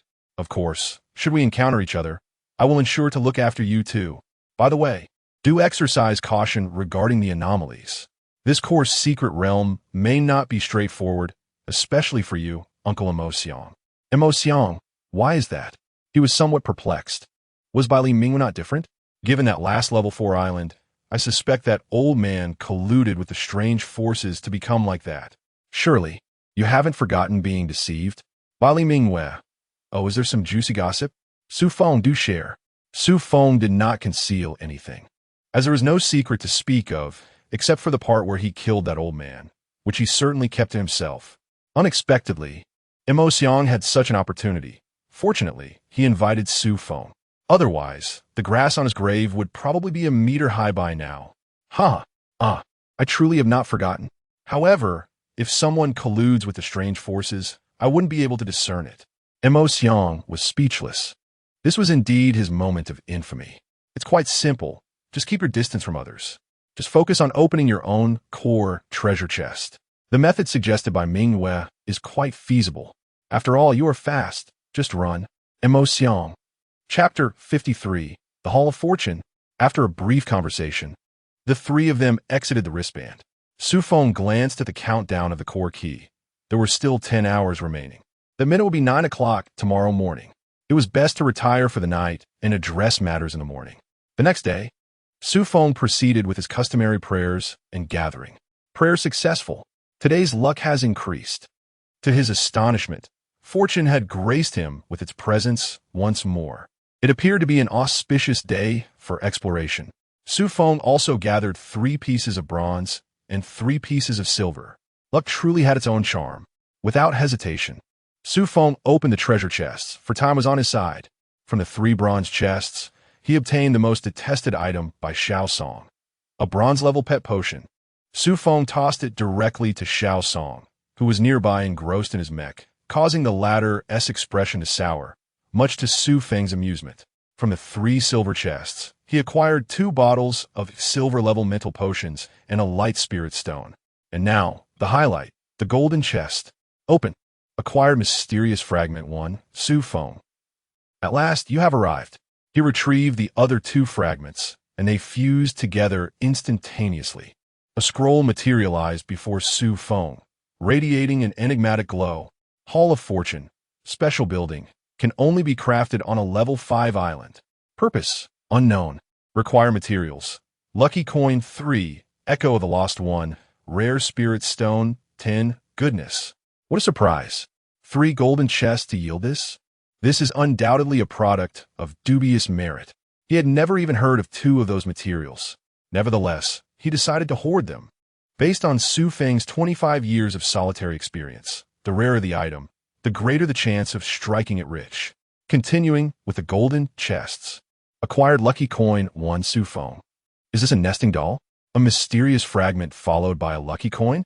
Moreover, both could only be found in golden chests. He suspected that the system had detected the abundance of golden chests he possessed and was attempting to deplete them. Lucky coin can be tossed to predict future events. Heads signify fortune, tails signify misfortune. An intriguing item. Onward.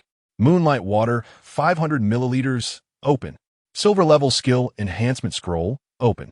Acquired lucky coin 1, acquired lucky coin 1. Remarkably, he had gathered enough. He continued to open more treasures, with 9 chests remaining. Light spirit stone 1, golden soil 10, acquired lucky coin 1, acquired lucky coin 1, white talisman, evasion 0. New items have emerged.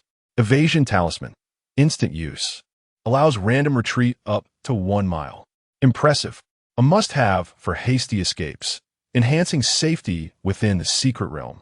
With 4 more chests left, he decided to finish the task.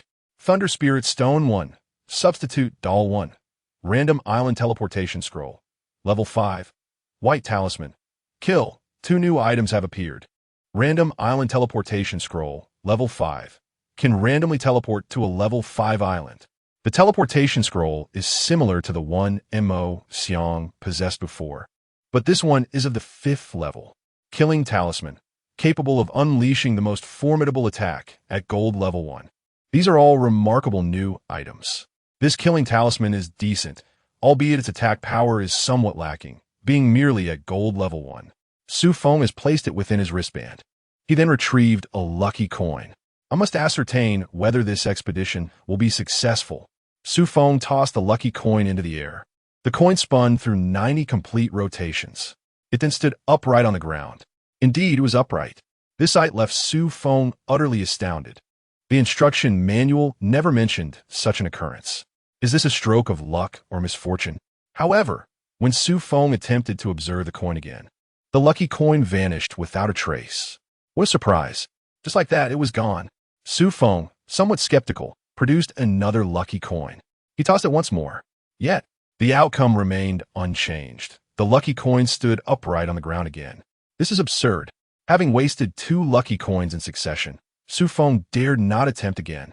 The other 3 must be preserved for crafting materials. He had completely resigned himself, utterly unable to discern whether it was fortune or calamity. Xu Feng wished to inquire the system. What on earth is happening? However, the system demanded 5 extraordinary spirit stones for the information. Xu Feng exclaimed, "System, why don't you go rob someone instead?" The system replied, "Robbery cannot be accomplished with such swiftness." Ultimately, Xu Feng did pose the question. Upon receiving the answer, he was left flabbergasted. System, detecting that the survivor has a lucky effect today. Is that it? Just these 14 words? Is this worth 5 spirit stones? Next time he wishes to know if he possesses a lucky buff, he would never dare to throw a lucky coin. After a series of treasure box openings, the time had arrived at 8:59. Xu Feng collected his thoughts, preparing for the teleportation. At 9 o'clock sharp, system, detecting the core secret realm has been activated. The survivor has donned the key. Shall they be teleported? Teleport. With a massive beam of light soaring into the heavens, Xu Feng was whisked away from the island. He vanished instantaneously from the isle. These colossal beams of light erupted across various islands. However, to everyone's astonishment, a light beam was also witnessed in a certain part of the Black Sea. Moreover, the color of this beam was surprisingly black. After a wave of dizziness, Xu Feng felt his feet firmly on the ground. Before him lay a vast architectural complex, and its design was rather peculiar. Wait, this appears to be a bird's nest. Chirp, chirp. At that moment, a series of frantic bird calls echoed from afar. Oh no! Xu Feng realized with dread that he had been teleported right into the maw of a beast. Having arrived at their nest, was he not destined to enter their mouth? With the wind howling, Xu Feng took off running, but alas, a 10-meter-long wing was already swooping down. Xu Feng felt the sky darken above him. That wing was far too immense. If this were to be served as barbecue for Little Song, wouldn't he, the creature, be salivating uncontrollably? Forget it. Running is the better option. This colossal bird possessed the strength of Silver Level 9. Moreover, the opponent's physique was truly formidable. Engaging in combat would undoubtedly consume a significant amount of time. It would be prudent to wait until he acquired the golden weapon before confronting this colossal avian creature. With a swift movement, Xu Feng evaded the gigantic wings, and, utilizing 2 more instantaneous steps, he successfully fled the nest of the bird. Goodness, was a nest truly this large?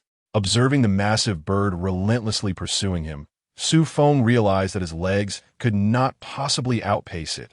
Consequently, he transformed into his mech form and soared close to the ground, deftly weaving left and right until he finally vanished into the cover of the forest, completely escaping the creature's line of sight. With the colossal bird no longer in pursuit, Xu Feng let out a sigh of relief. This was an inauspicious start. Wasn't there a stroke of luck? How could he have teleported into someone else's nest? Surely, it was the system's mischief. Xu Feng retrieved the Qinghong's sword and examined the map. Alas, he could not discern his location. Never mind. He would proceed in a singular direction to see if he could locate a distinctive landmark. Advancing forward, of course, Xu Feng utilized his mech. For who would prefer to run on the ground when one could fly? The aura within this secret realm was indeed dense, with silver tier trees visibly abundant. Moreover, there were numerous beasts. However, most chose to avoid provoking him upon witnessing his ability to fly. Yet, there are always exceptions, are there not? Suddenly, a gigantic net descended from above, attempting to ensnare Xu Feng. It was evident that his assailant had been waiting for this moment. Chapter 54. Whence do you come? Where do you go? Xu Feng initially suspected he had fallen into an ambush. However, upon looking up, he was astonished to discover that it was merely a three-eyed spider. It appeared to be hunting for food. Xu Feng drew his sword and tore through the giant web with ferocity, unleashing a torrent of sword energy that surged toward the spider. The three-eyed spider, taken aback, could hardly believe that its prey dared to retaliate.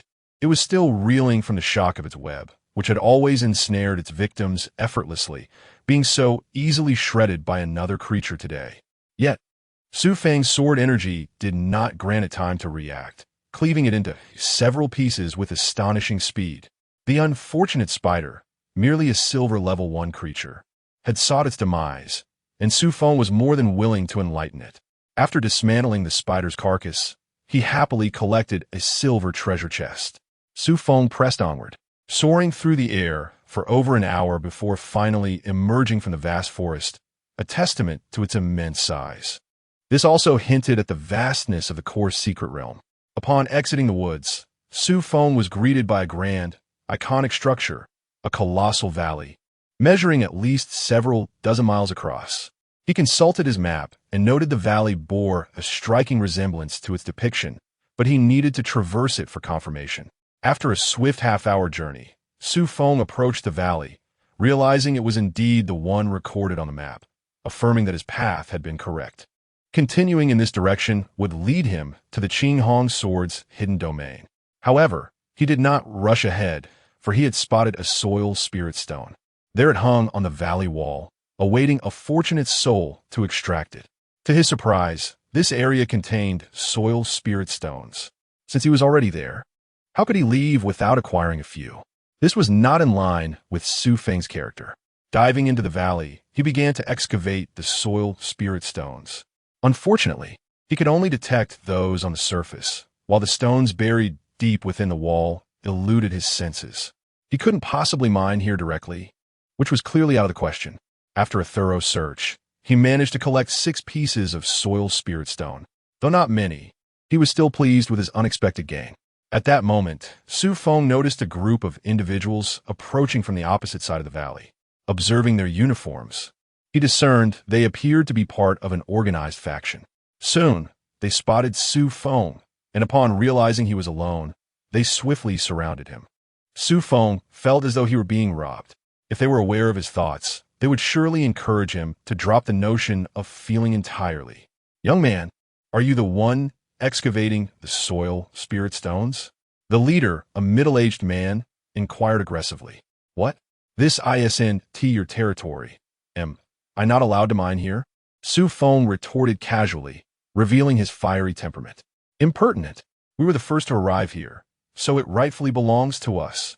Surrender the stones you've gathered, or do not blame us for resorting to violence," the leader proclaimed haughtily. "Since you have said so, I shall not yield." "Coolme, let me see how you intend to act," Xu Feng inquired with keen interest. "How bold. All of you, step forward. Do not bring shame to Zhang's family. Teach this arrogant lad a lesson." However, at that moment, someone tugged at the shoulder of the leading man and pointed towards Xu Feng. "Captain Zhang, it appears this fellow has no storage items." Zhang sure was taken aback. "What? Is it truly our misfortune to encounter a novice from the newly arrived core realm?" Zhang sure scrutinized Xu Feng closely, and indeed, he discovered that Xu Feng possessed no storage items. "How unfortunate! Kill the lad and toss him to the dogs." Zhang sure commanded his subordinates. Upon receiving their orders, 5 individuals swiftly surrounded Xu Feng. Their strength hovered around the initial stages of silver, levels 1 to 3, while the leader, Zhang Shi, was slightly stronger at level 5. Storage items? Xu Feng caught the key term. Moreover, they referred to him as a novice, indicating their familiarity with this place. He had found the right individuals. He had many inquiries to pose to them. Yet before that, he needed to display a modicum of strength. Drawing his sword, Xu Feng unleashed a flurry of sword energy. Instantly, the 5 assailants clutched their throats and collapsed to the ground, one of them gasping in terror. So fast. Now may I speak? Xu Feng smiled at Zhang Shi. Observing the swift demise of his 5 companions, Zhang Shi's expression turned grave. The opponent appeared to be at silver level 1, yet he could engage in combat beyond his grade. However, with Zhang Shi's own silver level 5 prowess, he felt undaunted. Could this lad truly leap 4 levels to defeat him? Clearly that was impossible. You have successfully enraged me, young man. Today, you shall be buried here. Zhang Shi declared slowly, drawing his long blade from his waist. With all his might, he swung down, releasing a blade of light that surged towards Xu Feng. This was his signature technique, the mountain-cleaving strike. Few adversaries at the same level could withstand this blow. Yet, to his astonishment, Xu Feng seemed unfazed, and perhaps even irked. Indeed, Xu Feng was incensed. The leader was proving to be quite a nuisance. He had intended to ask him a few questions, but now Xu Feng decided to direct his inquiries to the subordinates instead, as their information might suffice. Was it truly so challenging to acquire basic knowledge? Unperturbed by Zhang Shi's blade light, Xu Feng's eyes remained steady. With a surge of sword intent, he wielded his obsidian sword to unleash an even greater wave of sword energy. Having mastered the foundational sword techniques of silver level, Xu Feng's swordsmanship had become formidable. His basic sword techniques, having only recently been learned, had already reached an advanced level. With a casual strike, he unleashed a terrifying force.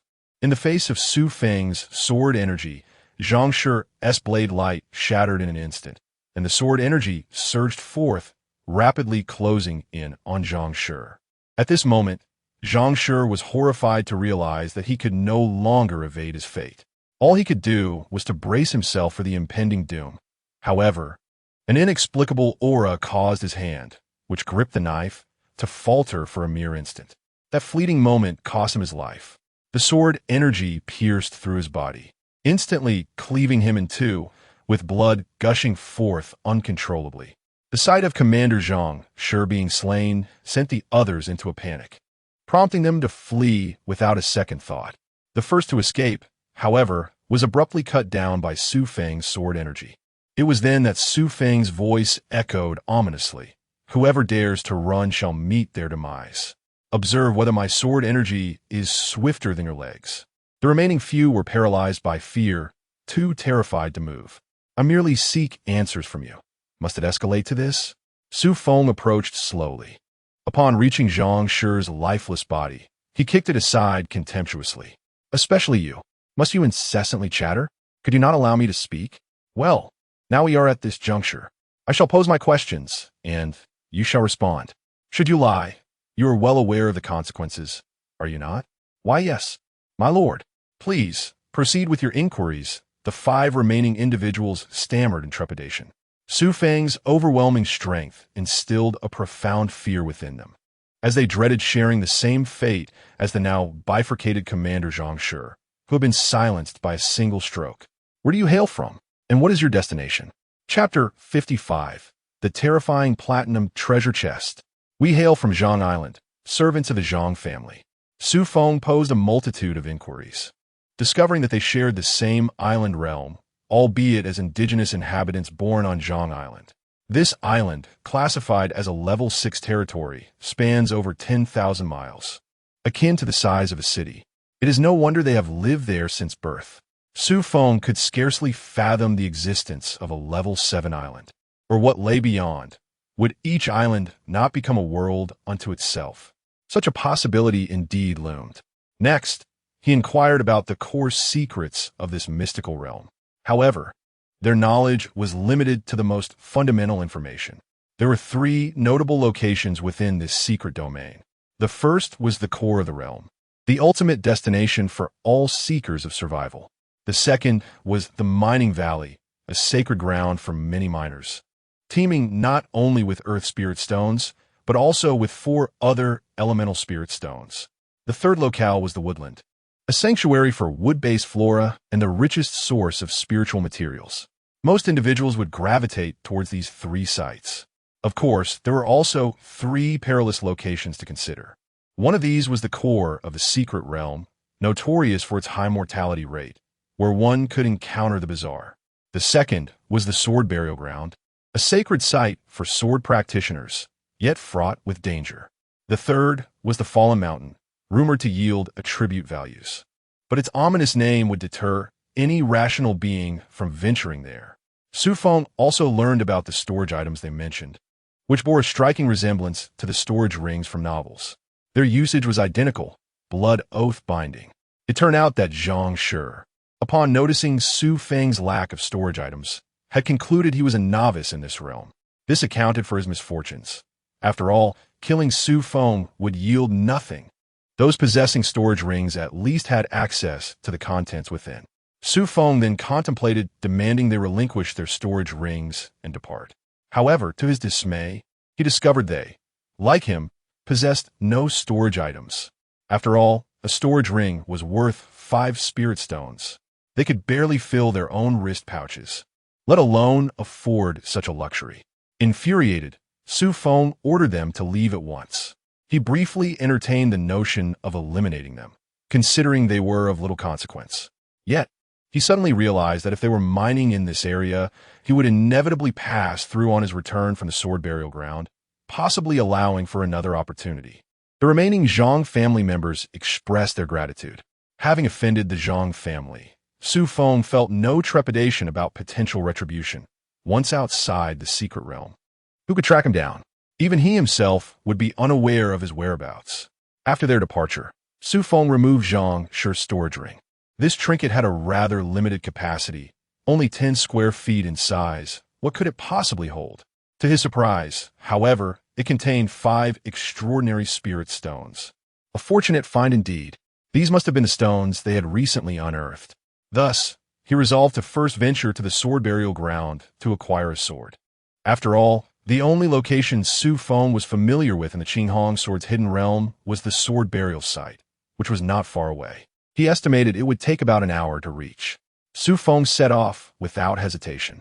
In truth, he contemplated robbing someone along the way, for with his strength, acquiring spirit stones would be as simple as extending his hand. However, he ultimately decided against it, fearing an encounter with a hidden powerhouse masquerading as a weakling. What would he do then? He resolved to wait until his return. As he soared through the skies, Xu Feng was unperturbed by the possibility of being discovered, especially since he had just observed many others flying in a similar manner. It was evident that these individuals hailed from the Great Islands, yet it was rare to see someone flying alone as he was. Bored during his journey, Xu Feng suddenly pondered whether he should forcibly open a silver treasure chest. After all, this was not his island.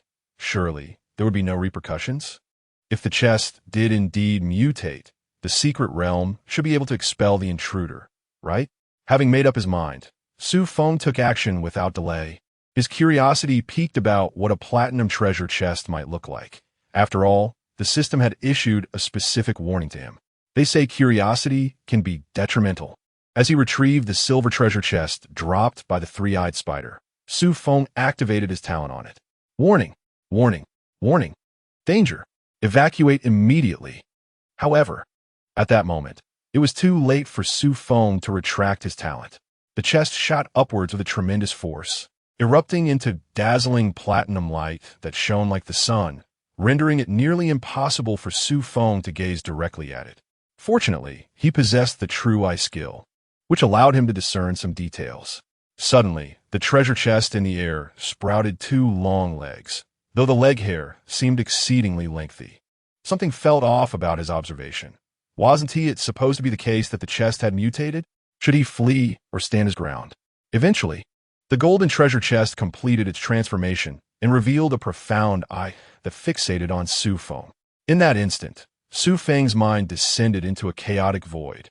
He felt utterly devoid of thought, akin to a fish on a chopping block, entirely at the mercy of fate. Before the platinum chest could make any move, a beam of light shot forth from the core of the secret realm, enveloping the chest. No matter how the chest struggled and collided, it could not escape the beam. Subsequently, the light drew the chest deep into the core, causing it to vanish from sight. Meanwhile, Xu Feng remained in a state of confusion, utterly unaware of his surroundings. Fortunately, there were no ferocious beasts lurking nearby. Otherwise, he might have met a dire fate. Half an hour later, Xu Feng slowly regained consciousness, only to be startled by a system notification. Due to your violation of the core secret realm rules, you now have two choices. 1. Abandon this core secret realm exploration and be expelled from the realm. 2. Forfeit all core keys, including the professional version of the core key. To continue exploring the realm, please make your choice within 3 seconds. Xu Feng 2. The survivor has made their choice. Please refrain from further rule violations.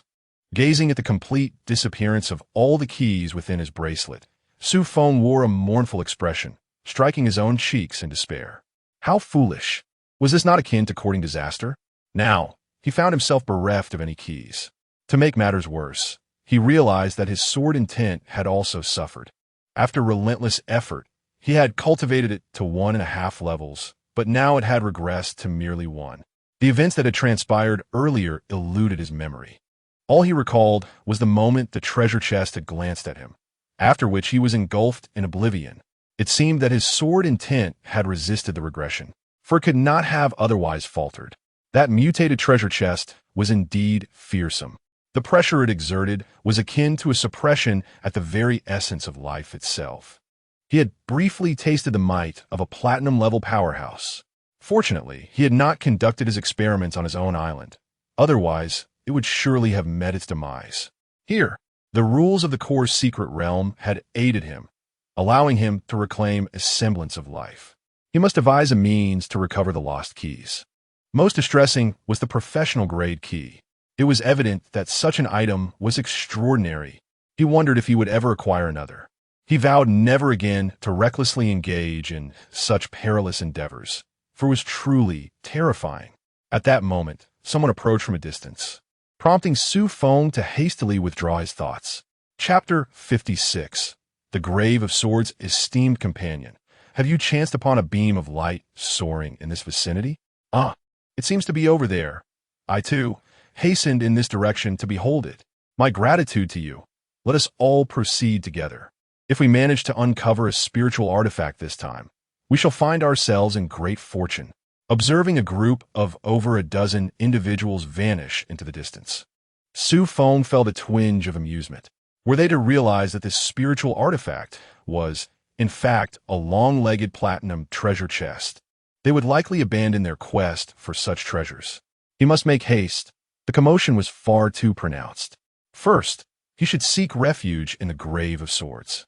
Furthermore, he needed to devise a strategy to procure the key from others. If he were to possess not a single key, would his journey today not be in vain? The thought alone would surely elicit laughter from the other inhabitants of the island. How could the esteemed first of the island descend to such a state? As he pressed onward, he noticed a multitude of people soaring in this direction. Yet fortunately, none discerned his peculiarities. Half an hour later, Xu Feng finally arrived at the Grave of Swords. This place resembled a mount where numerous swords lay buried. It was evident that the mountain was divided into 2 sections, the base and the midsection, though the purpose of this division remained unclear. The crowd gathered here was quite diverse. Among them were humanoids with 3 eyes, those with 3 fingers, and even some with 3 hands, truly an eclectic assembly. However, one commonality united them all. Each bore a sword upon their back. Indeed, they were all practitioners of the sword. Following the map, Xu Feng reached a plaza at the foot of the mountain. As he walked, an unsettling feeling began to wash over him.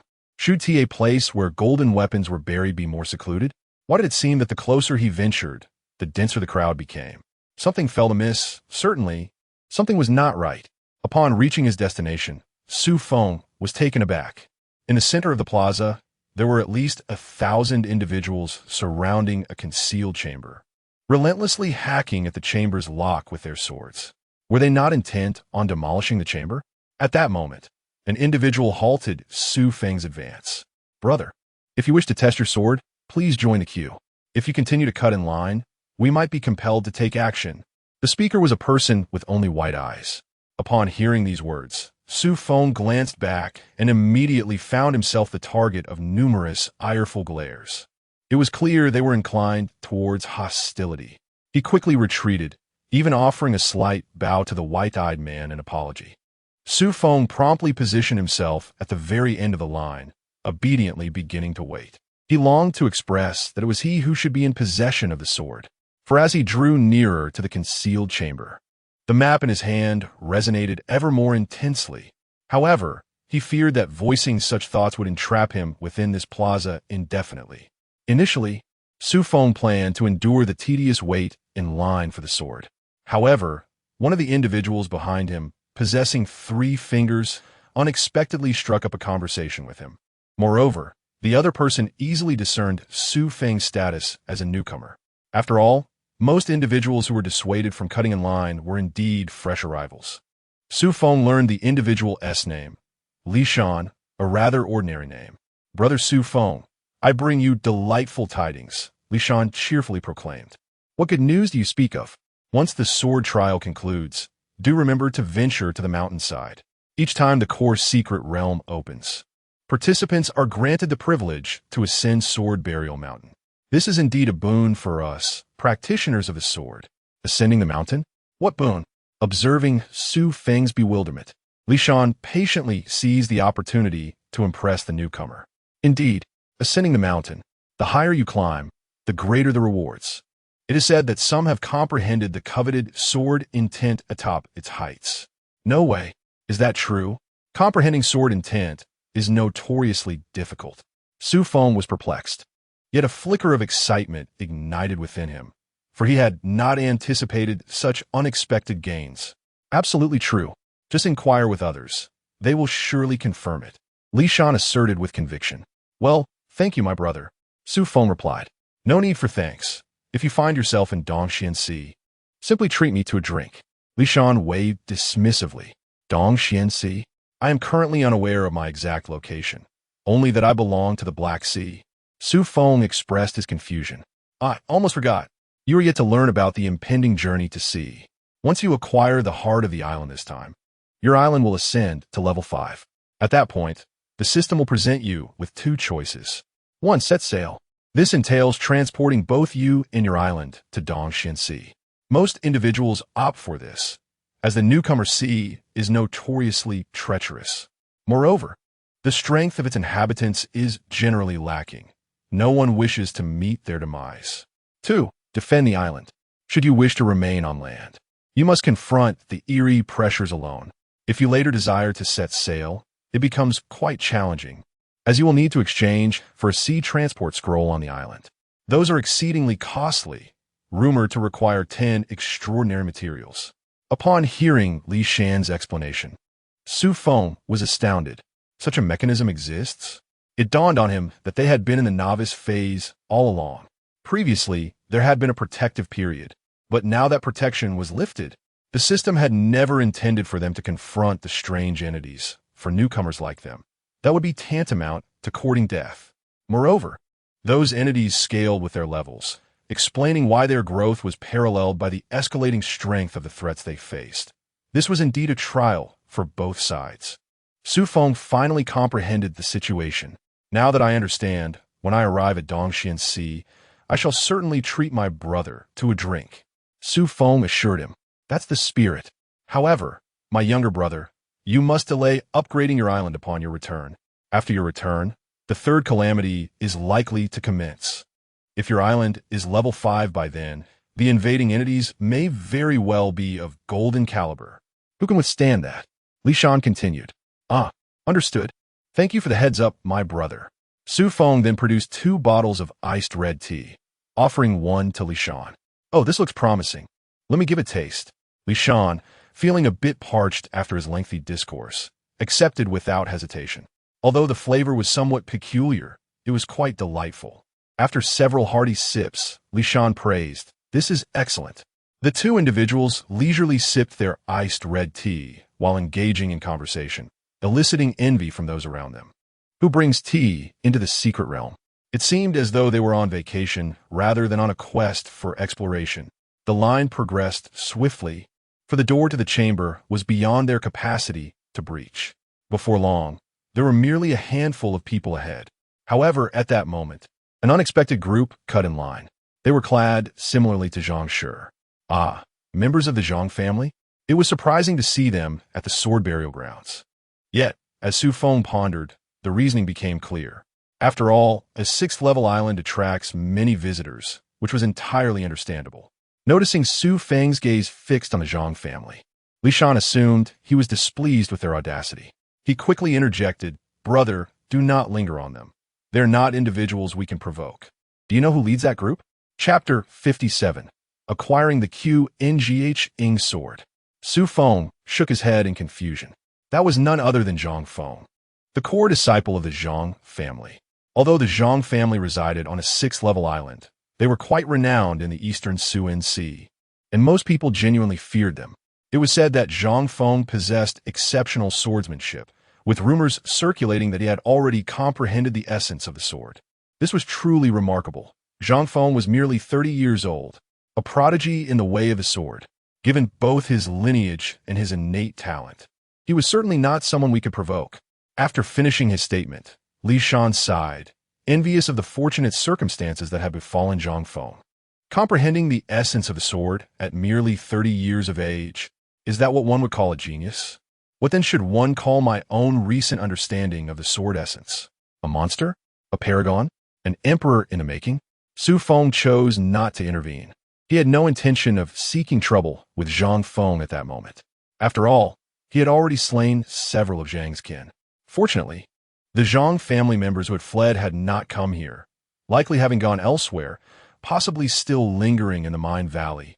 As Zhang Feng and his companions proceeded, the first individual in their group immediately recognized their status and quickly smiled broadly, creating space for them to pass. This action incited discontent from a yellow-haired fellow waiting in line behind them. "Why do they get a cut in line?" he exclaimed. "What? You have a problem with that?" A man beside Zhang Feng chuckled. "Brothers, let's give him an unforgettable lesson." Consequently, the yellow-haired youth was swiftly pulled aside to receive a beating, punctuated by the sounds of his anguished cries. Xu Feng observed the unfolding scene and shook his head, finding it somewhat amusing. Indeed, there were those bold enough to speak out. Were they not just foolishly headstrong? Fortunately, it seemed that Zhang Feng and his group had no intention of resorting to lethal force.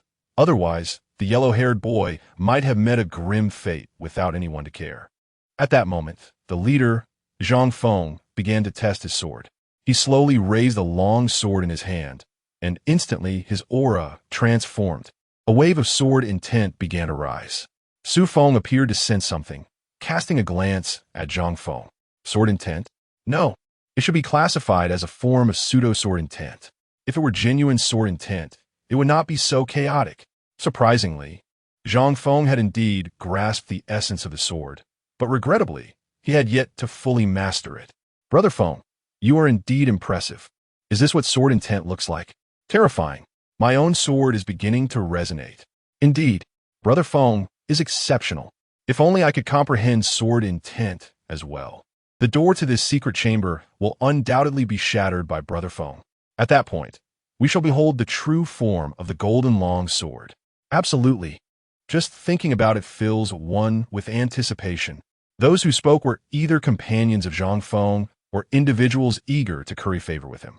Meanwhile, those surrounding them began to overhear their conversation and realized that Zhang Feng had truly comprehended the essence of the sword. Now, the onlookers gazed with envy at Zhang Feng in front of them. Who could have anticipated that Zhang Feng had genuinely grasped sword intent? Indeed, who could have imagined that he was only 30 years old, with ample time to refine his skills? The future undoubtedly held great promise for him. How enviable for the Zhang family. When might my own son comprehend sword intent?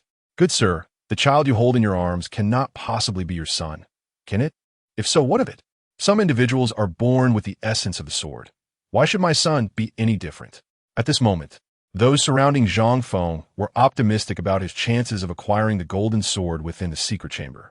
Xu Feng himself shared this belief. Yet, reality proved to be harsh.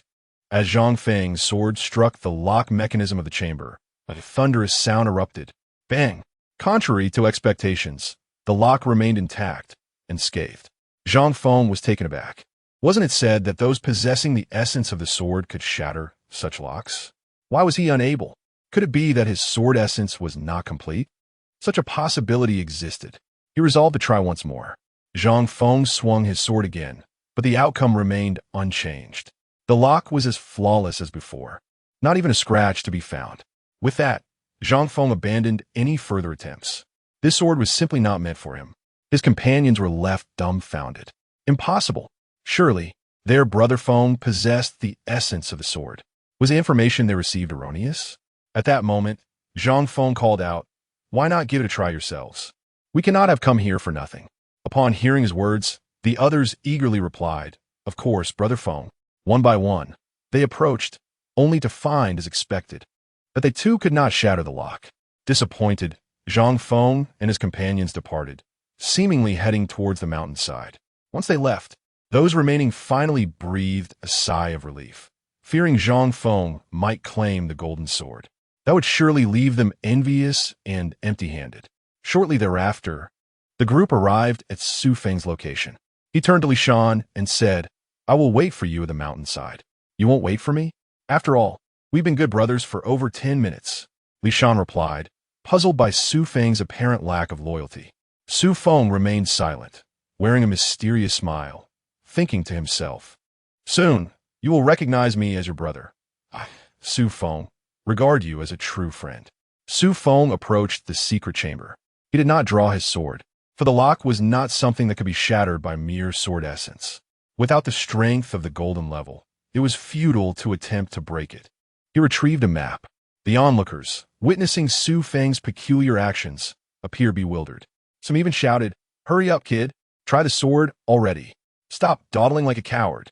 Hearing the rush, Xu Feng hastily complied. He swept the map across the lock, which seemed to respond in a peculiar manner. Ding! The sound rang out clearly, and all present heard it. Xu Feng inwardly cursed. What the hell? Why make such a commotion?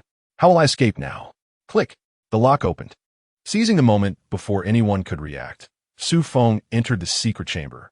Inside lay two items, a strikingly beautiful sword, a blend of crimson and jade, embedded within a stone slot. Xu Feng was instantly enamored with this sword. A pitch-black iron sword, scoundrel, and beside it, a sword sheath rested. He swiftly advanced, intent on drawing the iron sword. Yet astonishingly, his opponent remained utterly unmoved. "No way, my friend. At such a critical moment, you still choose to play this game?" It then struck him to test the sword's intent. Xu Feng unleashed his sword intent, and instantly, the azure rainbow sword seemed to respond, its blade vibrating with a low hum. With newfound ease, he drew it forth. So, this is where the sword intent finds its purpose. He casually picked up the scabbard beside him and sheathed the azure rainbow sword within. Then, with a sudden burst of speed, he made his way to the plaza. While others were still in shock at how Xu Feng managed to unlock the secret chamber, he had already transformed into his mech and soared into the sky. After all, it had only taken him mere seconds to transition from the chamber to the outside. Good grief! Someone has acquired the golden sword. Quick, pursue him! At that moment, someone finally reacted, shouting loudly. Xu Feng could not help but hear the voice, as it was exceedingly loud. Curse it, don't let me find out who shouted that. Wasn't this an attempt to ensure he could not escape? If he couldn't obtain the sword, why not let someone else have it? In an instant, the plaza erupted into chaos. Chapter 58. Are you here? I can barely endure it. With the manifestation of various techniques, some wielded their agility, others transformed into formidable mechs, while certain individuals summoned their loyal companions. For those lacking such abilities, I sincerely apologize. They were left to scurry along the ground. All were in pursuit of Xu Feng. As he glanced back at the mass of dark figures behind him, Xu Feng felt an overwhelming sense of urgency. He needed to reach the mountainside swiftly. Once at the designated climbing site, he believed that others would hesitate to act against him. After all, the sword burial mountain exuded a formidable sword intent, deterring others from daring to challenge its power. Xu Feng accelerated, channeling the wind spirit stone within his silver mech. The stone shimmered brightly, shrinking at a visibly rapid pace. However, the mech's speed surged dramatically. In an instant, Xu Feng deployed a momentary burst of speed, creating a considerable distance between himself and his pursuers. He then veered into the mountainside, vanishing from sight. The individuals trailing him were left dumbfounded, incredulous at how he had suddenly transformed into a whirlwind of speed. Their hearts sank as they witnessed the golden sword fade from view. What to do now? It seemed that Xu Feng had acquaintances among those waiting in line behind him. Perhaps they could inquire among themselves? It made sense. As long as they could ascertain Xu Feng's whereabouts, they could devise a plan. These individuals clearly harbored ill intentions, unwilling to allow others to obtain the golden grade longsword if they could not secure it themselves. Human nature was indeed insidiously selfish. Meanwhile, Li Shan had long since fled the scene. When Xu Feng ascended with such vigor, Li Shan had chosen to retreat in the opposite direction. Upon witnessing Xu Feng unlock the secret chamber, he finally understood why Xu Feng had not waited for him. This young man had known all along that the golden sword was as good as his. Now, he was terrified that others would discover his connection to Xu Feng. Regret washed over him. Upon reaching the mountainside, Xu Feng continued to propel himself forward with fervor. As he sped past various individuals, some began to grumble and curse. Flying so fast in broad daylight, are you in such a rush to relieve yourself? Xu Feng thought to himself. Indeed, he felt an urge to do just that. He soon arrived at a concealed cave. There, he donned a set of black attire and laced up a pair of anti-running shoes that elevated him by 5 centimeters. This gear, which he had acquired during a prior venture into a black iron treasure chest, was finally proving its worth. Lastly, he topped off his look with a black baseball cap, ensuring that only Li Mingyue and Mo Xiang could recognize him. With a smirk, Xu Feng then retrieved the Qinghong sword for inspection. Qinghong sword level, golden damage, 500 feature 1. Long rainbow piercing the sun, 0-100. Attacking enemies allows the absorption of their blood essence. Upon reaching full capacity, it unleashes the most powerful golden level attack. Feature 2. While in a state of sword intent, it doubles the attack damage. After reviewing the sword's attributes, Xu Feng could only express his admiration with 2 words: impressive. Particularly the long rainbow piercing the sun. This was undeniably a golden grade weapon of mass destruction. Alas, it required full energy absorption. Nevertheless, Feature 2 was equally advantageous, as it would enable him to engage in battles beyond his level, with the synergy of his sword intent. Without hesitation, Xu Feng initiated the blood oath to claim the sword as his own. He initially believed that a mere drop of blood would suffice. However, binding to a golden tier weapon is far from a trivial endeavor. It drained a staggering 1,000 points of his vitality, equivalent to 50 milliliters. The loss left him feeling somewhat lightheaded. Was he experiencing a moment of weakness? It seems he would need to recuperate upon his return.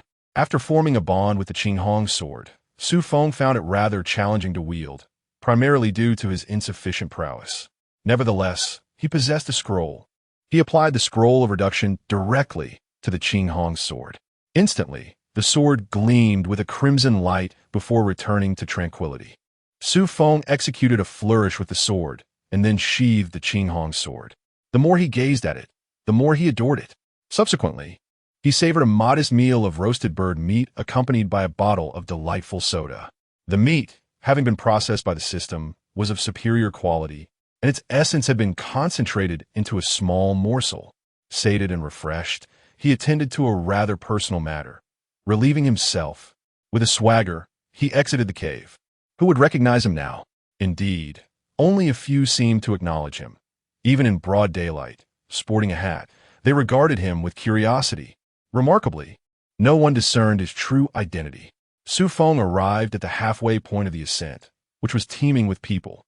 Their discussions, however, had shifted from climbing the mountain to the revelation that someone had procured the Qinghong sword from the plaza's secret chamber. Have you heard? The golden sword has been claimed by someone. His friend's sister's best friend's cousin had mentioned it long ago. Moreover, the individual had the audacity to use a key to unlock the mechanism. How utterly lacking in martial ethics. Indeed, who was the scoundrel that suggested using a sword against the lock? If I discover their identity, I shall surely test the blade upon them. Alas, what a pity! Now, the sword burial grounds have only this ascent remaining as a worthwhile destination. Xu Feng noticed the sheer number of individuals at the mountain's base. Yet he pondered why they lingered instead of ascending. As he listened to the surrounding conversations, the reason became clear. The sword burial mountain harbored dangers. After all, the sword intent loomed over the summit. Those without sword intent risked being rendered fools if they lingered above. Surveying his surroundings, Xu Feng did not spot Li Shan. How curious. Where had that lad gone? Could it be he was too frightened to venture here? No matter. It was paramount that he begin his ascent. To complete his task and depart swiftly, for he still had to deal with the matter of the stolen key. The sword burial mountain, as its name suggests, entails ascending a 100-tiered pathway. Each step is remarkably uniform, evidently crafted by the same artisan. Upon reaching the first step, Xu Feng distinctly sensed a peculiar change in his sword intent. It felt as though it had solidified somewhat. To his surprise, this place indeed benefited one's sword intent. Clearly, it served as a training ground for those possessing sword intent. It had been rumored that one could acquire sword intent here. What sort of sword intent could one possibly gain? No wonder they spoke of the inherent dangers. Wasn't it quite apparent that one would be courting death? Xu Feng commenced his ascent with measured grace, his sword intent gradually coalescing with each step taken upon the staircase. With every level he surmounted, his sword intent solidified further. Contemplating the nature of these 100 steps, Xu Feng felt a burgeoning potential within him, believing he could restore his sword intent to a remarkable 1.5-fold. The prospect of possibly transcending to a full 1-fold of sword intent invigorated him immensely. Whenever he sensed the waning of solidification in his sword intent upon the steps, he ascended another level. However, his pace was somewhat accelerated. While others on the same step were drenched in perspiration, he appeared positively elated. There had to be something amiss. At that moment, on the 31st step, a pallid youth leaned heavily upon his long sword, gasping for breath.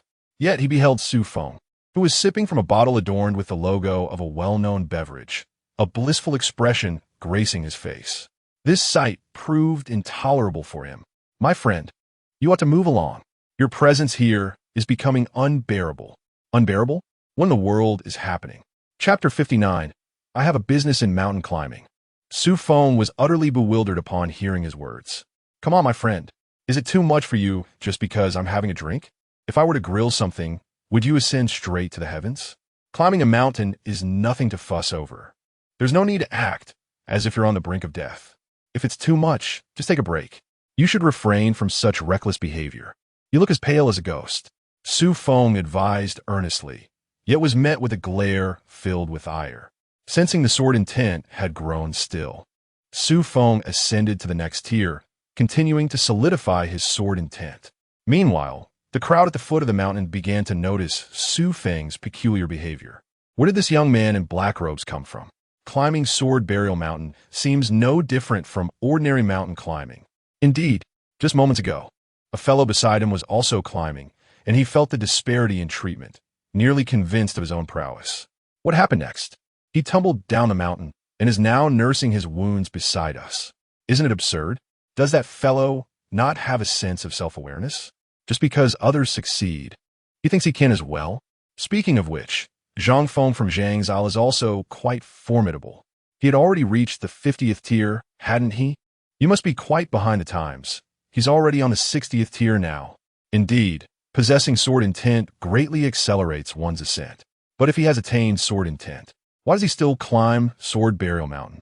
It's perplexing.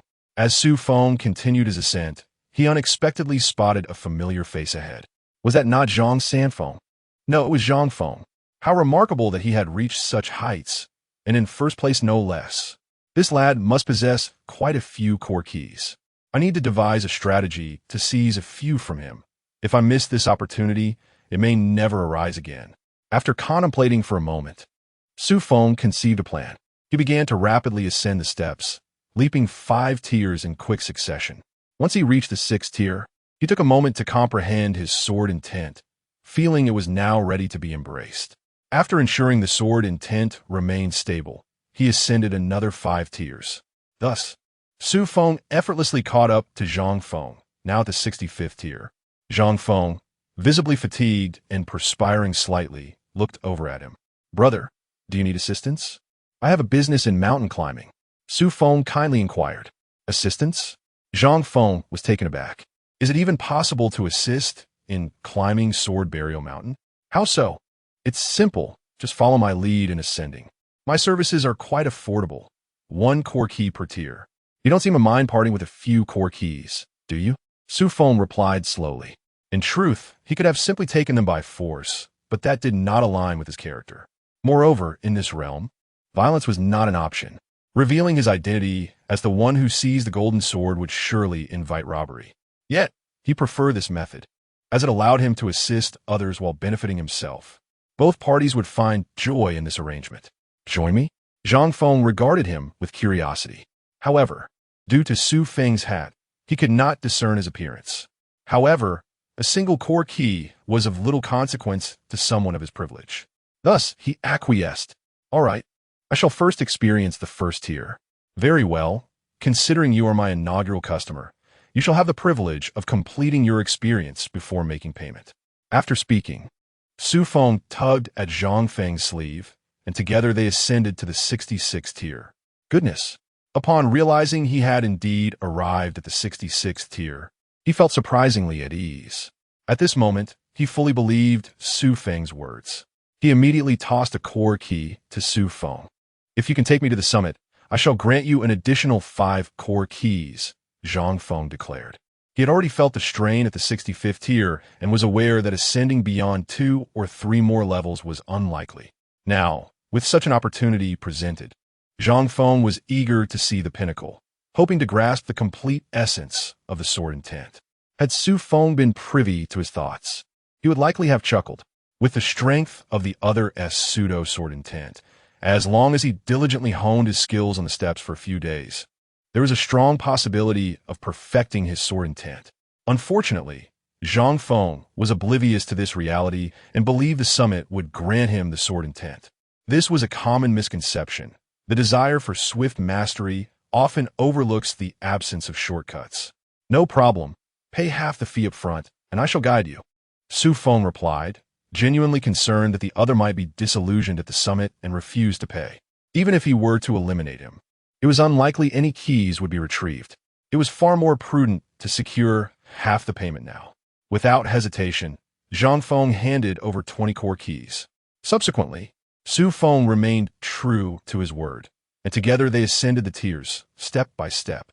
Upon reaching the 80th tier, Xu Feng felt his sword intent had advanced to 20.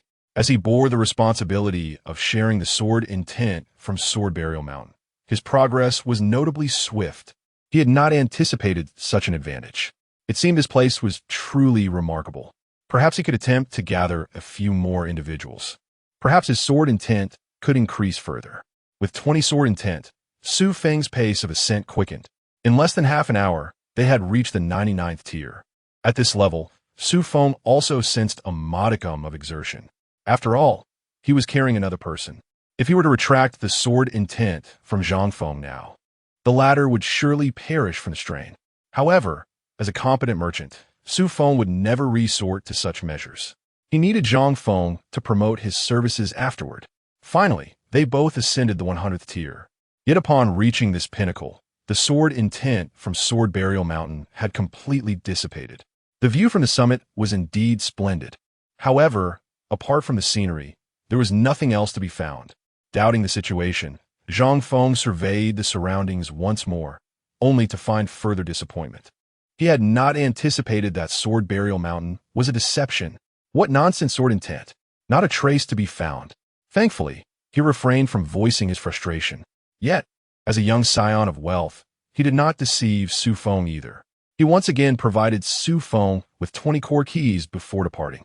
Upon receiving the key, Xu Feng's face instantly lit up with a smile, having effortlessly acquired 41 core keys, a feat more expedient than robbery.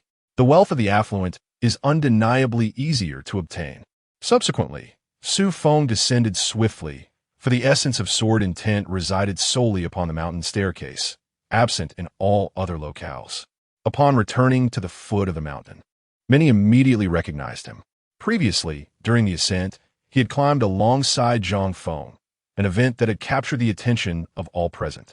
They had anticipated that the summit would bestow upon them the understanding of sword intent. However, Xu Feng had recently descended, declaring that there was, in fact, no sword intent at the pinnacle. Perhaps it was time for everyone to disperse. Some believed him, while others remained skeptical. After all, the arduous climb of the staircase seemed to warrant the existence of such enlightenment. Upon seeing Xu Feng's return, a crowd began to gather around him, intrigued by the fact that he was the second individual to have reached the summit. Brother, is it true that one cannot comprehend sword intent at the peak? Chapter 60, a reminder for Li Shan. Who said that? Xu Feng feigned confusion. It was Xu Feng from Zhang Family Island. Did he not already possess the sword intent? How could one claim otherwise? Xu Feng told a slight falsehood. After all, the individual indeed had sword intent. Upon hearing Xu Feng's words, those around him suddenly displayed expressions of understanding. Thus, Zhang Feng's assertions could not be genuine. Regrettably, I, lacking in talent, failed to comprehend the sword intent at the mountain's peak. However, I possess a unique channel to ascend the sword burial mountain. As you have just witnessed, I reached the summit alongside Xu Feng. Moreover, Xu Feng had procured his ascent through my services. Should you harbor doubts, feel free to inquire with Xu Feng. Currently, there are only 2 slots available. Whoever bids the highest shall claim them. Seizing the moment while the crowd remained, Xu Feng directly launched his venture. This opportunity must not be missed. Upon hearing Xu Feng's words, the crowd was astonished. Such an operation exists? One can ascend the mountain through special channels? Consequently, some ventured to verify with Zhang Feng's subordinates. The reply they received was even more astonishing. Xu Feng affirmed it. The scene erupted into chaos. Bro, I offer 1 extraordinary spirit stone. Take me up. I bid 2. I implore you. I've never reached the summit in my life. Handsome, please take me along. I've never climbed with anyone before. Step aside. I'll give 10 spirit stones. The atmosphere transformed into a marketplace of bidding. Tensions escalated to the point of potential conflict, prompting Xu Feng to swiftly intervene and calm the situation. Ultimately, a man and a woman secured the slots. However, both paid the price of 15 spirit stones each. The man was named Mu Fei, and the woman was Zhao Hanyan. In truth, Xu Feng had no desire to learn their names, yet it seemed somewhat unreliable not to know the names of his employers. Nevertheless, Xu Feng also provided a false name, Jiang Jiming. From then on, this would be another name under which Xu Feng would endure trials. Upon receiving the spirit stones from the duo, Xu Feng commenced his ascent. Without further ado, he made a beeline for the summit. It took 2.5 hours to reach the peak, especially with 2 individuals in tow. Even Xu Feng found himself quite fatigued. Had he not attained 2.5 portions of sword intent along the way, he likely would have taken even longer to arrive. Upon reaching the summit, Mu Fei and Zhao Hanyan surveyed their surroundings and glanced at one another, seemingly realizing they had not comprehended the sword intent after all. At last, they believed Zhang Feng's words to be true. After all, if one person failed to grasp it, that could be acceptable. Yet now, with 4 individuals lacking sword intent, it seemed rather implausible. However, they bore no blame towards Xu Feng, as he too understood that Zhang Feng had possessed sword intent previously. It appears I misjudged the situation. I had thought Zhang Feng was deceiving us. Xu Feng expressed with a semblance of remorse. No worries, Brother Jiang. It was merely a matter of preconceived notions. I shall take my leave now, Mu Fei said with a respectful nod. Brother Jiang, do keep in touch. Zhao Hanyan chimed sweetly. Xu Feng waved his hand at the 2 individuals, adding them as friends. Were it not for their resources, he would never have granted them such a privilege. Having accomplished his objectives at the sword burial grounds, it was time for him to depart. However, he wished to see Li Shan before leaving. At last, Xu Feng spotted a figure slipping through the crowd. He approached and gave Li Shan a light tap on the shoulder, startling him considerably. Yet, upon recognizing Xu Feng beneath the brim of his hat, Li Shan exhaled with relief. To his astonishment, Xu Feng had donned an entirely different appearance. It was so transformed that even acquaintances might struggle to recognize him. Xu Feng gestured toward a secluded area behind them, and the two made their way there together.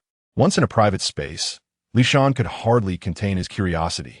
"Xu Feng, you have quite the audacity, donning a golden tier weapon and boldly ascending Sword Burial Mountain. And you even reached the summit?" Xu Feng chuckled, replying, "As the saying goes, the most perilous places are often the safest. See, no one noticed me, did they? I must be on my way now.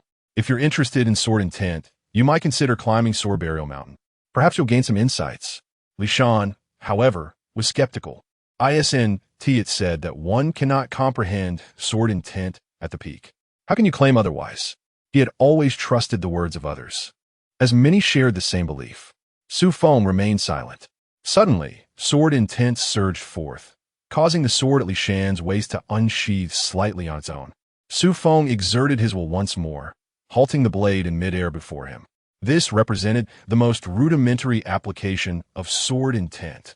While it appeared impressive, its practical efficacy was nearly nil. Enemies would not patiently await such a dramatic display to be struck down. However, should one's sword intent reach an advanced level, the ability to command dozens or even hundreds of swords would indeed yield formidable combat prowess. Li Shan gazed in astonishment at the sword before him, then back at Xu Feng. The only possibility for someone to manipulate another sword with such ease was that they had already grasped the sword intent. Didn't you claim before others that you had not comprehended sword intent? Li Shan found it hard to believe. In front of so many people, we should maintain a low profile. Xu Feng responded nonchalantly. So, you truly did comprehend sword intent at the peak? No, you might think that, but one can gain insights into sword intent while ascending the steps. There's no sword intent at the summit. You must gradually experience each level of the staircase. Patience is key. One cannot rush to savor hot tofu. In truth, comprehending sword intent was not as daunting as it seemed. And with the assistance of the Sword Burial Mountain-esque staircase, one would progress much faster than others. Xu Feng patiently elucidated, feeling somewhat obliged to share this wisdom. Given the valuable information Li Shan had previously provided him, and recognizing him as a friend, he also told a benevolent untruth. His sword intent did not stem from the staircase, but from innate talent. Li Shan pondered Xu Feng's words carefully. Subsequently, he remarked, "All right, I shall heed your advice. I will venture into the mountains in the coming days. However, you must change into a more suitable outfit. Your current disguise only serves to draw more attention to your identity." Xu Feng's professional demeanor caught Li Shan's notice, leading him to believe that the other was far from a novice, but rather resembled a seasoned veteran who had long since emerged from shadows. Isn't this knowledge gleaned from novels? The more one reads and practices. With that, Xu Feng prepared to take his leave, handing Li Shan a box of Wang Lao Ji beverages. He then departed, but not before Li Shan's loud voice echoed behind him. "If you ever find yourself at Dongxianhai, do remember to seek me out in Anjiang City." Xu Feng waved to indicate his understanding, and then transformed into his mech, soaring into the sky. Chapter 61. The Secrets of Attribute Points on the Fallen Mountain. This time, his objective was the Fallen Mountain, for it held the attribute points he so desperately needed. However, to reach the Fallen Mountain, he must first traverse the Mine Valley. He wondered if the Zhang family members were still lingering there, if they were to discover that their adversary had conducted business with their second young master. One could only imagine their reactions. Xu Feng hastened his journey, feeling the weight of time pressing upon him. Half a day had already passed.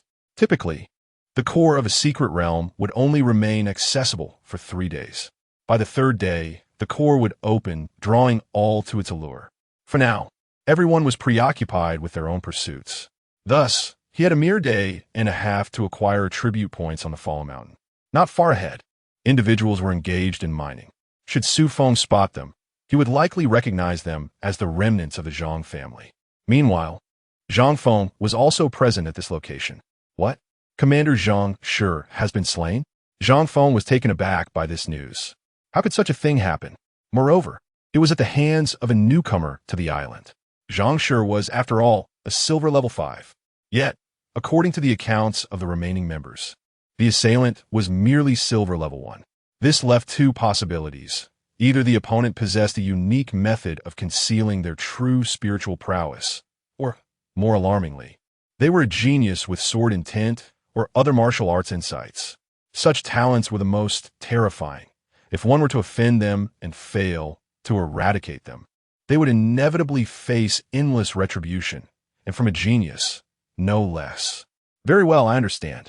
I shall arrange for someone to remain stationed here, Zhang Feng declared.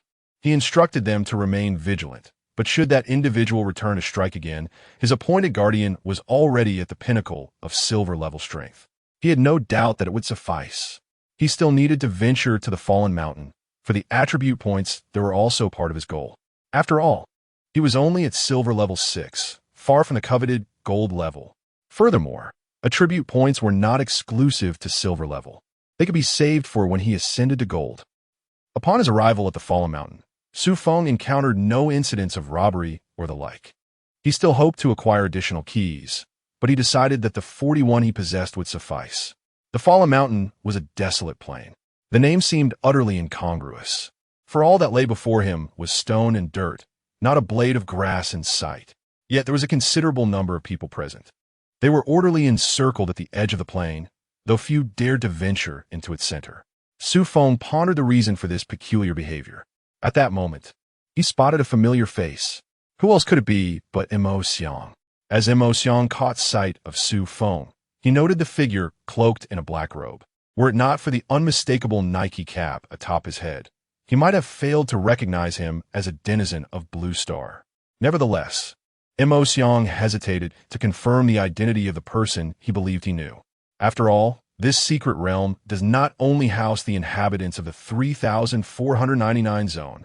It was not until Xu Feng approached him, revealing his visage, that Mo Xiang recognized him. Xu Feng, my friend, what is the meaning of this attire? Mo Xiang inquired. Perplexed, I have acquired a golden weapon, yet I have not changed my appearance. I suspect that a crowd has already gathered. Xu Feng replied with a hint of resignation. You must be jesting. A golden grade weapon can only be obtained from a golden treasure chest, and even then, it relies on chance. How long have you been here? What is the situation? What situation?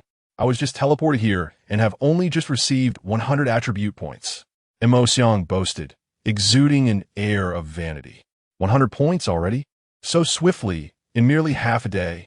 Xu Feng exclaimed in surprise. It seemed that acquiring attribute points in the Fallen Mountain was indeed quite feasible.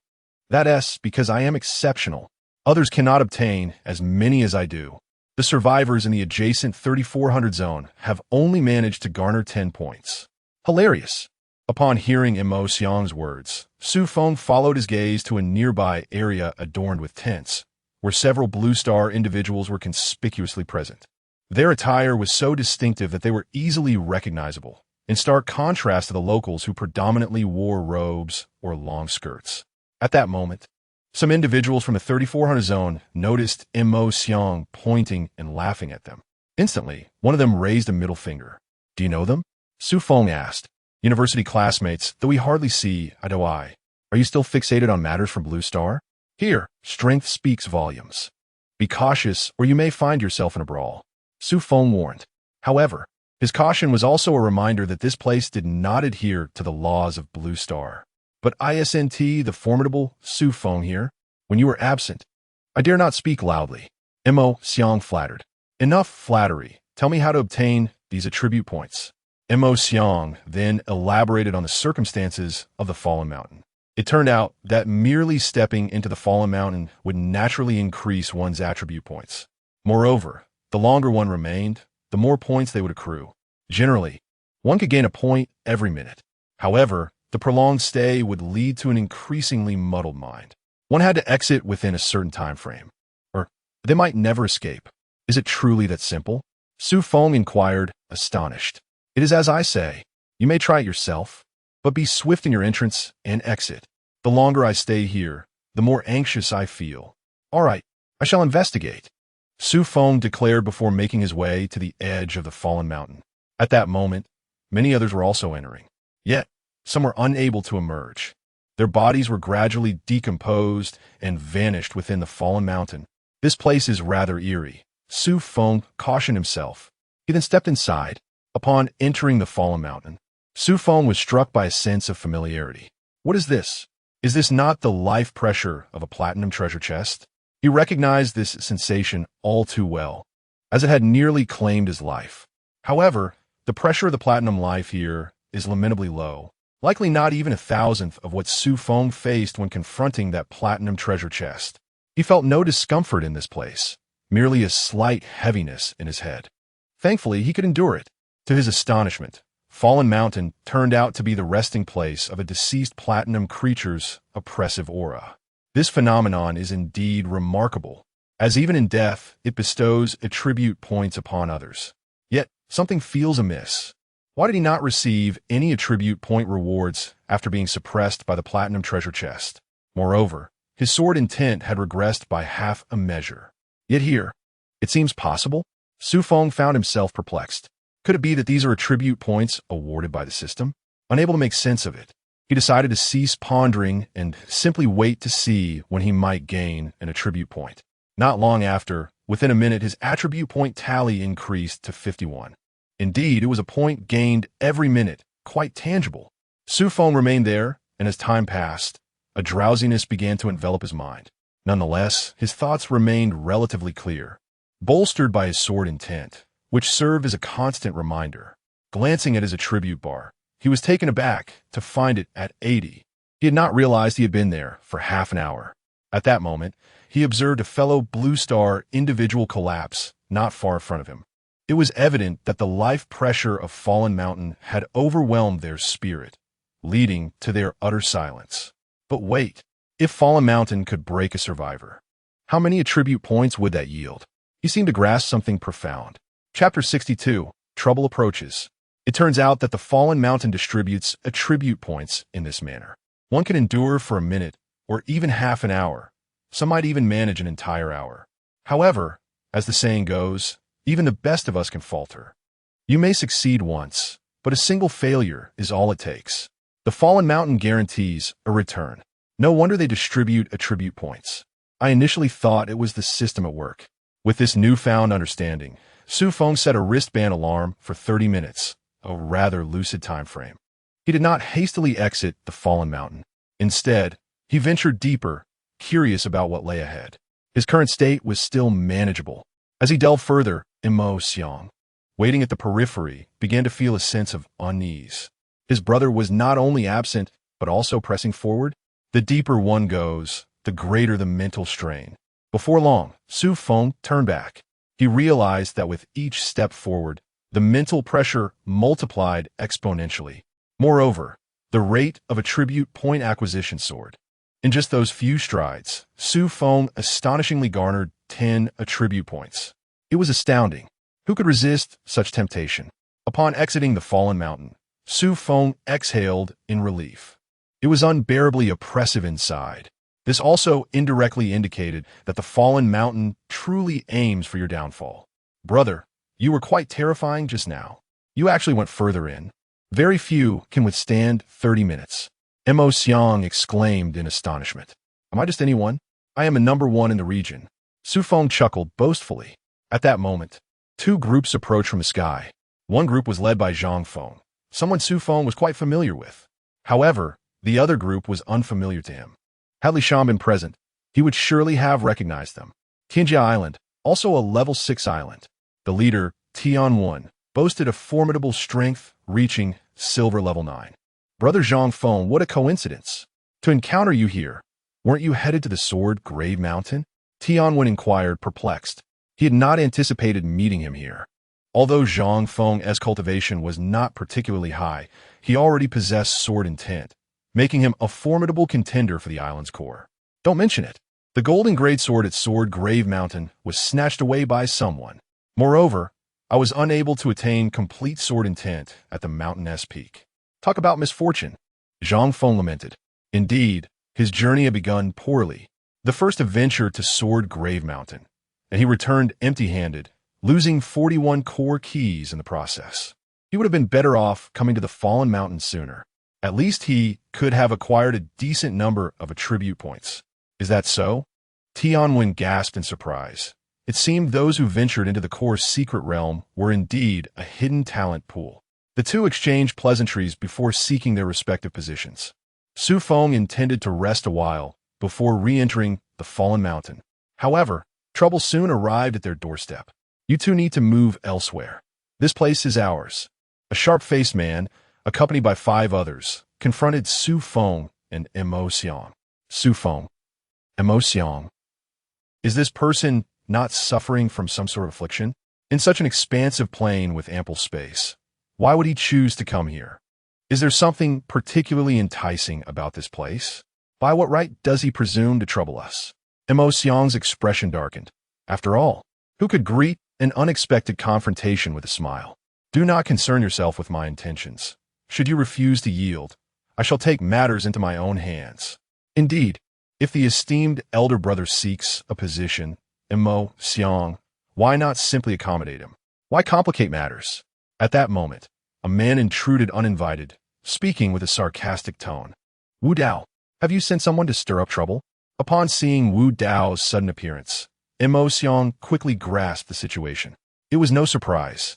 This individual had a penchant for such antics even before their journey to this alternate realm. It was astonishing that despite arriving in another world, he had not altered his troublesome ways. What is the issue?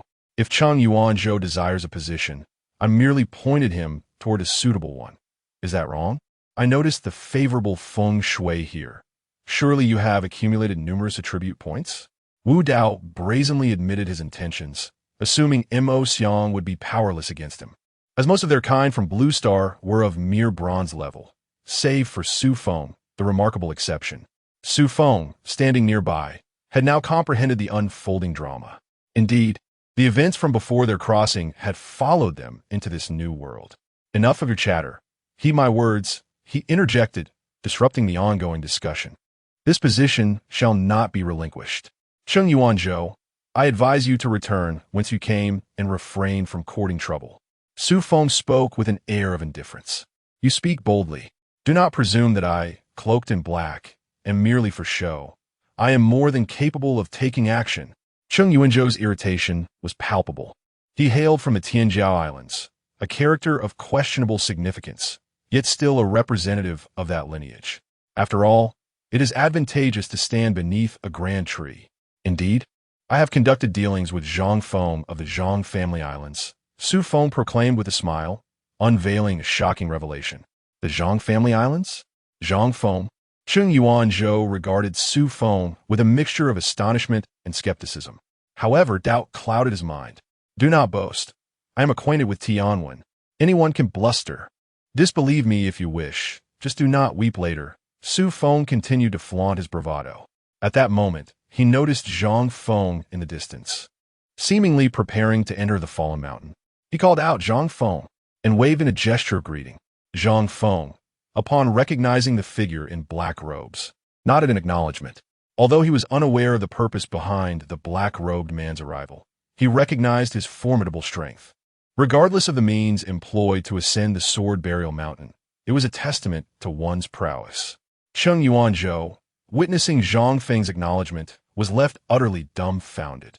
This narrative defied logic. Wasn't this individual a newcomer to the core's secret realm? How could he possibly know Zhang Feng?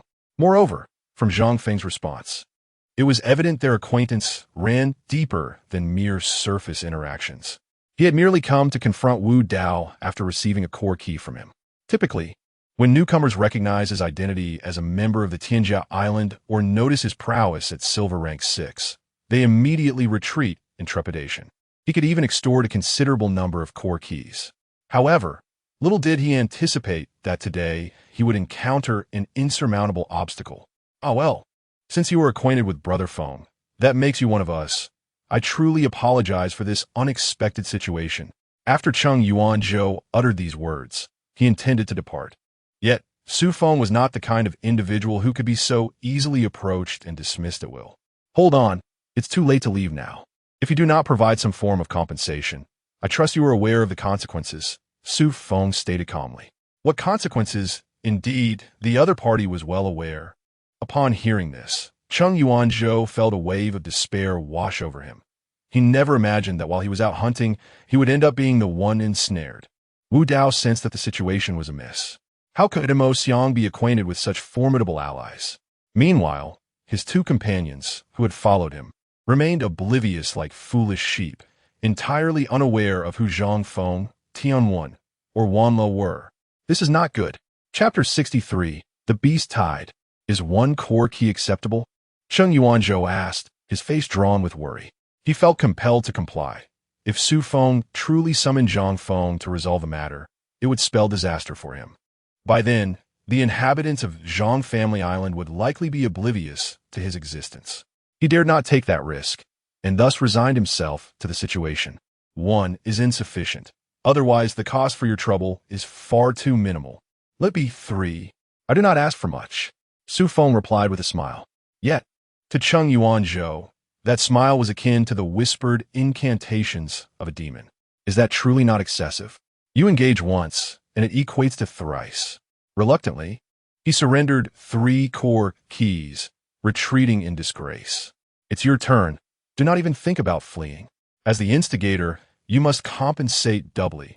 Otherwise, I trust you are aware of the consequences, Xu Feng remarked upon noticing Wu Dao's intent to escape. Did he believe he could merely flaunt his bravado and then abscond? Wu Dao froze upon hearing Xu Feng's words. Doubling the compensation meant 6 core keys, a sum he did not possess. He only had 5 at hand, needing to reserve 1 for himself, leaving him 2 short.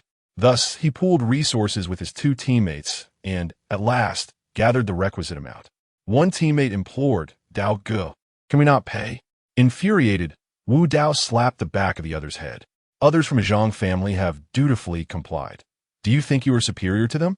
More formidable than those of the Silver Tier? Wu Dao strode away without a backward glance, while Mo Xiang, lingering behind, quipped, we welcome you to seek trouble again next time. This fellow likely wouldn't dare cause a stir again. The price had proved rather steep. Are you still pretending? Do you wish for trouble to find you daily? Xu Feng admonished. He then tossed 2 core keys to Mo Xiang. Take these 2 keys. When you venture out next, do so discreetly. Otherwise, such matters will inevitably lead to significant trouble. Understood. Thank you, esteemed Xu Feng. Mo Xiang acknowledged the counsel, then inquired. When did you become acquainted with Zhang Feng? He seems quite impressive. I merely met him once at Sword Grave Mountain. It was only a fleeting introduction. Yet who would have thought that Cheng Yuanzhou would be so terrified? Quite anticlimactic. Xu Feng mused, pondering whether the other would ever request his assistance in contacting Zhang Feng. To his surprise, the fellow had capitulated without further ado. After their brief respite, the two resumed their expedition into Fallen Mountain. As night fell, they ceased to accrue attribute points, for one must remain vigilant to guard against the perils of the wilderness after dark. Others shared the sentiment, though a few individuals still ventured into Fallen Mountain at night. Such individuals were either desperately in need of attribute points or privy to some peculiar secret. They were far from ordinary. On the second day, within the core secret realm, Mo Xiang and Xu Feng entered Fallen Mountain once more to gather attribute points. Midway through, their team welcomed a new member, Bai Li Mingwei. It turned out she had been in the wooded lands since the first day. Welcome, Mingwei. Our team finally has some semblance of cohesion. Mo Xiang exclaimed cheerfully. Uncle, it seems you are merely longing to behold beauty, Xu Feng remarked, his voice laced with exasperation. Mo Xiang exchanged a knowing glance with him. However, Bai Li Mingwei disregarded their banter and turned to Xu Feng, stating, Xu Feng, I have observed some peculiar behavior among the beasts in the wooded realm. Upon hearing Bai Li Mingwei address a matter of significance, Xu Feng withdrew his gaze from her legs. What do you mean? He inquired. Yesterday, I noticed numerous beasts exhibiting inexplicable frenzy, and this morning was no different. I suspect foul play is afoot. Li Mingyue's expression was grave. This revelation prompted Xu Feng to recall the events surrounding the exploration of the medium-sized island. It seemed as though those strange occurrences were also present there. Though the specifics eluded him, he was certain it portended ill, likely intertwined with the beasts. After all, during those 3 days of exploration, he had not encountered any high-tier silver-ranked creatures. It appeared that the core's secret realm was becoming increasingly tumultuous. First, he must secure his attributes. If danger arises, we shall make our way to the core of the secret realm post-haste, Xu Feng declared. With no clear understanding of the events unfolding, he resolved to adapt as needed. By midday, a throng of individuals surged from the wooded realm, seemingly fleeing from a dreadful occurrence. Recalling Li Mingyue's earlier warnings, Xu Feng sensed that something significant was transpiring in the wooded realm. At the forefront, a man bellowed to those below, "Run! A beast tide has erupted in the wooded realm." A beast tide? The revelation sent shockwaves through the crowd. How could the usually tranquil wooded realm be plagued by such a calamity? Surely, there must be some sinister force at play. At that moment, individuals from the fallen mountain also emerged. Everyone's gaze was drawn to a dark mass of birds and beasts approaching from the distance, as the ground began to tremble. A horde of creatures was racing across the terrain, causing the very earth to quake beneath them. Panic ensued. The crowd erupted into a frantic escape. Xu Feng donned his mech armor, a bronze-grade suit meant for subterfuge. After all, a silver-grade mech would easily betray his identity as the one who seized the golden sword. This was not the moment for exposure. "You two stay close to me," Xu Feng called out to Mo Xiang and Li Mingyue. How could a beast tide occur? It must be the work of that strange entity, he muttered, cursing under his breath. The trio raced with the throng toward the core of the secret realm. Such a colossal beast tide would compel even gold-tier warriors to flee. Could they afford to stay? As they sped away, those who lagged behind would surely become mere specters beneath the beast's feet. The quickest to react were the venerable island families, such as the Tian and Zhang clans, who seemed to have anticipated the impending beast tide. By the time the crowd arrived, they had already begun their retreat. At this juncture, Zhang Feng and Tian had reached the core of the secret realm, yet the core remained sealed, forcing them to wait at the periphery. This beast tide is likely instigated by that strange force, Tianwen remarked, his brow furrowed in concern. Indeed, that band of clandestine rats is only fit to engage in such deeds, attempting to eradicate us, the gifted survivors, Zhang Feng remarked nonchalantly. Regrettably, only our 2 factions have sent representatives. The rest are merely scattered cultivators. Otherwise, we could truly contend with that peculiar group, Tianwen lamented. Those enigmatic beings are quite astute. Had numerous individuals arrived, they would have refrained from acting at all. By the way, what brings you to this secret realm, Brother Tianwen? Your level has already reached Silver 9, so you should hardly require any attribute points. Zhang Feng inquired, voicing his confusion. Haha, I certainly have matters to attend to, yet I cannot disclose them, Tianwen replied with a slight smile. At that moment, Xu Feng and his companions also arrived, marking the second wave of individuals to reach this location. Noticing Tianwen and Zhang Feng in the distance, Xu Feng chose not to approach them, instead leading Li Mingyue and Mo Xiang to a separate area to wait. One could only wonder if this secret realm could withstand the impending beast tide. Chapter 64. You must catch my sword. As time progressed, a steady stream of individuals arrived. Just as the monstrous beasts approached this location, the core of the secret realm stirred with activity. A beam of light surged forth, instantly piercing through several of the crimson-eyed beasts, leaving a pool of blood upon the ground, creating an exceedingly gruesome scene. This terrifying spectacle momentarily chilled the minds of the beasts, awakening them to a greater awareness. They halted in their tracks, yet they remained reluctant to flee. Witnessing this, Xu Feng felt a significant relief, reassured that for the moment, safety was within reach. He still intended to prepare a barbecue and enjoy a meal. At that moment, a commotion erupted on both sides of the secret realm, and it appeared to be quite considerable. Xu Feng soon beheld an astonishing sight.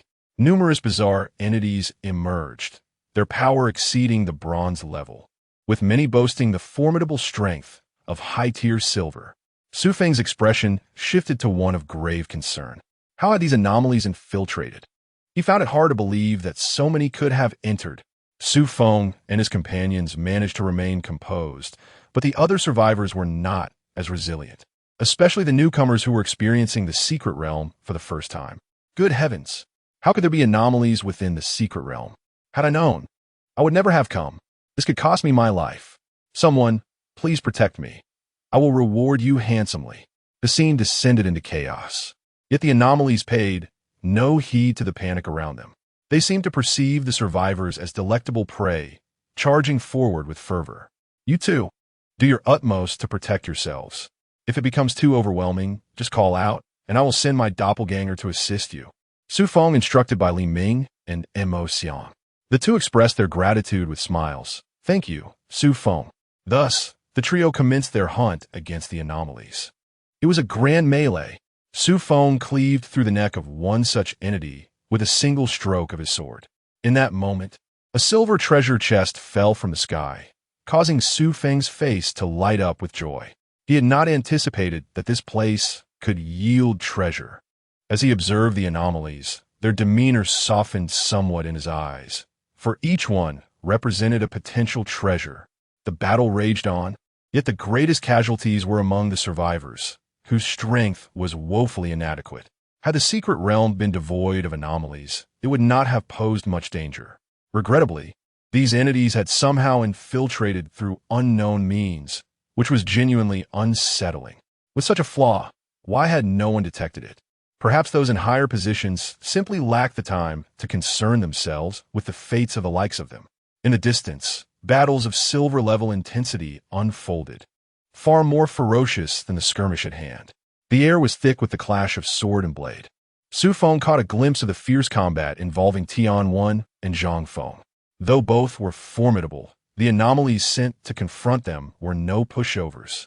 Indeed, some silver-level entities had already breached Xu Feng's bronze ranks, cutting through them with ease. Otherwise, he would not have been able to stealthily eliminate a few silver-level anomalies himself. He had no desire to reveal his true capabilities over there. After all, wouldn't it be more pleasant to idly enjoy his time here? At that moment, Tianwen, who was not far from Zhang Feng, suddenly turned and delivered a powerful punch to Zhang Feng's back. Despite Zhang Feng's awareness of the impending strike, he found himself unable to evade it, for the distance was too short, and Tianwen's strength far surpassed his own. With a thunderous crash, Zhang Feng's back was crushed inward, striking perilously close to his heart. It was evident that his survival was in jeopardy. Yet, as he collapsed, he transformed into a puppet, a substitute doll, appearing 100 meters away. Zhang Feng's countenance slightly pale. His side effects were noticeably less severe than those experienced by Lu Ming previously. His gaze remained fixated on Tianwen, perplexed by the attack upon him, especially within the confines of the secret realm. There seemed to be little animosity between their families. Tianwen, your clan has betrayed the Level 6 Island Pact and allied with the anomalous beings. Zhang Feng exclaimed incredulously. Upon witnessing Zhang Feng's survival, Tianwen did not exhibit surprise. Instead, he launched another assault, declaring, "What nonsense about a pact? Our family is on the verge of ascending to Level 7 Island." At that moment, the enigmatic beings behind Tianwen also initiated their ambush. Faced with a two-pronged attack, Zhang Feng's expression darkened. Suddenly, a blue spiritual talisman materialized in his hand, an item of a higher grade than Xu Feng's white talisman. Upon seeing the talisman, Tianwen's face shifted dramatically. He swiftly contorted his body and fled to the side, followed by the two other anomalies. Fully aware that the talisman in Zhang Feng's possession was akin to a ticking time bomb. Zhang Feng, you must think this through. If you activate that talisman, the secret realm will not spare you. Tianwen urged anxiously. At this juncture, why concern myself with the secret realm? I am on the brink of death. Who would still care? Zhang Feng activated the talisman in an instant. The talisman erupted, unleashing a wave of blue sword energy that surged skyward, reaching an impressive height of 10 zhong, ultimately aimed directly at Tianwen. Faced with such terrifying energy, Tianwen had little alternative but to employ a substitute doll. Meanwhile, the secret realm began to stir, and a beam of light shot forth from its core, targeting Xu Feng. It seemed Xu Feng had anticipated this light, offering no resistance as he was enveloped and vanished from sight. Seeing Xu Feng's disappearance, Tianwen gritted his teeth in frustration. It was clear that Xu Feng had paid a price within the secret realm to reach the core. He had not anticipated that such a swift punch would afford Xu Feng the opportunity to employ a substitute doll, for utilizing such a doll required a measure of time. Otherwise, even with blood binding, a substitution would be impossible. Frustrated, Tianwen vented his anger upon the surviving souls around him. Having slain but a few, he zeroed in on a survivor clad in a black robe. Without question, it was Xu Feng. As Tianwen charged toward him, seething with rage, Xu Feng found himself utterly bewildered. You have already allied yourself with a peculiar individual, and despite the instantaneous betrayal, you still cannot vanquish Xu Feng. Do you still have the audacity to feel anger? Xu Feng feels a sense of mourning for the adversary. Since the enemy has already arrived, it is time to test that golden sword. After all, a battle is inevitable. The Qinghong sword materialized in Xu Feng's hand in an instant, under the sunlight. This sword resembled a work of art that brought joy to the beholder. Upon seeing the golden-hued longsword in Xu Feng's grasp, Tianwen was momentarily taken aback. What on earth? Is it possible that someone I randomly encountered possesses such remarkable prowess? This survivor has, astonishingly, acquired a golden-grade weapon. Hand over that sword, and I may spare your life. Tianwen refrained from striking immediately. He desired that sword. A golden-grade weapon could fetch a considerable sum. Xu Feng, upon hearing his words, regarded him with an expression of utter incredulity. Is it still daylight, and you are already lost in dreams? Very well. However, you must withstand my strike. Chapter 65. The core of the secret realm is unveiled. Upon concluding his statement, Xu Feng wasted no time granting his adversary a moment to ponder. He launched into action. Concentrating 2.5 portions of sword intent, he swiftly entered a state of the Qinghong sword's essence. In an instant, he executed a teleportation towards Tianwen, following it with a lethal strike. This series of actions, though seemingly intricate, transpired in less than half a second. By the time Tianwen comprehended the situation, that terrifying sword had already approached his throat. It was swift, exceedingly so. Such was Tianwen's contemplation. Regrettably, he realized that summoning a substitute puppet was no longer feasible. With a swift motion, a head was severed and soared into the air. This spectacle left the surrounding members of the Tian family and the peculiar beings utterly astounded. A level 9 silver Tianwen had perished in such a manner? How utterly humiliating. As Tianwen crumpled to the ground, Xu Feng cast a glance at his Qinghong sword. Fortunately, not a single drop of blood stained its blade. At this moment, the Qinghong sword had successfully transcended its initial threshold, achieving level 1, removing the opponent's storage ring. Xu Feng surged towards the peculiar beings and the remaining members of the Tian family. Having betrayed humanity, they must be prepared to face their demise. Meanwhile, a contingent of peculiar entities approached him. These beings had only just arrived as Tianwen initiated his attack, unaware of Xu Feng's capacity to eliminate Tianwen in an instant. Upon witnessing the lifeless body of their comrade, their instinct was to flee. Yet, Xu Feng would not allow them such ease. He unleashed one sword after another. Faced with an overwhelming number of foes, he resorted to a technique of duplication. Outnumbered are we? Very well. I shall conjure 16 doppelgangers. The peculiar beings exclaimed in awe. You are formidable.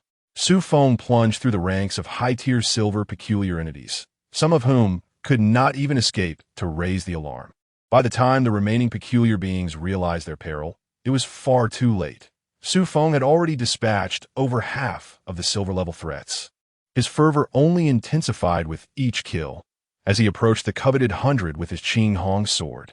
Alas, the silver-level peculiar beings had all fled, along with the remnants of the Tian family. The bronze-level peculiar entities offered no substantial vitality to harvest, as he had previously tested. Thus, The army of peculiar beings crumbled under Xu Feng's relentless onslaught, wielding his singular sword with devastating precision. The surrounding beasts observed the peculiar entities in frantic retreat. Driven by instinct, they sensed impending doom and hastily scurried away. This development dashed Xu Feng's alternate notion. He had considered that, in the absence of peculiar beings, capturing a few silver-level beasts could suffice. Who would have anticipated that these creatures, once dull-witted, had suddenly grown astute? Had the effects of the administered substances worn off? The potency of these peculiar entities' concoctions seemed woefully inadequate. Clearly, they had administered these substances to the beasts abducted from that medium-sized island of the system. Otherwise, how could there be such an abundance of silver-level beasts in this vicinity? At this juncture, the surrounding survivors gazed upon Xu Feng, who appeared as a god of slaughter, trembling like lambs in his presence. Observing their fearful expressions, Xu Feng felt a twinge of helplessness. Was he truly so fearsome?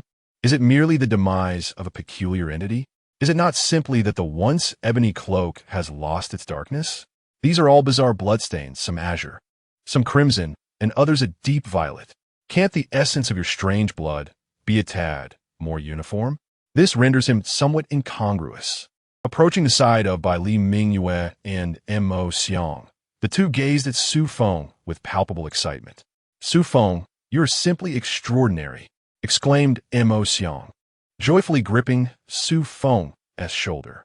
Bai Li Mingyue contemplated imitating him by squeezing his leg, yet was thwarted by Xu Feng's intervention. "Calm down. Now is not the time for congratulations. The bizarre entities and the celestial kin are still present." Xu Feng waved his hand dismissively. "When we return to the island, feel free to massage my leg. I wouldn't mind at all," he jested. Upon hearing this, Bai Li Mingyue was somewhat bewildered, pondering the inappropriateness of such an act between a man and a woman. Xu Feng's words seemed playful, yet she found herself unconcerned by the notion. Subsequently, Xu Feng and the others took a moment to rest, as the time was around dusk and the core's activation was still some time away. Xu Feng contemplated venturing to the fallen mountain to acquire some attribute points, yet Mo Xiang and Bai Li Mingyue hesitated to join him. Given their reluctance, Xu Feng felt it would be futile to go alone, fearing that if he departed, the remaining individuals would be swiftly overwhelmed by the bizarre entities. After all, he was the strongest among them. The group set up tents, preparing to spend the night. During this time, they grilled some food, and Xu Feng ventured out to a secluded area, where he forcibly opened a golden treasure chest. He could not afford to squander the opportunity granted by this talent. Upon inspecting the storage ring of Tian-1, he was utterly delighted to discover a core key of the professional edition within. What a stroke of luck! He was in dire need of such an item. It was astonishing that Tian-1 had chosen to store it within the ring. One could only imagine the treasures contained within his wristband. Alas, it was a pity that he could not utilize them. The ring also contained 18 extraordinary spirit stones, 5 of which were of rare quality. Additionally, there were 108 ordinary core keys. This was excessively bountiful. He began to contemplate the possibility of eliminating Zhang Feng as well, for the riches were simply too tempting. This was undoubtedly a windfall.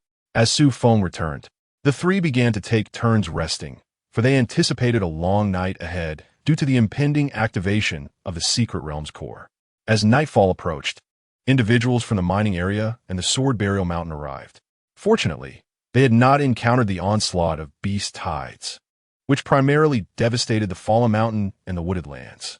Meanwhile, Li Shan and the others felt a stroke of fortune, realizing they had narrowly escaped disaster. Thus, they endured until the early hours of the morning when the core of the Secret Realm finally activated. A colossal beam of light shot forth, illuminating the night as if it were day. The group gathered their belongings, awaiting the dissipation of the light. After 5 minutes, the beam finally vanished, and everyone surged forward. Before them stood a vast portal, the destination of which remained a mystery. Xu Feng and the others rushed inside, gradually disappearing from sight. Upon entering, Xu Feng realized that he had stumbled upon a hidden paradise. Before him lay an expansive plaza, spanning approximately 5,000 square meters, encircled by numerous tiers of steps. At that moment, Xu Feng found himself on one of these steps, while Bailey Mingyue and Mo Xiang occupied the tier to his right, the distance between them not being particularly great. Xu Feng was somewhat perplexed by the purpose of so many steps in this secret realm. Was it possible that each tier housed individuals? There seemed to be at least 20,000 steps. Previously, the total number of people at the perimeter of the secret realm barely exceeded a few thousand. Could there truly be others? Xu Feng's speculation proved correct. There were indeed others. As lights illuminated the steps, he beheld a diverse assembly of people. No, these individuals belonged to a multitude of races. It was then that Xu Feng spotted a maiden from the Sakura nation. This was his first encounter with someone from her realm within the island world, and, astonishingly, she was right beside him. Are you in a hurry? Xu Feng thought, bewildered. Chapter 66. The core of the island can utilize talents. Xu Feng found himself in a state of bewilderment. Even at this juncture, he was still confronted with the necessity of utilizing Japanese. It seemed he had not activated the translation feature for that language. Inquiring through his wrist device, he discovered that to unlock the complete language functionality, it would require 10 spirit stones, encompassing all races' languages without additional charges. Realizing this feature existed, Xu Feng was astounded. Had he not inquired, each language would have cost 1 spirit stone, thus allowing the system to profit excessively. Without hesitation, he opted to purchase the full access, determined not to let the system exploit him further. Hello, Xu Feng replied coolly. I didn't expect you to be from the Dragon Kingdom.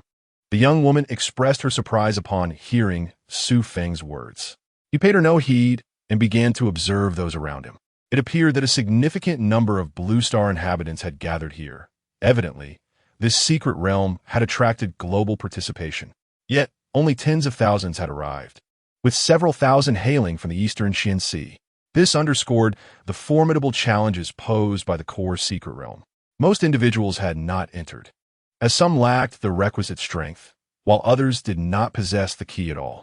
The scene was rife with chaos, an array of incomprehensible tongues filling the air. Fortunately, Xu Feng had activated the language function. Otherwise, he would have been oblivious to the insults being hurled his way. The individuals from the eastern Qian Sea remained notably composed, displaying a wealth of experience. Xu Feng also took the opportunity to quietly gather his thoughts. Before long, the secret realm stirred to life. Welcome to the core of the secret realm. First and foremost, congratulations. You may finally exit. Furthermore, this place is devoid of danger, and fighting is strictly prohibited. Even in defeat, you will be teleported out. There will be a total of 6 rounds of games. Best of luck. Was that all? Surely, they could have provided some guidance on what to do next. The intelligence of this secret realm was proving even less reliable than the system. However, he noticed several individuals on the steps retrieving ropes. Xu Feng hurriedly searched the area behind him, which had previously been empty, only to find a rope of indeterminate material that was remarkably smooth to the touch. He contemplated using his true eye to inspect it, but found a tag above that provided an introduction. Void rope. You may use any skills, talents, equipment, etc. to enhance the rope's combat power. Insufficient combat power will prevent you from hooking the treasure chest. Thus, he understood that this was a game centered around hooking treasure chests. This was an endeavor he was well versed in. Although he had once achieved the rank of Eternal Diamond in a game before his transmigration, his prowess with the character Zhong Kuei had instilled fear in his teammates. After some examination, Xu Feng discovered that the items used to enhance combat power varied significantly. For instance, his talent could add a maximum of 100,000 combat power. Conversely, basic items like stone picks contributed merely 1 point of combat power. However, the grooves in the rope could only accommodate 3 items, clearly designated for displaying combat power. Xu Feng promptly placed his talent, the Qinghong sword and the true eye, into the grooves. The Qinghong sword added 666 points of combat power, while the true eye contributed an additional 300 points. Xu Feng's combat power stands at 103,966 points, which seems rather unimpressive. Surely, there should be no issues, right? The secret realm afforded everyone an hour to recuperate. Some began experimenting, tossing ropes haphazardly, only to be swiftly teleported away as a consequence.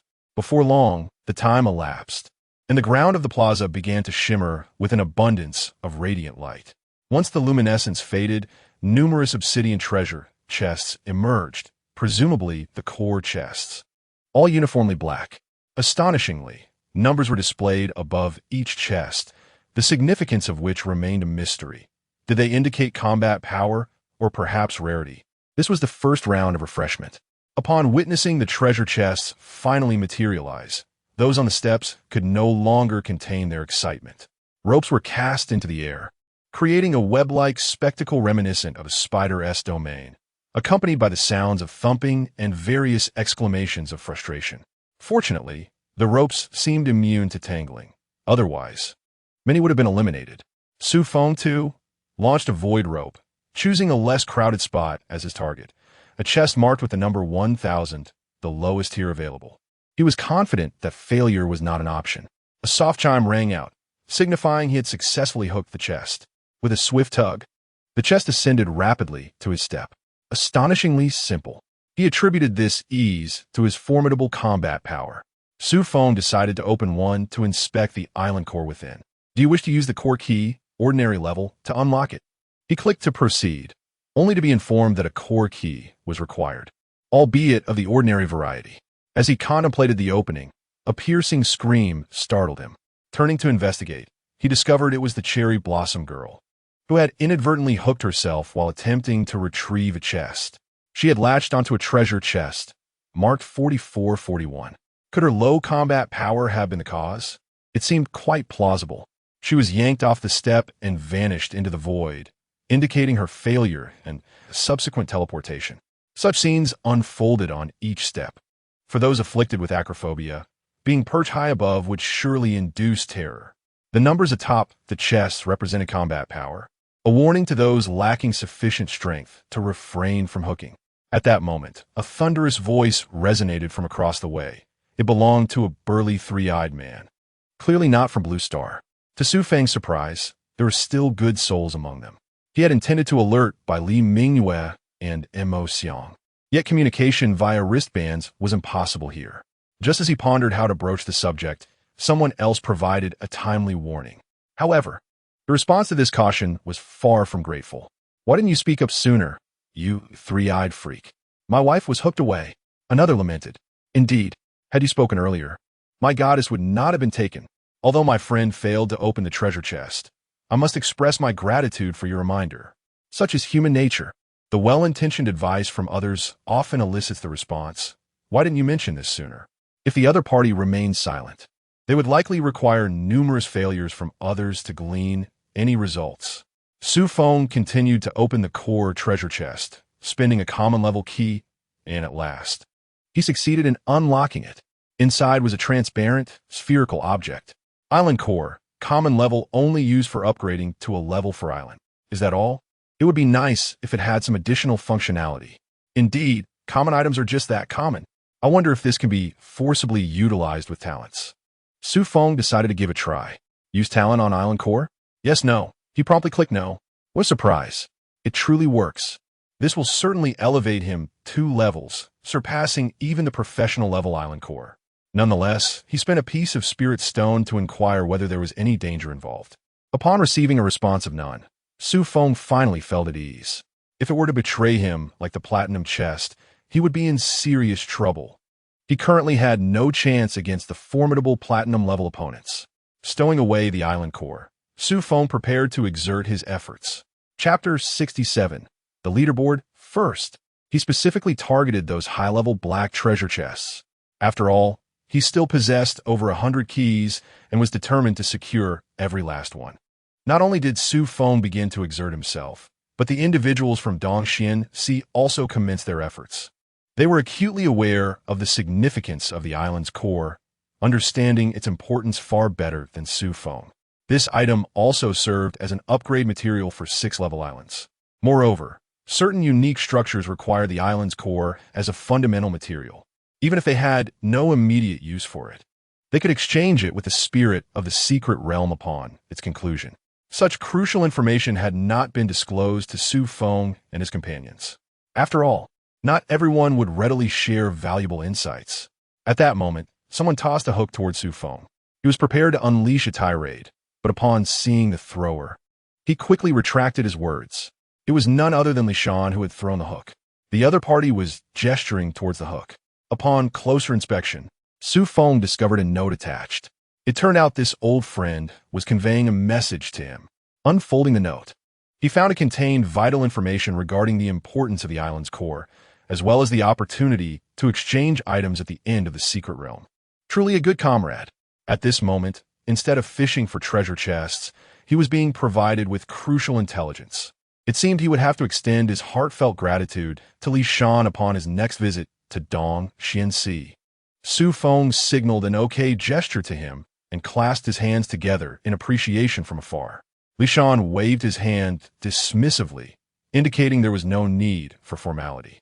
Having absorbed Xu Feng's guidance, Li Shan had attained a profound understanding of sword intent at the steps of Sword Burial Mountain. He believed that upon returning to Dong Xianxi, it would not be long before he could possess his own sword intent. Xu Feng, following suit, relayed the note to Bai Li Mingyue and Mo Xiang, enlightening them of these secrets. Subsequently, Xu Feng commenced fishing for treasure chests, and with each cast of his hook, he consistently secured a black treasure chest. Due to his exceptional prowess, his speed in retrieving the chests was markedly swifter than that of others. While others struggled to catch a single chest, he managed to reel in several. Before long, the number of black treasure chests in the square began to dwindle, as many experts from Dongxian intensified their efforts. An hour later, all the treasure chests in the square had been fished out. Xu Feng had acquired a staggering 51 chests, averaging just over a minute per chest. A remarkable feat. However, he felt it was still insufficient. If others were aware of his sentiments, they would likely be incensed.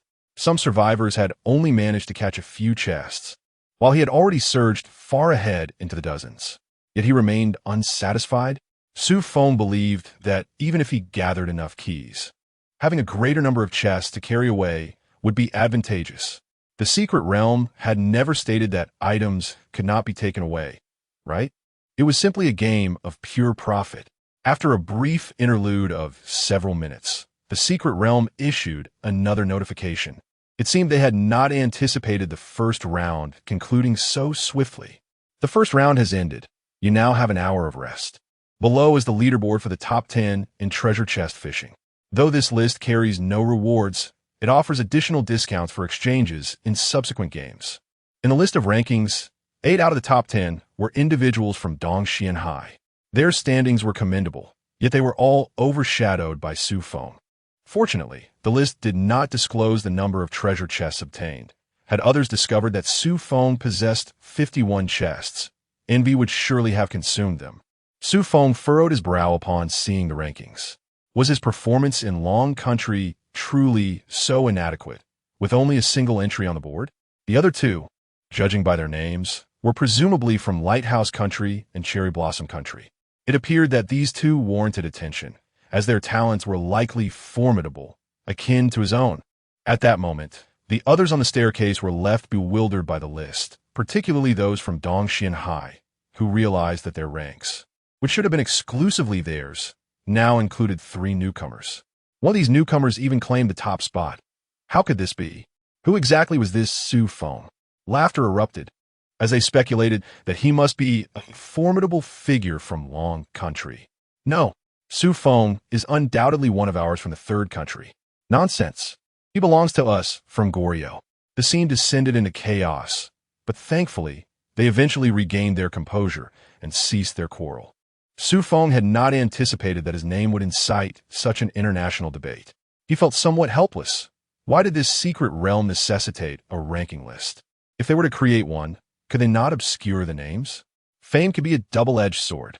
While others continued to speculate about Xu Feng, only Bai Li Mingyue, Mo Xiang, and Li Shan discreetly raised their thumbs in admiration from afar. Xu Feng was indeed impressive, having secured the top position. Truly, a great figure is destined to shine wherever they go. At this moment, Xu Feng, widely recognized, was engaged in opening treasure chests. The chest he was about to open boasted a battle power of 5,000, and he was eager to discover what made it unique. Upon opening the chest, he found that the island core possessed certain distinct characteristics. It was not entirely transparent. Rather, it bore a hint of green. Island core, common level used solely for upgrading to a level for island. Feature 1. When upgrading an island, there is a 1 chance that a randomly selected building will advance to the next level. Indeed, there was a difference. It had distinctive features. The upgrade function for buildings was quite commendable, though the probability was negligible. Nevertheless, it should fetch a respectable price, one would hope. After opening several more chests with similar upgrade probabilities, Xu Feng decided to abandon this endeavor. This item was of little use to him. It was better to directly utilize his talents to enforce building upgrades. As time flowed steadily, the second round of refreshes soon approached. This time, the square's refresh finally revealed more than just black treasure chests. Amidst the myriad of treasures, several verdant chests stand out, each bearing a value that exceeds 10,000. This signifies that without a formidable combat strength of at least 10,000, one should not even dream of acquiring them. These must be professional-grade chests. Xu Feng resolutely made his move. However, this time, with only a handful of green chests available, the competition was evidently fierce. It appeared that over a dozen competitors had simultaneously hooked onto the green chests alongside Xu Feng. A fierce battle was inevitable. Xu Feng began to reel in, yet the chests did not exhibit the swift movement of the initial round. Instead, they approached him at a languid pace, reminiscent of a tortoise. At this rate, it would take him approximately 10 minutes to reach the green chest. Xu Feng furrowed his brow, pondering the sluggish speed. Could it be that the hooks of the others had not been released? Meanwhile, the other competitors, astonished, realized that even though they had hooked the green chests, the direction of the chest's movement remained toward the cloaked figure. It was evident that the combat prowess of this mysterious figure was extraordinarily high. They couldn't help but think of one person. Chapter 68. Is there a level beyond the professional? That would be Xu Feng, ranked first on the Secret Realm leaderboard. The individual capable of distinguishing themselves among numerous experts is undoubtedly him. Those who recognize their inadequacy against Xu Feng have already relinquished their hooks. As they did so, Xu Feng noticed that his pace in retrieving the green treasure chests had finally quickened slightly. Yet, it still felt rather sluggish. How could a few stubborn old-timers fail to grasp the situation? They simply refused to let go of their hooks. Xu Feng cursed inwardly. This was not merely a matter of endurance. Could they not hook other green treasure chests? Fortunately, after a minute, the majority conceded. However, a few foreign competitors remained steadfast. They seemed to have realized that as long as their hooks remained secured, Xu Feng's retrieval speed would falter. Their cunning strategy was to deny him while simultaneously attempting to vex him. Xu Feng could only glare in frustration. He was unable to confront them directly. He resolved to remember their faces, intending to settle the score on their island when the opportunity arose. Ultimately, Xu Feng spent 5 minutes acquiring the green treasure chest. Had it not been for the interference of a few foreign competitors, he estimated he could have secured it in around 3 minutes. Once the green treasure chest was in his possession, Xu Feng tested the key required for opening it. Indeed, the prompt indicated that a core professional key was necessary. However, he chose not to open it just yet, as this was a critical moment for hooking treasure chests. Xu Feng set his sights on a fellow competitor from Sakura country who had just been contesting a chest with him. With determination, he struck decisively, landing a hook directly on target. As he pulled, the chest began to glide towards him. The Sakura man was left dumbfounded. Baka, you fool. Witnessing the man's exasperation brought a smile to Xu Feng's face. He even exchanged a few choice words from afar. Those who dared to seize his treasure must be prepared to have it taken from them. The foreigners could only watch helplessly as the green treasure chest obediently found its way into Xu Feng's possession. They were powerless to intervene. Infuriated, the man on the opposite side cried out in frustration. Xu Feng paid him no mind. His focus had already shifted to the next target. These were the very individuals who had stubbornly refused to relinquish their hooks. They did not wish for the Dragon Kingdom's champions to grow too formidable. Yet, They had forgotten that Xu Feng had already established a significant lead over everyone in Blue Star, if not for the diminished effectiveness of using items beyond his level, which adversely affected his combat prowess. Xu Feng would have been equipped entirely in gold or even platinum gear. Soon, several green treasure chests were divided among Xu Feng and his companions. Xu Feng managed to hook 3, making him the one who secured the most. Had it not been for the delay caused by a few foreigners, he believed he could have claimed 5. In the next round, he needed to steer clear of them. Although he held an advantage in their confrontations, this was not the time for conflict. Treasure chests were paramount. Following this was the second round of contention for the black ordinary treasure chests. This time, the foreign competitors cautiously avoided Xu Feng's hooks. They had realized that engaging with Xu Feng only allowed him to claim more treasure chests. Instead, they themselves did not even possess a single green treasure chest. An hour later, the second round concluded. The leaderboard reappeared, with Xu Feng firmly holding onto the first place, unshakable. At this moment, several foreigners were tossing hooks to exchange notes. Soon, Buckle Clade from Area 2333 conversed with Ano from Area 5555. Clade, are you Ano from Sakura Country? Ano, indeed. You must be from Lighthouse Country, right? Clade, yes, let us disclose our combat powers. I should be among the strongest in my nation. We cannot afford to grant Dragon Country such advantageous development time. That Xu Feng is too formidable. We must unite to confront him. Ano, no problem. My combat power is 46, 399. Clade, I surpass you slightly, with 68, 380. All right, let us proceed like this. The two began to conspire against Xu Feng. Meanwhile, Xu Feng was still engaged in opening green treasure chests. Even if he were aware, he would not be intimidated. Such confidence stemmed from a terrifying strength of 100,000. At that moment, green light spread across Xu Feng's steps, visible throughout the entire square. A professional-grade key? Who would have thought that this figure in a black robe possessed one? And to open a professional treasure chest here? Is he courting danger? Newcomers are indeed Navi. What does it matter if he is ranked first? They remain blissfully unaware of the greater forces at play. Now, everyone realized that this figure in the black robe possessed a professional-grade island core. This item, while priceless, could fetch hundreds or even thousands of spirit stones. I would wager a decade of life on it. This black-robed individual is undoubtedly Xu Feng. It is evident to anyone with functioning eyes. Others also discerned that this black-robed figure was likely Xu Feng, given that he had previously demonstrated the strongest combat power. Only the most formidable can emerge unscathed from the hooks of many and secure the top position. Xu Feng had not anticipated that opening a professional-grade treasure chest would create such a stir, although he felt some trepidation. Fearing he might become a target once he reached Dongxian Sea, there was no turning back now. He must first ascertain what this item was. It was a spherical object entirely green, devoid of any other hues. Professional-grade island core, used for island upgrades. Feature 1. Upon upgrading the island, one building is guaranteed to be upgraded. Feature 2. After upgrading the island, 100 attribute points can be obtained daily. Wow, directly granting attribute points, and 100 of them at that. While not substantial, he could upgrade to silver grade in just 20 days without any effort. In 200 days, he could ascend to gold grade. The key point is that as long as the island remains, it continually takes effect without a time limit. Xu Feng felt a surge of excitement.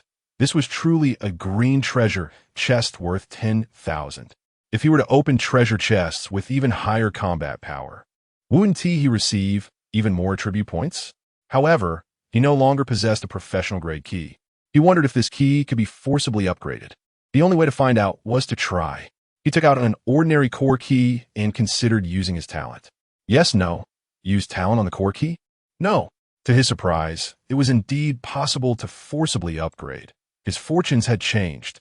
He had been fretting over the lack of a professional-grade key. Yet here he was, experiencing a fortunate turn of events.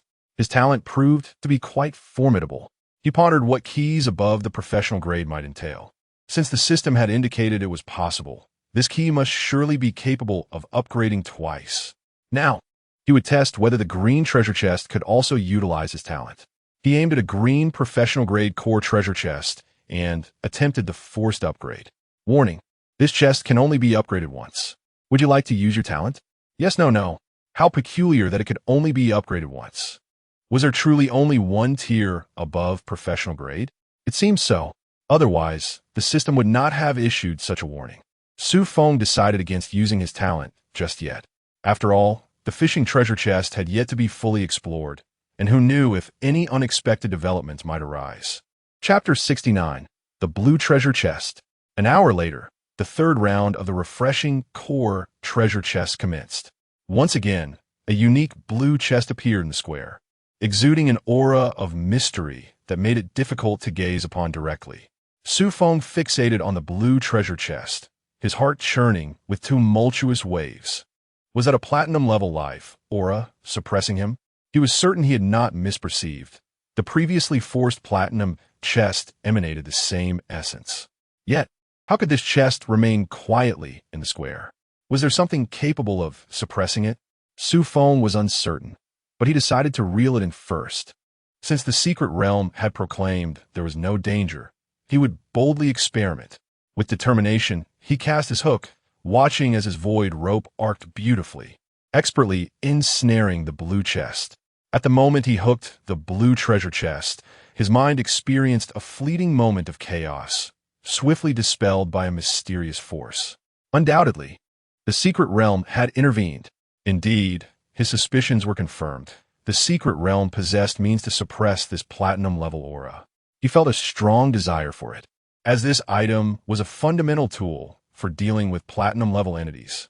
Though Xu Feng was the first to catch the blue treasure chest, dozens of ropes soon surged from the void. Clink, clink, clink. They all struck the blue chest. Xu Feng was taken aback.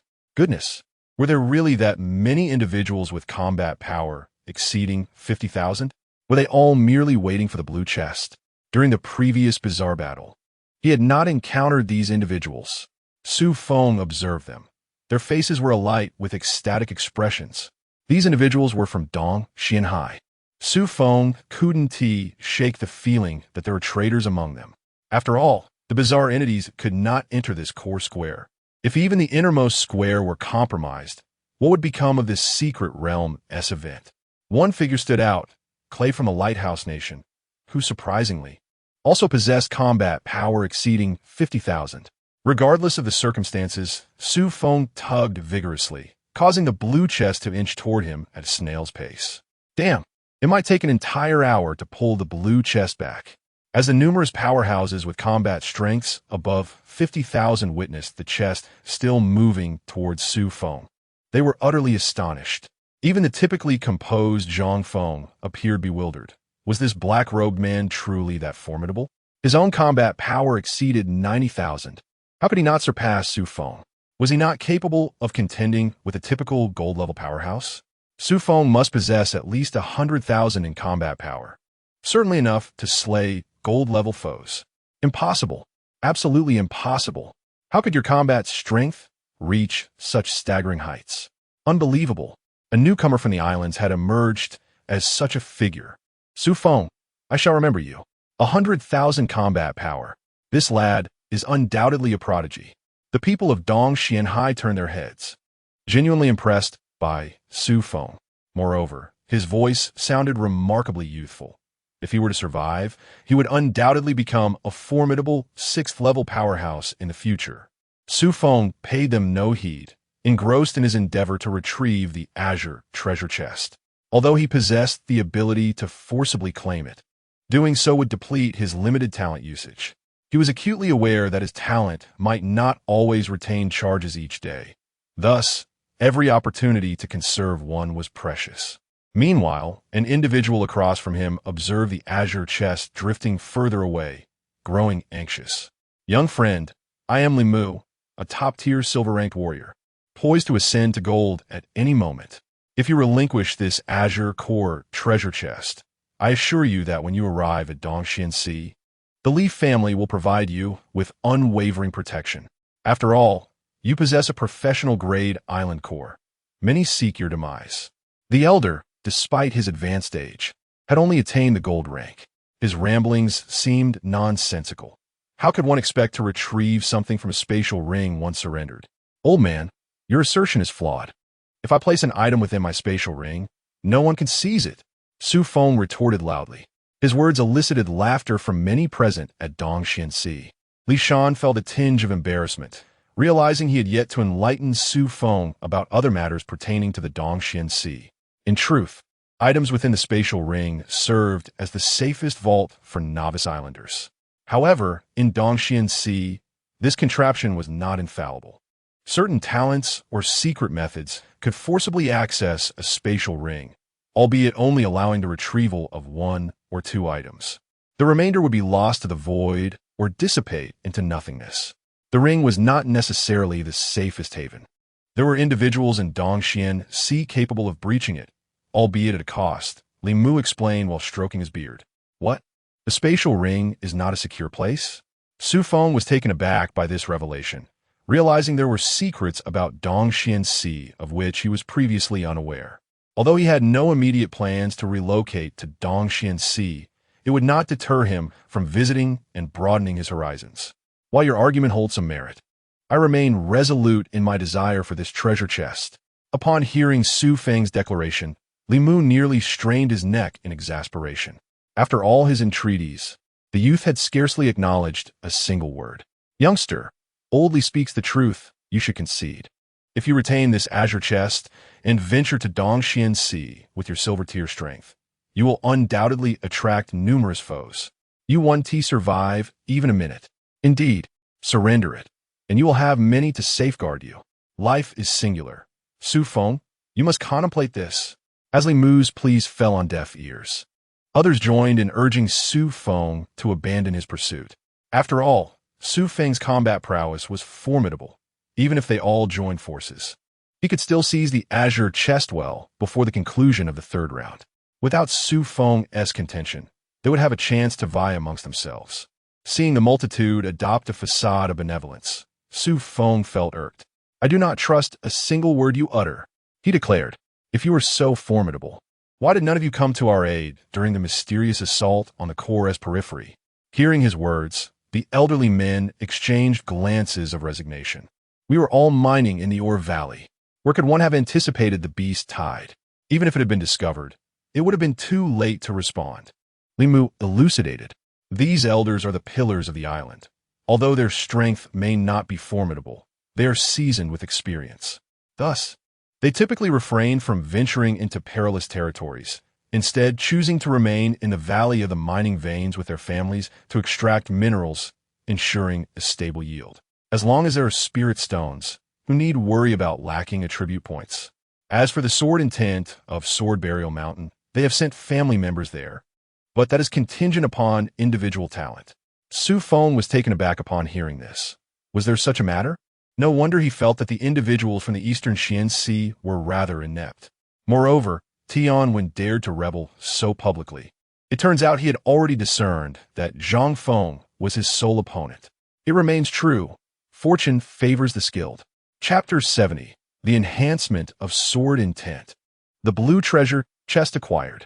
With a light-hearted remark, Xu Feng abruptly brought the discussion to a close. He intended to quietly draw the blue treasure chest. Observing the reactions of those around him, it was apparent that the blue treasure chest possessed considerable value. Otherwise, the elders from these families would not be in such a frenzied state.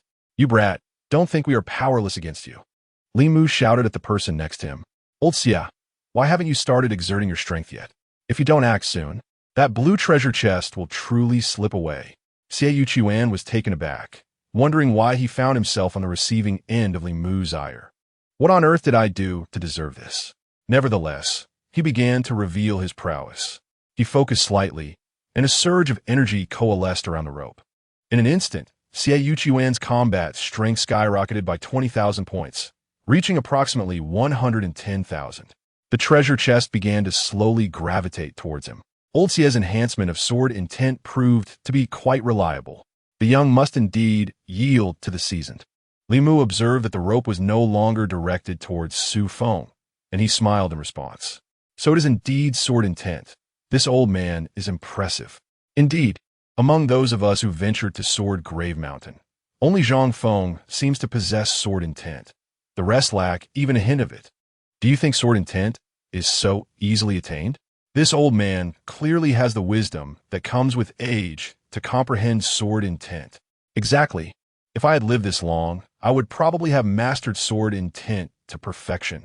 The newcomers spoke without restraint, their words lacking any forethought. 10 layers of sword intent? Why not claim you possess formations that surpass sword intent? Hearing such unrefined comments infuriated Xu Chuan to the point where he nearly discarded the void rope, feeling a sudden urge to retaliate.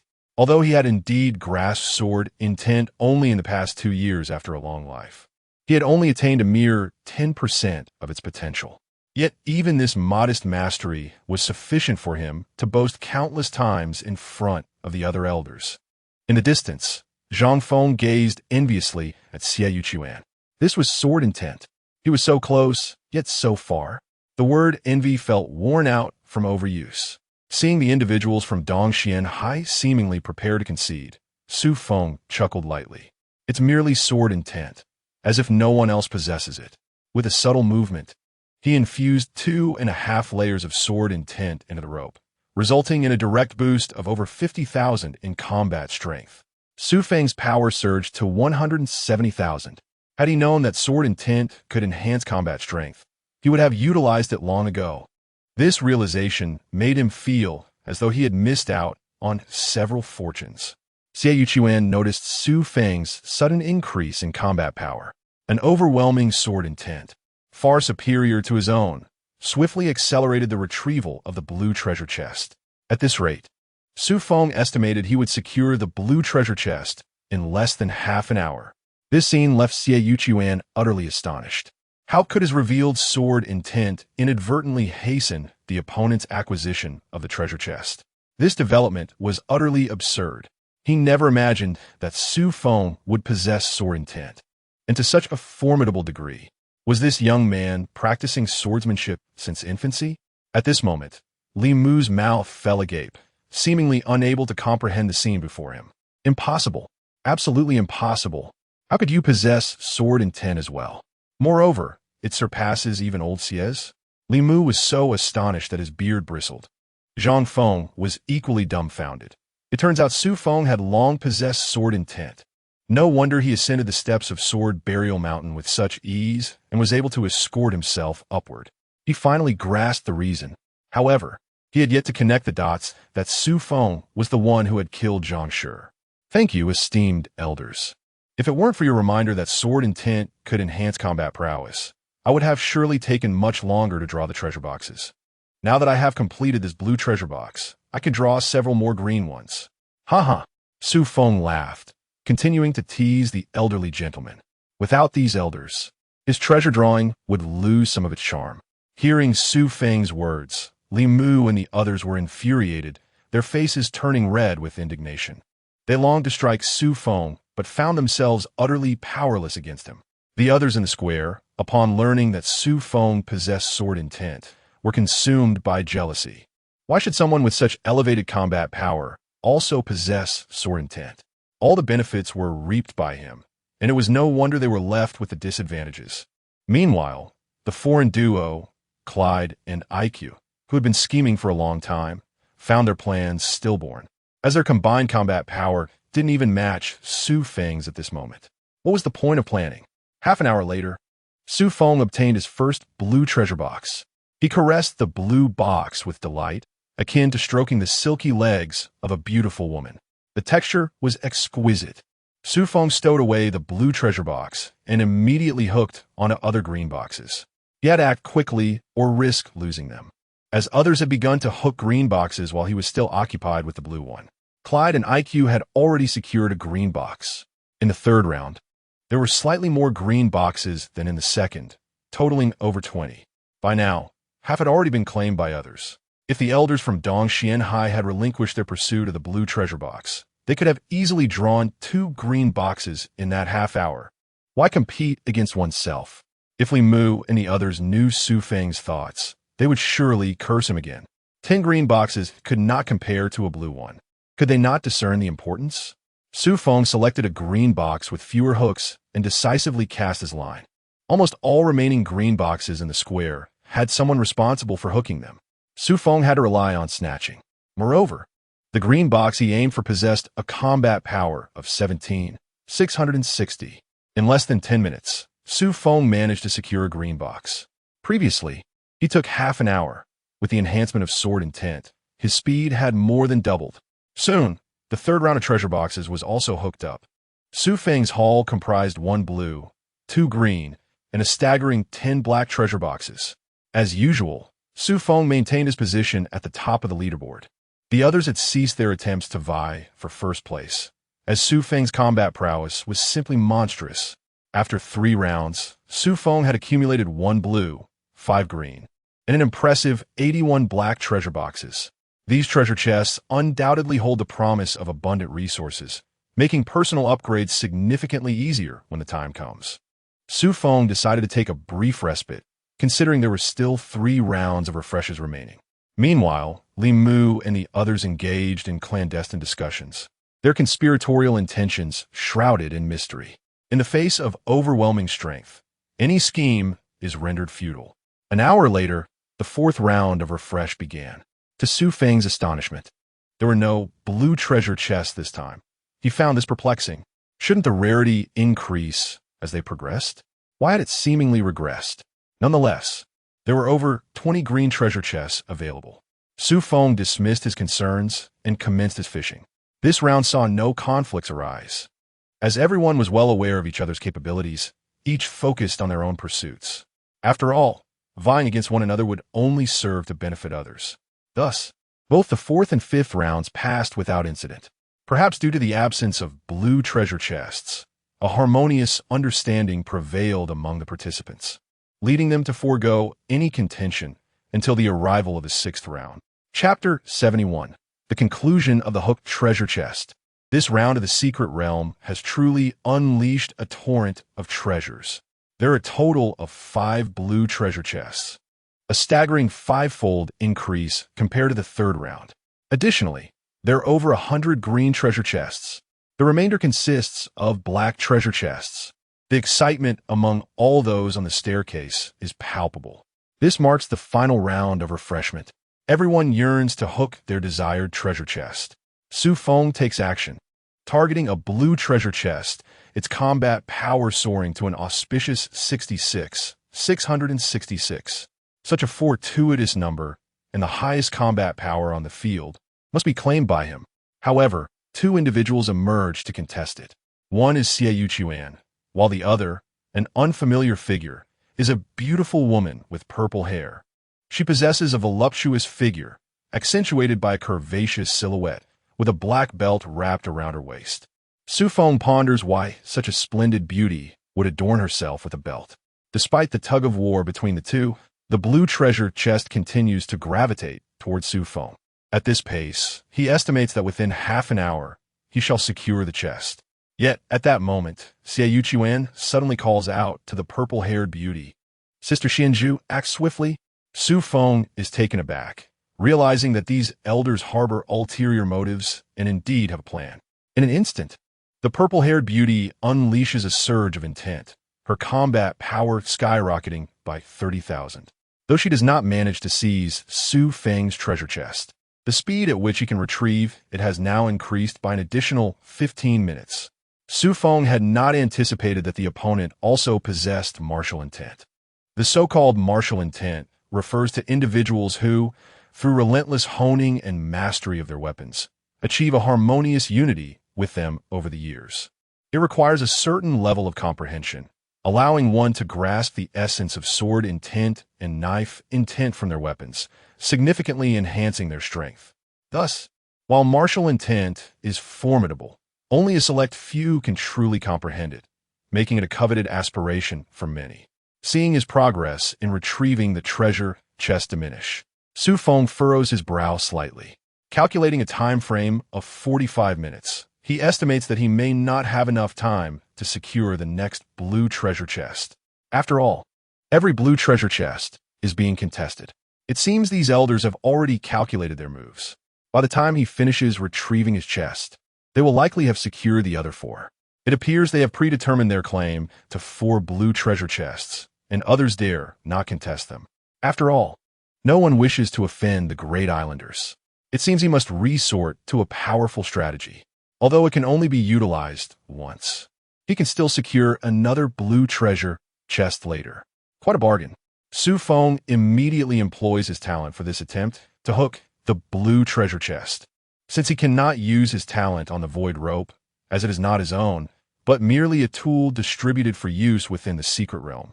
Upon using his talent, Xu Feng feels his speed in retrieving the treasure chest triple. What would have taken 45 minutes to secure the blue treasure chest now only requires 15. Opposite, Xie Yuchuan and the elegant woman in purple suddenly felt an unusual tension in the ropes they held. A glance at the blue treasure chest left them utterly astounded. Xu Feng actually possessed a secret technique.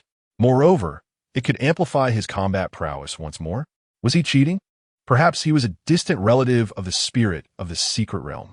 They were left speechless. Oldly, something significant has occurred. Xie Yuchuan called out to Li Mu next door. What has happened? Li Mu responded.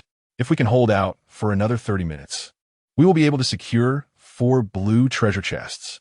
They were adhering to their plan, with Old Xie and Xianzhu unleashing their martial intent to stall Xu Feng, while the others were to retrieve the remaining 4 blue treasure chests. I can hardly hold on. Xu Feng is simply monstrous. He suddenly unleashed another surge of power. At this rate, he'll reach that blue treasure chest in about 15 minutes. What? 15 minutes? How could that be possible? Even without anyone else hindering us. It would take us 30 minutes. Li Mu gasped in disbelief. This is utterly ridiculous. There is definitely something off about this guy. He quickly informed the others to hurry and be vigilant, as Xu Feng might attempt to seize their treasure chests. His commands elicited gasps from the others. 10 minutes later, Xu Feng reached the blue treasure chest, immediately aiming for another blue chest, which had already been pulled halfway. This blue treasure chest possessed considerable power, ranking as the second highest among the 5, with a strength of 61,000. Upon hooking the blue treasure chest, Xu Feng assessed the speed required to retrieve it and was dumbfounded to discover it would take an hour. This left him somewhat helpless. If only he could use his talent one more time. By the time he finished with this blue treasure chest, it was likely that few green treasure chests would remain. He was uncertain if he could secure any more. Regardless, he had to prioritize pulling the blue chest. Seeing Xu Feng indeed coming to seize the second most powerful blue treasure chest, Li Mu and the others were infuriated. In previous core secret realms, they had managed to claim all the blue treasure chests. Yet this time, they were up against the extraordinary Xu Feng. Nevertheless, they still managed to secure 3 blue treasure chests. However, upon returning to Dongxianxi, dividing them among the prominent families would be a challenge. After all, with many monks and little meat, disputes and even fights were inevitable. Once Xu Feng finished hooking the second blue treasure chest, he noticed that very few green treasure chests remained in the square. He had only managed to hook 2 green treasure chests and not a single black chest, which had been completely divided among others. The treasure chest minigame concluded successfully. Xu Feng's haul, 3 blue, 15 green, and 151 black chests. His yield was impressive. He remained at the top of the leaderboard. Bai Li Mingwei and Mo Xiang also managed to hook a green treasure chest. During the 6th round, the big shots were focused on the blue treasure chests, leaving little competition for them. Li Shan, however, had no luck securing not a single green chest, though he did manage to acquire a few black ones. Xu Feng directly traded one of his green treasure chests to Li Shan, leaving him both surprised and delighted. To my surprise, the very first friend I made on the first day presented me with a gift upon our initial meeting.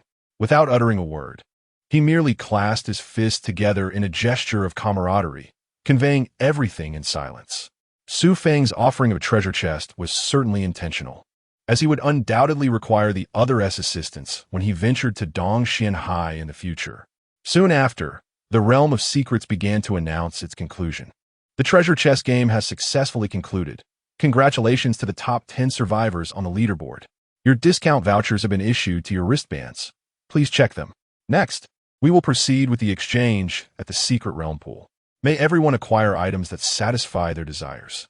Survivors who wish to depart without exchanging can teleport directly from the staircase. Upon the spirit of the secret realm's proclamation, Xu Feng and his companions noticed that a golden treasure chest had appeared on their staircase. By clicking on the chest, they were greeted with an array of items. The method of exchange was straightforward. One simply needed to select the desired items and place the required materials in the designated column on the right. Within the chest lay a plethora of items, many of which held significant value. Xu Feng felt somewhat dazzled by the options before him. Yet his gaze was immediately drawn to an item he yearned for dearly. Sword in Tint Doll, 100 Black Treasure Chests. Chapter 72, The Celestial Swordbird.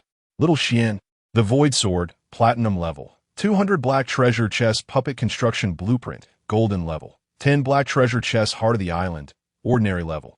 2 Black Treasure Chests Heart of the Island, Professional Level. 20 Black Treasure Chests Heart of the Island, Infinite Level. 200 Black Treasure Chests Core Key, Ordinary Level. 2 Black Treasure Chests Core Key, Professional Level. 20 Black Treasure Chests Core Key, Infinite Level. 200 Black Treasure Chests Xu Feng coveted an abundance of items, particularly the coveted platinum-grade artifacts. The Void Sword, upon first glance, exuded an aura of extraordinary significance. However, regrettably, his collection of black treasure chests was insufficient. Should he manage to acquire 6 rounds of black treasure chests, he might amass the required 200, albeit at the expense of many green and blue treasure chests. One must always weigh gains against losses. But he possessed a discount voucher. Upon accessing his wristband, he indeed discovered a golden card, one-time discount voucher, applicable to a single item. With such a treasure in hand, he resolved to seek a more expensive item to maximize its utility. The Sword in Tint Doll piqued his interest, as it was effective only for those who possess sword intent. Enhancing it further, Xu Feng decided to exchange for this item, yet he continued to peruse the available goods. Suddenly, he stumbled upon something remarkable. Echo of the Lost, 10 green treasure chests. What on earth is this exorbitant item? It is simply too costly. I must acquire it. I refuse to believe that such a pricey object could yield nothing of value. He also opted to exchange for the puppet blueprint, as his island was sorely lacking in combatants. The Thunder Iron Thorn served merely as a deterrent against intruders. For actual combat, one must rely on skilled professionals. Clearly, puppets fell within that realm of expertise. Xu Feng then selected the Spatial Spirit Stone, which was entirely out of stock on Delia's side. The exchange rate for the secret realm was also 1 to 3 black treasure chests. Without hesitation, he exchanged for 10. He anticipated needing to traverse the Eastern Xian Sea frequently, making the Spatial Spirit Stone a pressing necessity. It seemed he had only 30 black treasure chests remaining. So Xu Feng refrained from further exchanges, opting to conserve them. After all, he still possessed 107 ordinary keys. These appeared significantly cheaper than black treasure chests. He resolved to inquire with Li Shan next time about the exchange rates, considering a trade with him. Given their affordability, he had little concern about Li Shan absconding with donations. Subsequently, Xu Feng began his quest for items eligible for the discount voucher. Before long, he discovered a prized possession, Royal Building Upgrade Scroll, 10 blue treasure chests. Indeed, this was the item Xu Feng had chosen. The royal building represented the second tier of extraordinary constructions. According to the documentation, upgrading would render his island even more formidable. He had 3 blue treasure chests, so utilizing one posed no significant issue. With that, Xu Feng concluded his exchanges, successfully acquiring the Sword in Tint Doll, Puppet Construction Blueprint, Echo of the Lost, and Royal Building Upgrade Scroll. There remained 2 Azure treasure chests, 2 Emerald treasure chests, and 30 Obsidian treasure chests, along with 107 ordinary keys. After all, he had previously opened 1 green and 1 black chest, and the heart of the island still rested within his bracelet. Once the exchanges were complete, the people of Dongxian Hai began to teleport away from the secret realm. As Li Mu and the others departed, they cast a lingering glance at Xu Feng, who paid them no heed and instead waved farewell to Li Shan. Shortly thereafter, Xu Feng, along with Bai Li Mingyue and Mo Xiang, teleported away together, marking a successful conclusion to this core secret realm. Upon returning to the island, Xu Feng let out a sigh of relief. This expedition had broadened his horizons significantly. As he arrived, Xiao Song immediately flew onto his shoulder, nuzzling against his cheek before pointing towards the room containing the golden pet egg, chirping excitedly. Xu Feng comprehended its intent. The pet egg was ready to hatch. He hastily abandoned his plan to inspect the treasure chests and made his way to the room. Upon entering, he discovered that the pet egg had indeed cracked open slightly. Xu Feng dripped a drop of his blood onto the fissure, a method to establish a bond with the pet. The egg then accelerated its cracking process. With a sharp crack, a bird's head emerged from the egg, and upon seeing Xu Feng, it quickly squeezed itself out. As its complete form emerged, it gracefully flew to Xu Feng's right shoulder, affectionately rubbing against his cheek, sensing a warm connection with him. Xu Feng gently stroked its smooth gray feathers. It appeared that his flying companion had finally arrived. After a brief moment, the little bird returned to its egg, munching on the remnants of its shell, which was of golden quality, a veritable feast for this little creature. At this juncture, Xu Feng also observed the little bird's profile. Level, Silver 1, Physique, 1999, Mentality, 1999, Skills, None, Talent, Mastery of Swordsmanship, Platinum level, Description, a bird that adores swords. Xu Feng found it peculiar that a bird could possess such a fondness for swords. Nevertheless, it seemed they would coexist harmoniously. As his obsidian sword had finally found a new master, Obsidian Sword. From now on, you shall be called Xiao Xian, Xu Feng declared, stroking the newly hatched Xian Jian Yao, which tilted its head and nodded in agreement. After all, it had only just been born and had no notion of whether the name was pleasing or not. However, when it beheld the dark sword Xu Feng presented, its eyes sparkled with delight, and it eagerly embraced the obsidian sword, frolicking with it. Xu Feng watched in astonishment as this little creature demonstrated swordplay that appeared to surpass his own foundational skills. Could it be that this little one would accompany him in sword practice?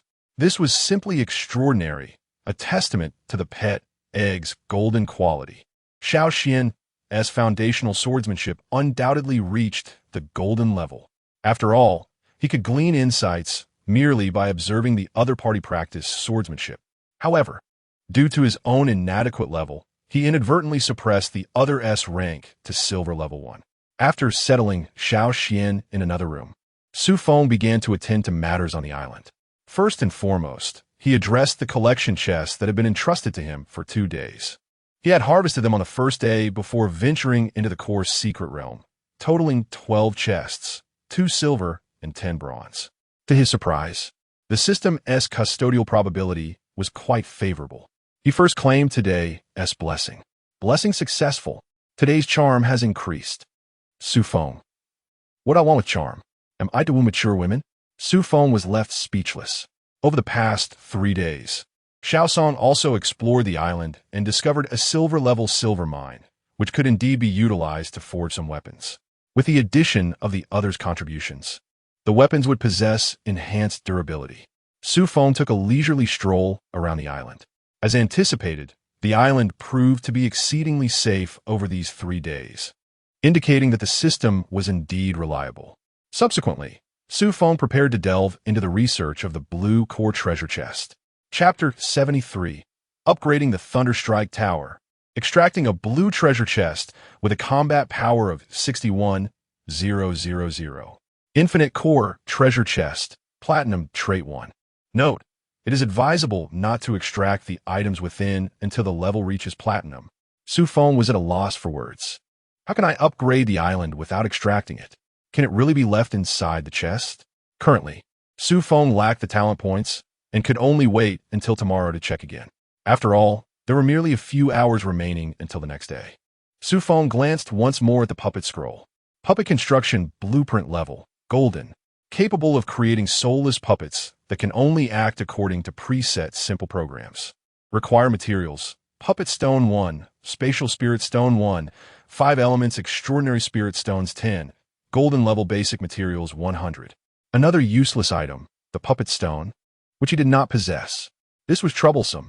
He had not found such materials in the core secret realm either. It seemed he needed to consult Li Shan.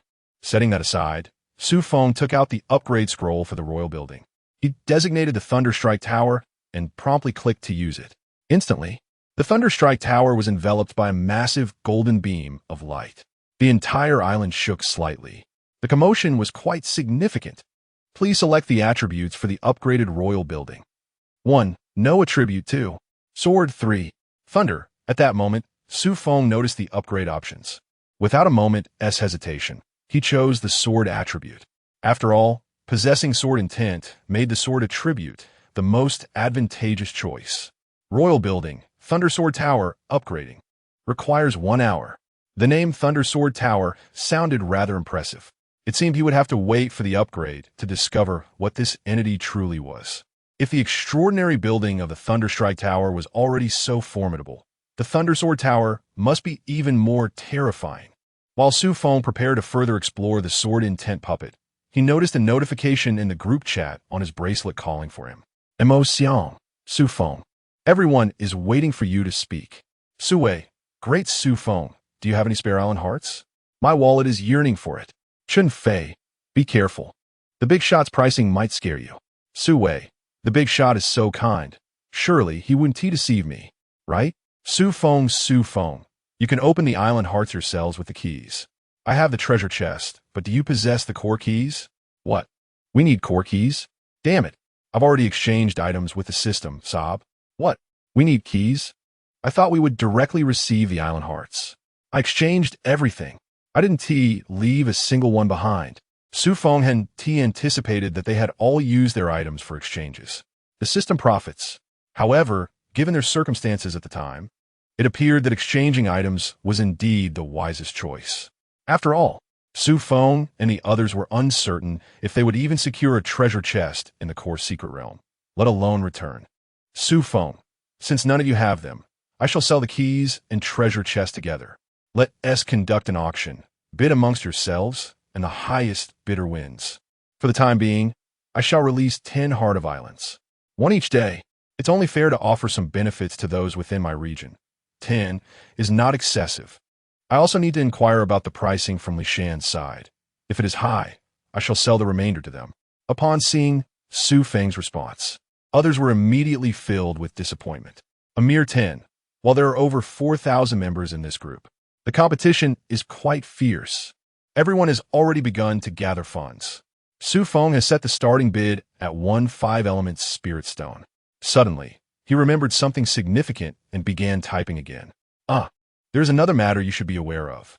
Upon upgrading to the golden level, the system will present 2 options. One is to set sail towards the eastern Su Sea, where level 6 and even level 7 islands exist. With such islands present, the enigmatic beings will dare not approach, thereby increasing your survival odds. The other option is to remain on your own island until you wish to venture out, at which point you can purchase a sailing scroll from the system. Please contemplate this on your own. Upon reading Xu Feng's message, everyone was taken aback, not expecting such options after reaching the golden level. However, they are still at the bronze level. Only a handful have attained silver. The golden level seems far too distant for them. Yet someone suddenly recalled something and quickly asked Xu Feng, "Are you planning to upgrade to a level 5 island?" "Indeed. What's the matter?" Xu Feng replied. "Does that mean you intend to leave?" Upon hearing this question, others anxiously focused on the screen of their wrist devices. If Xu Feng were to depart, their situation would become precarious. As the saying goes, it is pleasant to rest in the shade of a great tree. And Xu Feng is their great tree. Oh, I have no immediate plans to leave. If I decide to, I will certainly inform everyone. So don't worry. Xu Feng smiled gently, surprised that someone harbored such concerns. Upon reading Xu Feng's response, most people breathed a sigh of relief, including by Li Mingyue and Emotion. Naturally, they too wished for Xu Feng to remain. After all, having a formidable ally is crucial. Just consider the previous challenge and this current core secret realm. Without Xu Feng, many would have perished. They might not even have had the opportunity to reel in their 2 green treasure chests. Xu Feng uploaded 10 ordinary core treasure chests along with the accompanying ordinary keys to the auction house within the wrist device. The bidding mode was was activated, with a duration of 1 day for each. Subsequently, Xu Feng began to activate the sword intent doll. As usual, he was transported into a virtual space. This time, Xu Feng sensed something. It seemed his spirit had been transmitted, while his body remained on the island. He initially expected a battle format with the doll, but was disappointed. This space resembled the stairway of Sword Burial Mountain, adopting a stair-climbing format. Moreover, it consisted of 999 levels. As long as one can reach the pinnacle, they can attain 99% of the sword intent. Indeed, the doll is somewhat costly, but its practicality is beyond question. Moreover, there are no time constraints. Unlike the previous swordman puppet, which had a mere 100 hours of usage, Xu Feng commenced his ascent. The journey was relatively effortless until he reached the 246th step. The pressure began to intensify. It appeared that his sword intent was only at approximately 24%, falling short of the desired 25%. After spending 2 hours in the virtual realm, when Xu Feng emerged, the Thunder Sword Tower had already completed its upgrade. The moment Xu Feng stepped out of the chamber, he was greeted by a striking sight. Towering, it was extraordinarily lofty. The structure resembled a colossal sword, inverted and standing upright, piercing through the clouds. The entire blade was enveloped in crackling lightning, presenting a rather intimidating visage. He feared the attention of other terrifying beasts or sinister entities. Wouldn't that merely attract adversaries? However, upon reviewing the details of this entity, Xu Feng promptly ceased his concerns. Xu Feng, brother, you are absolutely right. Chapter 74. The Key with Wings. The Thunder Sword Tower stands as a formidable royal-grade edifice, boasting remarkable attributes. 1. Platinum-level attribute enhancement. 2. Daily acquisition of a Thunder Sword Spirit Stone. 3. Possession of a Thunder Sword Pool, which accelerates comprehension of the sword path, with a chance to grasp the Thunder Sword intent. 4. A probability of sword-related items manifesting on the island, amplifying sword damage by 30. 5. The ability to expend energy stored in the Thunder Sword Tower to unleash a 10-fold strike within a designated area of the island, available once every 3 days. Upon perusing the details of the Thunder Sword Tower, Xu Feng could only describe it with 4 words: terrifying indeed. Setting aside all else, the 5th attribute, 10-fold damage. What an extraordinary concept. Given his current prowess, he could contend with a level 1 golden tier powerhouse at full strength. But with a 10-fold amplification, could he not directly challenge a level 9 golden tier expert? Moreover, when combined with his own force talent, he could stand against platinum-level foes. Such thoughts were utterly daunting. However, this is merely a theoretical scenario. Firstly, the platinum tier possesses attributes that impose limitations. His Thunder Sword Tower boasts only a 1 attribute, which may prove inadequate. Furthermore, do platinum-level powerhouses lack other means? They would not simply wait for him to make his move. Most critically, the battlefield cannot extend too far beyond the island, imposing significant restrictions. Nonetheless, while on his own island, he is practically invincible, unless a platinum-level opponent chooses to descend. Finally securing a royal-grade structure, he could rest easy. It was already 1 in the morning, indicating that he had been awake for an entire day and night. Yet, he felt an exhilarating thrill coursing through him. Eventually, he succumbed to sleep, albeit in a state of drowsiness. The following day, Xu Feng awoke to a gentle pecking at his hand. Opening his eyes, he was pleasantly surprised to find it was little Xian. Giving a light pat on its head, he rose from his slumber. Outside, the sun shone brightly, a splendid day for advancement. According to Delia's description, today could very well be the day the system bestows the 3rd Calamity. As was customary, after enjoying his meal, Xu Feng made his way to the base of the island tree. Without the system's supervision, he had to gather resources himself. Blessing successful, today's spirit enhanced. Ah, how delightful! Spirit enhancement, indeed. Gathering yielded 6 bronze treasure chests. How astonishing that his own collection was more fruitful than the system's probabilities. Subsequently, Xu Feng proceeded to employ his force talent on a common key. Would you like to use your talent on the common grade core key? Yes. Warning. There may be unknown dangers after enforcement. Yes, no? Yes. How considerate of the system to provide a reminder. It seems the system wishes to convey a considerate touch or merely a mechanism. Suddenly, a radiant glow emanated from the common key, and Xu Feng beheld a key adorned with wings. Core key, infinite grade attribute 1. Description: an essential key for the infinite grade treasure chest. Xu Feng continued to scrutinize the information regarding the key when, unexpectedly, the other party soared into the air. What a shock! Was this an attempt to flee? Thanks to the Thunder Sword Tower, he possessed an innate characteristic while on the island, granting him an advantage. Thus, Xu Feng was not influenced by the infinite level key. Without hesitation, he transformed into his mech form and pursued the fleeing entity. Fortunately, the winged key did not ascend rapidly, allowing Xu Feng to capture it effortlessly. Yet, the entity struggled against him, unleashing a burst of spiritual energy that freed itself from Xu Feng's grasp. He thought to himself, "How astonishing! I am actually no match for this key." The spiritual energy it had just released was undoubtedly of golden caliber. Had it not been for its swift retreat and a sudden teleportation, Xu Feng might have suffered a grave injury. Nevertheless, he was determined. This diminutive key would not escape his clutches. With resolve, Xu Feng drew forth the azure rainbow sword and entered a state of sword intent. He unleashed a flurry of sword strikes, sending waves of sword energy slicing through the sky, all aimed at the airborne infinite-level key. Despite enduring numerous strikes, the key remained unscathed and continued its ascent. Xu Feng, however, felt a glimmer of hope as he noticed a slight diminishment in the key's spiritual energy. He resumed his pursuit. The two engaged in a relentless chase above the island. After an indeterminate number of strikes, the infinite-level key finally succumbed to exhaustion and plummeted to the ground. Xu Feng grasped it firmly in his hand. Had this key possessed any offensive capabilities, he would have found it nearly impossible to seize it today. Staring at the key, which had only dimmed in brilliance yet remained entirely unscathed, Xu Feng felt a mix of frustration and relief. He was grateful that he had not recklessly attempted to force open a silver-grade treasure chest, for he would have certainly faced dire consequences.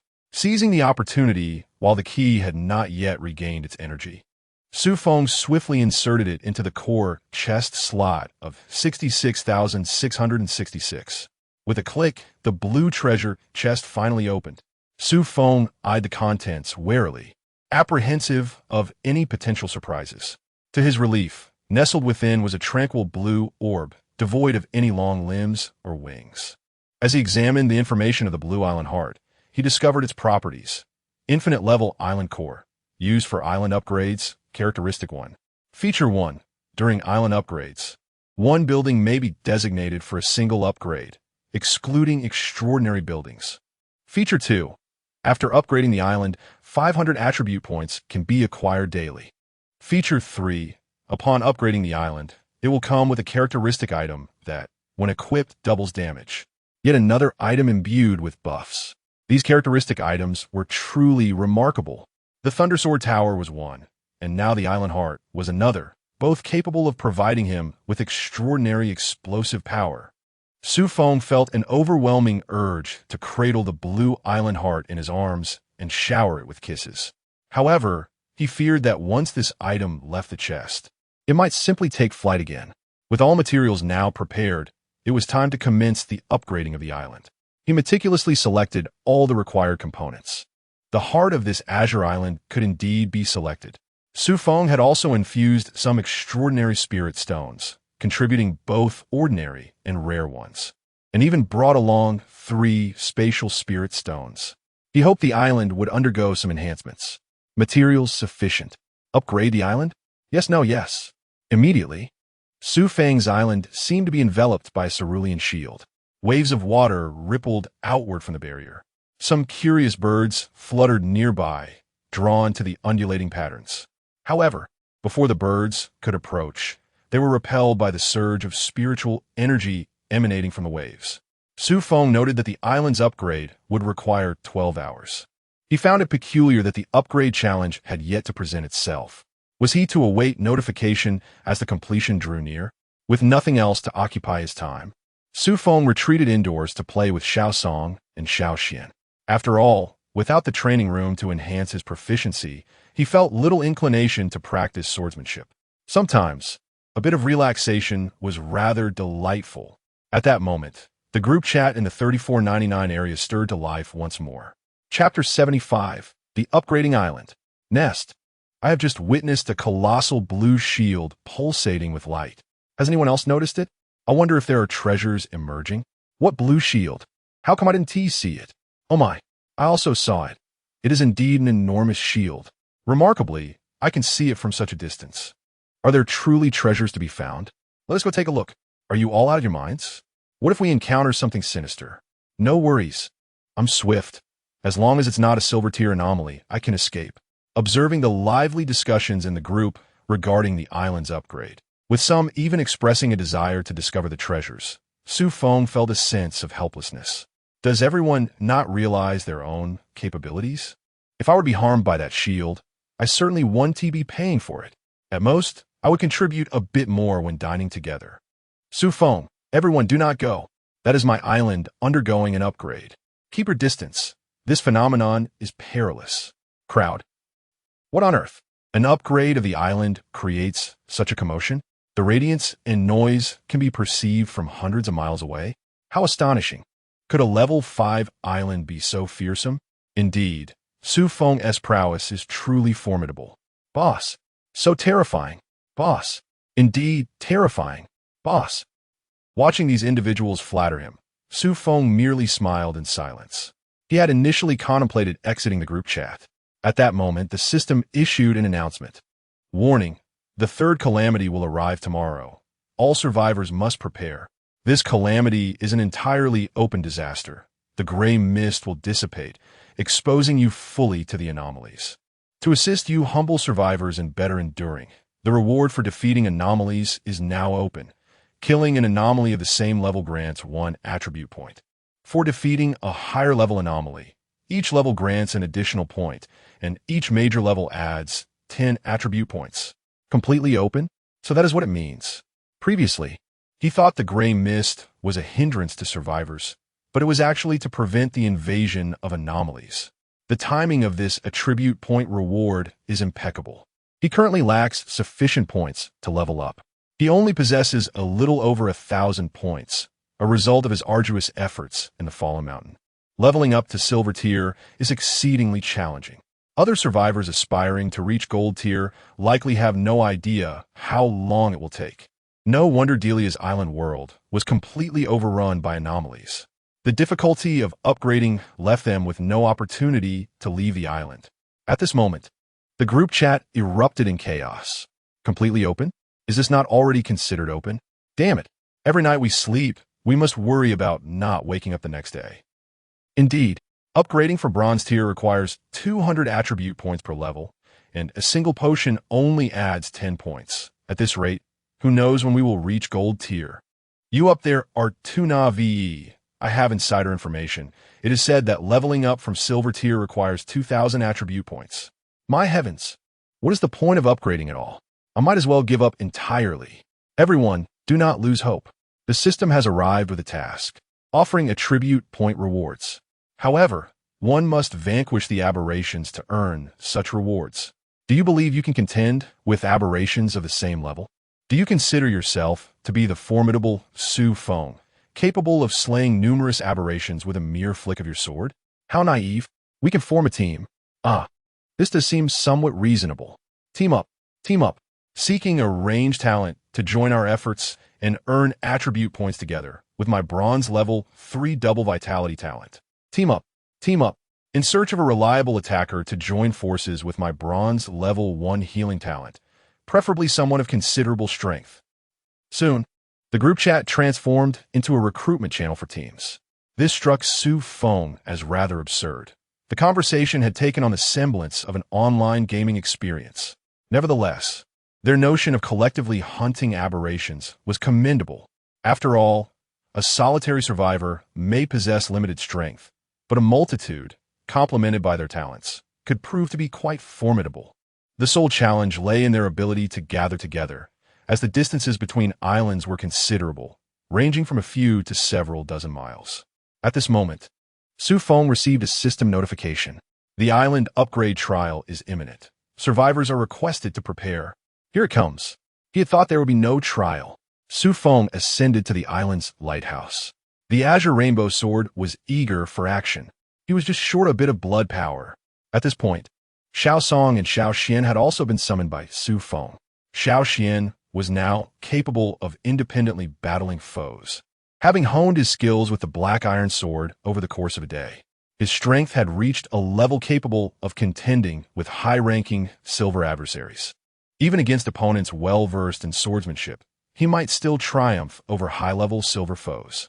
Xiao Song, however, was less suited for combat, still lacking in strength. After several days of consuming pet potions, he had only reached bronze level 4, far from the silver rank. Xu Feng assigned Xiao Song the role of commander. Once the puppet structure was completed, he would allocate a few puppets for Xiao Song to command. This way, Xiao Song would not feel left out. At that moment, dark clouds began to coalesce in the distance, swiftly approaching. Xu Feng promptly instructed the Thunder Iron Thorns to retreat to the greenhouse, as the impending battle would not be suitable for them. Given their silver level 2 strength, they were only fit for guarding. The island upgrade trial has arrived. As the system's announcement concluded, a golden radiance shot forth from a distance. Goodness, a golden level adversary? Indeed, leading the charge was a figure clad in golden armor, wielding a golden longsword, standing out conspicuously amidst the dark clouds. To Xu Feng's astonishment, it was a familiar face, a member of the Crimson Eye family. A high-ranking member, no less. This was perplexing. He had not even activated any talents. He was merely at the silver level. Logically, the system's trial should not exceed this threshold. Even with a 50 increase in difficulty, it should not reach the golden level. The disparity between gold and silver is monumental. Clearly, something had disrupted the rules, and the system remained oblivious.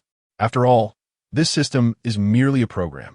At that moment, the golden figure gazed intently at Xu Feng. A peculiar seriousness etched upon its features. The necklace adorning its chest emitted a faint glow, catching Xu Feng's attention. This artifact seemed extraordinary. I didn't expect you to possess a characteristic value. How intriguing. The golden figure, known as the Crimson Gold, remarked. Upon hearing these words, Xu Feng comprehended that the necklace was indeed a characteristic item.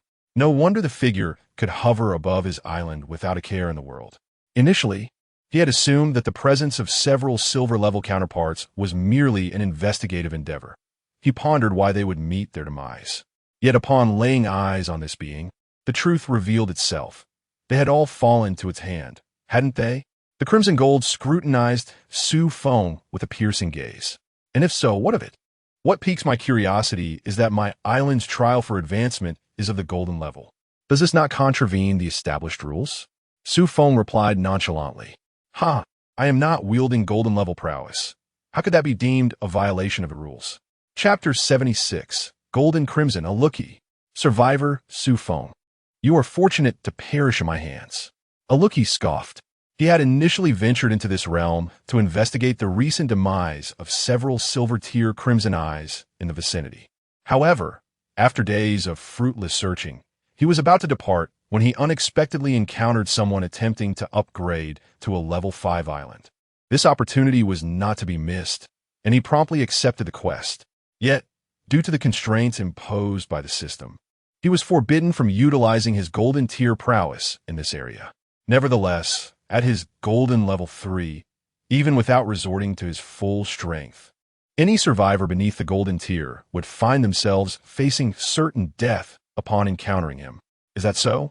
Your confidence appears to be rather premature, Xu Feng remarked coolly.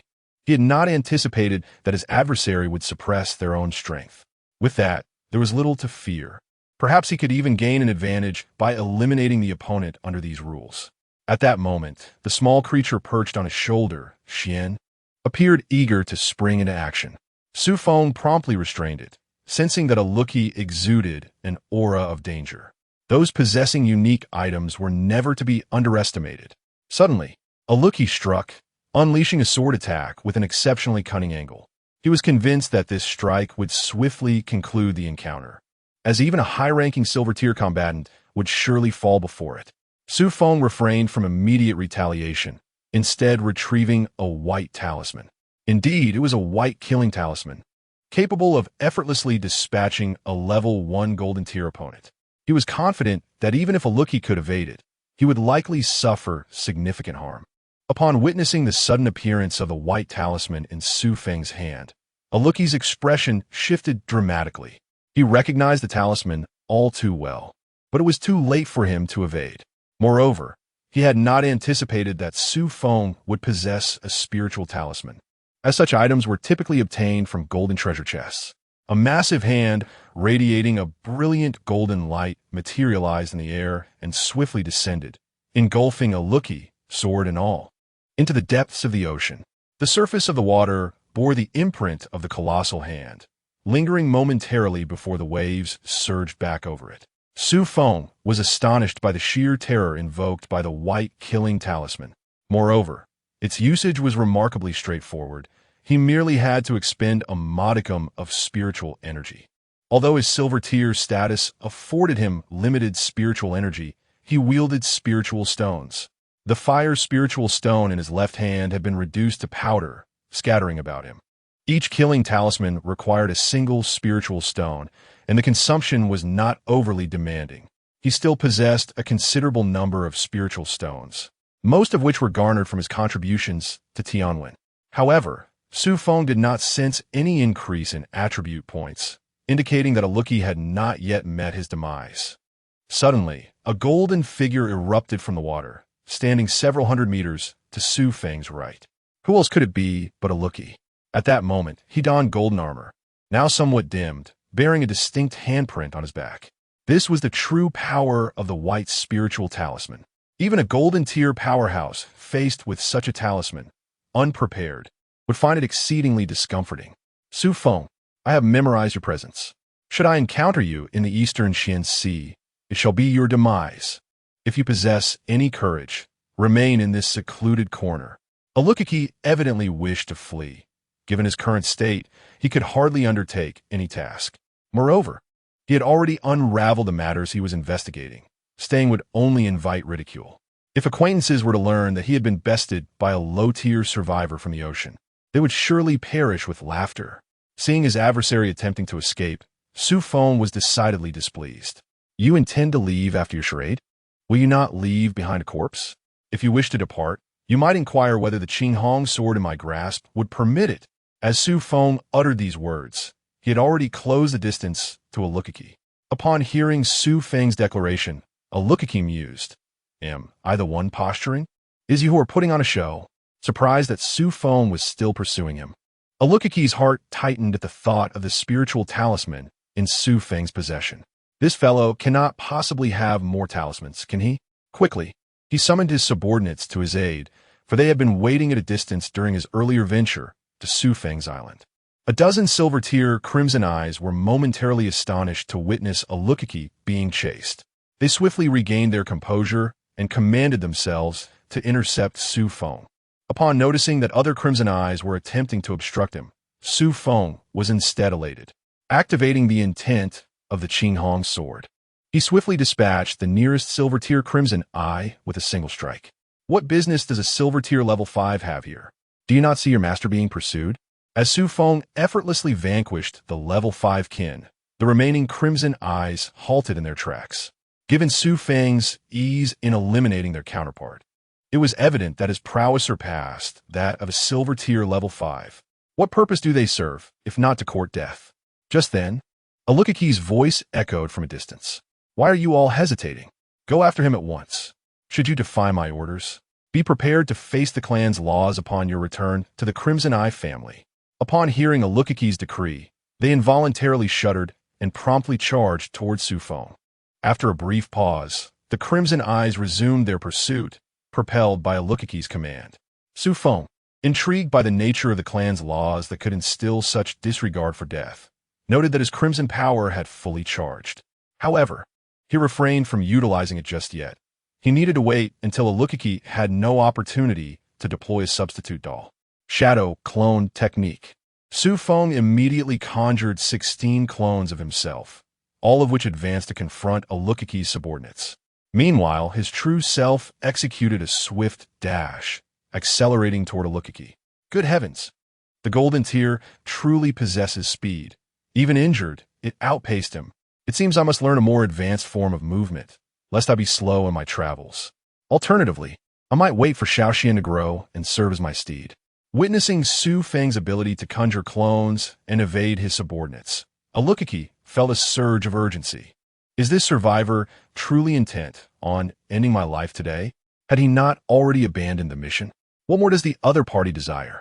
Xu Feng, should you permit my departure, I can assure you that I will communicate with my family to refrain from sending others to trouble you. Eric's tone softened somewhat. There was no alternative. Xu Feng's pursuit had been relentless. The other party flickered several times, now less than 500 meters away from him. Your bizarre utterances do not merit a single punctuation mark of my trust. If you possess no further means, I shall be compelled to send you on your way. Xu Feng could not delay any longer. If he allowed the other to escape further, they might soon be beyond the reach of the island's defenses. He activated the unique trait of the Thunderblade Tower. Subsequently, Xu Feng concentrated his sword energy, and in an instant, the potency of this sword energy surged dramatically. The terrifying force caused the surrounding air to crackle ominously. It shot forth like lightning towards the distant Eric. Chapter 77. The Demise of Alukiki. With his formidable attack power amplified tenfold, it was estimated to possess the lethal capacity comparable to a level 3 gold. Eliminating Alukiki was certainly within reach. However, he did not cease his flight. Alukiki, sensing the intense murderous intent behind him, unhesitatingly employed his decoy doll. Had he not been unprepared and lacking any level 1 gold talismans, he would not have faced such a dire predicament today. Boom! In an instant, Aluki's decoy was pierced through by the sword energy, shattering into countless fragments. At this moment, Alukiki, now several hundred meters away, appeared noticeably paler. Had he not promptly utilized the decoy doll, he would have perished moments ago. He then resolved to continue his rapid flight, as not far ahead lay their strange, temporary encampment. Once he reached that sanctuary, his pursuer would undoubtedly refrain from following. With Xu Feng's current speed, he could not hope to catch up. Besides, it was unlikely that his adversary possessed another such lethal technique. Xu Feng mused, "You guessed correctly. Your reward is death." Just as Alukiki had barely manifested with his decoy, Xu Feng seized the opportunity.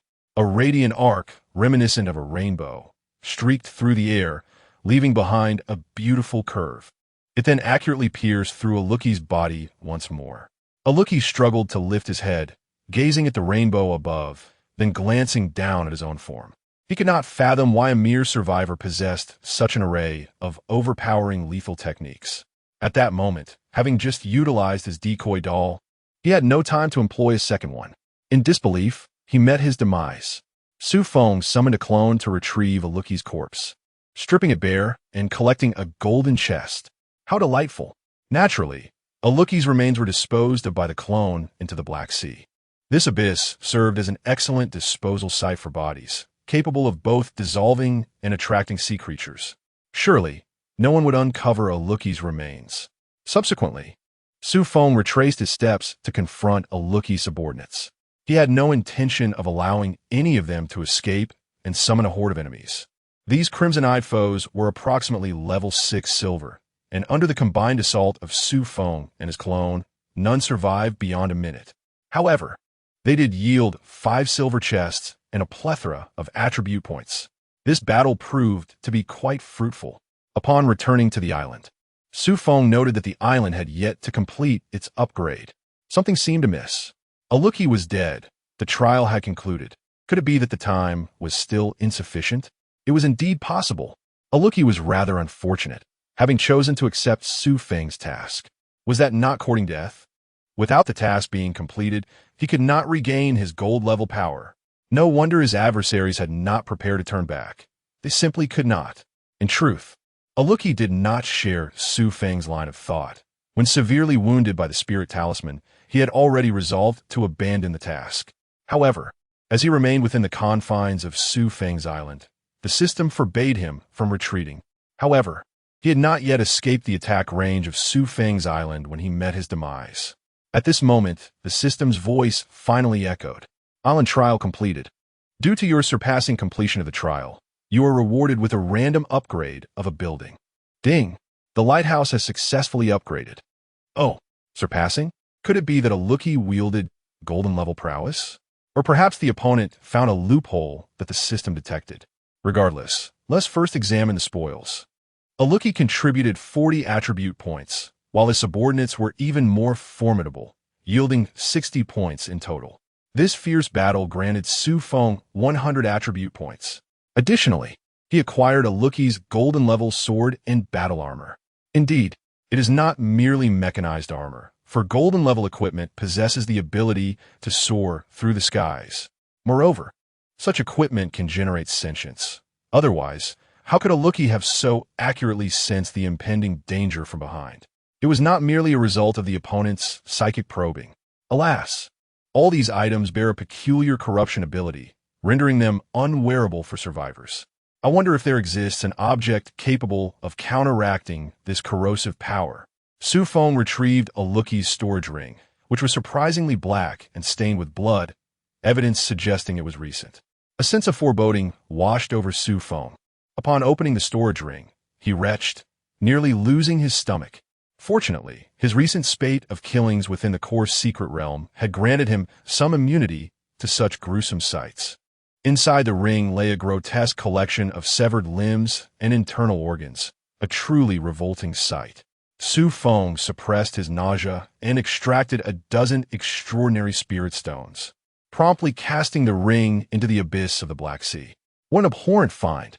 Next time he encounters the foe, he shall need to eliminate more of them to quell the nausea of this day. Upon checking, he found that the island would require another 10 hours to complete its upgrade. It was likely that the upgrade would not be finished until around 8 in the evening. There was just enough time to inquire about Li Shan. He would also ask for a location to see if he could teleport over. As soon as Xu Feng sent a message, he received a prompt reply. It seemed Li Shan was online. Xu Feng, big shot? Yes, I have a question. I am seeking a puppet stone. You have some in the Eastern Xian Sea, correct? Hearing Xu Feng's inquiry, Li Shan wore a wry smile. We do have them, but we may not be able to trade. Unable to trade? Xu Feng was puzzled. Indeed, your new sea domain exists within an isolated area, making trading impossible. However, we can communicate via wristbands. I was unaware of this. I was hoping to trade some items with you. In that case, it seems I must forego that. Am I unable to teleport to your location? Unfortunately not, big shot Xu Feng. Unless you venture out to sea, then I can provide you with a location, and you can teleport to a nearby island. Very well, then please inform me of the price for the puppet stone and some treasure chests. Subsequently, Li Shan relayed the market conditions of the Eastern Xian Sea to him. It is indeed somewhat akin to Delia's shattered world, yet certain elements diverge. The golden treasure chest is valued at 5 spirit stones, while the silver one is worth a mere 1 spirit stone. As for those beneath the bronze tier, there exists no necessity for trade. After all, they are abundantly available in the market. The sheer number of low-level individuals makes it inevitable. Anyone who has just turned 18 can access the islands. So how could there not be an abundance of treasure chests? The price of the puppet stone is comparable to that of the spatial spirit stone, fluctuating around 3 spirit stones. Xu Feng even inquired whether the other party had heard of the echo of the lost path. To his astonishment, Li Shan was unaware.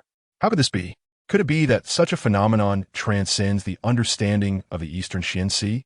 Something feels amiss. Never mind. I shall await the completion of the Hall of Fortune before addressing this further. Subsequently, Li Shan divulged some unique matters concerning the Eastern Xian Sea to Xu Feng, including techniques capable of bypassing the restrictions of the wristband. This was precisely the information Xu Feng yearned to discover.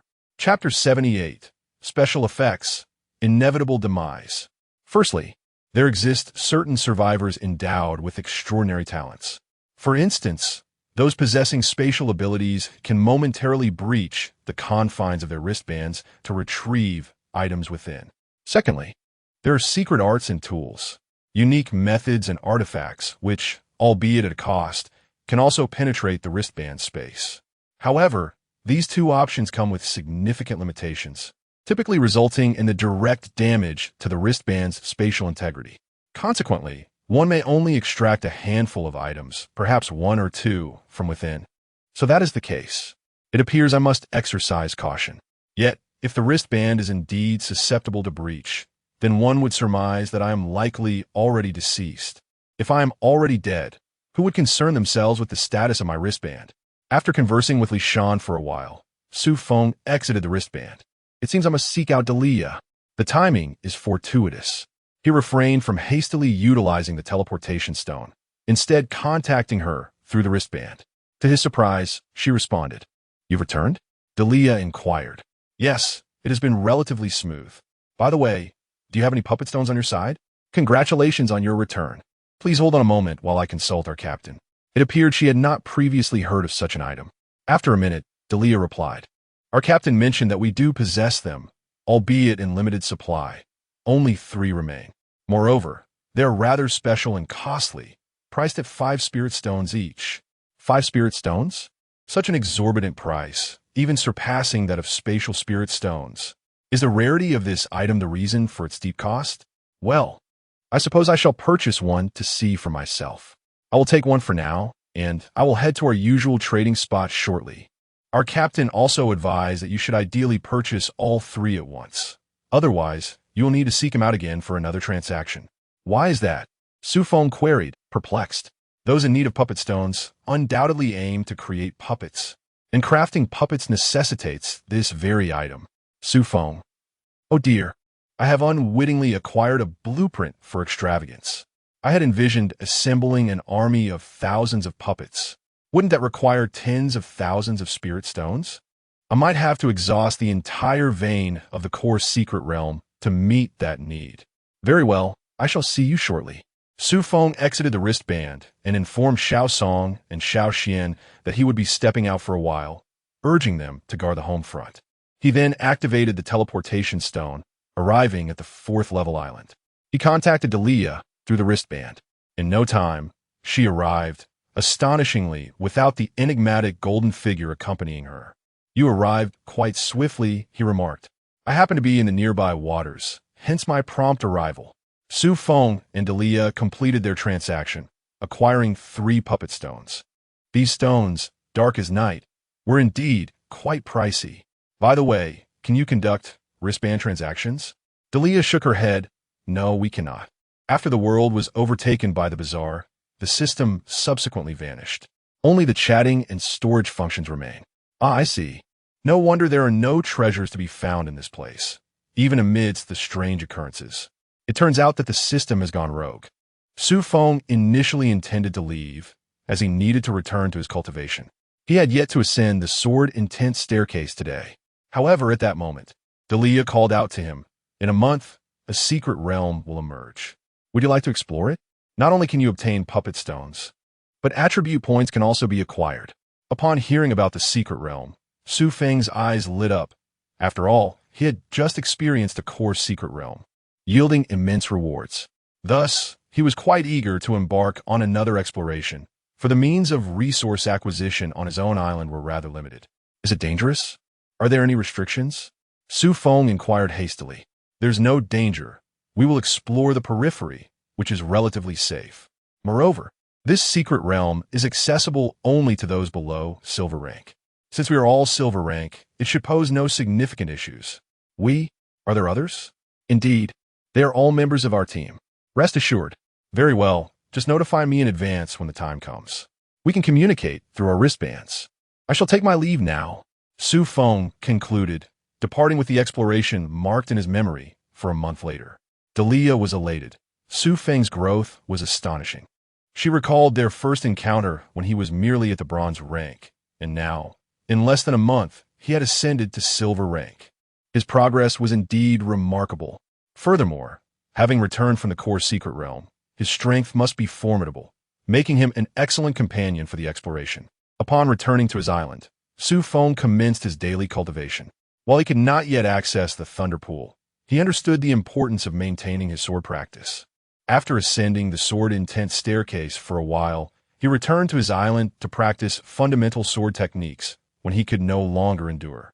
Once he regained his strength, he resumed his ascent to the staircase. This cycle continued, resulting in a gradual enhancement of his sword intent. By 8 o'clock in the evening, the island finally completed its upgrade. Island upgrade complete. Please name it O. This operation is rather intriguing. It seems that a level 5 island is indeed unique. Thunderblade Island. Name registration successful. Announcement. Congratulations to Xu Feng of Region 3499 for being the first to upgrade to a level 5 island. Thunderblade Island. You have received a special reward. Island effect activated. Announcement. Congratulations to Xu Feng of Region 3499 for being the first to upgrade to a level 5 island. Thunderblade Island. You have received a special reward. Island effect activated. Announcement. Congratulations to Xu Feng of Region 3499 for being the first to upgrade to a level 5 island. Thunderblade Island. You have received a special reward. Island effect activated. 3 announcements were broadcasted consecutively. Moreover, these announcements were not confined to their region. They echoed across all regions. Unbeknownst to Xu Feng, upon witnessing the 3 repetitions of the announcement, he felt an urge to strangle the system. Could we not be a bit more discreet? I have numerous adversaries. Xu Feng did not hastily examine his island, but instead looked into the system's special rewards. Let me see just how special it is. He opened his wristband, revealing a scroll inside. Alliance Scroll. One can establish an alliance, which possesses its own distinct island. Survivors who join the alliance can create a teleportation array on their island to facilitate communication within the alliance. Unlimited chatting is permitted within the alliance. There are numerous other benefits to explore. Wow, what a remarkable item. Is this not akin to a guild establishment command in online games? Such an item is certainly not inexpensive. It appears that I must indeed create an alliance for the sake of convenience in communication and team formation. Moreover, I have an extra island at my disposal, which is delightful. Cautiously, I stowed away the alliance scroll. Subsequently, Xu Feng began to inspect his island. Upon upgrading to a level 5 island, it finally acquired its own name and category section. Thundersword Island Level. Level 5 Island Range. 100 kilometers feature 1 characteristic 1. Earn 500 attribute points daily. Characteristic 2. The island comes with a unique item, and equipping this item doubles the damage dealt. Please click here to claim. Characteristic 3. Special effect, certain death. Attacking enemies on the island has a 0.001 chance to trigger the certain death effect. Chapter 79. The third catastrophe approaches. Upon reading this introduction, Xu Feng could only describe his island as terrifyingly formidable. Especially the special effect granted by the system reward. It was simply magnificent. A guaranteed kill. What does this imply? It means that as long as he attacks an enemy, this special effect will be triggered, regardless of the enemy's level or strength. This is indeed a guaranteed demise. Although the probability is merely 0.001, equivalent to 1 in 100,000, it is still a possibility. This is undoubtedly a weapon for slaying foes beyond his level. It seems that his skill of continuous shooting will find its utility. Initially, he intended to rely solely on his swordsmanship. Now it appears he must also master archery. He must forge a golden gray divine bow.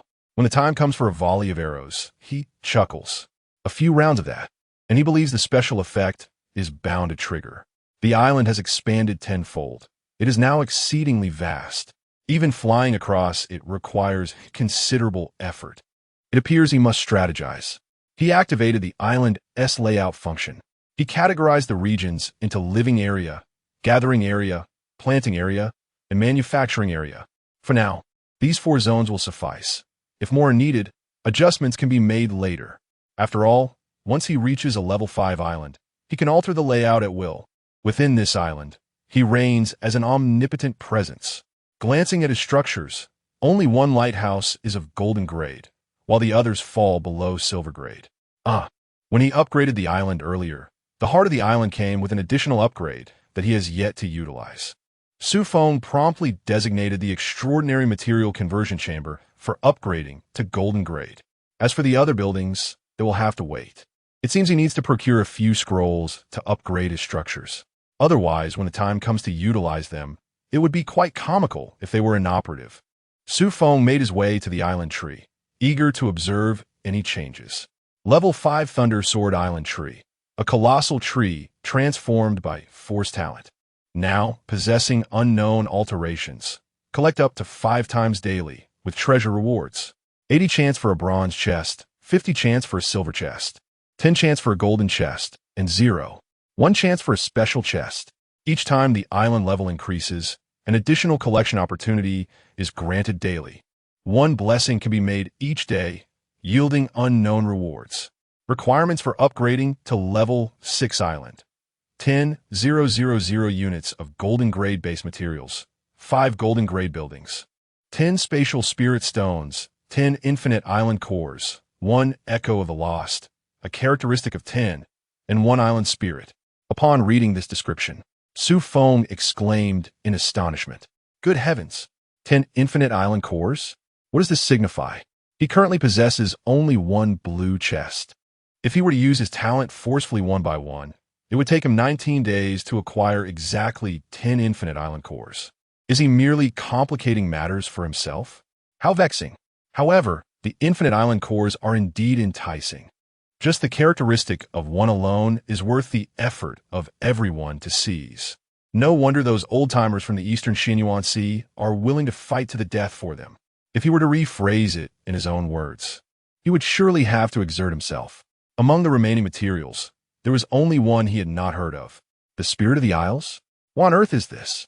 He initially considered inquiring with the system, but recalling the previous response, he promptly abandoned the idea, realizing it would likely yield no fruitful result. However, did the Echo of the Lost Path also require one? He had just exchanged for one from the Secret Realm.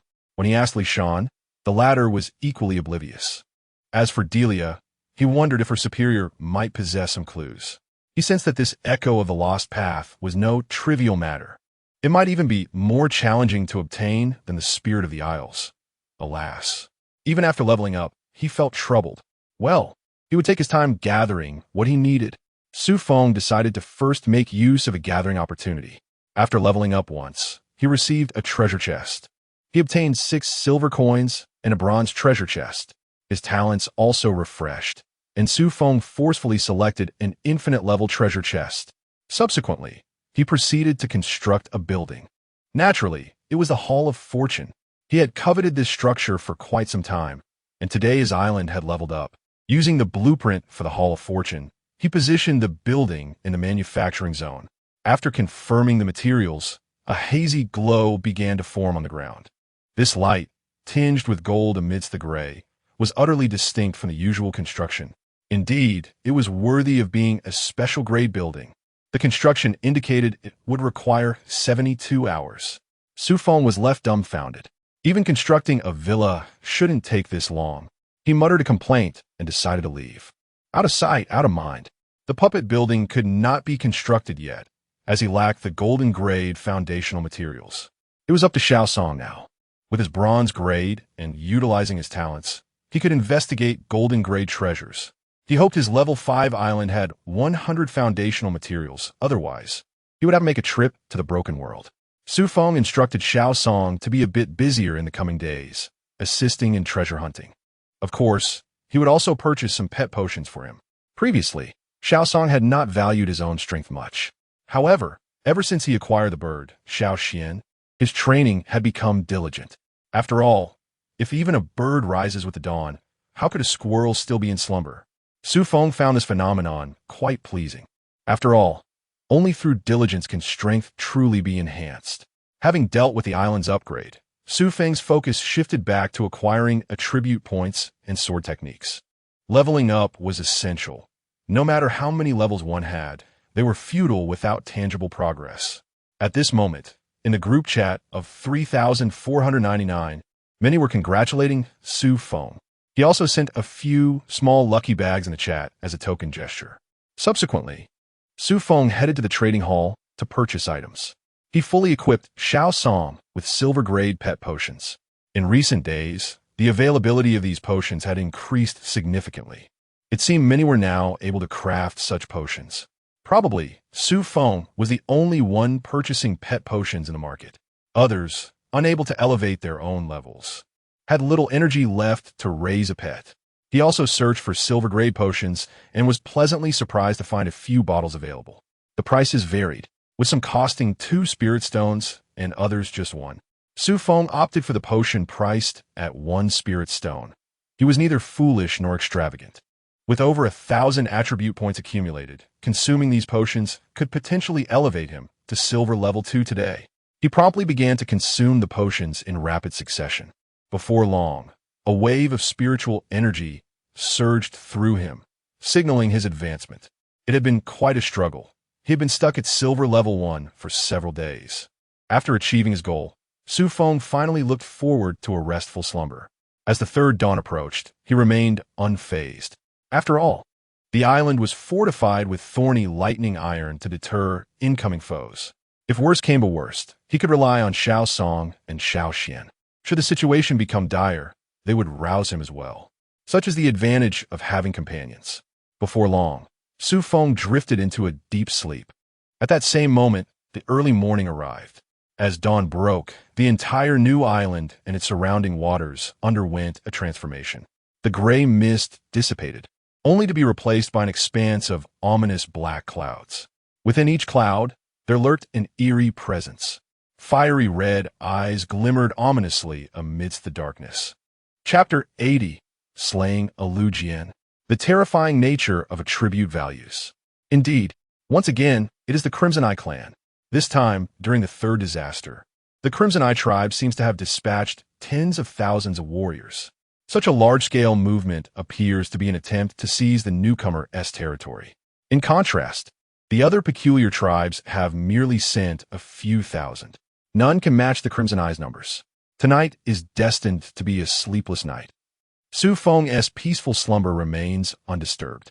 The following day, Xu Feng rises early, primarily awakened by the gentle nudging of Xiao Xian. Upon reaching the lighthouse, he discovers that the island is entirely besieged by the peculiar entities. Upon seeing Xu Feng's appearance, the thorny plant, Lei Tai, quickly retreats into its greenhouse. It is injured and knows that if it does not flee, Xu Feng will have to collect its remains. In the distance, another golden-level Crimson Eye emerges. Its appearance bears a striking resemblance to the Alu flag from yesterday. Could it be? Just after slaying Alu Qi, has a kin arrived for vengeance today? Is it truly so swift? Is it really that dramatic? To his astonishment, there exists a level 5 island here. Humans truly possess remarkable prowess. Yet your blood will surely be even more delectable. The golden entity slowly begins to speak. Who are you? Since you are a golden level anomaly, you must at least possess a name, right? Xu Feng contemplates inquiring about its origins, sensing that it may not even be aware that he has slain Alu Qi. If that is the case, there would be no need for it to converse with him now, would there? Listen well, insignificant human, I am the great Alu Jian. The one who shall slay you is none other than the most illustrious Alu Jian of the Crimson Eye clan. Alu Jian continues to extol its own virtues. Xu Feng finds himself speechless. It is astonishing that it remains unaware of his victory over Alu Qi. Moreover, it seems to share a significant connection with Alu Qi. As its name suggests, unfortunately, its intellect appears to be far inferior to that of Alu Qi. At the very least, Alu Qi had already recognized his attributes by that time. Yet Alu Jian before him seems entirely oblivious. Since it can stand before him on its island with no discomfort, it undoubtedly possesses items that counteract attributes. Could it be that Alu Jian has concealed them? Xu Feng's conjecture is accurate. That attribute 1 necklace is currently nestled in Alu Jian's pocket. Alu Jian's strength is also somewhat inferior to Alu Qi's, as it is merely at the first level of gold. If Xu Feng surprises it, he might indeed be able to slay it with a single strike. At this moment, Alu Jian has drawn the massive sword from its back. The sword is at least 5 times larger than Xu Feng's Qinghong sword. Such a colossal weapon in Alu Jian's hands seems to weigh next to nothing. What the heck? Observing Alu Jian's sword descending, Xu Feng curses inwardly. This entity possesses immense power. Aware of the futility of a direct confrontation, Xu Feng swiftly evades the incoming strike with a sudden movement, retrieving the island upgrading attribute item. Without examining it closely, He places it into his pocket, for he intends to utilize its double damage to slay a Lujian. And as Xu Feng retrieves this attribute item, across from him, a Lujian initially thought to evade Xu Feng, intending to utter a few curses. Yet, an unexpected haze clouded his mind. Observing a Lujian's sudden stillness, Xu Feng experienced a moment of enlightenment. It dawned on him that possessing more traits was undeniably advantageous. Seizing this opportune moment, he instantly unleashed his sword technique, combining it with the swift movement, instant kill, and the essence of the Qinghong sword. To top it off, he augmented his strike with a 30% damage increase from his island and the double damage from the recently acquired trait item. This represented Xu Feng's pinnacle attack. The fearsome sword energy cleaved through the air with resounding sonic booms. Meanwhile, a Lujian remained ensnared in his daze, oblivious to the impending doom. Regrettably, he never regained consciousness before meeting his demise. Such is the terrifying nature of trait values. Xu Feng possessed a 2, while a Lujian only had a 1. With a resounding crash, Xu Feng's formidable strike shattered a Lujian into countless fragments, dark blood cascading onto the island. The plants tainted by this black blood withered instantly, emitting wisps of white smoke. Xu Feng was astonished that his opponent failed to awaken even in death. Upon witnessing the disintegration of a Lujian, a sudden thought struck him. My spoils. Fortunately, his doppelganger had been effective, retrieving a Lujian's storage ring and the trait necklace. However, the weapon and armor had been obliterated by Xu Feng's sword energy. Surely, a Lujian's armor wasn't a mere fade? Just yesterday, a Luki had survived a strike of such magnitude, merely sustaining cracks. Yet this one had turned to dust. Was his peak strike only at the level of Golden 2? How unfortunate. Meanwhile, the blood-red-eyed warriors, witnessing their leader's demise, were thrown into disarray. Some even began to flee. Though retreat was not an option, anyone returning to the Blood-Red-Eye clan would be deemed a fool. The waters here were too enticing. After all, their strength was merely at the silver level, far beneath Xu Feng's prowess. Had they not seen their leader fall to a single strike? Nevertheless, a few undaunted souls approached, seeking their end. Yet before they could reach Xu Feng, they succumbed to chaos from 100 meters away, observing the immobile circle of blood-red eyes. Xu Feng couldn't help but chuckle. He first eliminated a few to activate the Qinghong sword's radiant strike. He refrained from engaging the others, instead summoning Xiaoxian to test their mettle. Xiaoxian, now beside Xu Feng, wondered why these grotesque creatures remained still. It glanced curiously at Xu Feng, who patiently explained, because they've become foolish. Haha, this is the dominance of trait values. However, Xiaoxian remained unbothered, for the trait values could be selectively applied. Those of lesser cultivation near their seniors would become ensnared in chaos. It would be a nightmare for those with trait values. Xiaoxian, perplexed, let out a cry before seizing the dark iron sword and advancing to slay the aberrations. Xu Feng moved forward, and it followed suit, dispatching foes along the way. The coordination was remarkably harmonious.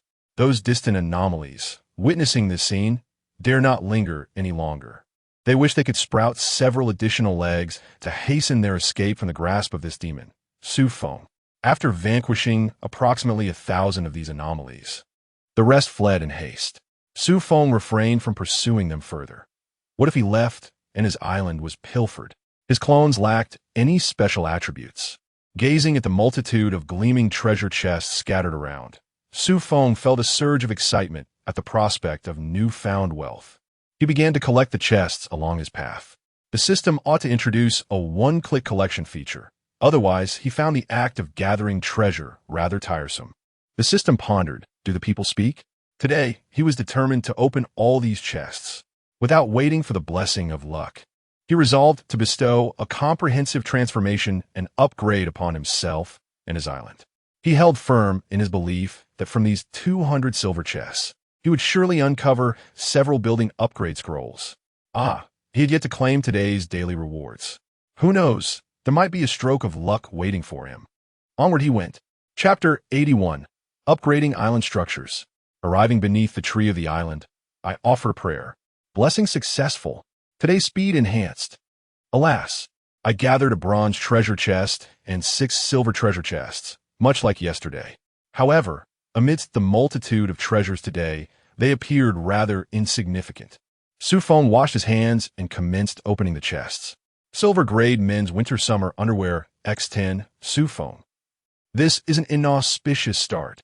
Is it truly possible for such items to emerge from a silver treasure chest? This is utterly absurd. Yet, he remained skeptical, hoping for a few more delightful surprises. If worst comes to worst, he could pivot to selling underwear. Perhaps the East Xianxi region is in need of such merchandise. Silver-grade pet potion X1, fire spirit stone X1, silver-grade physique potion X1. Fortunately, subsequent discoveries were more reasonable. He exhaled with relief. Among the over 200 silver treasure chests, he uncovered 10 silver-grade architectural upgrade scrolls, sufficient for his needs. Moreover, he obtained over 50 spirit stones, with the rare spirit stones being rather scarce, totaling only 5. The spatial spirit stones numbered at least 1. He amassed a plethora of potions, at least 50 in total.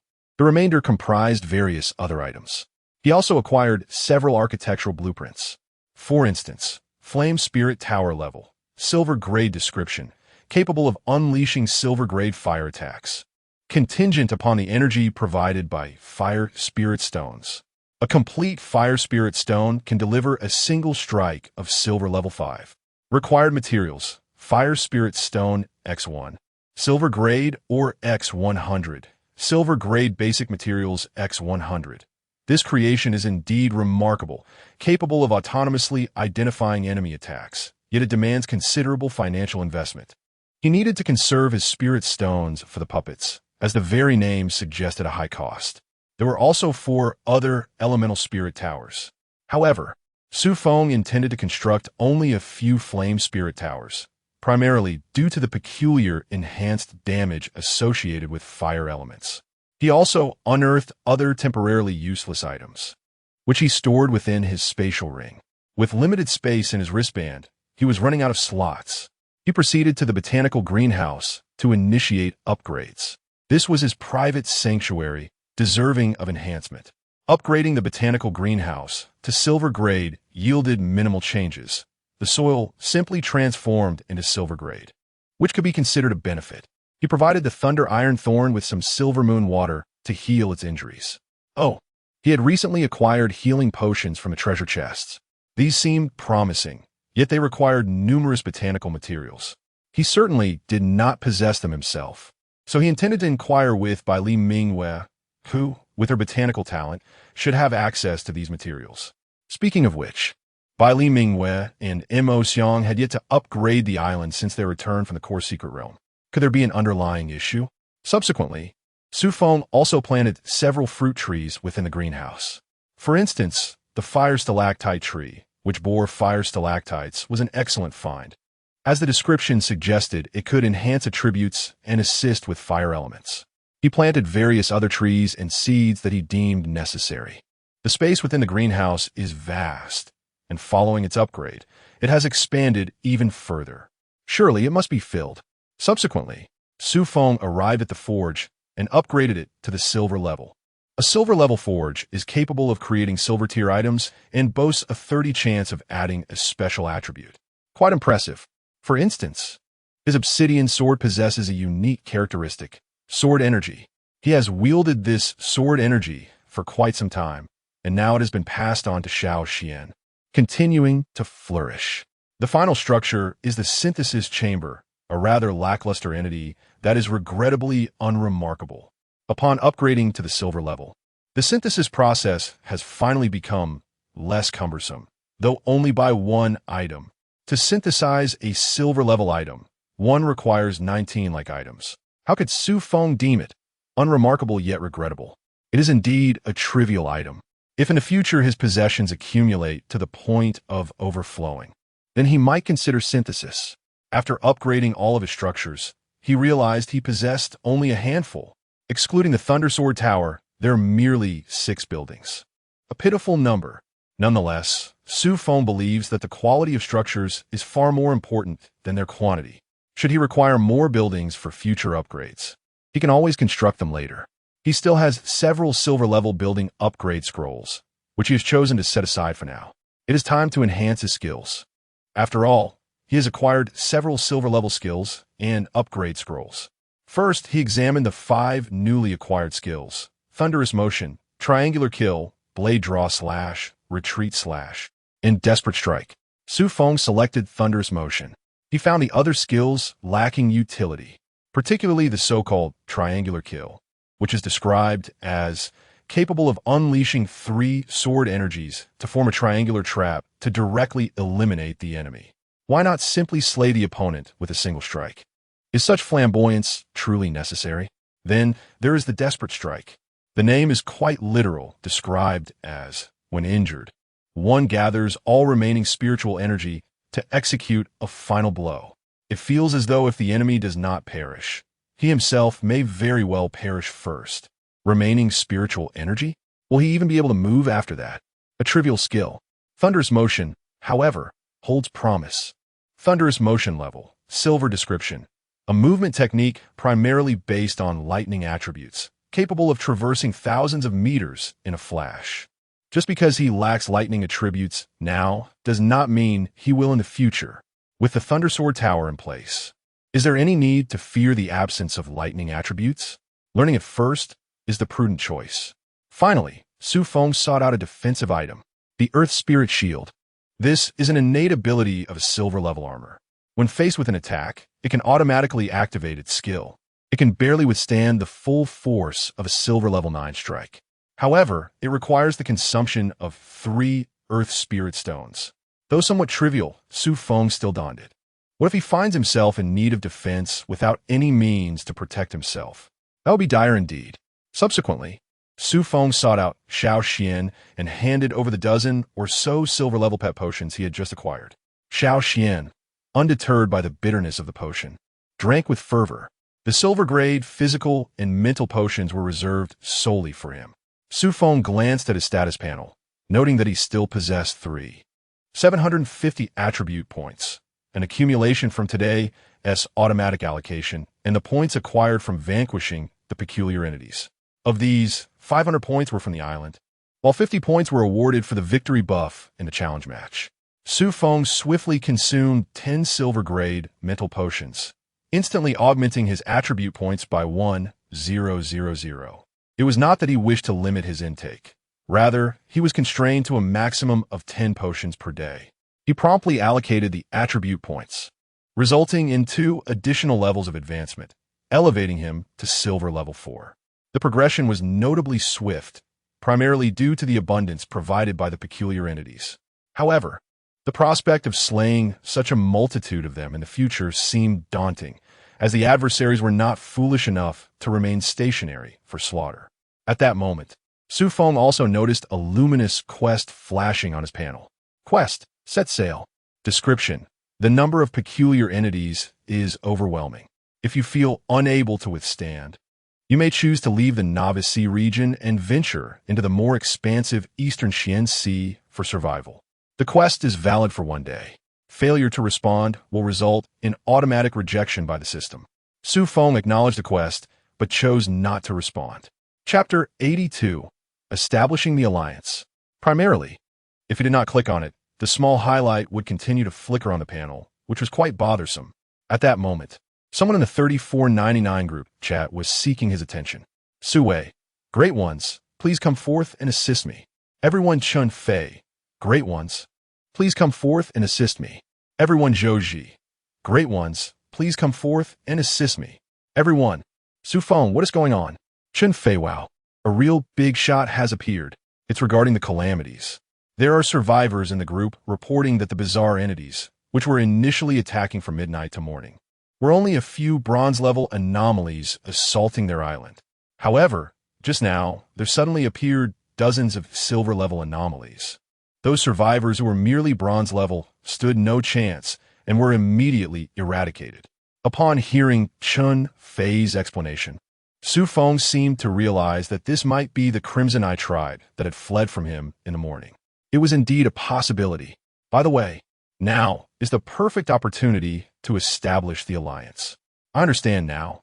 Please send me the coordinates, and if I can make it in time, I will go to rescue them. If I cannot make it, you cannot hold me accountable. Xu Feng first outlined the consequences. Additionally, I possess something akin to a guild. Take a look. Xu Feng, Alliance Scroll.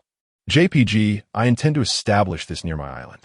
For those who wish to join, simply click to join on the scroll. Once you are part of the Alliance, you must adhere to its arrangements. Although you will lose a bit of your freedom, you shall gain the protection of the Alliance. At the very least, your island will not face obliteration, should any of you reach the gold level. I will also consider your request to withdraw from the Alliance and venture to the Eastern Xian Sea. Those wishing to join should apply promptly. After applying, a teleportation array connecting to the Alliance can be established, allowing me to reach you more conveniently for your rescue. Xu Feng elaborated to facilitate their understanding. Wow, such a thing exists. How wonderful. My island is saved. Big shot. I have applied in an instant. Please approve it quickly, or my island will not withstand the onslaught. Application submitted. Regrettably, I have already left the island. Had I discovered earlier that a great one possessed this, I could have brought my girlfriend along. Alas, is your girlfriend inflatable? No, she is rechargeable. As the conversation continued, others intruded, completely derailing the discussion. Xu Feng promptly approved the applications of those wishing to join the Alliance.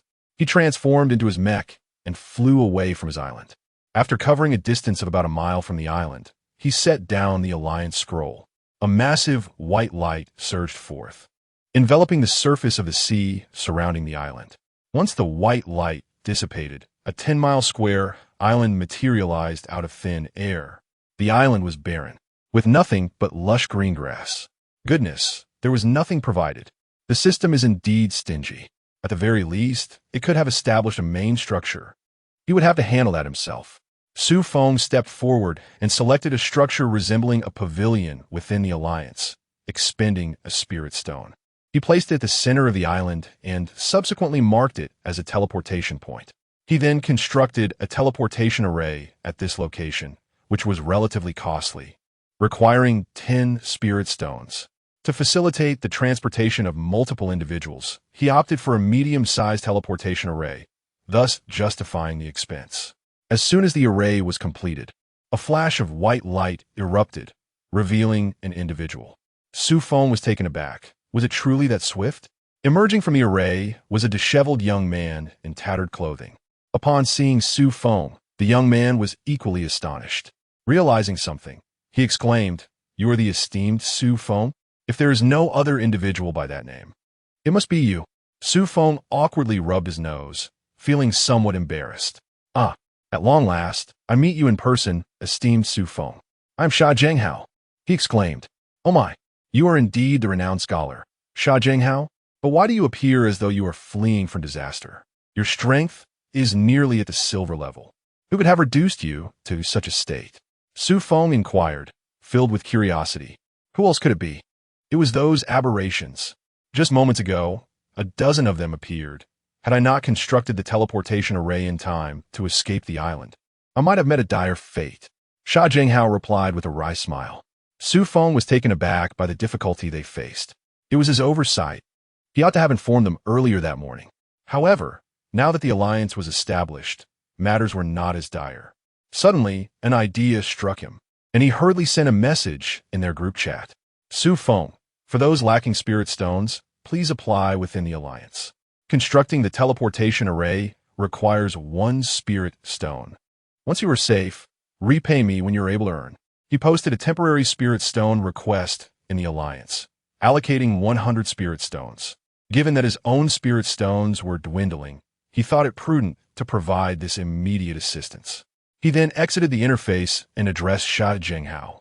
"Please attend to the others here for the time being. I will check on your island. I hope the island tree remains intact. Otherwise, I may be unable to save your island." Upon hearing Xu Feng's words, Sha Zhenghao's face lit up with joy. "Then allow me to thank you, esteemed one. Who wishes to lose their island?" Xu Feng connected the teleportation array to Sha Zhenghao's island. As the alliance leader, he possessed the authority to teleport.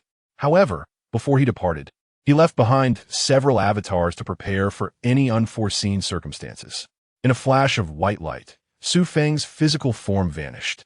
Sha Zhenghao, watching Xu Feng's disappearance and glancing at the avatars remaining beside him, couldn't help but smile ruefully. The esteemed one was truly remarkable. Even his avatars were at the silver level. Meanwhile, he, a mere survivor, was only at the bronze level 8. He felt a twinge of envy. Just as Sha Zhenghao was lost in admiration, the teleportation array illuminated again, prompting him to rush forward to greet the arrival. Meanwhile, upon his arrival at Sha Zhenghao's island, Xu Feng was immediately met with something hurtling toward him. Without a moment's hesitation, Xu Feng executed a swift leap forward, deftly evading the incoming projectile. Upon glancing back, he was astonished to find that a massive stone, towering at 1 meter, had been hurled in his direction. In the distance, a minotaur-like creature appeared intent on continuing its assault with stones. Suddenly, chaos ensued, unmistakably a result of an unusual attack. Xu Feng swiftly dispatched the assailant with a single stroke of his sword, eager to ascertain the extent of the anomalies and the attributes they might yield. Ascending to the skies above the island, he surveyed his surroundings and noted that the isle was home to merely a dozen silver-tier aberrations, all resembling minotaurs. With a few precise strikes of his sword energy, he eradicated all the anomalies present. At that moment, a commotion echoed from afar. A dense, ominous cloud rushed towards him. Upon sighting this dark mass, Xu Feng's face illuminated with a radiant smile. Chapter 83. The First Death. He had initially thought that the strange beings numbered merely a dozen, but to his astonishment, these few were merely the vanguard. The main force was yet to arrive. Xu Feng swiftly stowed away that peculiar necklace. He needed to orchestrate a surprise attack. Otherwise, if he activated the trait amidst the thousands of anomalies, the rest would likely flee in terror. The more he could eliminate, the more attributes he would acquire. He could not allow them to escape. Xu Feng concealed himself within a building below, biding his time for the minotaurs to approach. Though he doubted his ability to remain hidden, he felt the need to at least attempt it. Indeed, as the group of minotaurs neared the island, they immediately locked onto Xu Feng's position. This puzzled him. Could it be that he bore some kind of mark? Examining his body, he found no such insignia.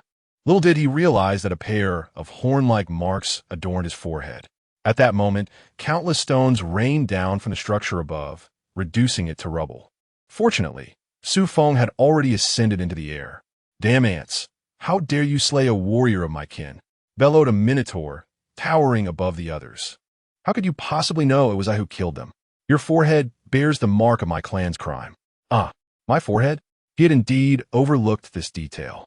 It appeared that these minotaurs' racial abilities were likely tied to strength. Xu Feng needed to tread carefully. However, with his traits in play, he felt confident. Yet, the leader posed a significant challenge. The adversary was at gold level 2, clad in formidable armor, and exuded an aura that suggested he would be difficult to defeat. He wondered if the leader possessed any trait items. If so, it would complicate matters immensely. Hopefully he did not. Xu Feng had no intention of engaging in idle chatter. His earlier inquiries were merely to discern the nature of the mark upon him. With a sudden burst of speed, he executed a swift movement combined with a lethal strike, bypassing the Minotaur leader and diving into the midst of the Minotaur horde. He promptly donned the trait necklace. Instantly, all Minotaurs within 100 meters were plunged into a state of chaos.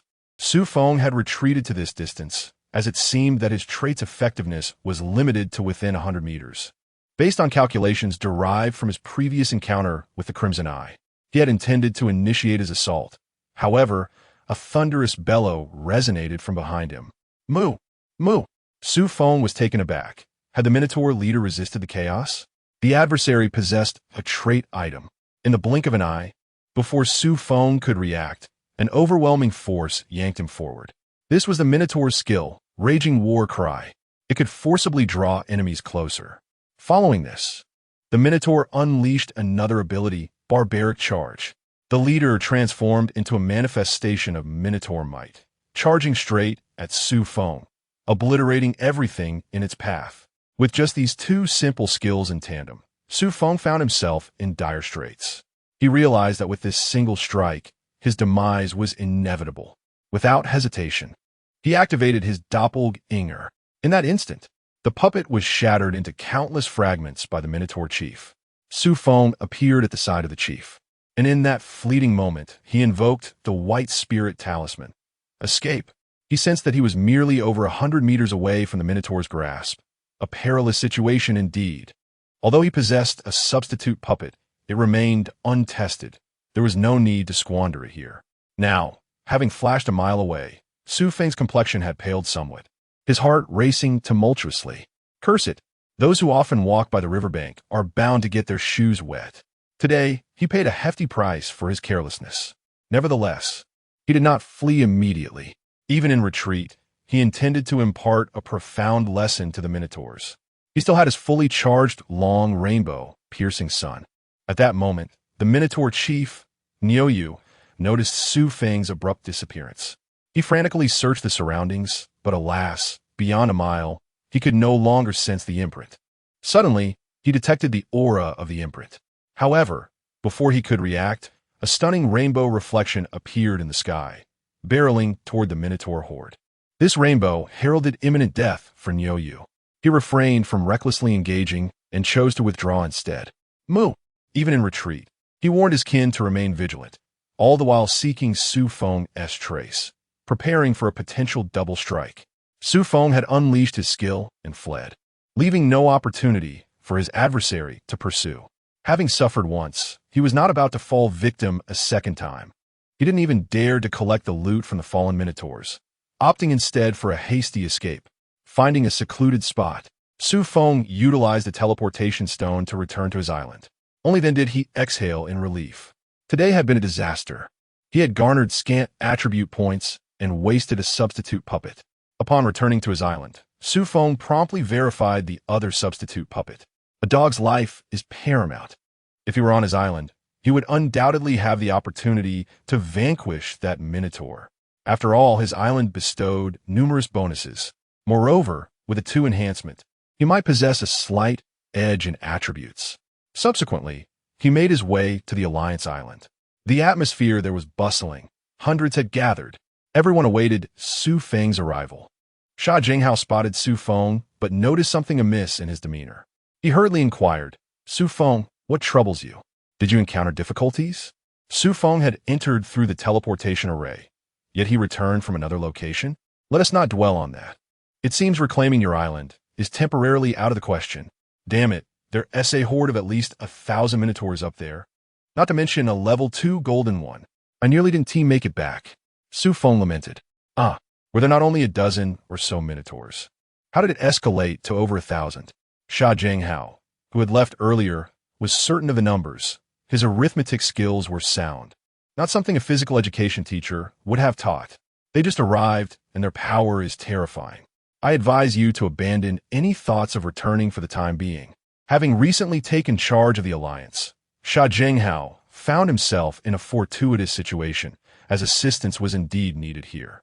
Upon hearing Xu Feng's words, he pondered for a moment and nodded in agreement. With no other refuge available, remaining with Xu Feng felt considerably safer. The emergence of a golden tier anomaly was nothing short of astonishing. Was this truly survival, or rather a reckless invitation to demise on an island? In truth, the system had not intended for a golden anomaly to manifest at this juncture. However, given that Xu Feng's island had already attained a level 5 status, it was only fitting that it should host golden tier anomalies. Not just one, but evidently 3 had already been observed. Xu Feng conferred the vice leader privileges of the Alliance upon Sha Jinghao, who promptly began organizing the survivors who had arrived at the Alliance's island, assisting them in constructing their dwellings. Meanwhile, Xu Feng established 5 flame spirit towers on the island to effectively counter common anomalous assaults. He then resumed his efforts to aid those in need among the survivors, albeit with a heightened sense of caution this time. Chapter 84. The Enigmatic Ice Starfish. When encountering something that can be slain, one must not let it escape. Naturally, upon confronting a golden tier anomaly, the first consideration is whether the opponent possesses any unique items. If not, then it is time to strike. If they do, retreat becomes the prudent course of action. Thus, the day passed in a flurry of activity. leaving Xu Feng with no opportunity to ascend the sword intent ladder, which he would have to postpone until evening. After a long day, he had only accumulated a mere 1,000 attribute points, far less than the bountiful gains of the morning. Xu Feng decided to temporarily set aside his attribute points. At that moment, a piece of good news arrived from Shaosong. Their avatars had finally excavated 100 units of golden foundational materials. Xu Feng eagerly invested the collected materials into the puppet construction project. Commencing the build, a notification appeared, indicating a construction duration of 24 hours. Indeed, golden tier edifices often require a full day and night for their completion. The Hall of Fortune was particularly outrageous, demanding 3 days. That evening, he and his two beasts savored a hearty meal, rewarding themselves for a day of toil.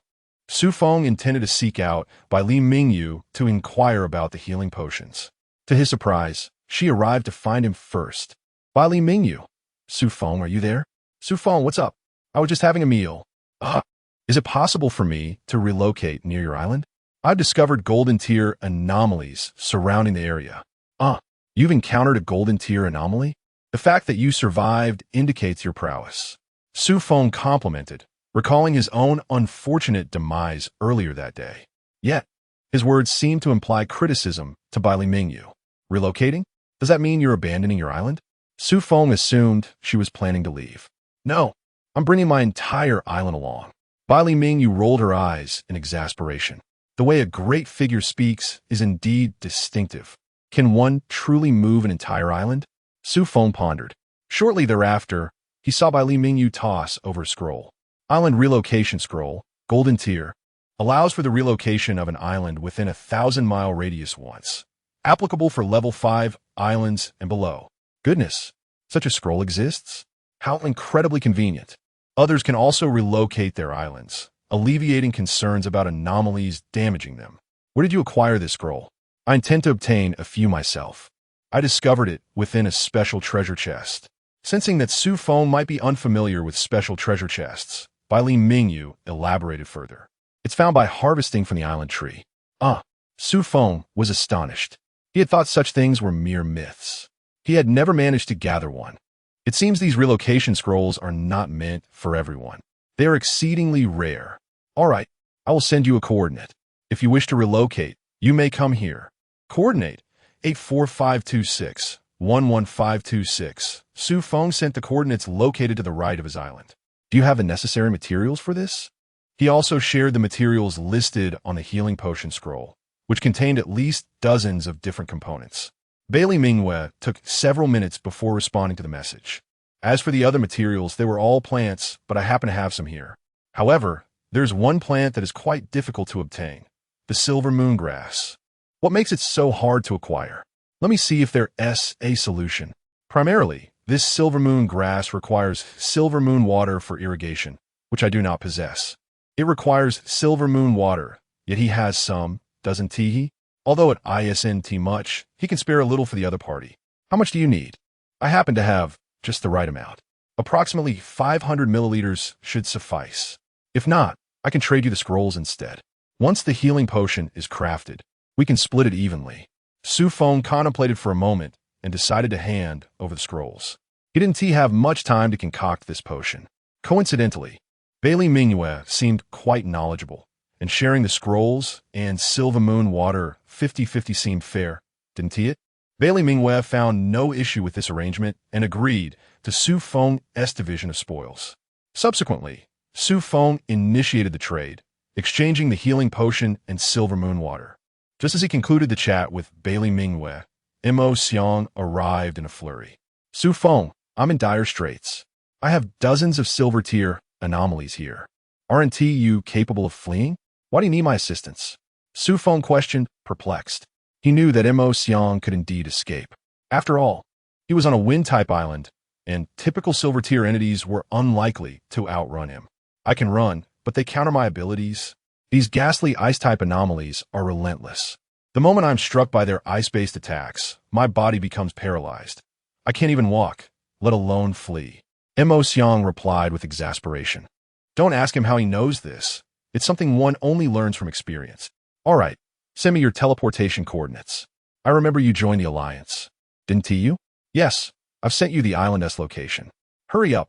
If you delay, my life may be in jeopardy, Mo Xiang urged Xu Feng, clearly in a state of urgency. I understand your urgency, but please, remain calm, Xu Feng responded. Mo Xiang. After preparing himself, Xu Feng arrived at the Alliance's teleportation point. At that moment, the Alliance island was bustling with energy, illuminated by brilliant lights. Xu Feng connected to Mo Xiang's island and teleported directly. In a flash of white light, Xu Feng appeared on a small teleportation array. Nearby, an impatient elder was already waiting. Upon seeing Xu Feng's arrival, his face lit up with joy. Xu Feng, you finally made it. You were so insistent, of course. I had to come early, Xu Feng retorted, slightly annoyed. He had just finished his meal and hadn't even had time to rest. I'll lead the way. Once we deal with those anomalies, I promise to present you with a delightful surprise. Mo Xiang's words piqued Xu Feng's curiosity. Such surprises were rare indeed. Before long, the two arrived at the side of the island. The temperature here was inexplicably low, causing Xu Feng to shiver involuntarily. Why is it so cold? Xu Feng frowned. It's the doing of those ice-type anomalies. I have to cover myself with 2 blankets when I sleep at night. Mo Xiang replied, utterly speechless. Upon witnessing Mo Xiang's distressed expression, Xu Feng felt an urge to laugh. Subsequently, they beheld a peculiar group of starfish-like entities resting upon the crystalline expanse. The arrival of Xu Feng and his companion did not go unnoticed by these enigmatic beings. However, they seemed disinclined to approach with hostile intent. These entirely translucent white starfish appeared utterly reluctant to depart from their current location. Are they not leaving this place? Even with our arrival, they remain unmoved? Xu Feng pondered with curiosity. Indeed, I find it strange as well. The last time I took action was entirely on my own accord, and then I was revived by a substitute puppet. I obtained that from a rather unique treasure chest. It pained me greatly, Mo Xiang exclaimed, visibly frustrated. Xu Feng was taken aback, questioning why others could procure such extraordinary treasure chests while he could not. There was undoubtedly something amiss. Could it be the system at play? System. Chapter 85. Heart of Frost. The system seemed eager to express its discontent, exclaiming, "Why must all the blame be cast upon me?" Xu Feng interjected, "Step back a bit, and allow my avatar to take a shot at this." The starfish they faced were of a rather low rank, approximately level 5 in silver. His avatar had already reached level 4, and by tomorrow, his main body would ascend to level 5 as well, with the avatar following suit. Xu Feng's avatar executed a swift strike, penetrating deep into the lair of the starfish. He was cautious about teleporting his main body directly into the midst of the eerie creatures, particularly due to the lessons imparted by the Minotaur, which lingered in his memory. Thus, he opted to experiment with his avatar first. Upon the avatar's arrival amidst the throng of starfish, the surrounding creatures sprang into action. They expelled glistening ice shards, and despite the avatar's attempts to evade, the icy projectiles detonated. Indeed, they exploded, impacting the avatar's form. His body stiffened, rendering movement a formidable challenge, precisely as Mo Xiang had described. Ultimately, the avatar managed to slay one starfish before collapsing to the ground, subsequently vanishing. This trial with the avatar sparked an idea in Xu Feng's mind. He was several hundred meters away from the starfish's lair, thus unable to trigger their peculiar characteristics. However, he could employ an alternative method to lure them out. Turning to Mo Xiang, he suggested, "You're skilled with the bow, aren't you? Draw a few of them over." Mo Xiang paused, momentarily taken aback by Xu Feng's words, but he complied. He produced a bronze-grade crossbow, knocking an arrow with precision. With a swift motion, the bolt was loosed. Thud! It struck one of the starfish, yet Mo Xiang was left bewildered as the creature displayed no reaction whatsoever. It merely prodded the spot where it had been hit, perhaps feeling a slight itch. The starfish remained motionless in its place. Xu Feng inquired, "Is there an issue with your bow?" Mo Xiang replied, "Perhaps. There's no issue." Xu Feng sighed in disbelief. Was the damage this minimal? It seemed prudent to take matters into his own hands. Conveniently, he had discovered a silver-grade longbow from the treasure chest that morning. While it was not extraordinary, it would suffice to deal with these starfish. Xu Feng retrieved the silver longbow. Hand me a few sharp arrows, he instructed Mo Xiang. Observing Xu Feng's superior bow, Mo Xiang felt a twinge of envy. Yet, he noticed Xu Feng possessed no arrows. Although puzzled, he handed over several finely crafted arrows. With a practiced manner, Xu Feng drew the bowstring and aimed at a distant starfish. Whoosh! An arrow was released, cutting through the air with a sonic boom. Crack! The arrow pierced the body of starfish, pinning it to the ground. The creature did not perish, but was gravely wounded. At last, the horde of starfish was provoked. Dozens surged forth, targeting Xu Feng and Mo Xiang. Undeterred, Xu Feng continued to shoot, each arrow finding its mark and toppling starfish. With each release, he grew more adept with the bow. It turned out that archery was not so complicated after all. Beside him, Mo Xiang observed Xu Feng's proficiency in archery, which seemed to have reached a remarkable level, perhaps even surpassing his own. Was it truly the case that the genius possessed such terrifying insight? As the cluster of starfish approached within a mere 100 meters, it had dwindled to only a few remaining. In this time, Xu Feng had dispatched at least a dozen of these creatures. Suddenly, he sheathed his bow. It was time to act. Since they had ventured out, there was no thought of retreating. Adorning himself with a unique necklace, Xu Feng executed a swift step, closing the distance to the starfish swarm. Instantly, all the starfish halted in their movements. Through his earlier probing, he discerned that none of these creatures bore any special items. Had there been any, the enemies would have surely retaliated. Such peculiar items were typically held by leader-level beings.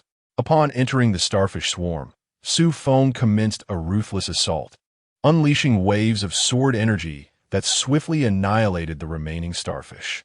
Task accomplished. Several silver treasure chests tumbled to the ground, prompting Xu Feng to command his doppelganger to retrieve them.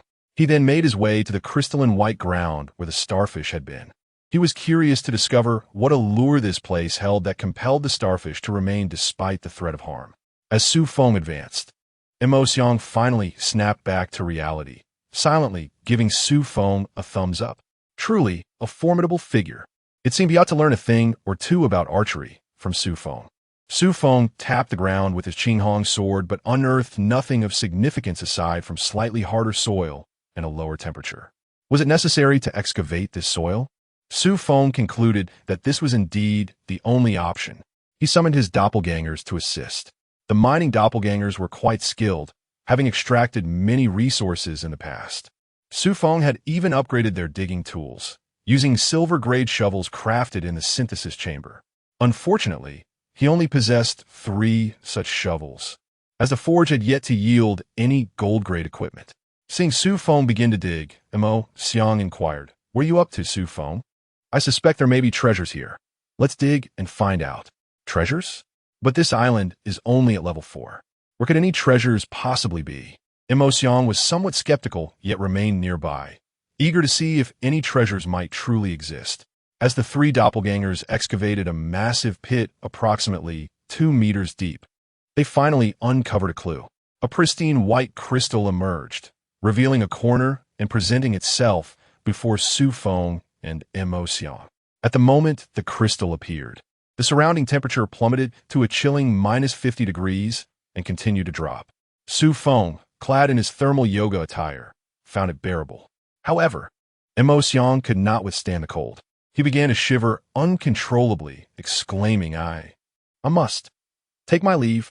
It's too cold." Xu Feng chuckled at Mo Xiang, whose speech had elongated under the frigid conditions. Ultimately, the doppelganger unearthed an entire block of pristine crystal. Though the doppelganger itself was frozen solid, Xu Feng promptly retracted the doppelganger and crouched down, gazing intently at the crystal with his eye of truth. Frost heart level, golden description, an exceptional forging material of the ice element, possessing extraordinary frost condensation capabilities. When incorporated into equipment crafting, it bestows frost abilities upon the gear. What a remarkable find! The so-called frost ability depends on the type of equipment being forged. If it is a weapon, the release of an attack will exhibit frost condensation characteristics. Conversely, if it is armor, Any attacks sustained will result in the formation of a frosty armor upon the protective gear. Xu Feng's weapon no longer required forging. However, he indeed needed superior armor. After all, his current adversaries were frequently of the golden tier, and without a solid suit of armor, even his life would be at stake. Xu Feng placed a frost heart into his wristband and subsequently bid farewell to Mo Xiang. "What have you unearthed?" Mo Xiang inquired curiously as he observed Xu Feng's intention to depart. Chapter 86. Golden Level 1 Puppet, Sword 1. What a splendid forging material. I suppose it shall serve as my fare for a hasty retreat. You wouldn't want to take it back, would you? Xu Feng remarked nonchalantly. Of course not. Mo Xiang waved his hand dismissively. After all, Xu Feng had assisted him in dealing with that peculiar group of ice element sea stars. Requesting a fair reward seems quite justifiable, does it not? Upon returning to his own island, Xu Feng promptly embarked on his training upon the sword intent steps. The hour had already reached 9 in the evening. There was no time to linger. Once he completed his training, he then indulged in a soak at the Thunder Sword Pool. The enhanced capabilities of the pool, following its upgrade, had further elevated his physical conditioning. Previously, he could endure an hour within its depths, but now, 5 minutes had become his limit. Nevertheless, each immersion yielded no less than 100 points in physical prowess, an endeavor well worth the effort. Moreover, his physique was gradually transforming towards the Thundersword body, with his sword intent slowly evolving into the Thundersword intent. It was anticipated that once Xu Feng fully embraced the attributes of thunder, his strength would undergo a significant enhancement. On the second day of the third Calamity, it was the day the puppet construction was completed. Today's buff was a boost to physical strength. The daily rewards consisted of 2 bronze chests and 5 silver chests. After claiming his routine rewards, Xu Feng approached the puppet construction site. Noticing he had about an hour remaining, he resolved to elevate his level. Consuming 10 potions, coupled with the previous day's defeat of the Minotaur, Anomaly, and other peculiar entities, his attribute points finally exceeded 4,000, just enough to ascend to the next level. Achieving level 5 would undoubtedly make it considerably easier to confront those golden tier anomalies. Subsequently, he synthesized the bronze chests obtained yesterday into silver ones within the synthesis chamber. As the bronze chests offered little assistance to him at this stage, he then proceeded to open dozens of silver chests, but was met with disappointment. Having acquired nothing of significant value, only a few spirit stones and potions, he decided to stockpile the spirit stones for the time being, as his reserves had dwindled to merely a few dozen, primarily needed for the construction of buildings in the Alliance. After all, Xu Feng envisioned establishing a commercial hub there, facilitating trade among others, crafting equipment, and providing a venue for leisure and enjoyment, a veritable city designed to generate income for his ascension. Should the prospects prove promising, he might draw inspiration for his own island, which, due to its vastness, was regrettably underutilized. However, he felt compelled to venture to the eastern Xian Sea to observe the architectural layouts of other islands. Just then, the radiant glow ahead faded. The puppet construction was finally complete. Puppet construction room level, golden required materials, puppet heart 1, various armor materials, several spirit stones. Description: the level of puppets constructed varies according to the materials provided. Further research is encouraged. Xu Feng perused the description with a hint of amusement. It appeared he was to conduct his own research. He decided to craft a puppet to see the results, inserting a puppet heart into the construction apparatus. In terms of armor materials, let us proceed with the Heart of Frost, which I fortuitously acquired just yesterday. Subsequently, Xu Feng inserted a piece of Earth Spirit Stone. The outcome revealed that the puppet was merely at silver level 6. This was perplexing. All of my materials were of gold quality, so why had the crafting level diminished? Could it be that the spirit stones were insufficient? After Xu Feng added 2 more Earth Spirit Stones, the displayed level increased to silver level 7. He then added 3 additional stones, elevating the puppet's rank to silver level 9. Gradually, Xu Feng continued to incorporate spirit stones until, after 10 stones were added, the puppet finally reached gold level 1. Observing the materials he had invested, he felt that this puppet was exceedingly costly. This amounted to over 30 spirit stones just for its creation. If he were to use the opponent's materials, he would undoubtedly need to invest even more spirit stones as fuel. Let us first create one and see. Had it not been for the fortunate acquisition of the Heart of Frost yesterday, this solitary puppet would have utterly depleted his finances. Once the materials were fully utilized, the puppet construction chamber provided a blueprint. Xu Feng comprehended the intent. It was to design the puppet's appearance, was it not? Without a moment's hesitation, he decided to customize it according to his own likeness. After selecting the style, a resplendent white light erupted from the puppet construction chamber. A minute later, a crystal white, sword-wielding puppet emerged. Towering at 3 meters, it surpassed Xu Feng in height. Clad in magnificent crystal white armor and wielding a long sword, it exuded an imposing presence. Xu Feng stroked his chin, feeling quite pleased. Now, let me see just how formidable you are. Accompanied by the puppet, Xu Feng ventured to a clearing on the back mountain of the island, preparing to insert spirit stones to assess its offensive capabilities. After some exploration, he discovered a switch on the puppet's chest, which he promptly pressed. Inside was a circular recess featuring 10 slots, all awaiting placement. Goodness, another 10 spirit stones. Xu Feng's heart ached. To align with the material properties of the Heart of Frost, he inserted 7 water spirit stones and 3 earth spirit stones. After resetting the switch, Xu Feng anticipated the puppet's activation, only to realize he had not yet established ownership. Following a lengthy and arduous verification process that took half an hour, the puppet finally opened its blue eyes.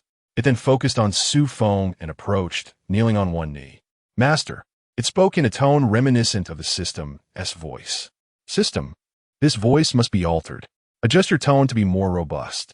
Understood, Master. Observing the puppet's intelligence, Xu Feng nodded in satisfaction. He then proceeded to test its combat capabilities, confirming that it indeed possessed the strength of Gold Level 1. He named it Jian-E, as it was modeled after his own form and wielded a sword, making it easier to remember. After a thorough examination of Jian-E throughout the morning, Xu Feng concluded there were no issues and decided to station it at the Alliance Island, programming it to retaliate in the event of any strange intrusions. That place is exceedingly susceptible to bizarre assaults. I am not afraid of my own island. Moreover, those peculiar entities are not without intelligence. Upon observing such a vast island, they must undoubtedly recognize it as a 5th-tier island. What audacity do they possess to approach recklessly? One would think they would weigh their own capabilities with greater discernment. Today, Xu Feng decided against